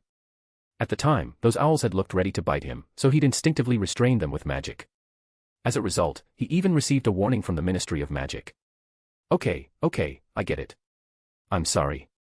But I honestly had no idea what to feed them. Mice. Alright, fine. But don't worry, there won't be a next time, because I bought an owl myself. You actually got an owl? Evan raised an eyebrow in disbelief. Yeah, a white, yellow-billed scops owl. What? Evan, Ken, and Lance exchanged looks before bursting into laughter. Noah sighed. The yellow-billed scops owl was a small species with yellow eyes, a cream-colored beak, and no distinct stripes, only a row of large, white triangular spots on its shoulders. More importantly, it was cute. Noah had no idea why Miss Hafen, who had helped him choose, thought he needed an owl that looked adorable rather than intimidating. He had wanted something fierce, like Hedwig, but there had been no arguing with her. As for his owl's name, Noah had simply named her Hathaway. Yes, her. If he weren't afraid of Miss Hafen's wrath, he would have told Hathaway to toughen up. The conversation drifted to their summer vacations while the sorting ceremony continued in the background. After experiencing the event last year, they knew it would take a while. Like the previous year, Hogwarts had admitted over 200 new students, and the sorting hat was busy assigning them to houses. Noah and his friends didn't particularly care about the results. Instead, they eagerly recounted their summer adventures. Evan had traveled to Romania with his parents to visit a dragon sanctuary, where he met Charlie Weasley, one of Ron's older brothers. Lance had stayed home practicing magic, strengthening both his spell work and mental resilience. As for Ken, he had originally wanted to train with Noah, but since Noah was gone and Evan was abroad, he had spent the summer training with Lance instead. When they finished sharing their experiences, their attention turned to Noah. So, where have you been? Evan asked, his curiosity piqued. Noah hesitated for a moment before replying. I went to the United States. Before he could say anything more, Evan nearly jumped out of his seat. Oh, Merlin. The United States. Isn't something crazy happening over there? He whispered urgently. Ken and Lance looked confused. What are you talking about? Ken asked. You don't know. Evan lowered his voice. Rumor has it that angels from heaven tried to secretly release the son of hell into the world. But the Magical Congress of the United States of America, MACUSA, found out about it. In the end, the Sorcerer Supreme handled everything. No way. Are you serious? Lance gasped. I've only ever read about the Sorcerer Supreme in obscure magical texts. They say he's the greatest sorcerer alive and the guardian of the world. Noah nearly choked on his tea. So, the American Ministry of Magic had completely erased his involvement. Not that he cared. It wasn't a big deal. What did bother him was that his friends assumed the Ancient One was a man. While the Sorcerer Supreme was male in some parallel universes, the one Noah met was very much not. Ahem. Just so you know, you should refer to her as her. Thank you very much, Noah corrected them. Evan, Ken, and Lance looked at each other in confusion. Wait. Ken narrowed his eyes. How do you know that? Yeah, what are you saying? Evan leaned in suspiciously. Have you seen her? Or did you read about it somewhere? Noah smirked. I have seen her, he said casually. Silence. The three of them sat frozen, their jaws nearly hitting the table. You mean? Yes, Noah interrupted, nodding. I was there when it all happened. Merlin's beard. Evan practically shouted. Noah, tell us everything. How could they possibly ignore such a revelation? Seeing their desperate curiosity, Noah made them swear on Merlin's name that they wouldn't tell anyone before launching into the full story. He recounted everything, how he was dragged into the mess, how he helped defeat the demons, and how, in the end, the Ancient One had personally acknowledged him as a disciple. And, of course, how he would be leaving Hogwarts in 2 years. When he finished, Evan, Ken, and Lance were stunned. Mouths wide open. Eyes practically bulging. They looked like they'd just been hit by a stupefy spell. Noah couldn't blame them. His experiences were insane, even to him. It was the kind of nonsense that only Gilderoy Lockhart would claim to have done. Oh, right, Lockhart. To them, Lockhart was a complete fraud. They had studied magical creatures, demons, and geography in detail. So, when they read Lockhart's books, they could instantly tell he was talking out of his arse. Even if his books weren't outright fake, their parents had told them enough to know that Lockhart had definitely not done the things he claimed. How he had gotten away with it was beyond them. Chapter 78, I have always been the best. So, you solved the problem in the United States by yourself? Ken swallowed, looking at Noah in disbelief. No, 2 Aurors helped clean up the mess, and it was the Ancient One who truly resolved everything. Noah didn't intend to take credit, even though he played a crucial role in the situation. So you're now the disciple of the Sorcerer Supreme? Lance stammered. Yes, but I didn't exactly choose to leave. We're just getting started here, how could I abandon everything now? Noah spread his hands with a grin. Noah, you only have 2 years left at Hogwarts, right? Evan finally spoke in a low voice, his words casting a momentary silence over the group. It was a bittersweet topic, one they couldn't avoid. In just 2 years, Noah would leave, and while they felt proud and happy for him, envy lingered in their hearts. After all, he had been chosen by the Sorcerer Supreme, the most powerful and revered magician in the world. Truthfully, they were full of admiration and blessings for Noah's achievement, but the thought of how distant he would become once he left Hogwarts made them uneasy. Yes, but we still have 2 years together, don't we? Noah remained silent for a moment before laughing.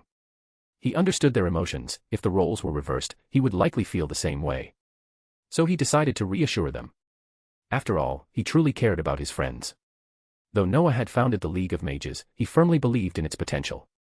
He planned to nurture and guide its members, ensuring its growth into something far greater. These weren't just ordinary students, their futures were bright. He wanted them to stand beside him, expanding the alliance into something formidable. But it doesn't matter. We're all part of the League of Mages. No matter what the future holds, we'll stay connected, right?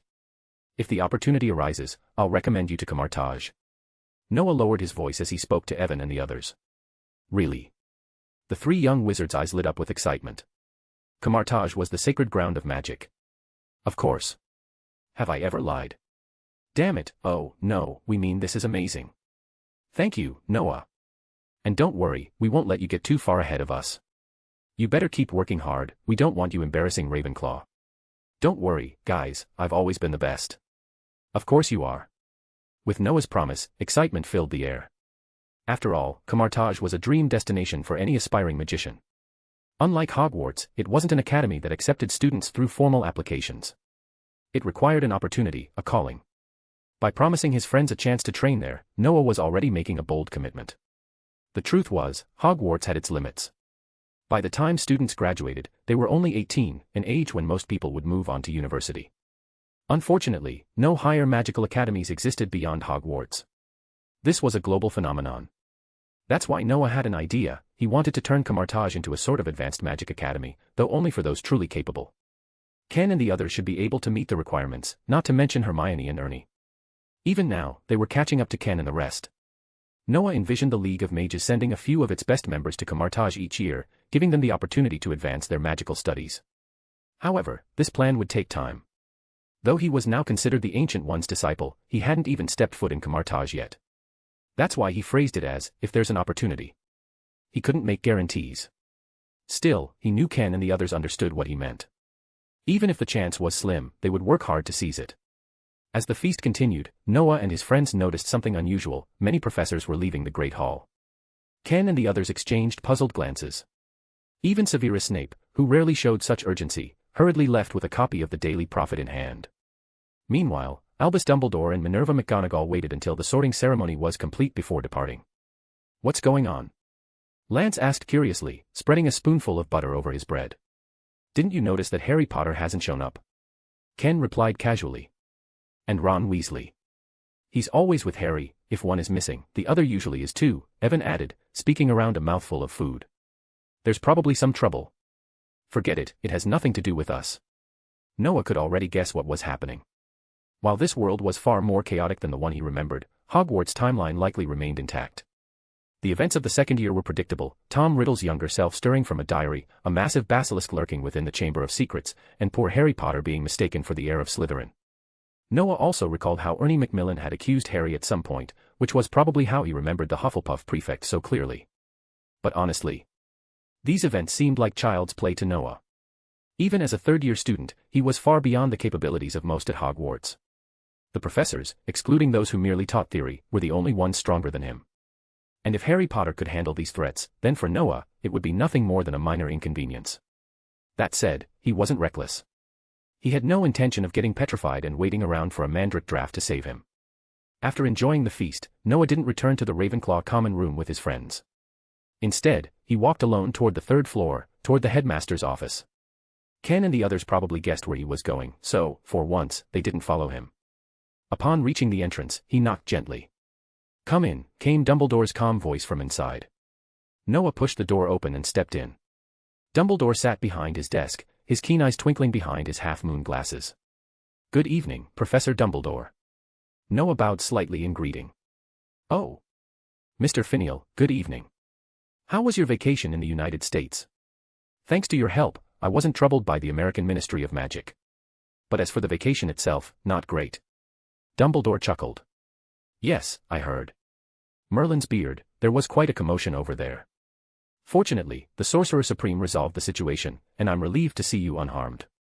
"Thank you, Professor. Actually, I came here today because there's something I need to discuss with you." Dumbledore's blue eyes flickered with interest as he leaned back in his chair. "Well then, Mr. Finial, I'm listening." Chapter 79, Kill him in advance. What? Dumbledore was stunned, his expression mirroring the shock Ken and the others had shown earlier. "That's how it happened," Noah said with a helpless shrug. While he found it amusing to watch people be shocked, the novelty had worn off. Every time, he had to go through the same explanations, answer the same questions. Honestly, it was exhausting. But there was no avoiding it, whether it was Dumbledore or Ken, Noah had to make things clear. With a sigh, he stood there, watching Dumbledore, hoping he would process everything quickly. Noah wasn't physically tired. During the 8-hour train ride, he had stayed inside his system space, reading the Ancient One's notes. To everyone else, it had looked like he was asleep, which wasn't entirely untrue. As a result, he was in perfect condition now. Dumbledore studied Noah in silence, his gaze sharp. Sensing that Noah was a little uneasy, he finally sighed and said, "I never expected you to reach this level so quickly. Your talent is truly astonishing, Mr. Fennell." "Ah, thanks," Noah replied, feeling a bit off. Was that it? Shouldn't Dumbledore be asking something like, "Why did the Ancient One take an interest in you?" Strangely, Noah felt unsatisfied. There was a saying, people who get things too easily tend to be more demanding. He didn't think of himself as ungrateful, but even he had to admit he was being a little hypocritical right now. Dumbledore must have noticed Noah's confusion because he smiled knowingly. "Are you surprised that I didn't question you endlessly and simply believed you?" "Well, yeah. I gave Evan and the others the same information, and they found it hard to believe." "Exactly. Well, it is unbelievable." "To be honest, you startled me too," Dumbledore admitted, though his expression was more amused than worried. To Noah's surprise, there was also a hint of relief on the old wizard's face, like a proud mentor watching a student succeed. That reaction threw Noah off. Shouldn't he be looking at Harry like that instead? But just as Noah was trying to figure out what was going on, Dumbledore continued, "Don't forget, I'm the headmaster of Hogwarts. The moment you walked into this office, I could feel the immense magic radiating from you. Coupled with the information I received from the Makusa, I chose to believe you. You felt my magic." Noah was surprised but quickly accepted it. Given that Dumbledore was one of the greatest wizards of all time, it wasn't that shocking. Dumbledore only gave him a knowing wink instead of answering directly. "Your talent is remarkable, Noah. You're completely different from last year. The Ancient One gave me one of her notebooks." "I see." Dumbledore's expression turned serious. "You must never tell anyone about that notebook. Do you understand?" Though he was clearly curious about how the Ancient One had accelerated Noah's magical growth, he didn't press for details. The Supreme Sorcerer must have had her own methods, ones beyond normal understanding. After all, the Ancient One had been the guardian of Earth's mystical forces for centuries, perhaps the most powerful sorcerer in over 400 years. There was no doubt she had ways to enhance someone's magic in ways ordinary wizards couldn't even comprehend. So, rather than pry, Dumbledore simply accepted it. "I understand, Professor," Noah nodded. That saved him from having to explain too much. He had originally intended to discuss his magic-related concerns with Dumbledore, but now, it didn't seem necessary. It might just complicate things. With a polite bow, Noah turned and left the office. Classes started tomorrow, and even though he wasn't remotely tired, there wasn't much to do here. He might as well return to the dormitory, chat with his friends, and get some rest. As he walked, his mind drifted back to his system. The system had kept its promise, the time ratio in his system space had increased from 1 to 1 to 1 to 3. That had been a pleasant surprise. He had expected only a minor improvement, but the system had proven him wrong. I haven't experienced the second level yet, so I don't know what that would be like. But if the time ratio at level 3 is 1 to 3, does that mean it doubles with each upgrade? He rubbed his chin thoughtfully. This change was incredibly valuable. More time in the system space meant more hours to meditate and refine his magic. It was essentially a shortcut to mastery. And not just that, more time meant more opportunities for magical experimentation. After all, magicians weren't that different from scientists. In fact, when it came to obsession and madness, magicians often made scientists look tame. With this much extra time, I can finally refine my new spells properly. I will get a chance to use them. Noah still felt frustrated that he hadn't been able to unleash most of the magic he had learned. He was mostly stuck using simple spells, practically parlor tricks compared to what he truly knew. But now, with the Ancient One as his backer, he finally had the freedom to experiment without restraint. At worst, I'll just say I researched it myself based on her notes. He absent-mindedly responded to the questions of the Ravenclaw Bronze Eagle Knocker before stepping into the common room. The atmosphere inside was peaceful. Only a few upper-year students remained, absorbed in their books, while most of the younger students had already gone to bed. Seeing this scene, Noah smiled. He truly enjoyed the quiet, scholarly life at Hogwarts. But then, an unsettling thought crossed his mind: Voldemort. That man had once plunged Hogwarts and the entire wizarding world into chaos. If Noah wanted to maintain this peace, he couldn't just ignore Voldemort. He had to find a way to deal with him before things spiraled out of control. Sure, even if Noah did nothing, someone else would eventually take care of Voldemort. But Noah didn't like leaving things to chance. His very existence in this world was already a major variable. Who knew how the future might change because of him? With a butterfly like me flapping its wings, the future could shift in any direction. No, I need to start planning now. A cold glint flickered in his eyes. It's time to seriously consider, how do I kill Voldemort before he becomes a real threat? Chapter 80, this is not cool. If you want to defeat Voldemort, you first have to deal with his Horcruxes. At first glance, Horcruxes seem like an incredibly complex and sinister form of magic. But once you understand how they work, they're disturbingly simple. It's essentially the process of tearing a piece of one's soul from the body and sealing it within an object, even something as insignificant as a keyhole. Of course, creating a Horcrux isn't easy. It requires the wizard to commit murder, a heinous act that fractures the soul, making the process possible. This alone is enough to deter most wizards from even considering it. The purpose of making Horcruxes is straightforward: to achieve immortality. In essence, if one's magical prowess isn't enough to ensure eternal life, dark magic becomes a substitute. Voldemort epitomizes this ideology. Whether it's a lack of confidence or sheer obsession, no one knows. Given how obsessed wizards are with bloodline limitations in this world, many assume they've reached their magical peak because of their ancestry. This mindset stifles progress, leaving few to explore alternative methods to enhance their magic, except, of course, for potions. Noah vividly recalled Voldemort's Horcruxes: Tom Riddle's diary, Marvolo Gaunt's ring, Salazar Slytherin's locket, Helga Hufflepuff's cup, Rowena Ravenclaw's diadem, Nagini the snake, and Harry Potter himself. Truthfully, Noah already knew where most of these were, except for Nagini's current whereabouts. But with his knowledge, he was confident in retrieving them. Still, he couldn't rush. He needed a plan to attract Dumbledore's attention first. The basilisk will be unleashed this semester anyway, so I should deal with it early and use the diary as proof of my connection with Voldemort last year. Noah wasn't foolish enough to walk up to Dumbledore and say, "Hey, Professor, I know where all of Voldemort's Horcruxes are. Let's destroy them." That would be idiotic. Even if Dumbledore didn't immediately question how Noah had such knowledge, just knowing about Horcruxes was suspicious enough. The worst-case scenario: Dumbledore could suspect Noah was possessed by Voldemort, which would be beyond embarrassing. As he walked back to the dormitory, he noticed that Ken and the others were already awake, waiting for him. After some casual conversation, Noah took the initiative to turn off the lights. The new semester's first class was tomorrow, and none of them wanted to be late. That night, Noah trained diligently within the system space before waking up early the next morning. Glancing at the timetable on the wall, he sighed. The first class was History of Magic, again. Noah let out a groan. Their professor, Cuthbert Binns, had the uncanny ability to make even the Goblin Rebellion sound as dull as a Ministry of Magic report. Noah was convinced Dumbledore only kept him around because he had first-hand experience of those historical events. "Good morning, Noah." Looking at the schedule again, a sleepy Evan asked, approaching him. "Morning, Evan." "Ugh, it's History of Magic.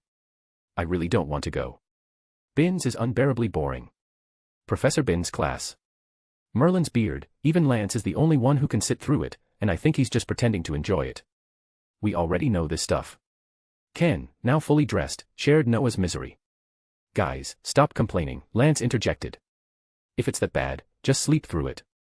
Binns knows no one likes his class, so he doesn't care.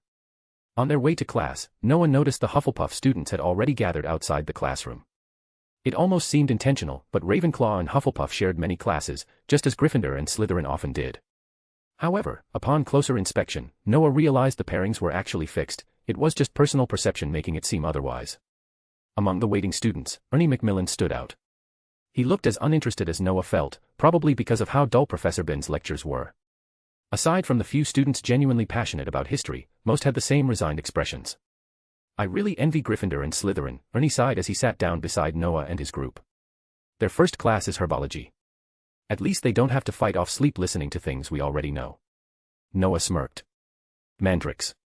Huh. Ken looked at him in confusion. I mean, their class is probably about repotting mandrakes. That's not exactly fun. If they forget to wear earmuffs, someone will be dead by morning. Come on, Noah, no one's that stupid. Actually, I take that back, Ken muttered. Exactly. But mandrakes are useful. Besides curing petrification, what else can they do? Mandrakes were commonly used in potions, particularly antidotes. The petrification curse wasn't particularly rare, most fully trained wizards knew how to cast it. However, mandrakes were dangerous. Their screams could be lethal. Alright, enough about that, Noah said, shifting the topic. Did you guys hear? Harry got into trouble again last night. Oh. Ken perked up. What did the boy who lived do this time? After a year of knowing Harry Potter, they'd come to expect chaos wherever he went. You won't believe this, Ernie whispered conspiratorially. He and Ron drove a flying car to school. Loads of muggles saw them. And guess what? They crashed into the Whomping Willow. Whoa. That's insane. This is not cool, Noah sighed. Ken raised an eyebrow. Noah, don't you think it's awesome? Awesome. Are you kidding? That car belongs to Arthur Weasley, meaning Ron's dad is probably being investigated by the Ministry of Magic right now. And I bet Ron's about to receive a gift soon. A gift. A howler. Chapter 81, The Future is Not Easy. Ron Weasley. How dare you do such a thing? Do you realize your father is being investigated by the Ministry of Magic because of you? If you dare to cause such trouble again, I swear I will drag you back from Hogwarts myself. Also, congratulations, Ginny. The Great Hall of Hogwarts fell into stunned silence as all eyes turned toward Ron Weasley, whose face had turned deathly pale. Then, as if on cue, laughter erupted across the room. It was undeniable, this howler was simply too funny. Noah couldn't quite understand what Ron was thinking, choosing to open the howler in front of everyone like this. It was as if he was personally adding fuel to the fire of his own humiliation. And Molly Weasley, true to form, did not hold back in the slightest. She tore into her son without a shred of mercy, her voice amplified by the howler for all to hear. Looking at Ron now, his face ashen, cold sweat dripping from his forehead, Noah could only imagine how shattered he must feel inside. Hey, still think it's cool? Noah turned to the students around him, his expression amused. The ones who had been laughing just moments ago suddenly went quiet, their faces paling. Cool? How was this cool? Whether Noah had done it on purpose or not, their seats were positioned quite close to the Gryffindor table, giving them a clear view of Ron's mortified expression. The howler's every word had reached their ears with perfect clarity. Merlin's beard. If that happened to me, I think I'd just go home, Ken muttered, shaking his head before taking a sip of pumpkin juice. The others nodded in agreement. This was beyond embarrassing. If something like this had happened to them, they wouldn't even need their parents to come fetch them, they'd leave Hogwarts willingly out of sheer shame. What are you all whispering about? Hermione asked as she approached, her brows furrowed in suspicion. Nothing much, Noah replied with a grin. Just that some of these guys thought Harry and the others were cool for what they did last night. I told them Ron would definitely get a gift for it. Turns out, I was right. It's not cool at all. Hermione huffed.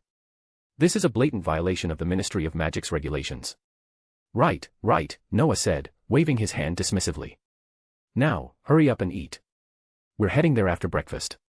I feel like I've regressed over the summer. Then why didn't you come train with me and Ken? Lance chimed in between bites of his chicken leg. We sparred all summer. I'm getting sick of it. Ken rolled his eyes and smacked Lance on the shoulder. You're sick of it. I should be the one complaining. If it weren't for the fact that I was at your house, I would have gone all out on you. You really think you can keep up with me? Lance smirked. Oh. Then let's have another match later. See if you can win. Noah chuckled as he watched their back and forth. Though they bickered constantly, their bond was obvious. Spending the summer training together had undoubtedly strengthened their friendship. Still, a small part of him couldn't help but joke internally, this was England, after all. He hoped his two friends weren't about to go that route. Shaking off the thought, Noah quickly finished his meal, and the group made their way toward the room of requirement. It had been 2 months since their last visit, and Noah found himself feeling strangely nostalgic. He had only been at Hogwarts for 2 years, but the thought of eventually leaving made him unexpectedly sentimental. As they reached the room of requirement, Noah turned to Hermione and Ernie. "By the way, there's something I need to tell you too." "What is it?" Hermione asked curiously. "It's about me. Ken and the others already know, and so does Professor Dumbledore. But as members of the Mage Alliance, you should be aware too." Ernie and Hermione exchanged glances before nodding. "Go on." Noah didn't bother with unnecessary details. He recounted his experiences in America, the trials he had undergone, and, most importantly, the fact that he had become a disciple of the Ancient One. Silence followed. Then, Merlin's beard. Ernie gasped, staring at Noah in awe. "You're actually a disciple of that great sorcerer?" As someone from a magical family, Ernie understood exactly what that meant. The reputation of the Sorcerer Supreme was legendary. Even if most wizarding families had no access to Camartage, they still revered its existence. Ernie looked like he might faint from excitement, and even Hermione seemed completely stunned. "Wait, the Ancient One?" Hermione repeated, frowning in thought. "Who's that?" Before Noah could answer, Ken, Ernie, and the other boys jumped in, all talking at once. "She's the Sorcerer Supreme. Guardian of the Earth against supernatural threats. Controls the mirror dimension. Manipulates time and space." As they rattled off information, Hermione's eyes widened in realization. Thanks to her extensive reading, she had come across some references to Camartage before, but now she truly grasped the weight of Noah's achievement. When the noise finally died down, Hermione took a deep breath and smiled. "Congratulations, Noah." Though there was a flicker of disappointment in her eyes, perhaps at the realization that she might never catch up to him, she still offered her heartfelt support. "Thank you," Noah said sincerely. Then, he added, "but don't worry. If I get the chance, I'll recommend you for training at Camartage as well." "Hermione, you do know what most Muggleborns do after turning 18, right?" Hermione blinked. "You mean, go to university?" "Exactly," Noah nodded. "We graduate from Hogwarts at 18, that's way too young to jump straight into the workforce. I'll try to talk to the Ancient One about selecting promising students to study at Camartage after graduation. But we have to keep working hard." Hermione finished his sentence, determination lighting up her eyes. Noah grinned. "Of course. No half measures. If you want a chance, you need to prove your worth." "I understand," Hermione said firmly. "Thank you, Noah." As the group moved deeper into the room of requirement, Noah couldn't help but think about the future. If things went as planned, Hermione was destined to become Minister of Magic one day. In the original timeline, she wouldn't take office until 2017, meaning she'd be in her 30s by then. But if they played their cards right, maybe she could rise to power even sooner. The Ministry of Magic was in desperate need of change, and Dumbledore's faction lacked strong leadership. But that was all in the future. Right now, their priority was growth. Knowledge, magic power, personal combat ability, these were the true foundations of strength. After all, in a world full of dangers, politics could only take you so far. "Keep training," Noah said, looking at his friends. "The future isn't as simple as you think." Chapter 82, The Annoying Brat. The Defense Against the Dark Arts class is meant to teach students how to defend against dark magic and evil creatures, making it one of the most popular courses at Hogwarts. The first-year Defense Against the Dark Arts class, however, is incredibly dull. Quirinus Quirrell, that incompetent fool, really lacks any skills or abilities. His classes mostly cover basic methods for dealing with minor creatures, and after that, he completely failed as a teacher. It's rumored that this guy is now playing hide-and-seek with Dementors in Azkaban. This year's Defense Against the Dark Arts professor is Gilderoy Lockhart, who is supposedly an internationally renowned figure, although that's debatable. It's quite interesting that both Quirrell and Lockhart graduated from Ravenclaw. Unfortunately, these two are considered failed products from Ravenclaw. One joined the Death Eaters out of fear, and the other is nothing more than a big liar. Gilderoy Lockhart is an internationally renowned author and hero, a recipient of the Order of Merlin, an honorary member of the Anti-Dark Magic League, and a 5-time winner of the Wizard Weekly Most Charming Smile Award. He has written numerous books and is quite famous in the wizarding world. Of course, the stories are all stolen from others. Noah thinks many people should know by now that these stories were never his to begin with, as his magical ability is subpar at best. But the wizarding world is never short of clowns, and there's always someone willing to turn a blind eye to the truth for the sake of entertainment. The truth is, this guy has a talent for casting forgetfulness charms, so no one can prove what he's done. It must be said that Lockhart is quite lucky. Dear students, allow me to introduce myself. As Lockhart strutted down from the platform, Noah and the others collectively rolled their eyes. Noah knew the truth about this man, and Ken's family had also mentioned some things about him, such as, Lockhart's words can't be trusted, and so on. Their parents weren't thrilled that they were in the same class as this guy. Even if they weren't in the same class, they probably knew him. It was clear that they didn't think much of him, likely because they were aware of his character. My parents said this guy is very unreliable and lies all the time. God, how did he become our defense against the dark arts professor? Evan propped his head up, staring at Lockhart, who was endlessly bragging about himself. He muttered lifelessly. This is pathetic. This guy is from Ravenclaw, of all places. God, Lance said with a frown, clearly not liking the men at all.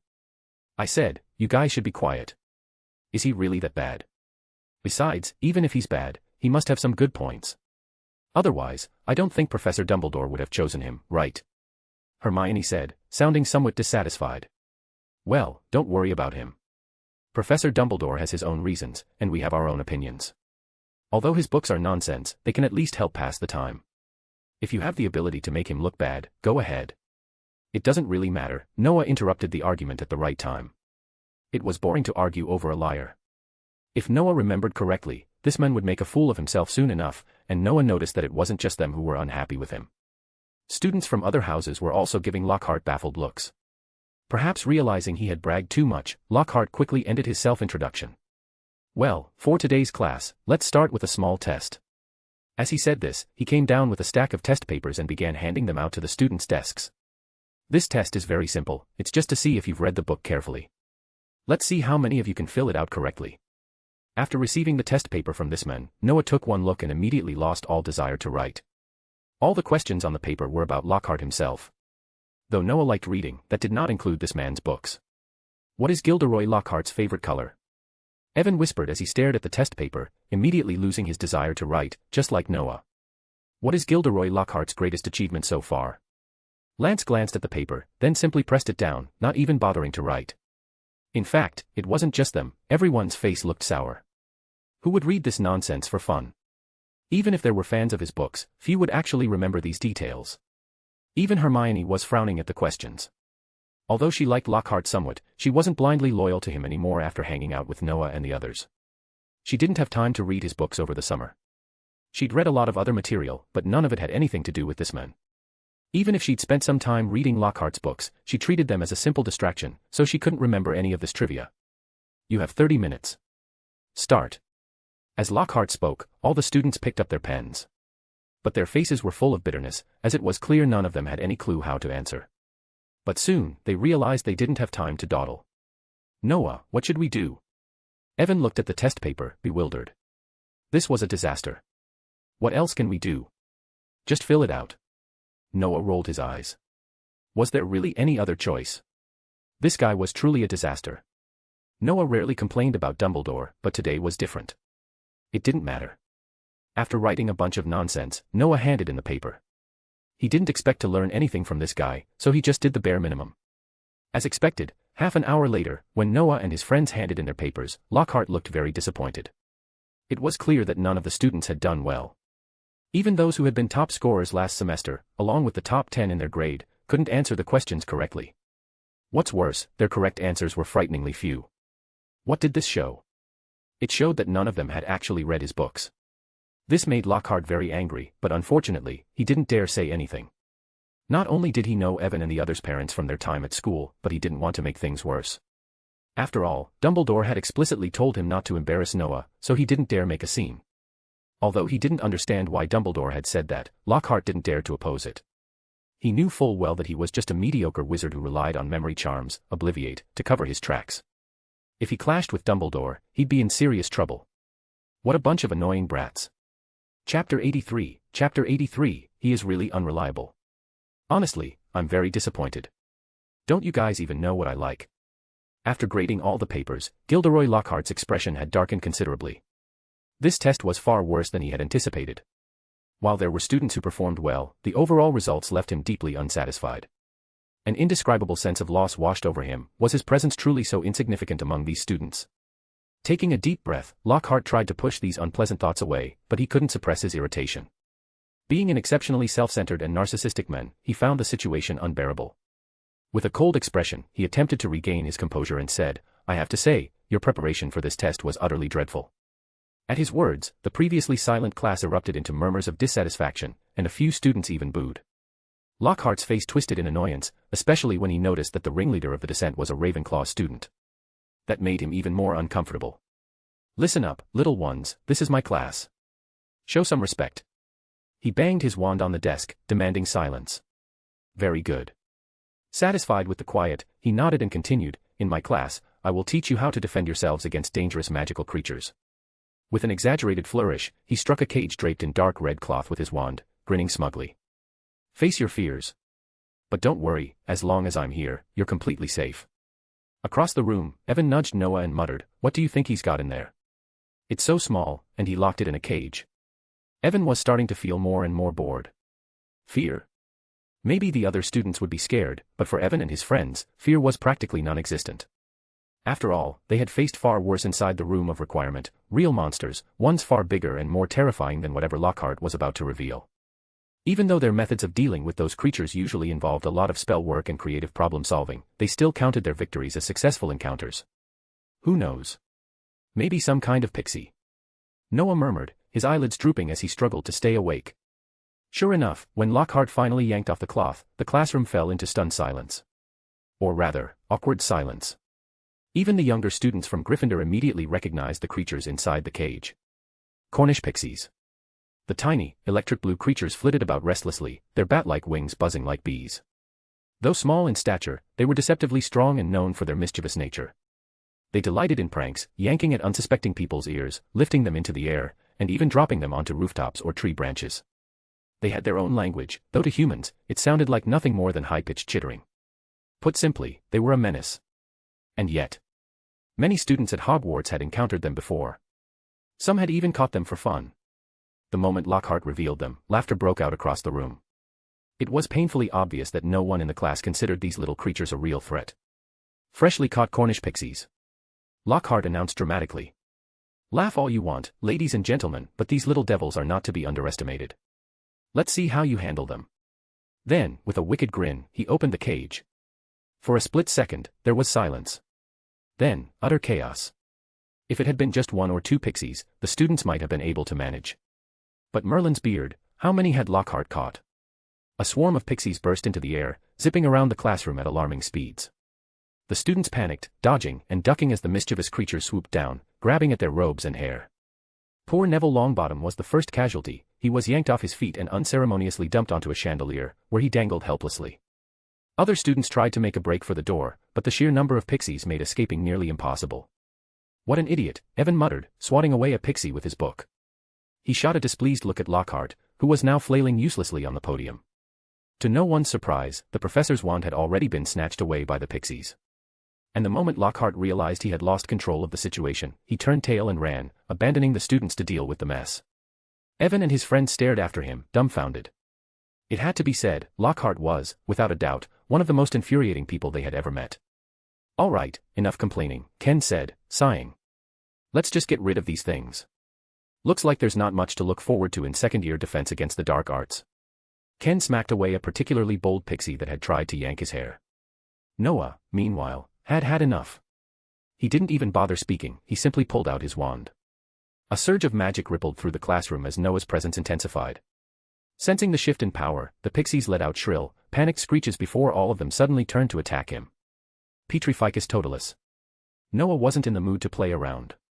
Unlike Hermione, who had used a more passive freezing charm in the past, Noah opted for something far less gentle, the full-body bind curse.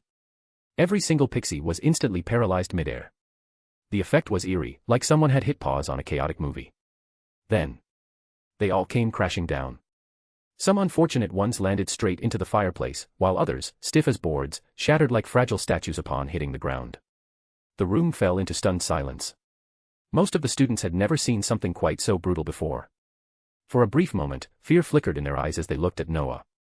Then, A roar of excitement erupted through the room. They had always known Noah was strong, but this was the first time they had witnessed his true skill. Even more impressive was his control. Neville, still hanging from the chandelier, was the only one unaffected.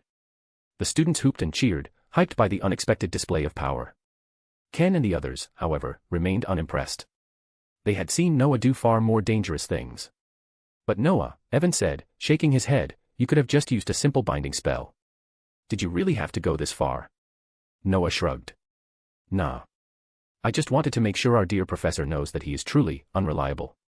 Chapter 84, The Newcomers. Lockhart was unreliable, everyone knew it. It was practically common knowledge at this point. After all, this was the first time most students had ever seen a professor abandon his students and flee for his life.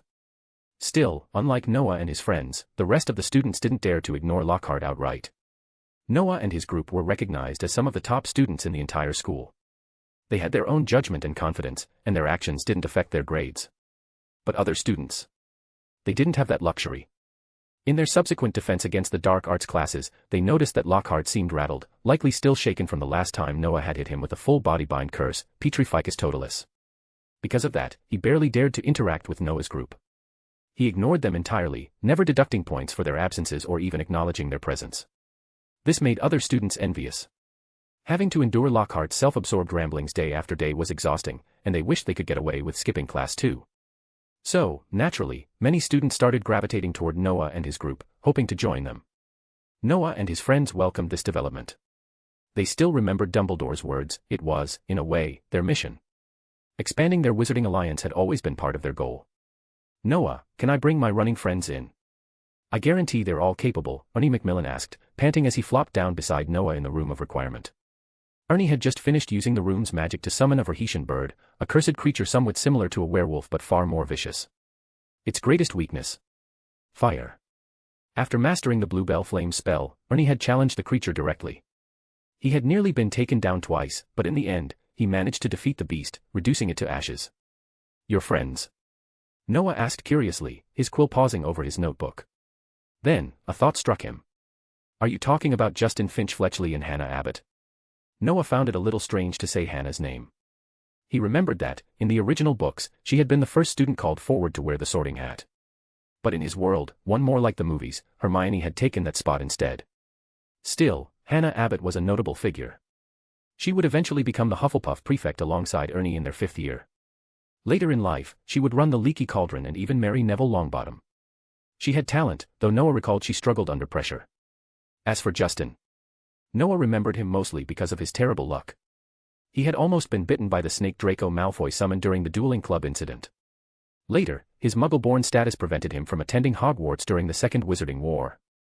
Noah wasn't too sure about Justin's abilities, but if Ernie vouched for him, it was worth consideration. All right, Noah said after a moment. But make sure you screen them properly, Ernie. Don't go easy on them just because they're your friends. I know, Ernie assured him, downing a goblet of pumpkin juice. If they're not good enough, I'll ask for help. If they pass, I'll personally introduce them to everything. Fair enough, Noah agreed.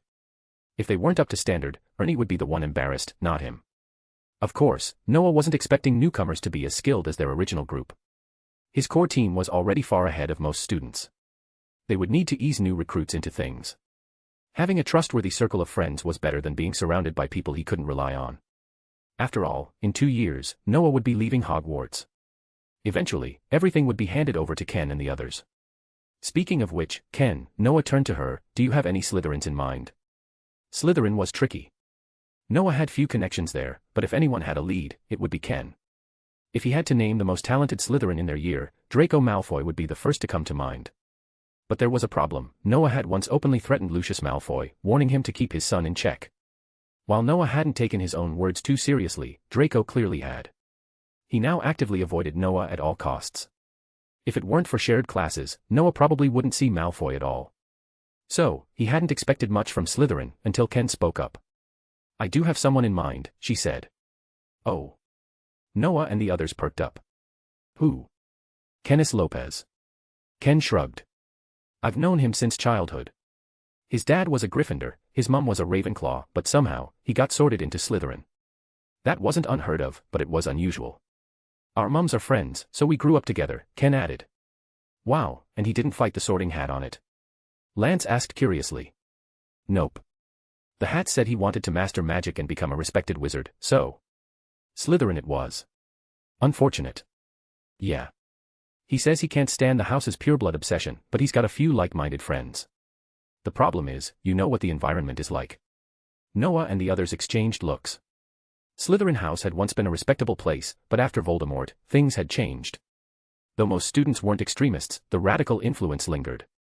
So, what's his stance? Noah asked. He wants in, Ken said simply. Said our performance last year was too impressive to ignore. He wants to become that strong. Alright, let's bring him in. Ernie's friends too, Noah decided. Sounds good to me, Ernie and Ken agreed. Before they could continue, Hermione suddenly spoke up. Wait a minute, Noah. What is it, Hermione? Well. Harry and Ron want to join us too. They've been asking me about it all week. What should we do? Noah blinked. Aha. Chapter 85, Rules. Harry and Ron, do you want to join me here? Noah found the situation bizarre. How could these two suddenly decide to join him? To be honest, Noah always considered himself lucky and resilient, but he never thought of himself as the chosen one. He recalled a phrase, "You are not the chosen one. You are not strong." Noah agreed with that statement, which is why he had always worked tirelessly to improve himself. Strength came from effort, not destiny. This mindset was why Noah kept a low profile at Hogwarts. The only time he acted out of character was recently, when he petrified a group of Cornish pixies in front of everyone. Even then, his actions weren't exactly reckless. He had, after all, saved the entire class. Professor Lockhart was completely unreliable. Rumor had it that even Professor Dumbledore had called him in for a serious conversation about the incident. Given Noah's usual discretion and the fact that his relationship with Harry and Ron wasn't particularly close, why were they suddenly so interested in joining him? Noah found it puzzling but ultimately couldn't be bothered to overthink it.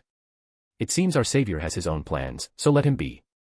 Hermione, you can bring them along when the time comes, Noah said casually.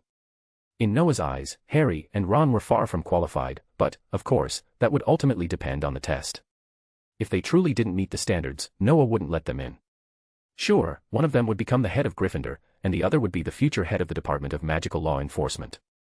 But right now, they didn't seem all that impressive to Noah, though, admittedly, Harry's talent was remarkable. Maybe that was thanks to Voldemort. Regardless, Noah decided to give them a chance. A test would determine if they were fit to join. If they passed, there were more than enough resources to help them grow stronger. But I don't think this location is suitable for the test anymore, Noah said after a moment's thought. Oh. If not here, then where? Evan asked curiously.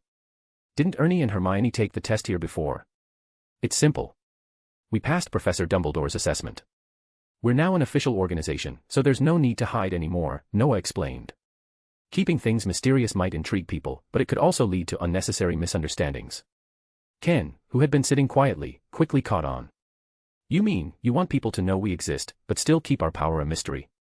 That way, we don't look like Death Eaters, but we maintain an air of intrigue that makes people want to join us. Exactly. Noah nodded. We'll only bring official members here. If someone refuses to join because their friends don't, well, I'd rather not use a memory charm on them. I get it. So we need to find a suitable location for the test. What about our dormitory? Ken suggested. That works. It's big enough. As for the test content, let's stick to second-year material. Ken, Lance, and Evan, I'll leave that to you. As for our core rules. 1. Our existence must remain a secret. 2. All magical bloodlines are equal. 3. We must support and help each other. That's it. No problem, leave it to us, Ken and the others nodded in agreement. Hermione and Ernie also had no objections. Since they were introduced through their housemates, they wouldn't be overseeing the test themselves, it was important to avoid any bias. As they reflected on the rules Noah had set, everyone felt satisfied, especially with the second rule, all magical bloodlines are equal. Hermione, as a Muggle-born, naturally appreciated it. But even Ernie, a pureblood, strongly agreed. He despised Voldemort's ideology, particularly since his friend Justin Finch-Fletchley was a Muggle-born. He had always resented the discrimination. As for Ken and the others, they never cared about blood purity in the first place, otherwise, they wouldn't have gotten along so well with Noah. For Ravenclaws, bloodline didn't matter. Knowledge and personal ability did. With that settled, Noah lost interest in further discussion. Ken and the others could handle it. Instead, he turned his focus back to the Ancient One's notes. Though he had memorized the entire notebook, every time he read it, he gained new insights. The Ancient One's notes were structured progressively, from simple to advanced. While she hadn't erased the most complex material, she had sealed certain knowledge. However, she likely never anticipated that Noah's system space contained a copy of the book. So, while some parts were unreadable outside, Noah could access everything in the system space. The notes covered a vast range of topics: elemental magic, space magic, soul magic, and even physical training. The Ancient One's melee combat skills weren't weak either. It reminded Noah of Western fantasy magicians, capable of casting spells from a distance and wielding swords up close. He planned to master all of it. While his ultimate goal was to become a magic machine gun, he didn't want to neglect physical fitness. For now, I should focus on strengthening my body, following the training methods in the Ancient One's notes, and practicing natural magic. I'll save space magic, soul magic, projection, and summoning for later, Noah decided. Without a sling ring, experimenting with space magic was too dangerous. Even though he was eager, he knew that the Ancient One's space magic wasn't something to mess with lightly. For now, blink was enough. As for the day he could open a portal with a flick of his wrist or teleport across continents with a thought, that would have to wait until he visited Camartage. 1 week later. Time passed quickly, and in the blink of an eye, a week had gone by. The Mage Alliance had gained 2 new members, Hannah Abbott and Justin Finch-Fletchley. After being tested by Ken and the others, they barely passed, but Noah allowed them to join without hesitation, much to Ernie's delight. As for Harry and Ron, "Noah, come quickly." Noah, who had been engrossed in his reading, nearly jumped at Hannah's sudden shout. "What's wrong?" he asked, closing his book and looking at her with mild confusion. Ken and the others got into a fight with the Slytherin Quidditch team. What? They were about to throw punches. Noah frowned. That doesn't sound like them. What happened? It was Malfoy. When Hermione went to find Harry and Ron, she ran into him. He said something nasty, called her a mudblood, and Ken and the others lost their tempers. Noah's expression darkened. I see. Chapter 86, No Compromise. The word mudblood is far from friendly. Severus Snape once hurled this insult at Lily Evans, the girl he loved, in a moment of wounded pride. As a result, their friendship shattered beyond repair. Noah had no idea whether Snape had a lapse in judgment or just a complete lack of sense. Who in their right mind would say such a thing to the person they cherished the most? Of course, Snape paid the price. What could be more miserable than watching the person you love fall into the arms of the one you despise? Mudblood, a slur meaning dirty blood, was the term some pureblood wizards used to sneer at Muggle-borns. Frankly, no well-educated person would use it. Noah couldn't help but think Draco Malfoy was not only prejudiced but downright ignorant. What was even more baffling was that Draco seemed to have forgotten that Noah himself was also Muggle-born. No wonder Ken and the others are furious, Noah muttered. The whole point of the Mage Alliance is to support each other, and this guy goes and stirs up trouble. What an idiot. With that thought, Noah stood up and strode toward the Quidditch pitch. It seemed Draco had conveniently ignored his previous warnings. Noah doubted Malfoy was unaware that Hermione was part of their group, yet he still had the audacity to spout such words. Well, in that case, Noah saw no reason to be polite. No compromises. If only Hogwarts allowed apparition. I wouldn't have to run all the way there. He sighed before smirking. Well, I guess this is a good chance to try out some new spells. Drawing his wand, he murmured a cryptic incantation under his breath. At once, a faint green aura shimmered around him. This was wind elemental magic, a technique outside the Hogwarts curriculum. Noah had been practicing it for a long time but had never dared to use it openly. Today, that changed. A slight breeze swirled around his feet as his speed increased dramatically. With the wind at his back, he dashed forward at an almost unnatural pace, the thrill of it sending a rush of exhilaration through him. Maybe he should start working on a flying spell next. Of course, true flight magic was advanced, but what if he combined the levitation charm with wind acceleration? It was definitely an idea worth testing. Before he knew it, he had arrived. The Quidditch pitch was packed. Not just with players from both teams but also students from various houses. Clearly, they had followed Ken and the others here. Noah wasn't surprised, he was used to drawing attention. Everywhere he walked, students would greet him in the corridors. His growing reputation, combined with his magical prowess, had naturally made him popular. As he approached the center of the field, the crowd instinctively parted to let him through. Noah nodded his thanks as he passed, his gaze landing on the scene before him. 2 groups stood face to face, tension thick in the air. And in the middle of it all, Ron Weasley sat on the ground, retching up slugs. Noah, you're here. Ken turned, visibly relieved at his arrival. To be honest, Ken wasn't worried about a fair one-on-one duel. But with this many people involved, he was concerned, not for his safety, but for his own restraint. If he lost control, someone could end up seriously hurt, and that would cause a whole different set of problems. Yes, Noah nodded, his eyes scanning the Slytherin side. His presence didn't go unnoticed. Many Slytherins swallowed nervously, recalling the last time Noah had demonstrated his magic, when he effortlessly petrified a swarm of attacking house elves. Draco, in particular, seemed to shrink behind his teammates. Standing at the head of the Slytherin group was Marcus Flint, the team's captain. A seasoned sixth year, he was a powerful student in his own right. He had heard plenty about Noah, especially how he was supposedly skilled enough to skip ahead to fifth-year level studies despite only being a second year. Flint had initially dismissed those claims as exaggerations. But after hearing about Noah's precise spell work and raw magical ability, he wasn't so sure anymore. Even so, he was a sixth year. He wasn't about to be intimidated by some second-year kid. "So, you're the famous Finnell," Flint said, sneering. "What are you even doing here? You're not a Quidditch player, and you're not even in Gryffindor." Noah didn't bother wasting words. "Step aside, or take out your wand." His tone was calm but firm, carrying an air of absolute authority. Some of the surrounding students gasped. Flint's eyes darkened. He was not used to being challenged, let alone by an underclassman. Oh. A second year daring to talk to a sixth year like that. Flint scoffed. "You've got some nerve. You talk too much," Noah said flatly. "Last warning. Move or duel." With that, he raised his wand and aimed it directly at Flint. The crowd murmured excitedly. Flint's face twisted with irritation. A challenge. Publicly. As the Slytherin captain, he couldn't let this stand. "You asked for it." Flint tossed his broom to a teammate and swiftly drew his wand, ready to put this upstart in his place. The duel was on. Chapter 87, The Duel. "Boy, it's not too late to regret this." "Humph, you're so talkative, Flint. I hope your dueling skills are as sharp as your tongue." Noah looked at Marcus calmly, raised his wand to his face, and bowed slightly. Marcus followed suit, and then both retreated to a proper distance at the same time. It had to be said, duels in the wizarding world were full of unnecessary formalities. Proper wizard duels followed strict etiquette, not just for tradition but to clarify one important fact: this was a contest of skill, not a battle to the death. Noah was furious, but he had no intention of harming a fellow Hogwarts student. That would make this an illegal duel, something strictly forbidden. His goal was simple: to make Draco Malfoy step forward and apologize properly. He could ignore the rest, but Hermione was part of his mage union. If he couldn't even protect the members of his own group, then he had no business leading it. Maybe I sound childish, but isn't this exactly the kind of thing students our age care about? He smirked at himself. A mage union was supposed to stand together. Noah could have handled this differently, but leading by example meant following the rules, not breaking them.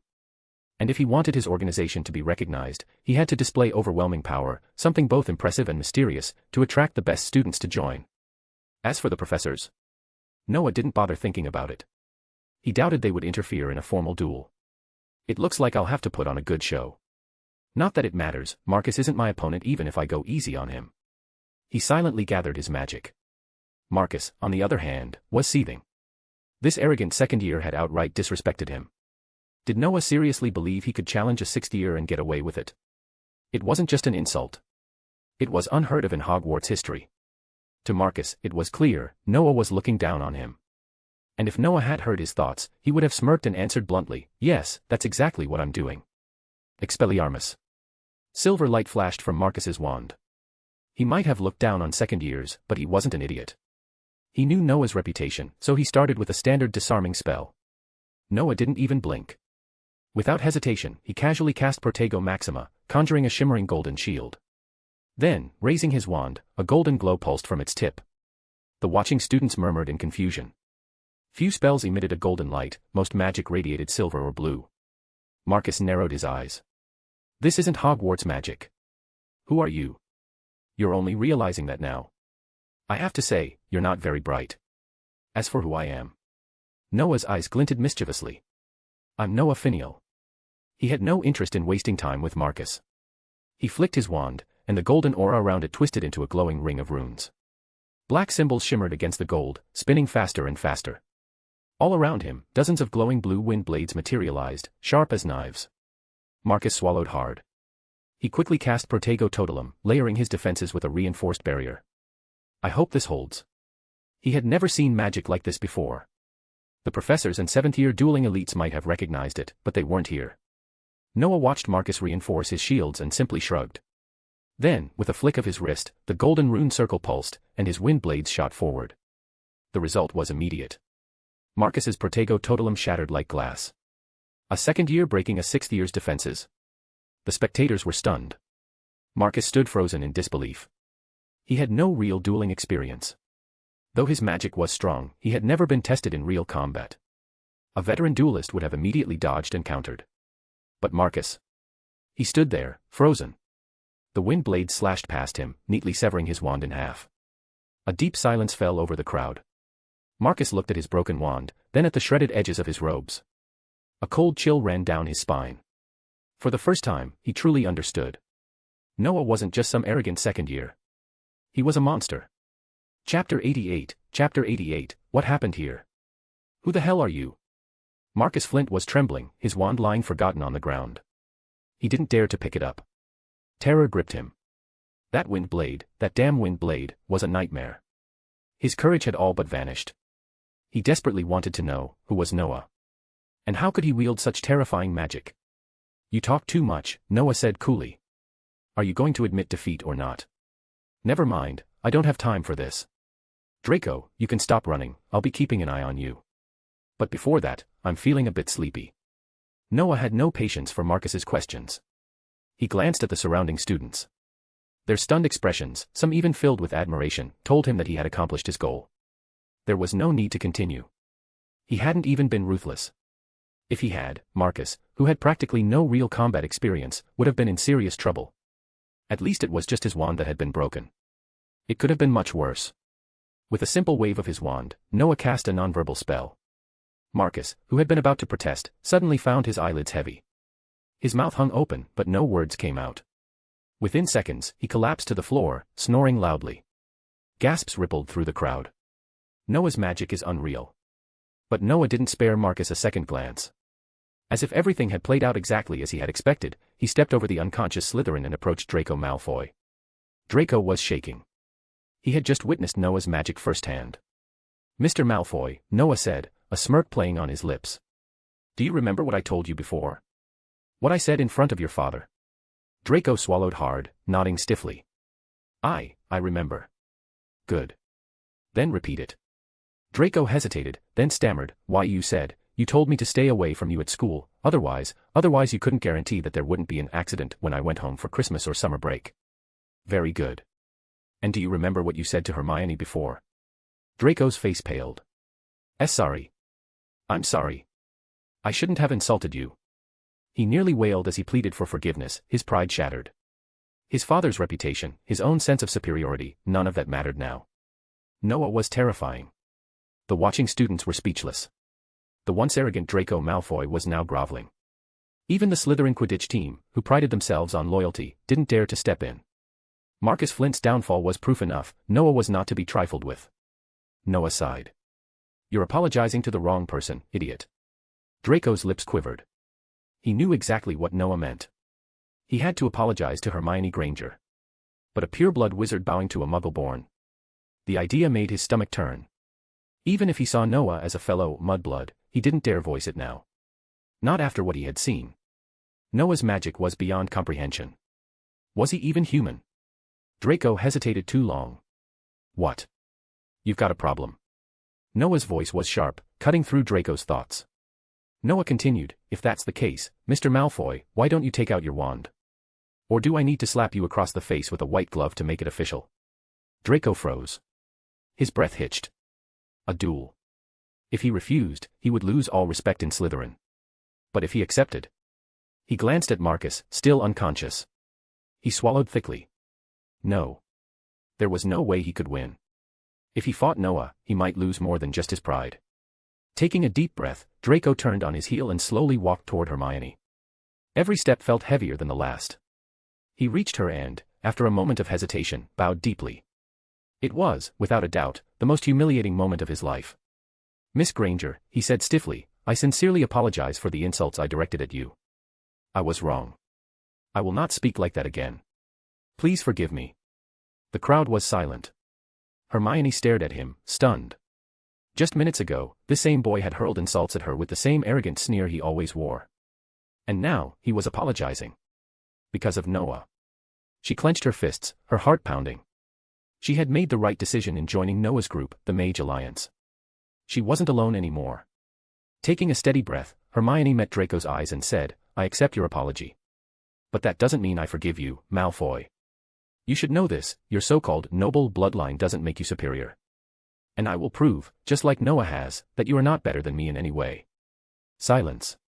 Then, slow clapping broke through the stillness. It started with the Gryffindors but soon spread. Ravenclaws and Hufflepuffs joined in. The Slytherins, however, remained stone-faced. But it didn't matter. Hermione turned and walked back toward Noah and the others. Her heart was still racing, but she felt stronger than ever. "Thank you, Noah," she said quietly. Noah shrugged. "Don't just thank me. Ken and the others were ready to back you up.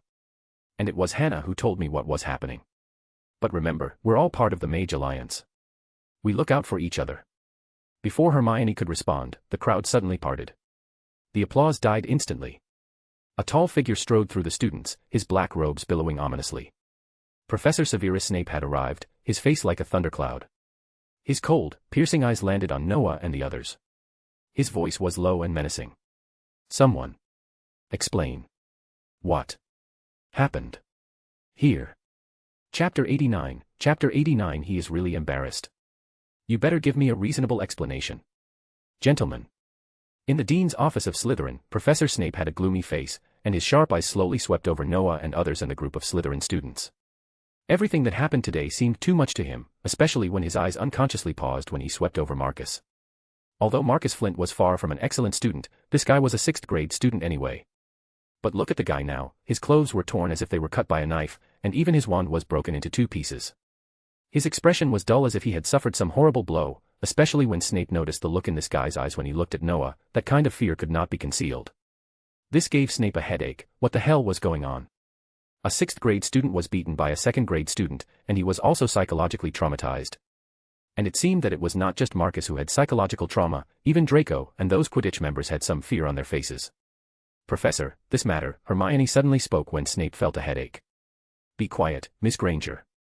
Please keep quiet if I don't ask you to answer, just like in class." Snape interrupted Hermione without hesitation, and he knew that the little girl was going to take responsibility without listening. It must be said that this girl is indeed a good friend, calm, not too impulsive, and she will take responsibility on herself at critical moments. But now, Snape was too lazy to listen to this nonsense. He wanted to hear the truth. "Mr. Malfoy, you speak." Snape looked around and finally locked his eyes on Draco.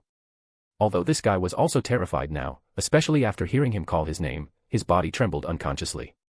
But Snape still decided to let his godson explain.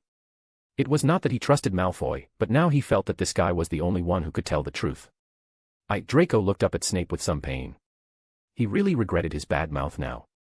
It would be great if he hadn't said those insulting words. But now that things have happened, he has no way out. Although Snape is indeed a professor, he is also his godfather. But to be honest, this did not give Snape any sense of security.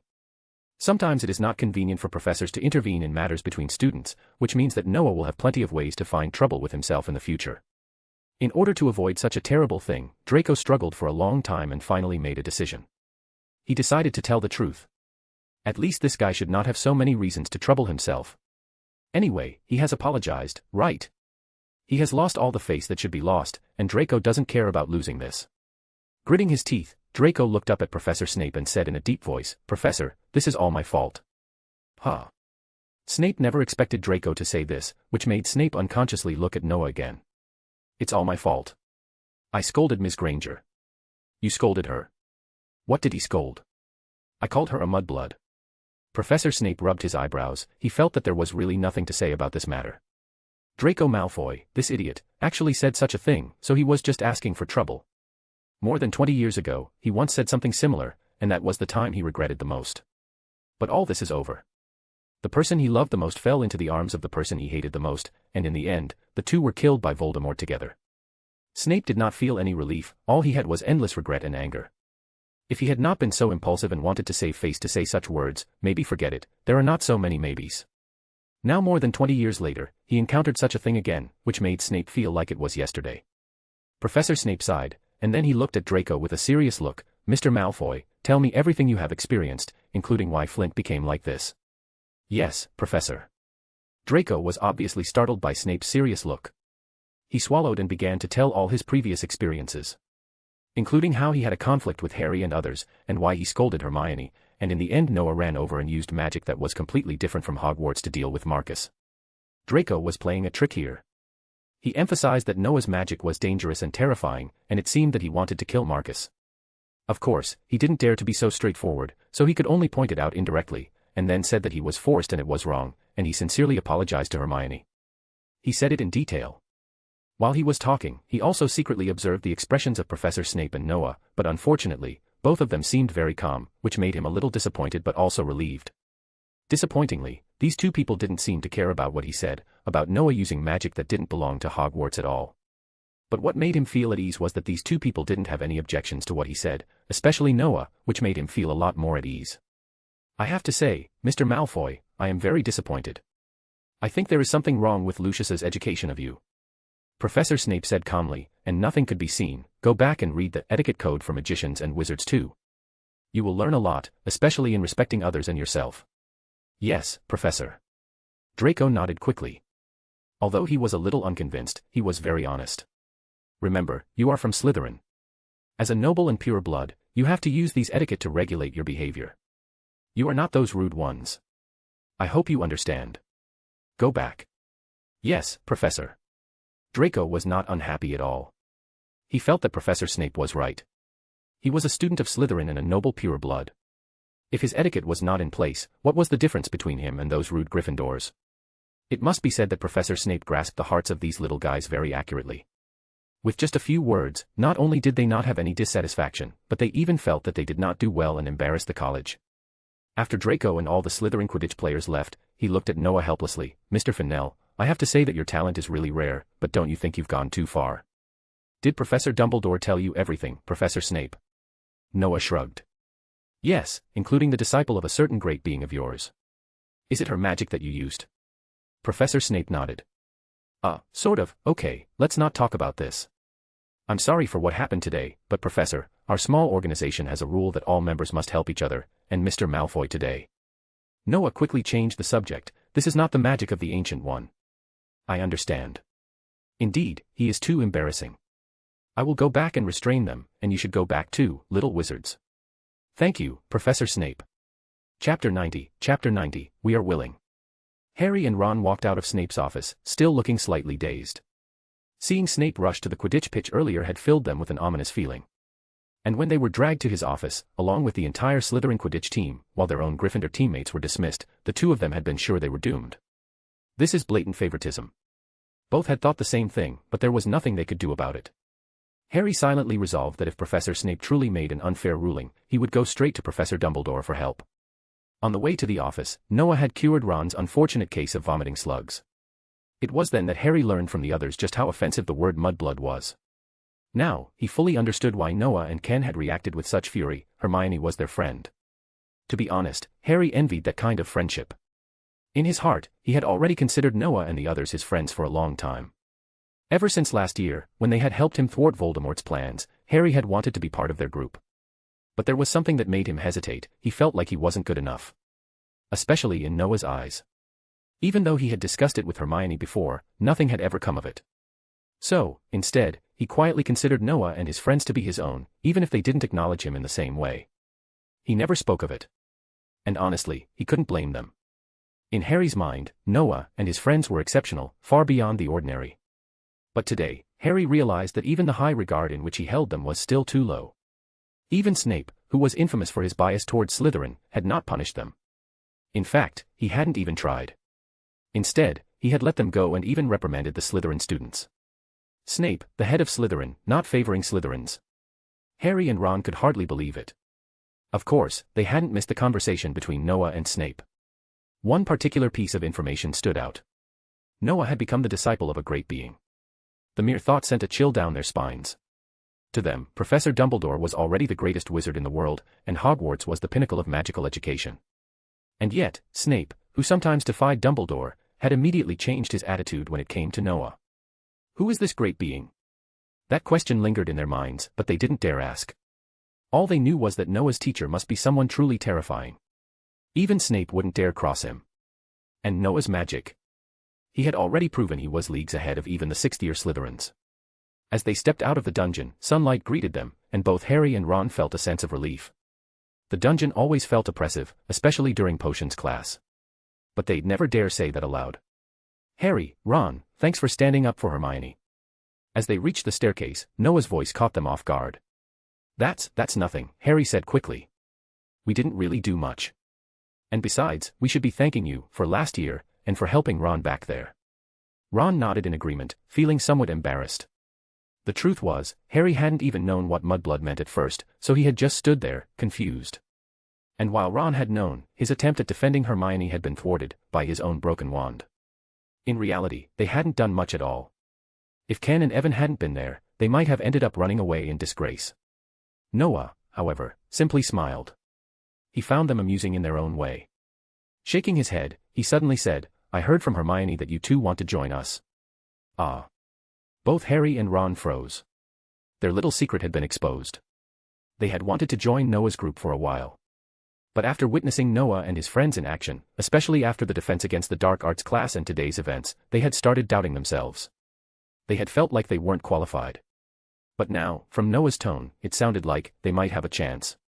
Their hearts pounded in excitement. If they could become part of the group, if they could become as strong as Noah and the others, wouldn't that be amazing? After a quick glance at each other, they both nodded eagerly. Yes. We want to join you. Very much. Then, they hesitated. There was such a huge gap between them and Noah's group. Were they really worthy? Harry hesitated before speaking again. But, we don't seem to be qualified. That's not for you to decide, Noah said with a smirk. Of course, it won't be easy to join us. Harry and Ron tensed. Noah continued, leading them forward as he spoke. If you want to join, you'll need to pass a few necessary tests. Don't worry, they're not impossible, just first and second-year level magic. If we pass, we can join. Ron asked cautiously. That's right. Noah nodded.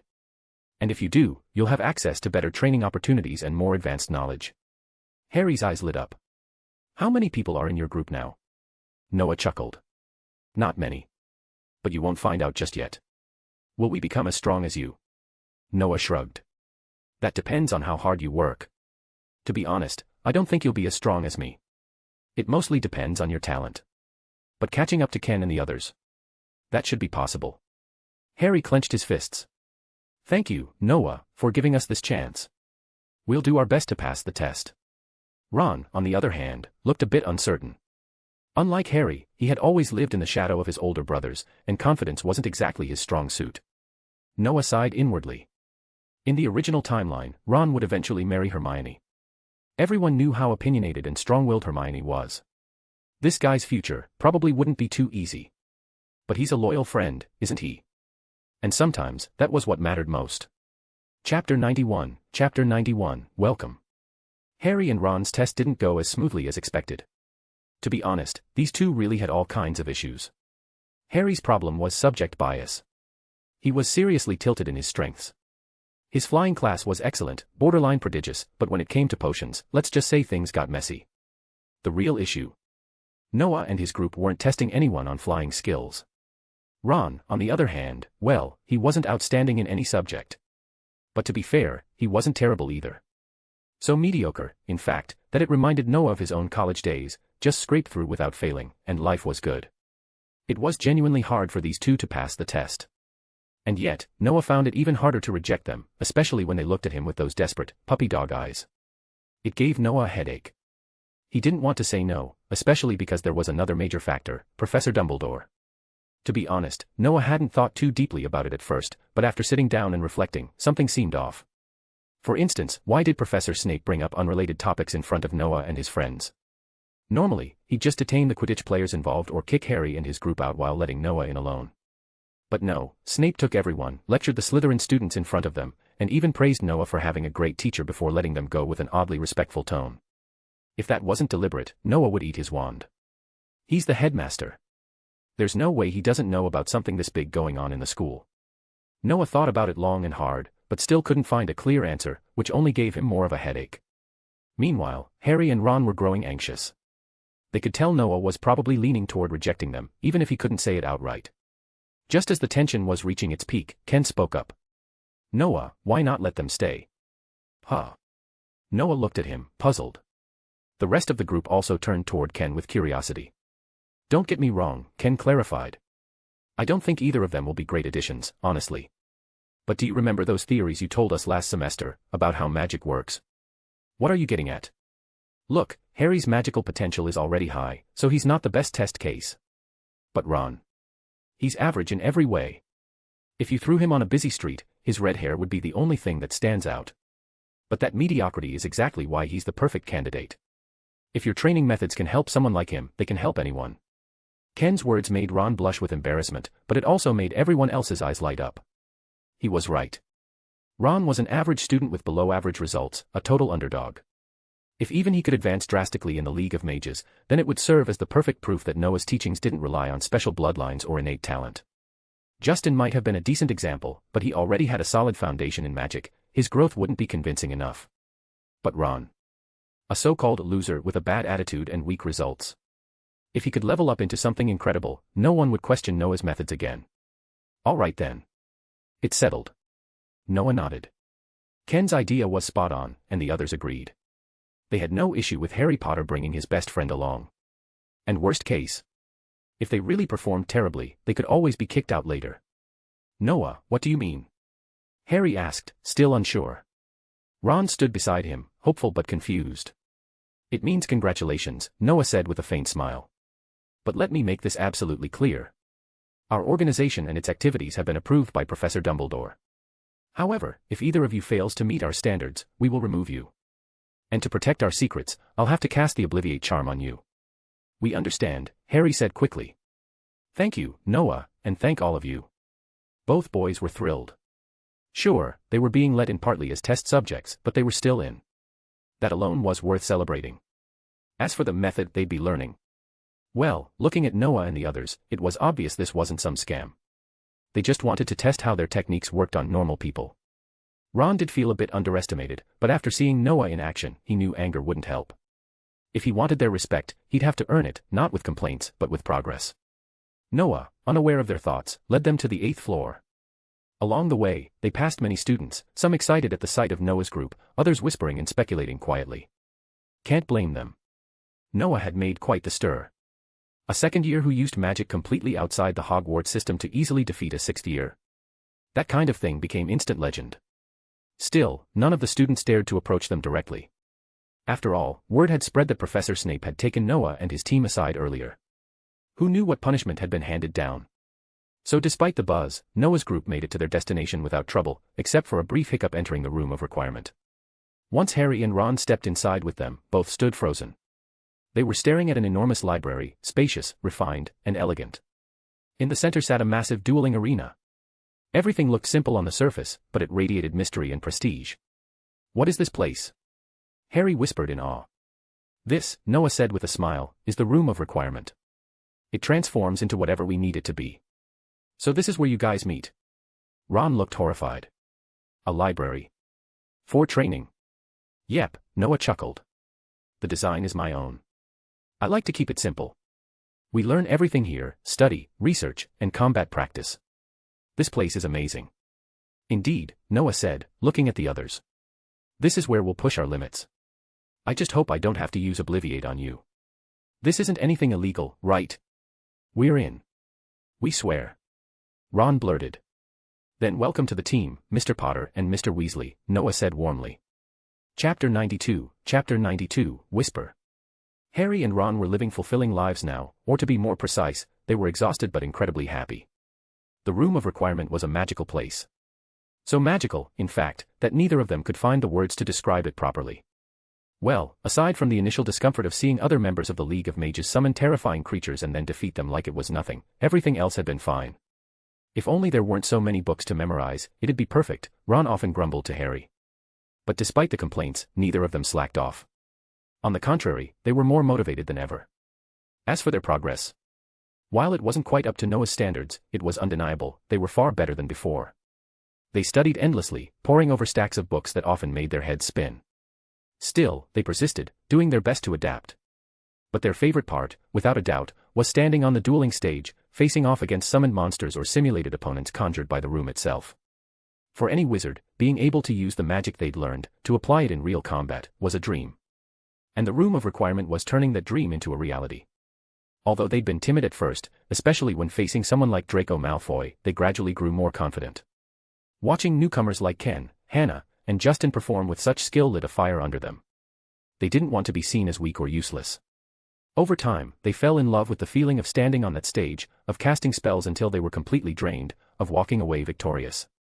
What shocked them even more was how much their magical power had grown in just a few months. They'd never imagined such improvement was possible. Even Ron was showing obvious progress, something that would have been unthinkable not long ago. It was almost surreal. They could feel both their magical and mental capacities expanding rapidly, and that confused them. What's there to be confused about? Noah raised an eyebrow at their concern. Shouldn't you be happy? But, shouldn't magical and mental strength increase slowly, based on bloodline power? Ron asked. Despite his family's financial troubles, he was a pureblood wizard, after all. You're not wrong, Noah said. That is the traditional way. But what you're experiencing now is something new, something I've discovered. It's part of the reason we allowed you to join. So constant combat and mana depletion, it makes your magic stronger. Harry asked, wide-eyed. Exactly. Plus, it builds real combat experience. But don't get carried away, Noah warned. And don't forget the rules of the Mage Alliance. Don't worry, Ron said quickly. We won't tell anyone. The Mage Alliance had only 3 core rules, and Harry and Ron had them memorized so thoroughly that not even in their dreams would they leak a word. They'd even sworn to Merlin himself that the secrets would remain safe. In truth, they agreed with the rules, especially the second, all wizards are equal. And the third, members must support each other. These rules gave them a sense of belonging and safety they'd never felt before. No wonder Hermione joined them, Harry murmured once. No wonder they helped her without hesitation, even when they had to face the whole Slytherin Quidditch team. Yeah. I really envy them, Harry. But now that we've joined too, we can't embarrass ourselves. In their spare time, Harry and Noah often had deep conversations, and both Harry and Ron found themselves growing more and more attached to the alliance. Their daily routine changed drastically. Like Hermione, they rarely visited Gryffindor Tower anymore. After every class, they would rush to the room of requirement without delay. Their improvements in class soon became obvious, surprising even their classmates.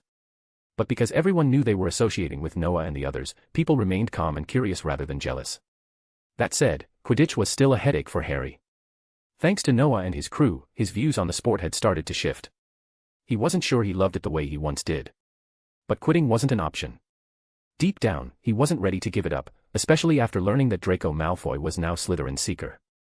He clenched his fists and swore silently to give Draco a lesson on the pitch, for Hermione's sake. And so, time passed. 3 months flew by, and November rolled in. November was busy, not just because of the usual festivals, but because a much-anticipated Quidditch match was approaching. To make things worse, Professor Lockhart had developed a habit of asking Harry to help him reply to fan mail, a task Harry absolutely loathed. He complained often, but it never made a difference. Even if we all hate the guy, he is a professor, Ron said once. Just like with Snape, no matter how much you can't stand him, you can't really disobey him. Ugh. He's disgusting, Harry muttered, rubbing his forehead in frustration. He really couldn't stand Lockhart. Especially after overhearing Evan and Ken talking about their parents' opinions of him, it was clear that nobody who knew magic respected Gilderoy Lockhart.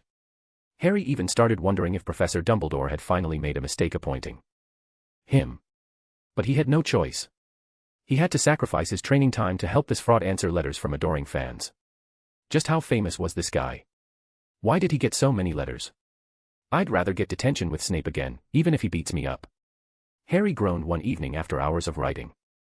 Ironically, he once accidentally did summon Snape through a botched spell, and he was beaten up for it.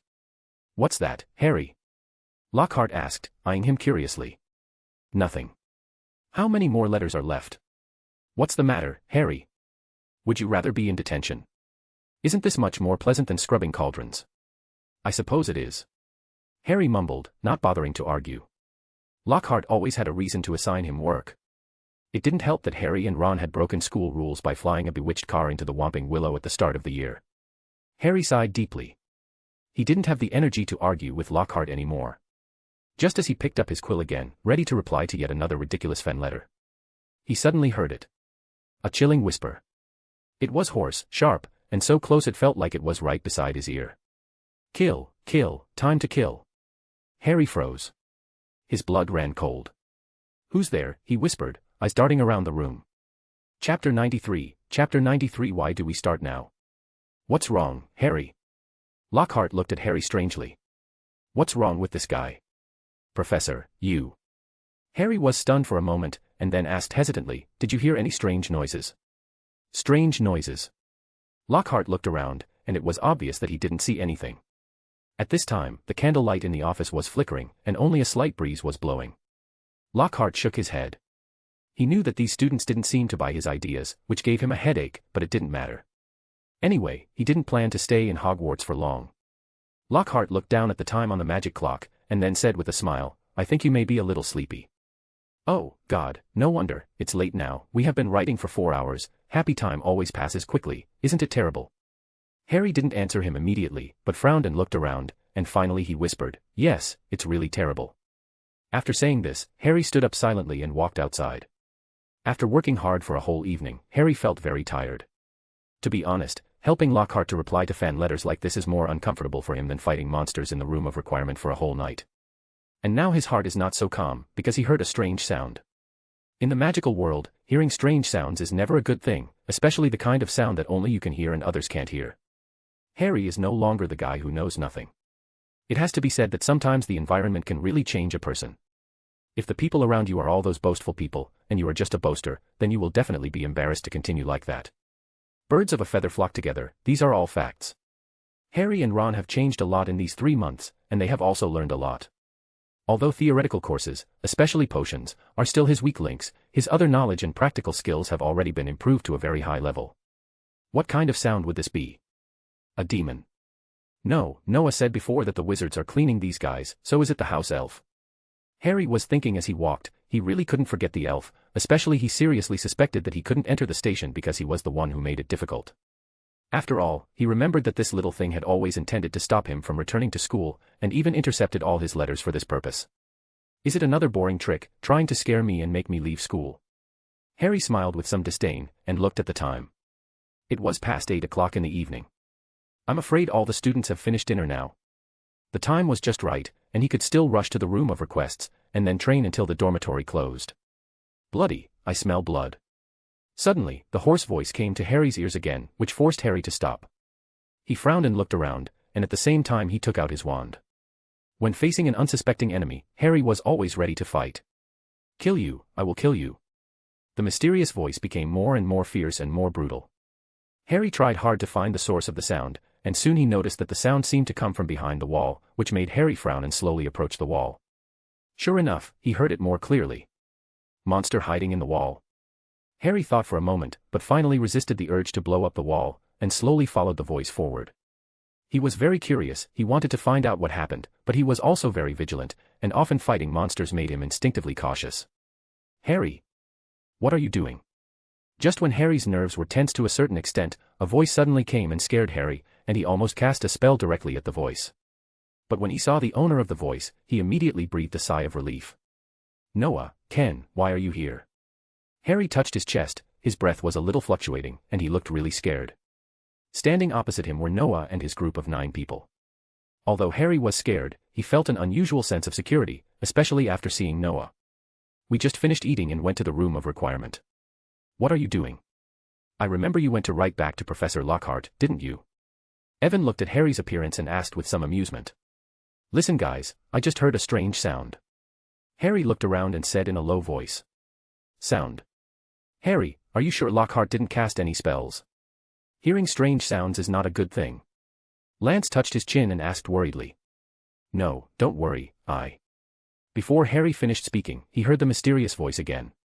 Time is up, the hunt begins. Damn, this voice is moving, it's probably going to kill. Harry was very anxious.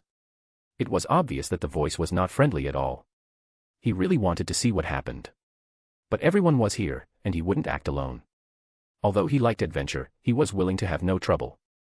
Let's go and have a look. Harry, lead the way. Noah, who had been silent before, spoke at this time. Of course, Noah knew what the sound was about. It must be Ginny who released the damned snake. This made Noah sigh. He waited for so long and took action now. He was still thinking about exposing the matter of Voldemort's Horcruxes to Dumbledore this semester. Completely dealing with those Horcruxes can also be regarded as adding something to their mage alliance, something more beneficial in the future. Of course, these things may be much worse than the original book where Harry and his friends defeated the resurrected Voldemort personally, but it doesn't matter. This is enough, isn't it? And if Professor Dumbledore doesn't die, then there will be more room for maneuver. Noah believes that with the help and protection of Professor Dumbledore, the members of the Mage Alliance will probably be more comfortable in the future. Following Harry's footsteps, Noah and his group soon came to the corridor, and Harry and his group also noticed the spiders fleeing in all directions, which made them more certain that this was not a good thing. It seems that this is really not a good sign. Indeed, these little spiders are not ordinary goods. It seems that this time we have encountered some big troubles. Chapter 94, Filch and Cat. Spiders only choose to migrate when their lives are threatened. In the magical world, such behavior becomes even more unpredictable. In this world of magic, the unknown, mysterious and elusive, is rarely a good sign. The unknown often signifies danger. Yet, ironically, it is the pursuit of the unknown that defines a true wizard. This contradiction lies at the very heart of wizardry. It's what grants wizards their fearsome reputation. Even legendary beings, including gods of old, are reluctant to provoke them, for wizards do not fear danger. Not even the threat of death can deter their curiosity. Crouching low, Harry Potter carefully examined the spiders. Though the sight made his skin crawl, he pushed his discomfort aside. His actions made Ron Weasley's scalp tingle. Of all things, Ron loathed spiders the most. Bloody hell, what's Harry doing? Ron muttered, swallowing nervously. Can't you tell? He's observing the spider species, said Hermione Granger, blunt as ever. Ron, your observational skills are still as dull as ever. Ron dared not argue. In fact, he rarely spoke back to Hermione these days. It wasn't just her, he avoided contradicting any member of the League of Mages, especially after the past few months had proven how right they often were. He had no desire to argue anymore. After 3 months with the Alliance, his magical ability had nearly caught up with his older brothers. His knowledge had grown too, he no longer thought like a first-year student. Once, he might have refused to apologize to Hermione out of stubborn pride, or even accused Noah and the others of dabbling in dark magic behind their backs. Now, he wouldn't dare. The gap between them was too vast. He didn't even mind that he was used as an experimental subject now and then. In fact, he felt lucky, he had been given a rare opportunity. For most wizards, increasing magical power takes years of dedicated training. But with the League of Mages, that journey had accelerated. He now believed he could truly become a powerful wizard. As Ron pondered, Harry stood up, frowning. These spiders aren't ordinary. They're diverse in type, but they seem to belong to the same family. Of course. If they weren't related, they'd have been fighting each other already. Evan chuckled, then added, they have multiple eyes, seems like they're descendants of acromantulas. Oh. That reminds me of something from Hogwarts, a history, Ken chimed in. Didn't someone get expelled for raising a spider like that after a girl was killed? Who would raise a spider like that? Ron shuddered at the very thought. You don't remember? The one who raised the spider over a decade ago was your friend Hagrid, said Noah, patting Ron on the shoulder. He was blamed for the incident and banned from using magic. Though, I bet he still has a wand stashed somewhere. Noah then turned to Harry. All right, enough spider watching. Do you remember the direction of that sound? Harry nodded. It came from that way. He pointed toward a dim corridor. Good. Wands out, stay alert. We might find something else. Noah led the group forward. If nothing went wrong, they would soon find a petrified cat hanging from a lamppost and a message scrawled in blood nearby. Cliché. Perhaps. But in the wizarding world, such scenes were far from fiction. As they advanced, Hannah Abbott, who had her head down, noticed a reflection in a puddle. Hey, look. On the wall. What is that? Ken and the others looked up and froze. Written in blood on the stone wall was a chilling message. The Chamber of Secrets has been opened. Enemies of the air, beware.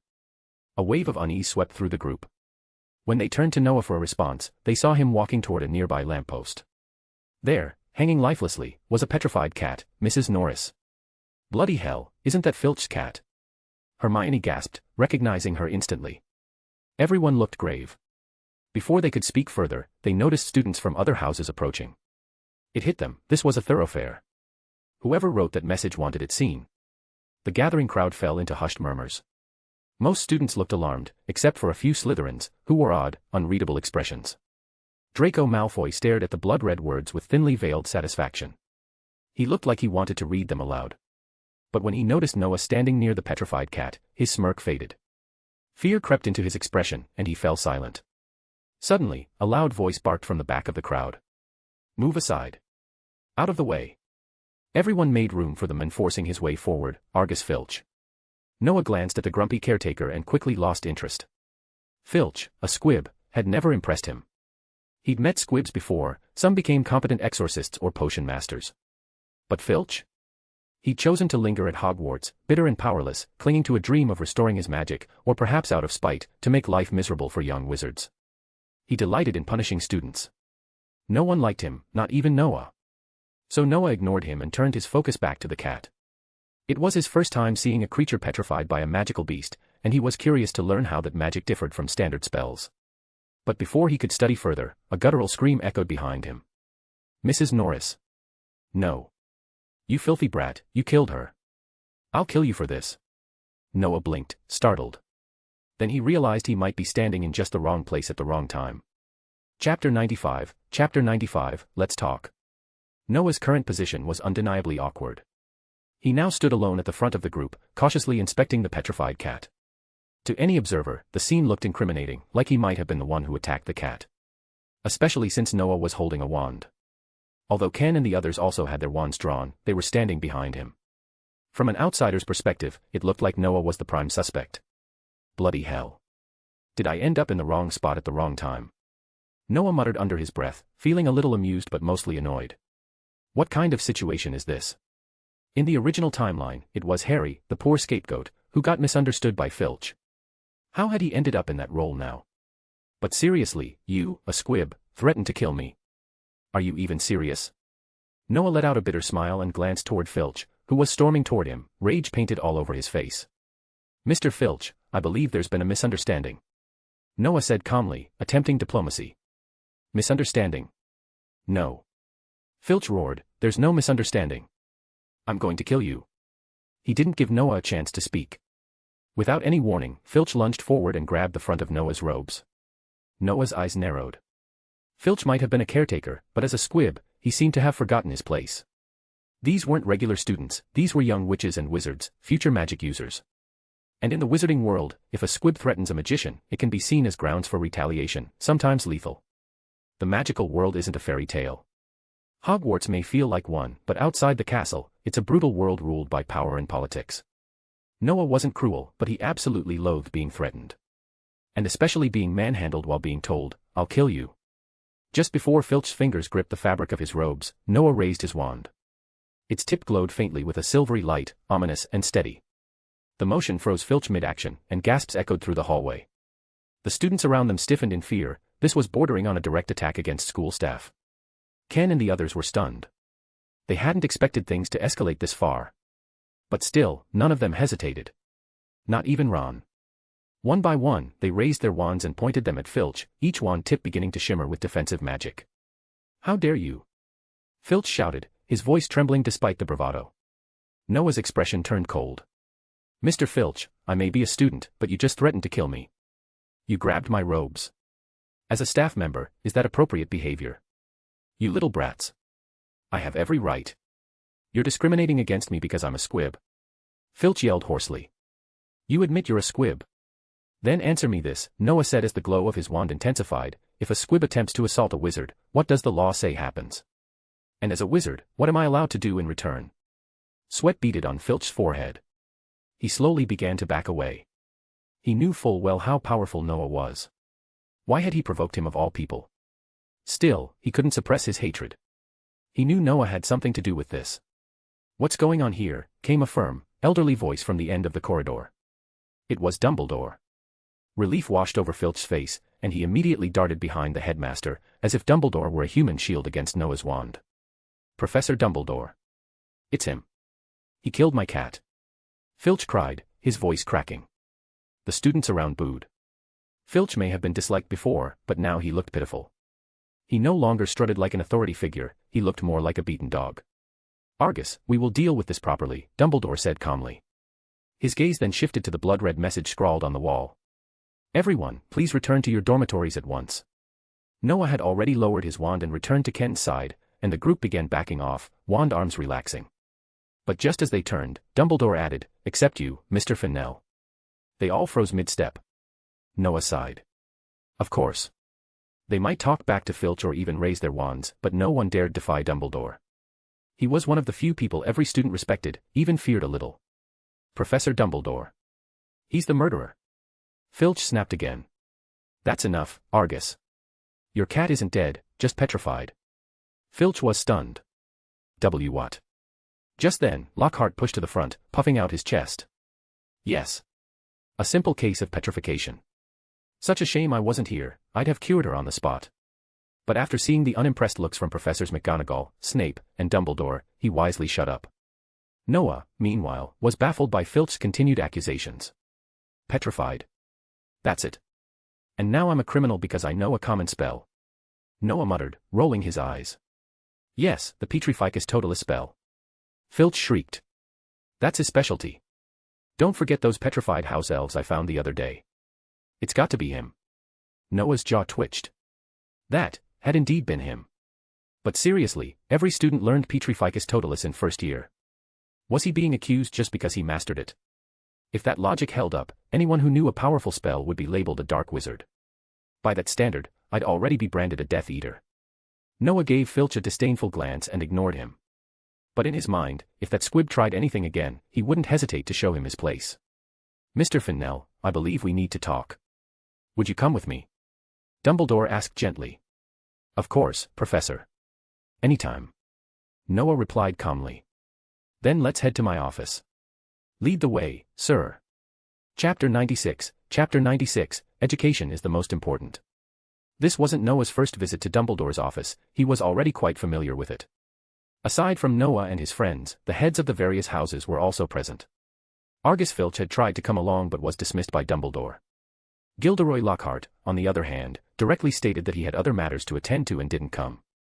Clearly, even though Harold's magical ability wasn't exceptional, his insight into people was decent. At the very least, he could sense that the house heads didn't trust him, so there was no need for him to get involved in the situation. Besides, it wasn't like he planned to stay at Hogwarts long-term anyway, right? Following Dumbledore to the entrance on the third floor, the headmaster spoke the password to the two stone gargoyles, and they instantly sprang aside. The wall behind them split open, revealing a spiral staircase that led directly to the office door. Ascending the staircase, they entered the office, and the first thing that caught their eyes was the majestic phoenix perched on a tall, gilded stand behind the door. Noah knew the phoenix's name, Fawkes.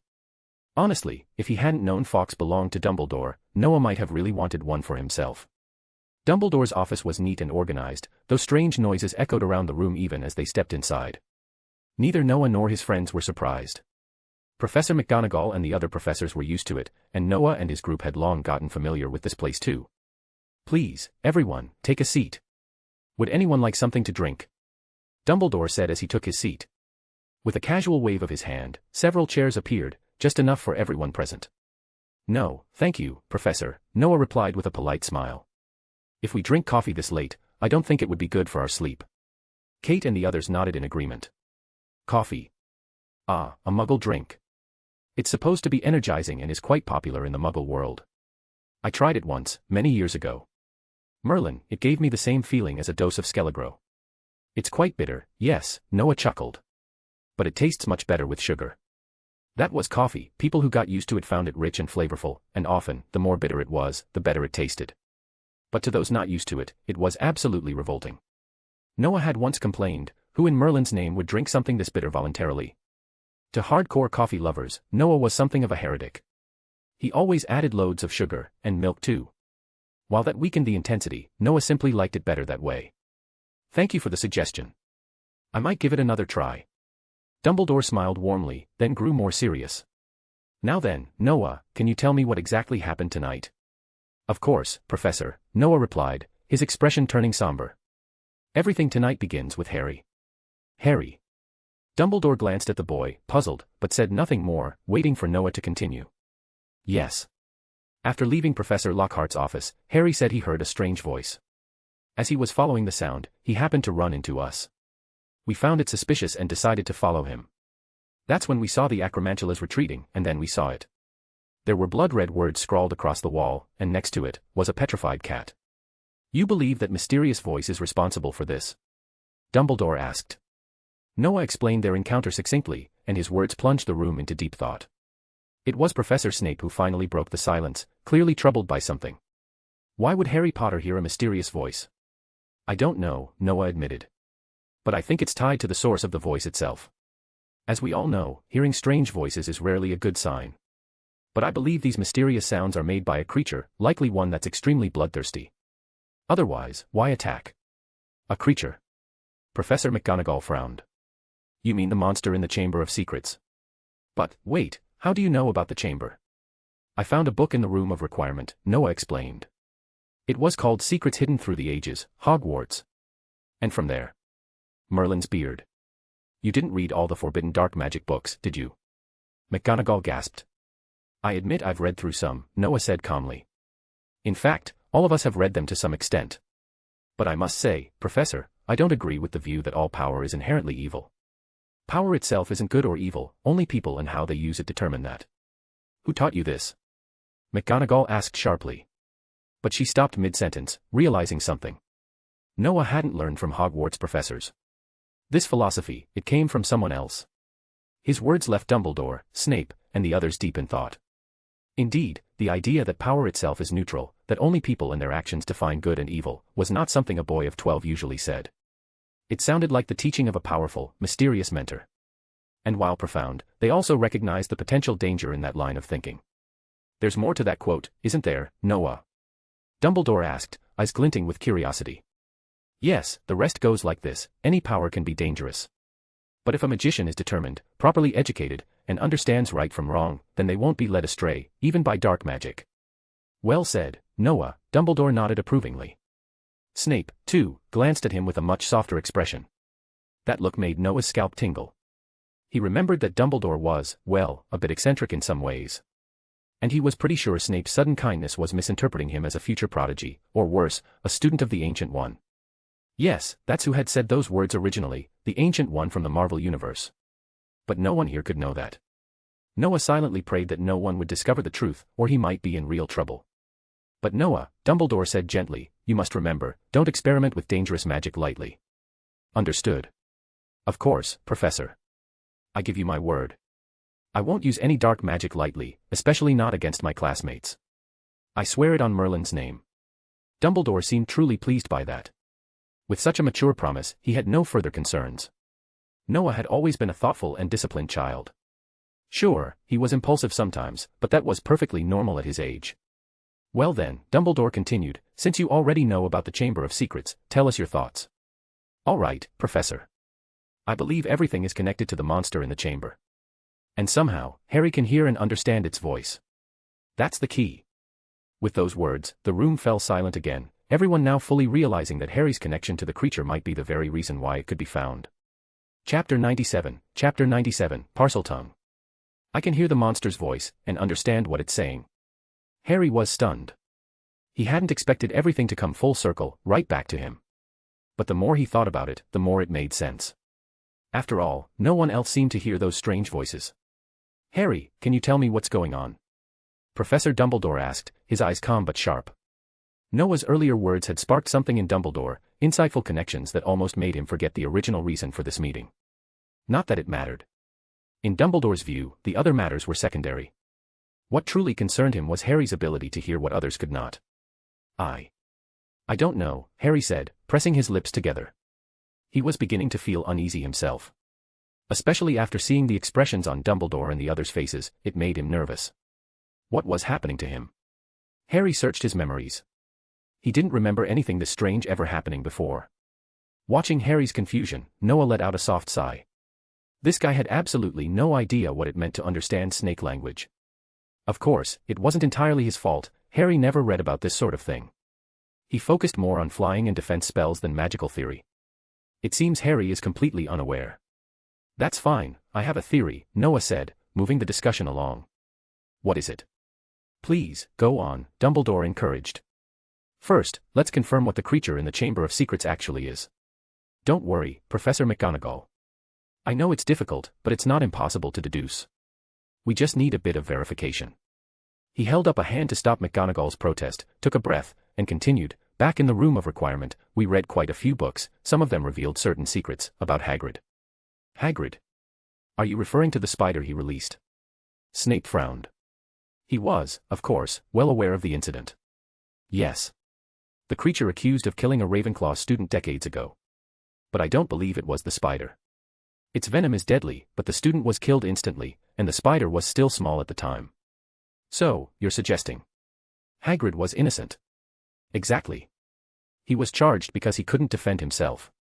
And when he let the spider escape in a panic, it only made him look more guilty. Honestly, he was just a poor fool. Hagrid was a bit of a fool. His half-giant blood gave him an enormous frame and incredible strength, but his personality, well, it often reflected the impulsive nature of giants. Loyal and honest, yes, but he rarely thought before acting under pressure. Professor Dumbledore smiled faintly at Noah's blunt description. It wasn't kind, but it wasn't wrong either. That spider was wrongly accused, too, Noah went on. It likely had an idea of what the true monster was. Why else would its descendants flee Hogwarts once the chamber was reopened? Wait, Professor Flitwick interjected, how can you be sure those spiders were its descendants? Just because they had 8 eyes. Fair point, Professor, Noah nodded, but we can investigate. Why not ask Hagrid to take a professor to speak with the spider? Even if it doesn't know the exact creature, it might help clear Hagrid's name. So what is the monster in the Chamber of Secrets? McGonagall asked. That is something Harry might help with. Noah threw the question right at Harry again, making him blink in disbelief. Seriously? I thought you said you had a theory. Why are you dragging me into this again? Noah, It's okay, Harry. Don't be nervous, Noah said calmly. I want to ask, do you have any abilities that others don't? Like, understanding animals, or seeing strange things since you were young? Understanding animals. Harry repeated, thinking. Well, there was one time. At the zoo. I talked to a python and accidentally let it out of its cage. I used it to scare my cousin Dudley. The room fell silent. Then came the outbursts. Merlin's beard. Bloody hell. Everyone's reaction confused Harry. He looked around. The professors wore expressions of stunned seriousness. What's wrong with you guys? Come on, it's not that weird. I bet loads of people can do that. No, Harry, Ron whispered, tugging on his sleeve, looking pale. We can't. That talent is extremely rare. Do you know why Slytherin's house symbol is a snake? No, why? Because Salazar Slytherin could speak Parseltongue. He could talk to snakes. What? No way, It's true, Hermione added softly. He lived over 1,000 years ago. If you have that ability, it means. Harry couldn't speak. He felt like the ground had disappeared under his feet. This whole situation was getting out of control. He turned instinctively to Noah, who, surprisingly, looked calm. Then Noah suddenly snapped his fingers. That's it, he said, eyes lighting up. It all makes sense now. Snake. Of course, if the monster guarding Slytherin's chamber isn't a snake, what else could it be? Harry can understand snakes, which means he could hear it when it was slithering through the castle walls. You mean, the ventilation shafts? Dumbledore asked, his expression thoughtful. Exactly, Professor.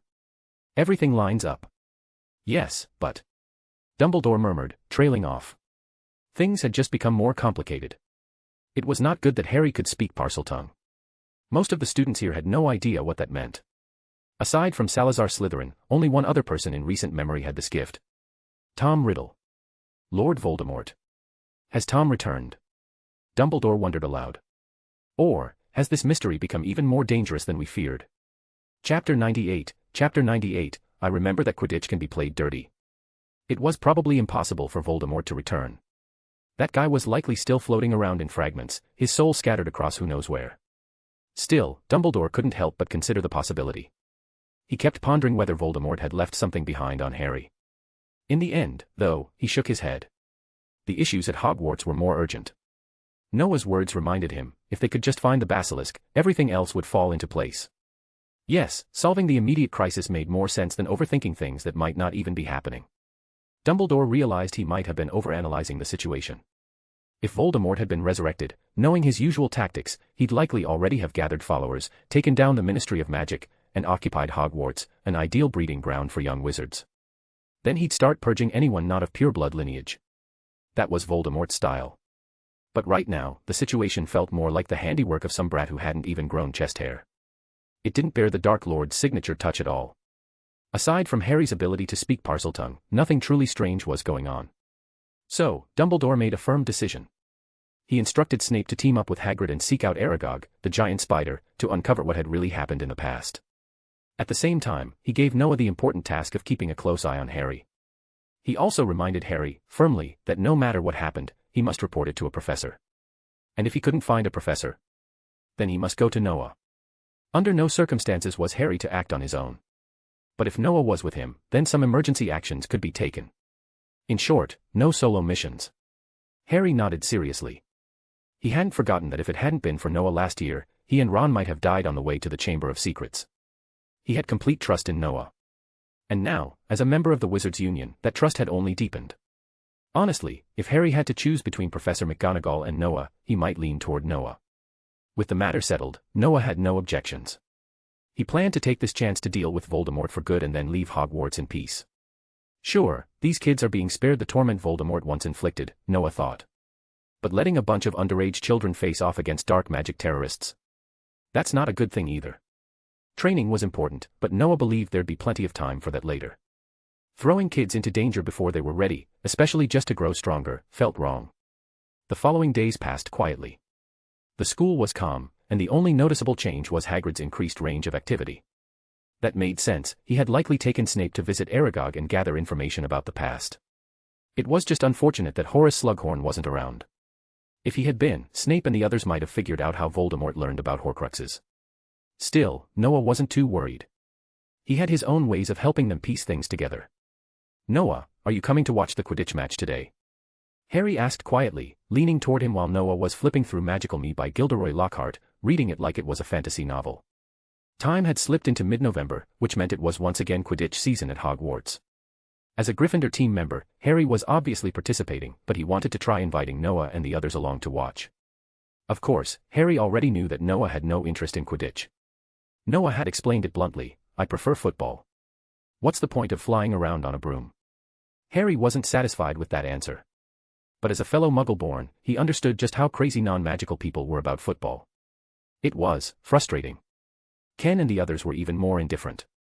They figured their time was better spent reading books than watching a flying ball game.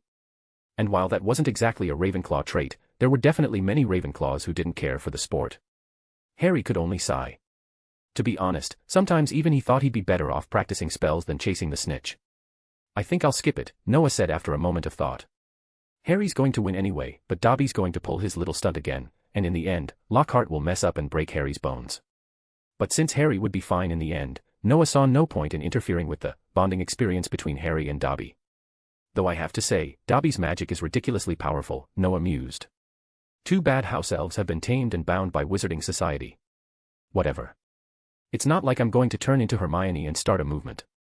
That'd just make me a laughingstock." With that, Noah dismissed the matter. As for Quidditch, he'd rather go to the abandoned girls' bathroom in the basement and listen to moaning Myrtle nag him while reading Lockhart's ridiculous autobiography. They had already questioned Myrtle, after all. But the ghost had offered little help. She had only seen a pair of glowing yellow eyes before dying.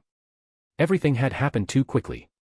"That's a shame," Harry said, sounding a bit disappointed even though he'd expected this response. Still, he didn't hold it against Noah. Not everyone liked Quidditch, just like not everyone liked football in the Muggle world.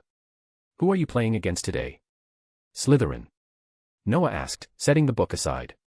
"Yeah, Slytherin. And Malfoy's their seeker," Harry replied, flashing a determined smile. "That idiot." Noah chuckled. "Got it.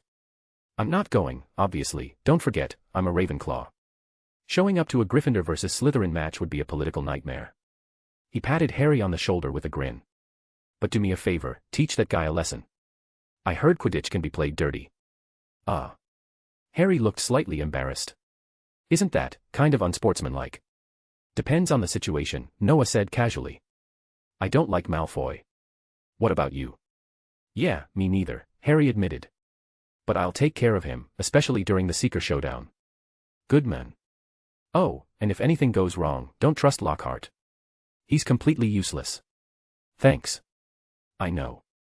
Honestly, I still can't believe he became a professor. Chapter 99, Chapter 99, I swear. Didn't I tell you it's best not to trust Professor Lockhart? Noah said helplessly, standing beside Harry's bed in the Hogwarts hospital wing. I tried to stop him, Harry groaned, lying back against his pillow, frustration etched across his face. But my arm was already injured, and I didn't have time to react. Just my luck. That's unfortunate, Noah replied with a sigh. I remember Madame Pomfrey's potions taste absolutely awful. Loads of students have begged her to change the flavor, but she insists the bitterness keeps you troublemakers from getting yourselves hurt again. Oh, come on, Noah. Harry snapped, his face scrunching in indignation. I wasn't doing anything dangerous. It's Quidditch. Injuries are just part of the game. The only thing I regret is not resisting harder, even if Lockhart is a professor. Quidditch was indeed a brutal sport. Every year, players ended up in the hospital wing from falls, crashes, and the occasional dirty trick. Though it was often compared to Muggle football, Quidditch demanded far more than just speed and skill, it encouraged physical confrontation. While this wasn't ideal for many, especially thinner athletes, it was part of what made the sport exhilarating. The thrill came not only from chasing the golden snitch but from the intense head-to-head battles in the sky. Where there's physical confrontation, there's bound to be injury, and sometimes, those injuries were due to foul play. Noah glanced over at Draco Malfoy, who lay in the next bed. The corners of his lips twitched slightly in amusement. Harry had definitely changed. If someone had suggested pulling a stunt like this before, Harry would have refused outright, spouting something noble and righteous. But after 3 months of combat training and real-world practice, Harry was starting to realize that being seen as easy to push around wasn't ideal. Thanks to Noah's advice, Harry had used a little trick of his own during the match.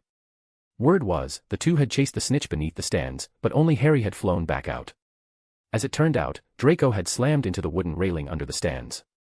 He claimed Harry elbowed him midair. Of course, Harry insisted it was an accident. Draco bumped into him, and he just reflexively reacted. Nice work, Harry, Noah whispered, stroking his chin thoughtfully. But next time, don't admit anything. Just say you didn't see what happened. Harry gave a sheepish grin. All right, but, honestly, I still feel a bit guilty. Don't, Noah said flatly. You were protecting yourself. You're not just going to let people walk all over you, are you? Of course not. I get it now. Thanks, Noah. Good. Now get some rest. I'd better go before Madame Pomfrey kicks me out. Thanks for visiting. See you later. After a casual farewell, Noah left the hospital wing. Though Skeelgrow tasted vile, its effects were impressive. If nothing went wrong, Harry would be up and about by tomorrow, just in time for defense against the dark arts.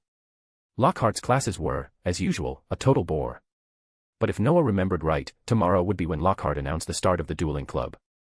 And that was the day Harry, poor guy, would end up speaking Parseltongue in front of everyone. But this time, Noah figured Harry wouldn't make that mistake again.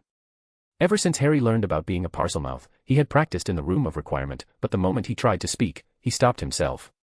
He'd read enough to scare himself into silence. After all, speaking to snakes in front of a crowd wasn't just suspicious, it was dangerous. Now that he understood the weight of it, he wasn't about to do something so foolish again. As for Noah, he returned to the room of requirement and summoned a magical construct of Professor Snape for combat practice. He liked dueling Snape the most, his spells were sharp and lethal. Though he always lost in the end, it was worth it just to force Snape to use advanced and dangerous spells. Each time, Noah grew stronger. After his training, Noah went back to his dorm, meditated in the system space, and focused on strengthening his magical core. Monotonous as his routine was, this lifestyle suited a true wizard.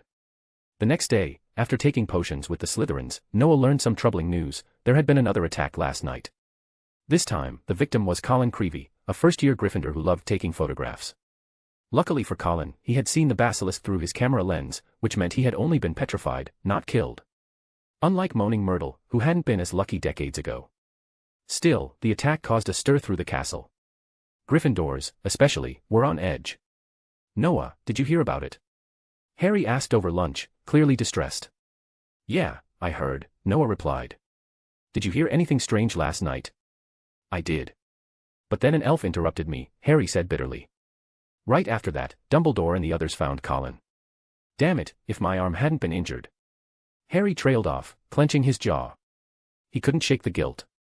Lockhart had blasted his arm because of his own carelessness, and it kept Harry stuck in the hospital wing when he might have done something to stop it. Maybe they could have found the monster. Maybe they could have caught the one who opened the Chamber of Secrets. It's not your fault, Harry, said Evan from beside Noah. No one's happy about this. But you can't blame yourself. But what if someone else? Don't forget why we're here, Ken interrupted, clearly annoyed. Right. Sorry.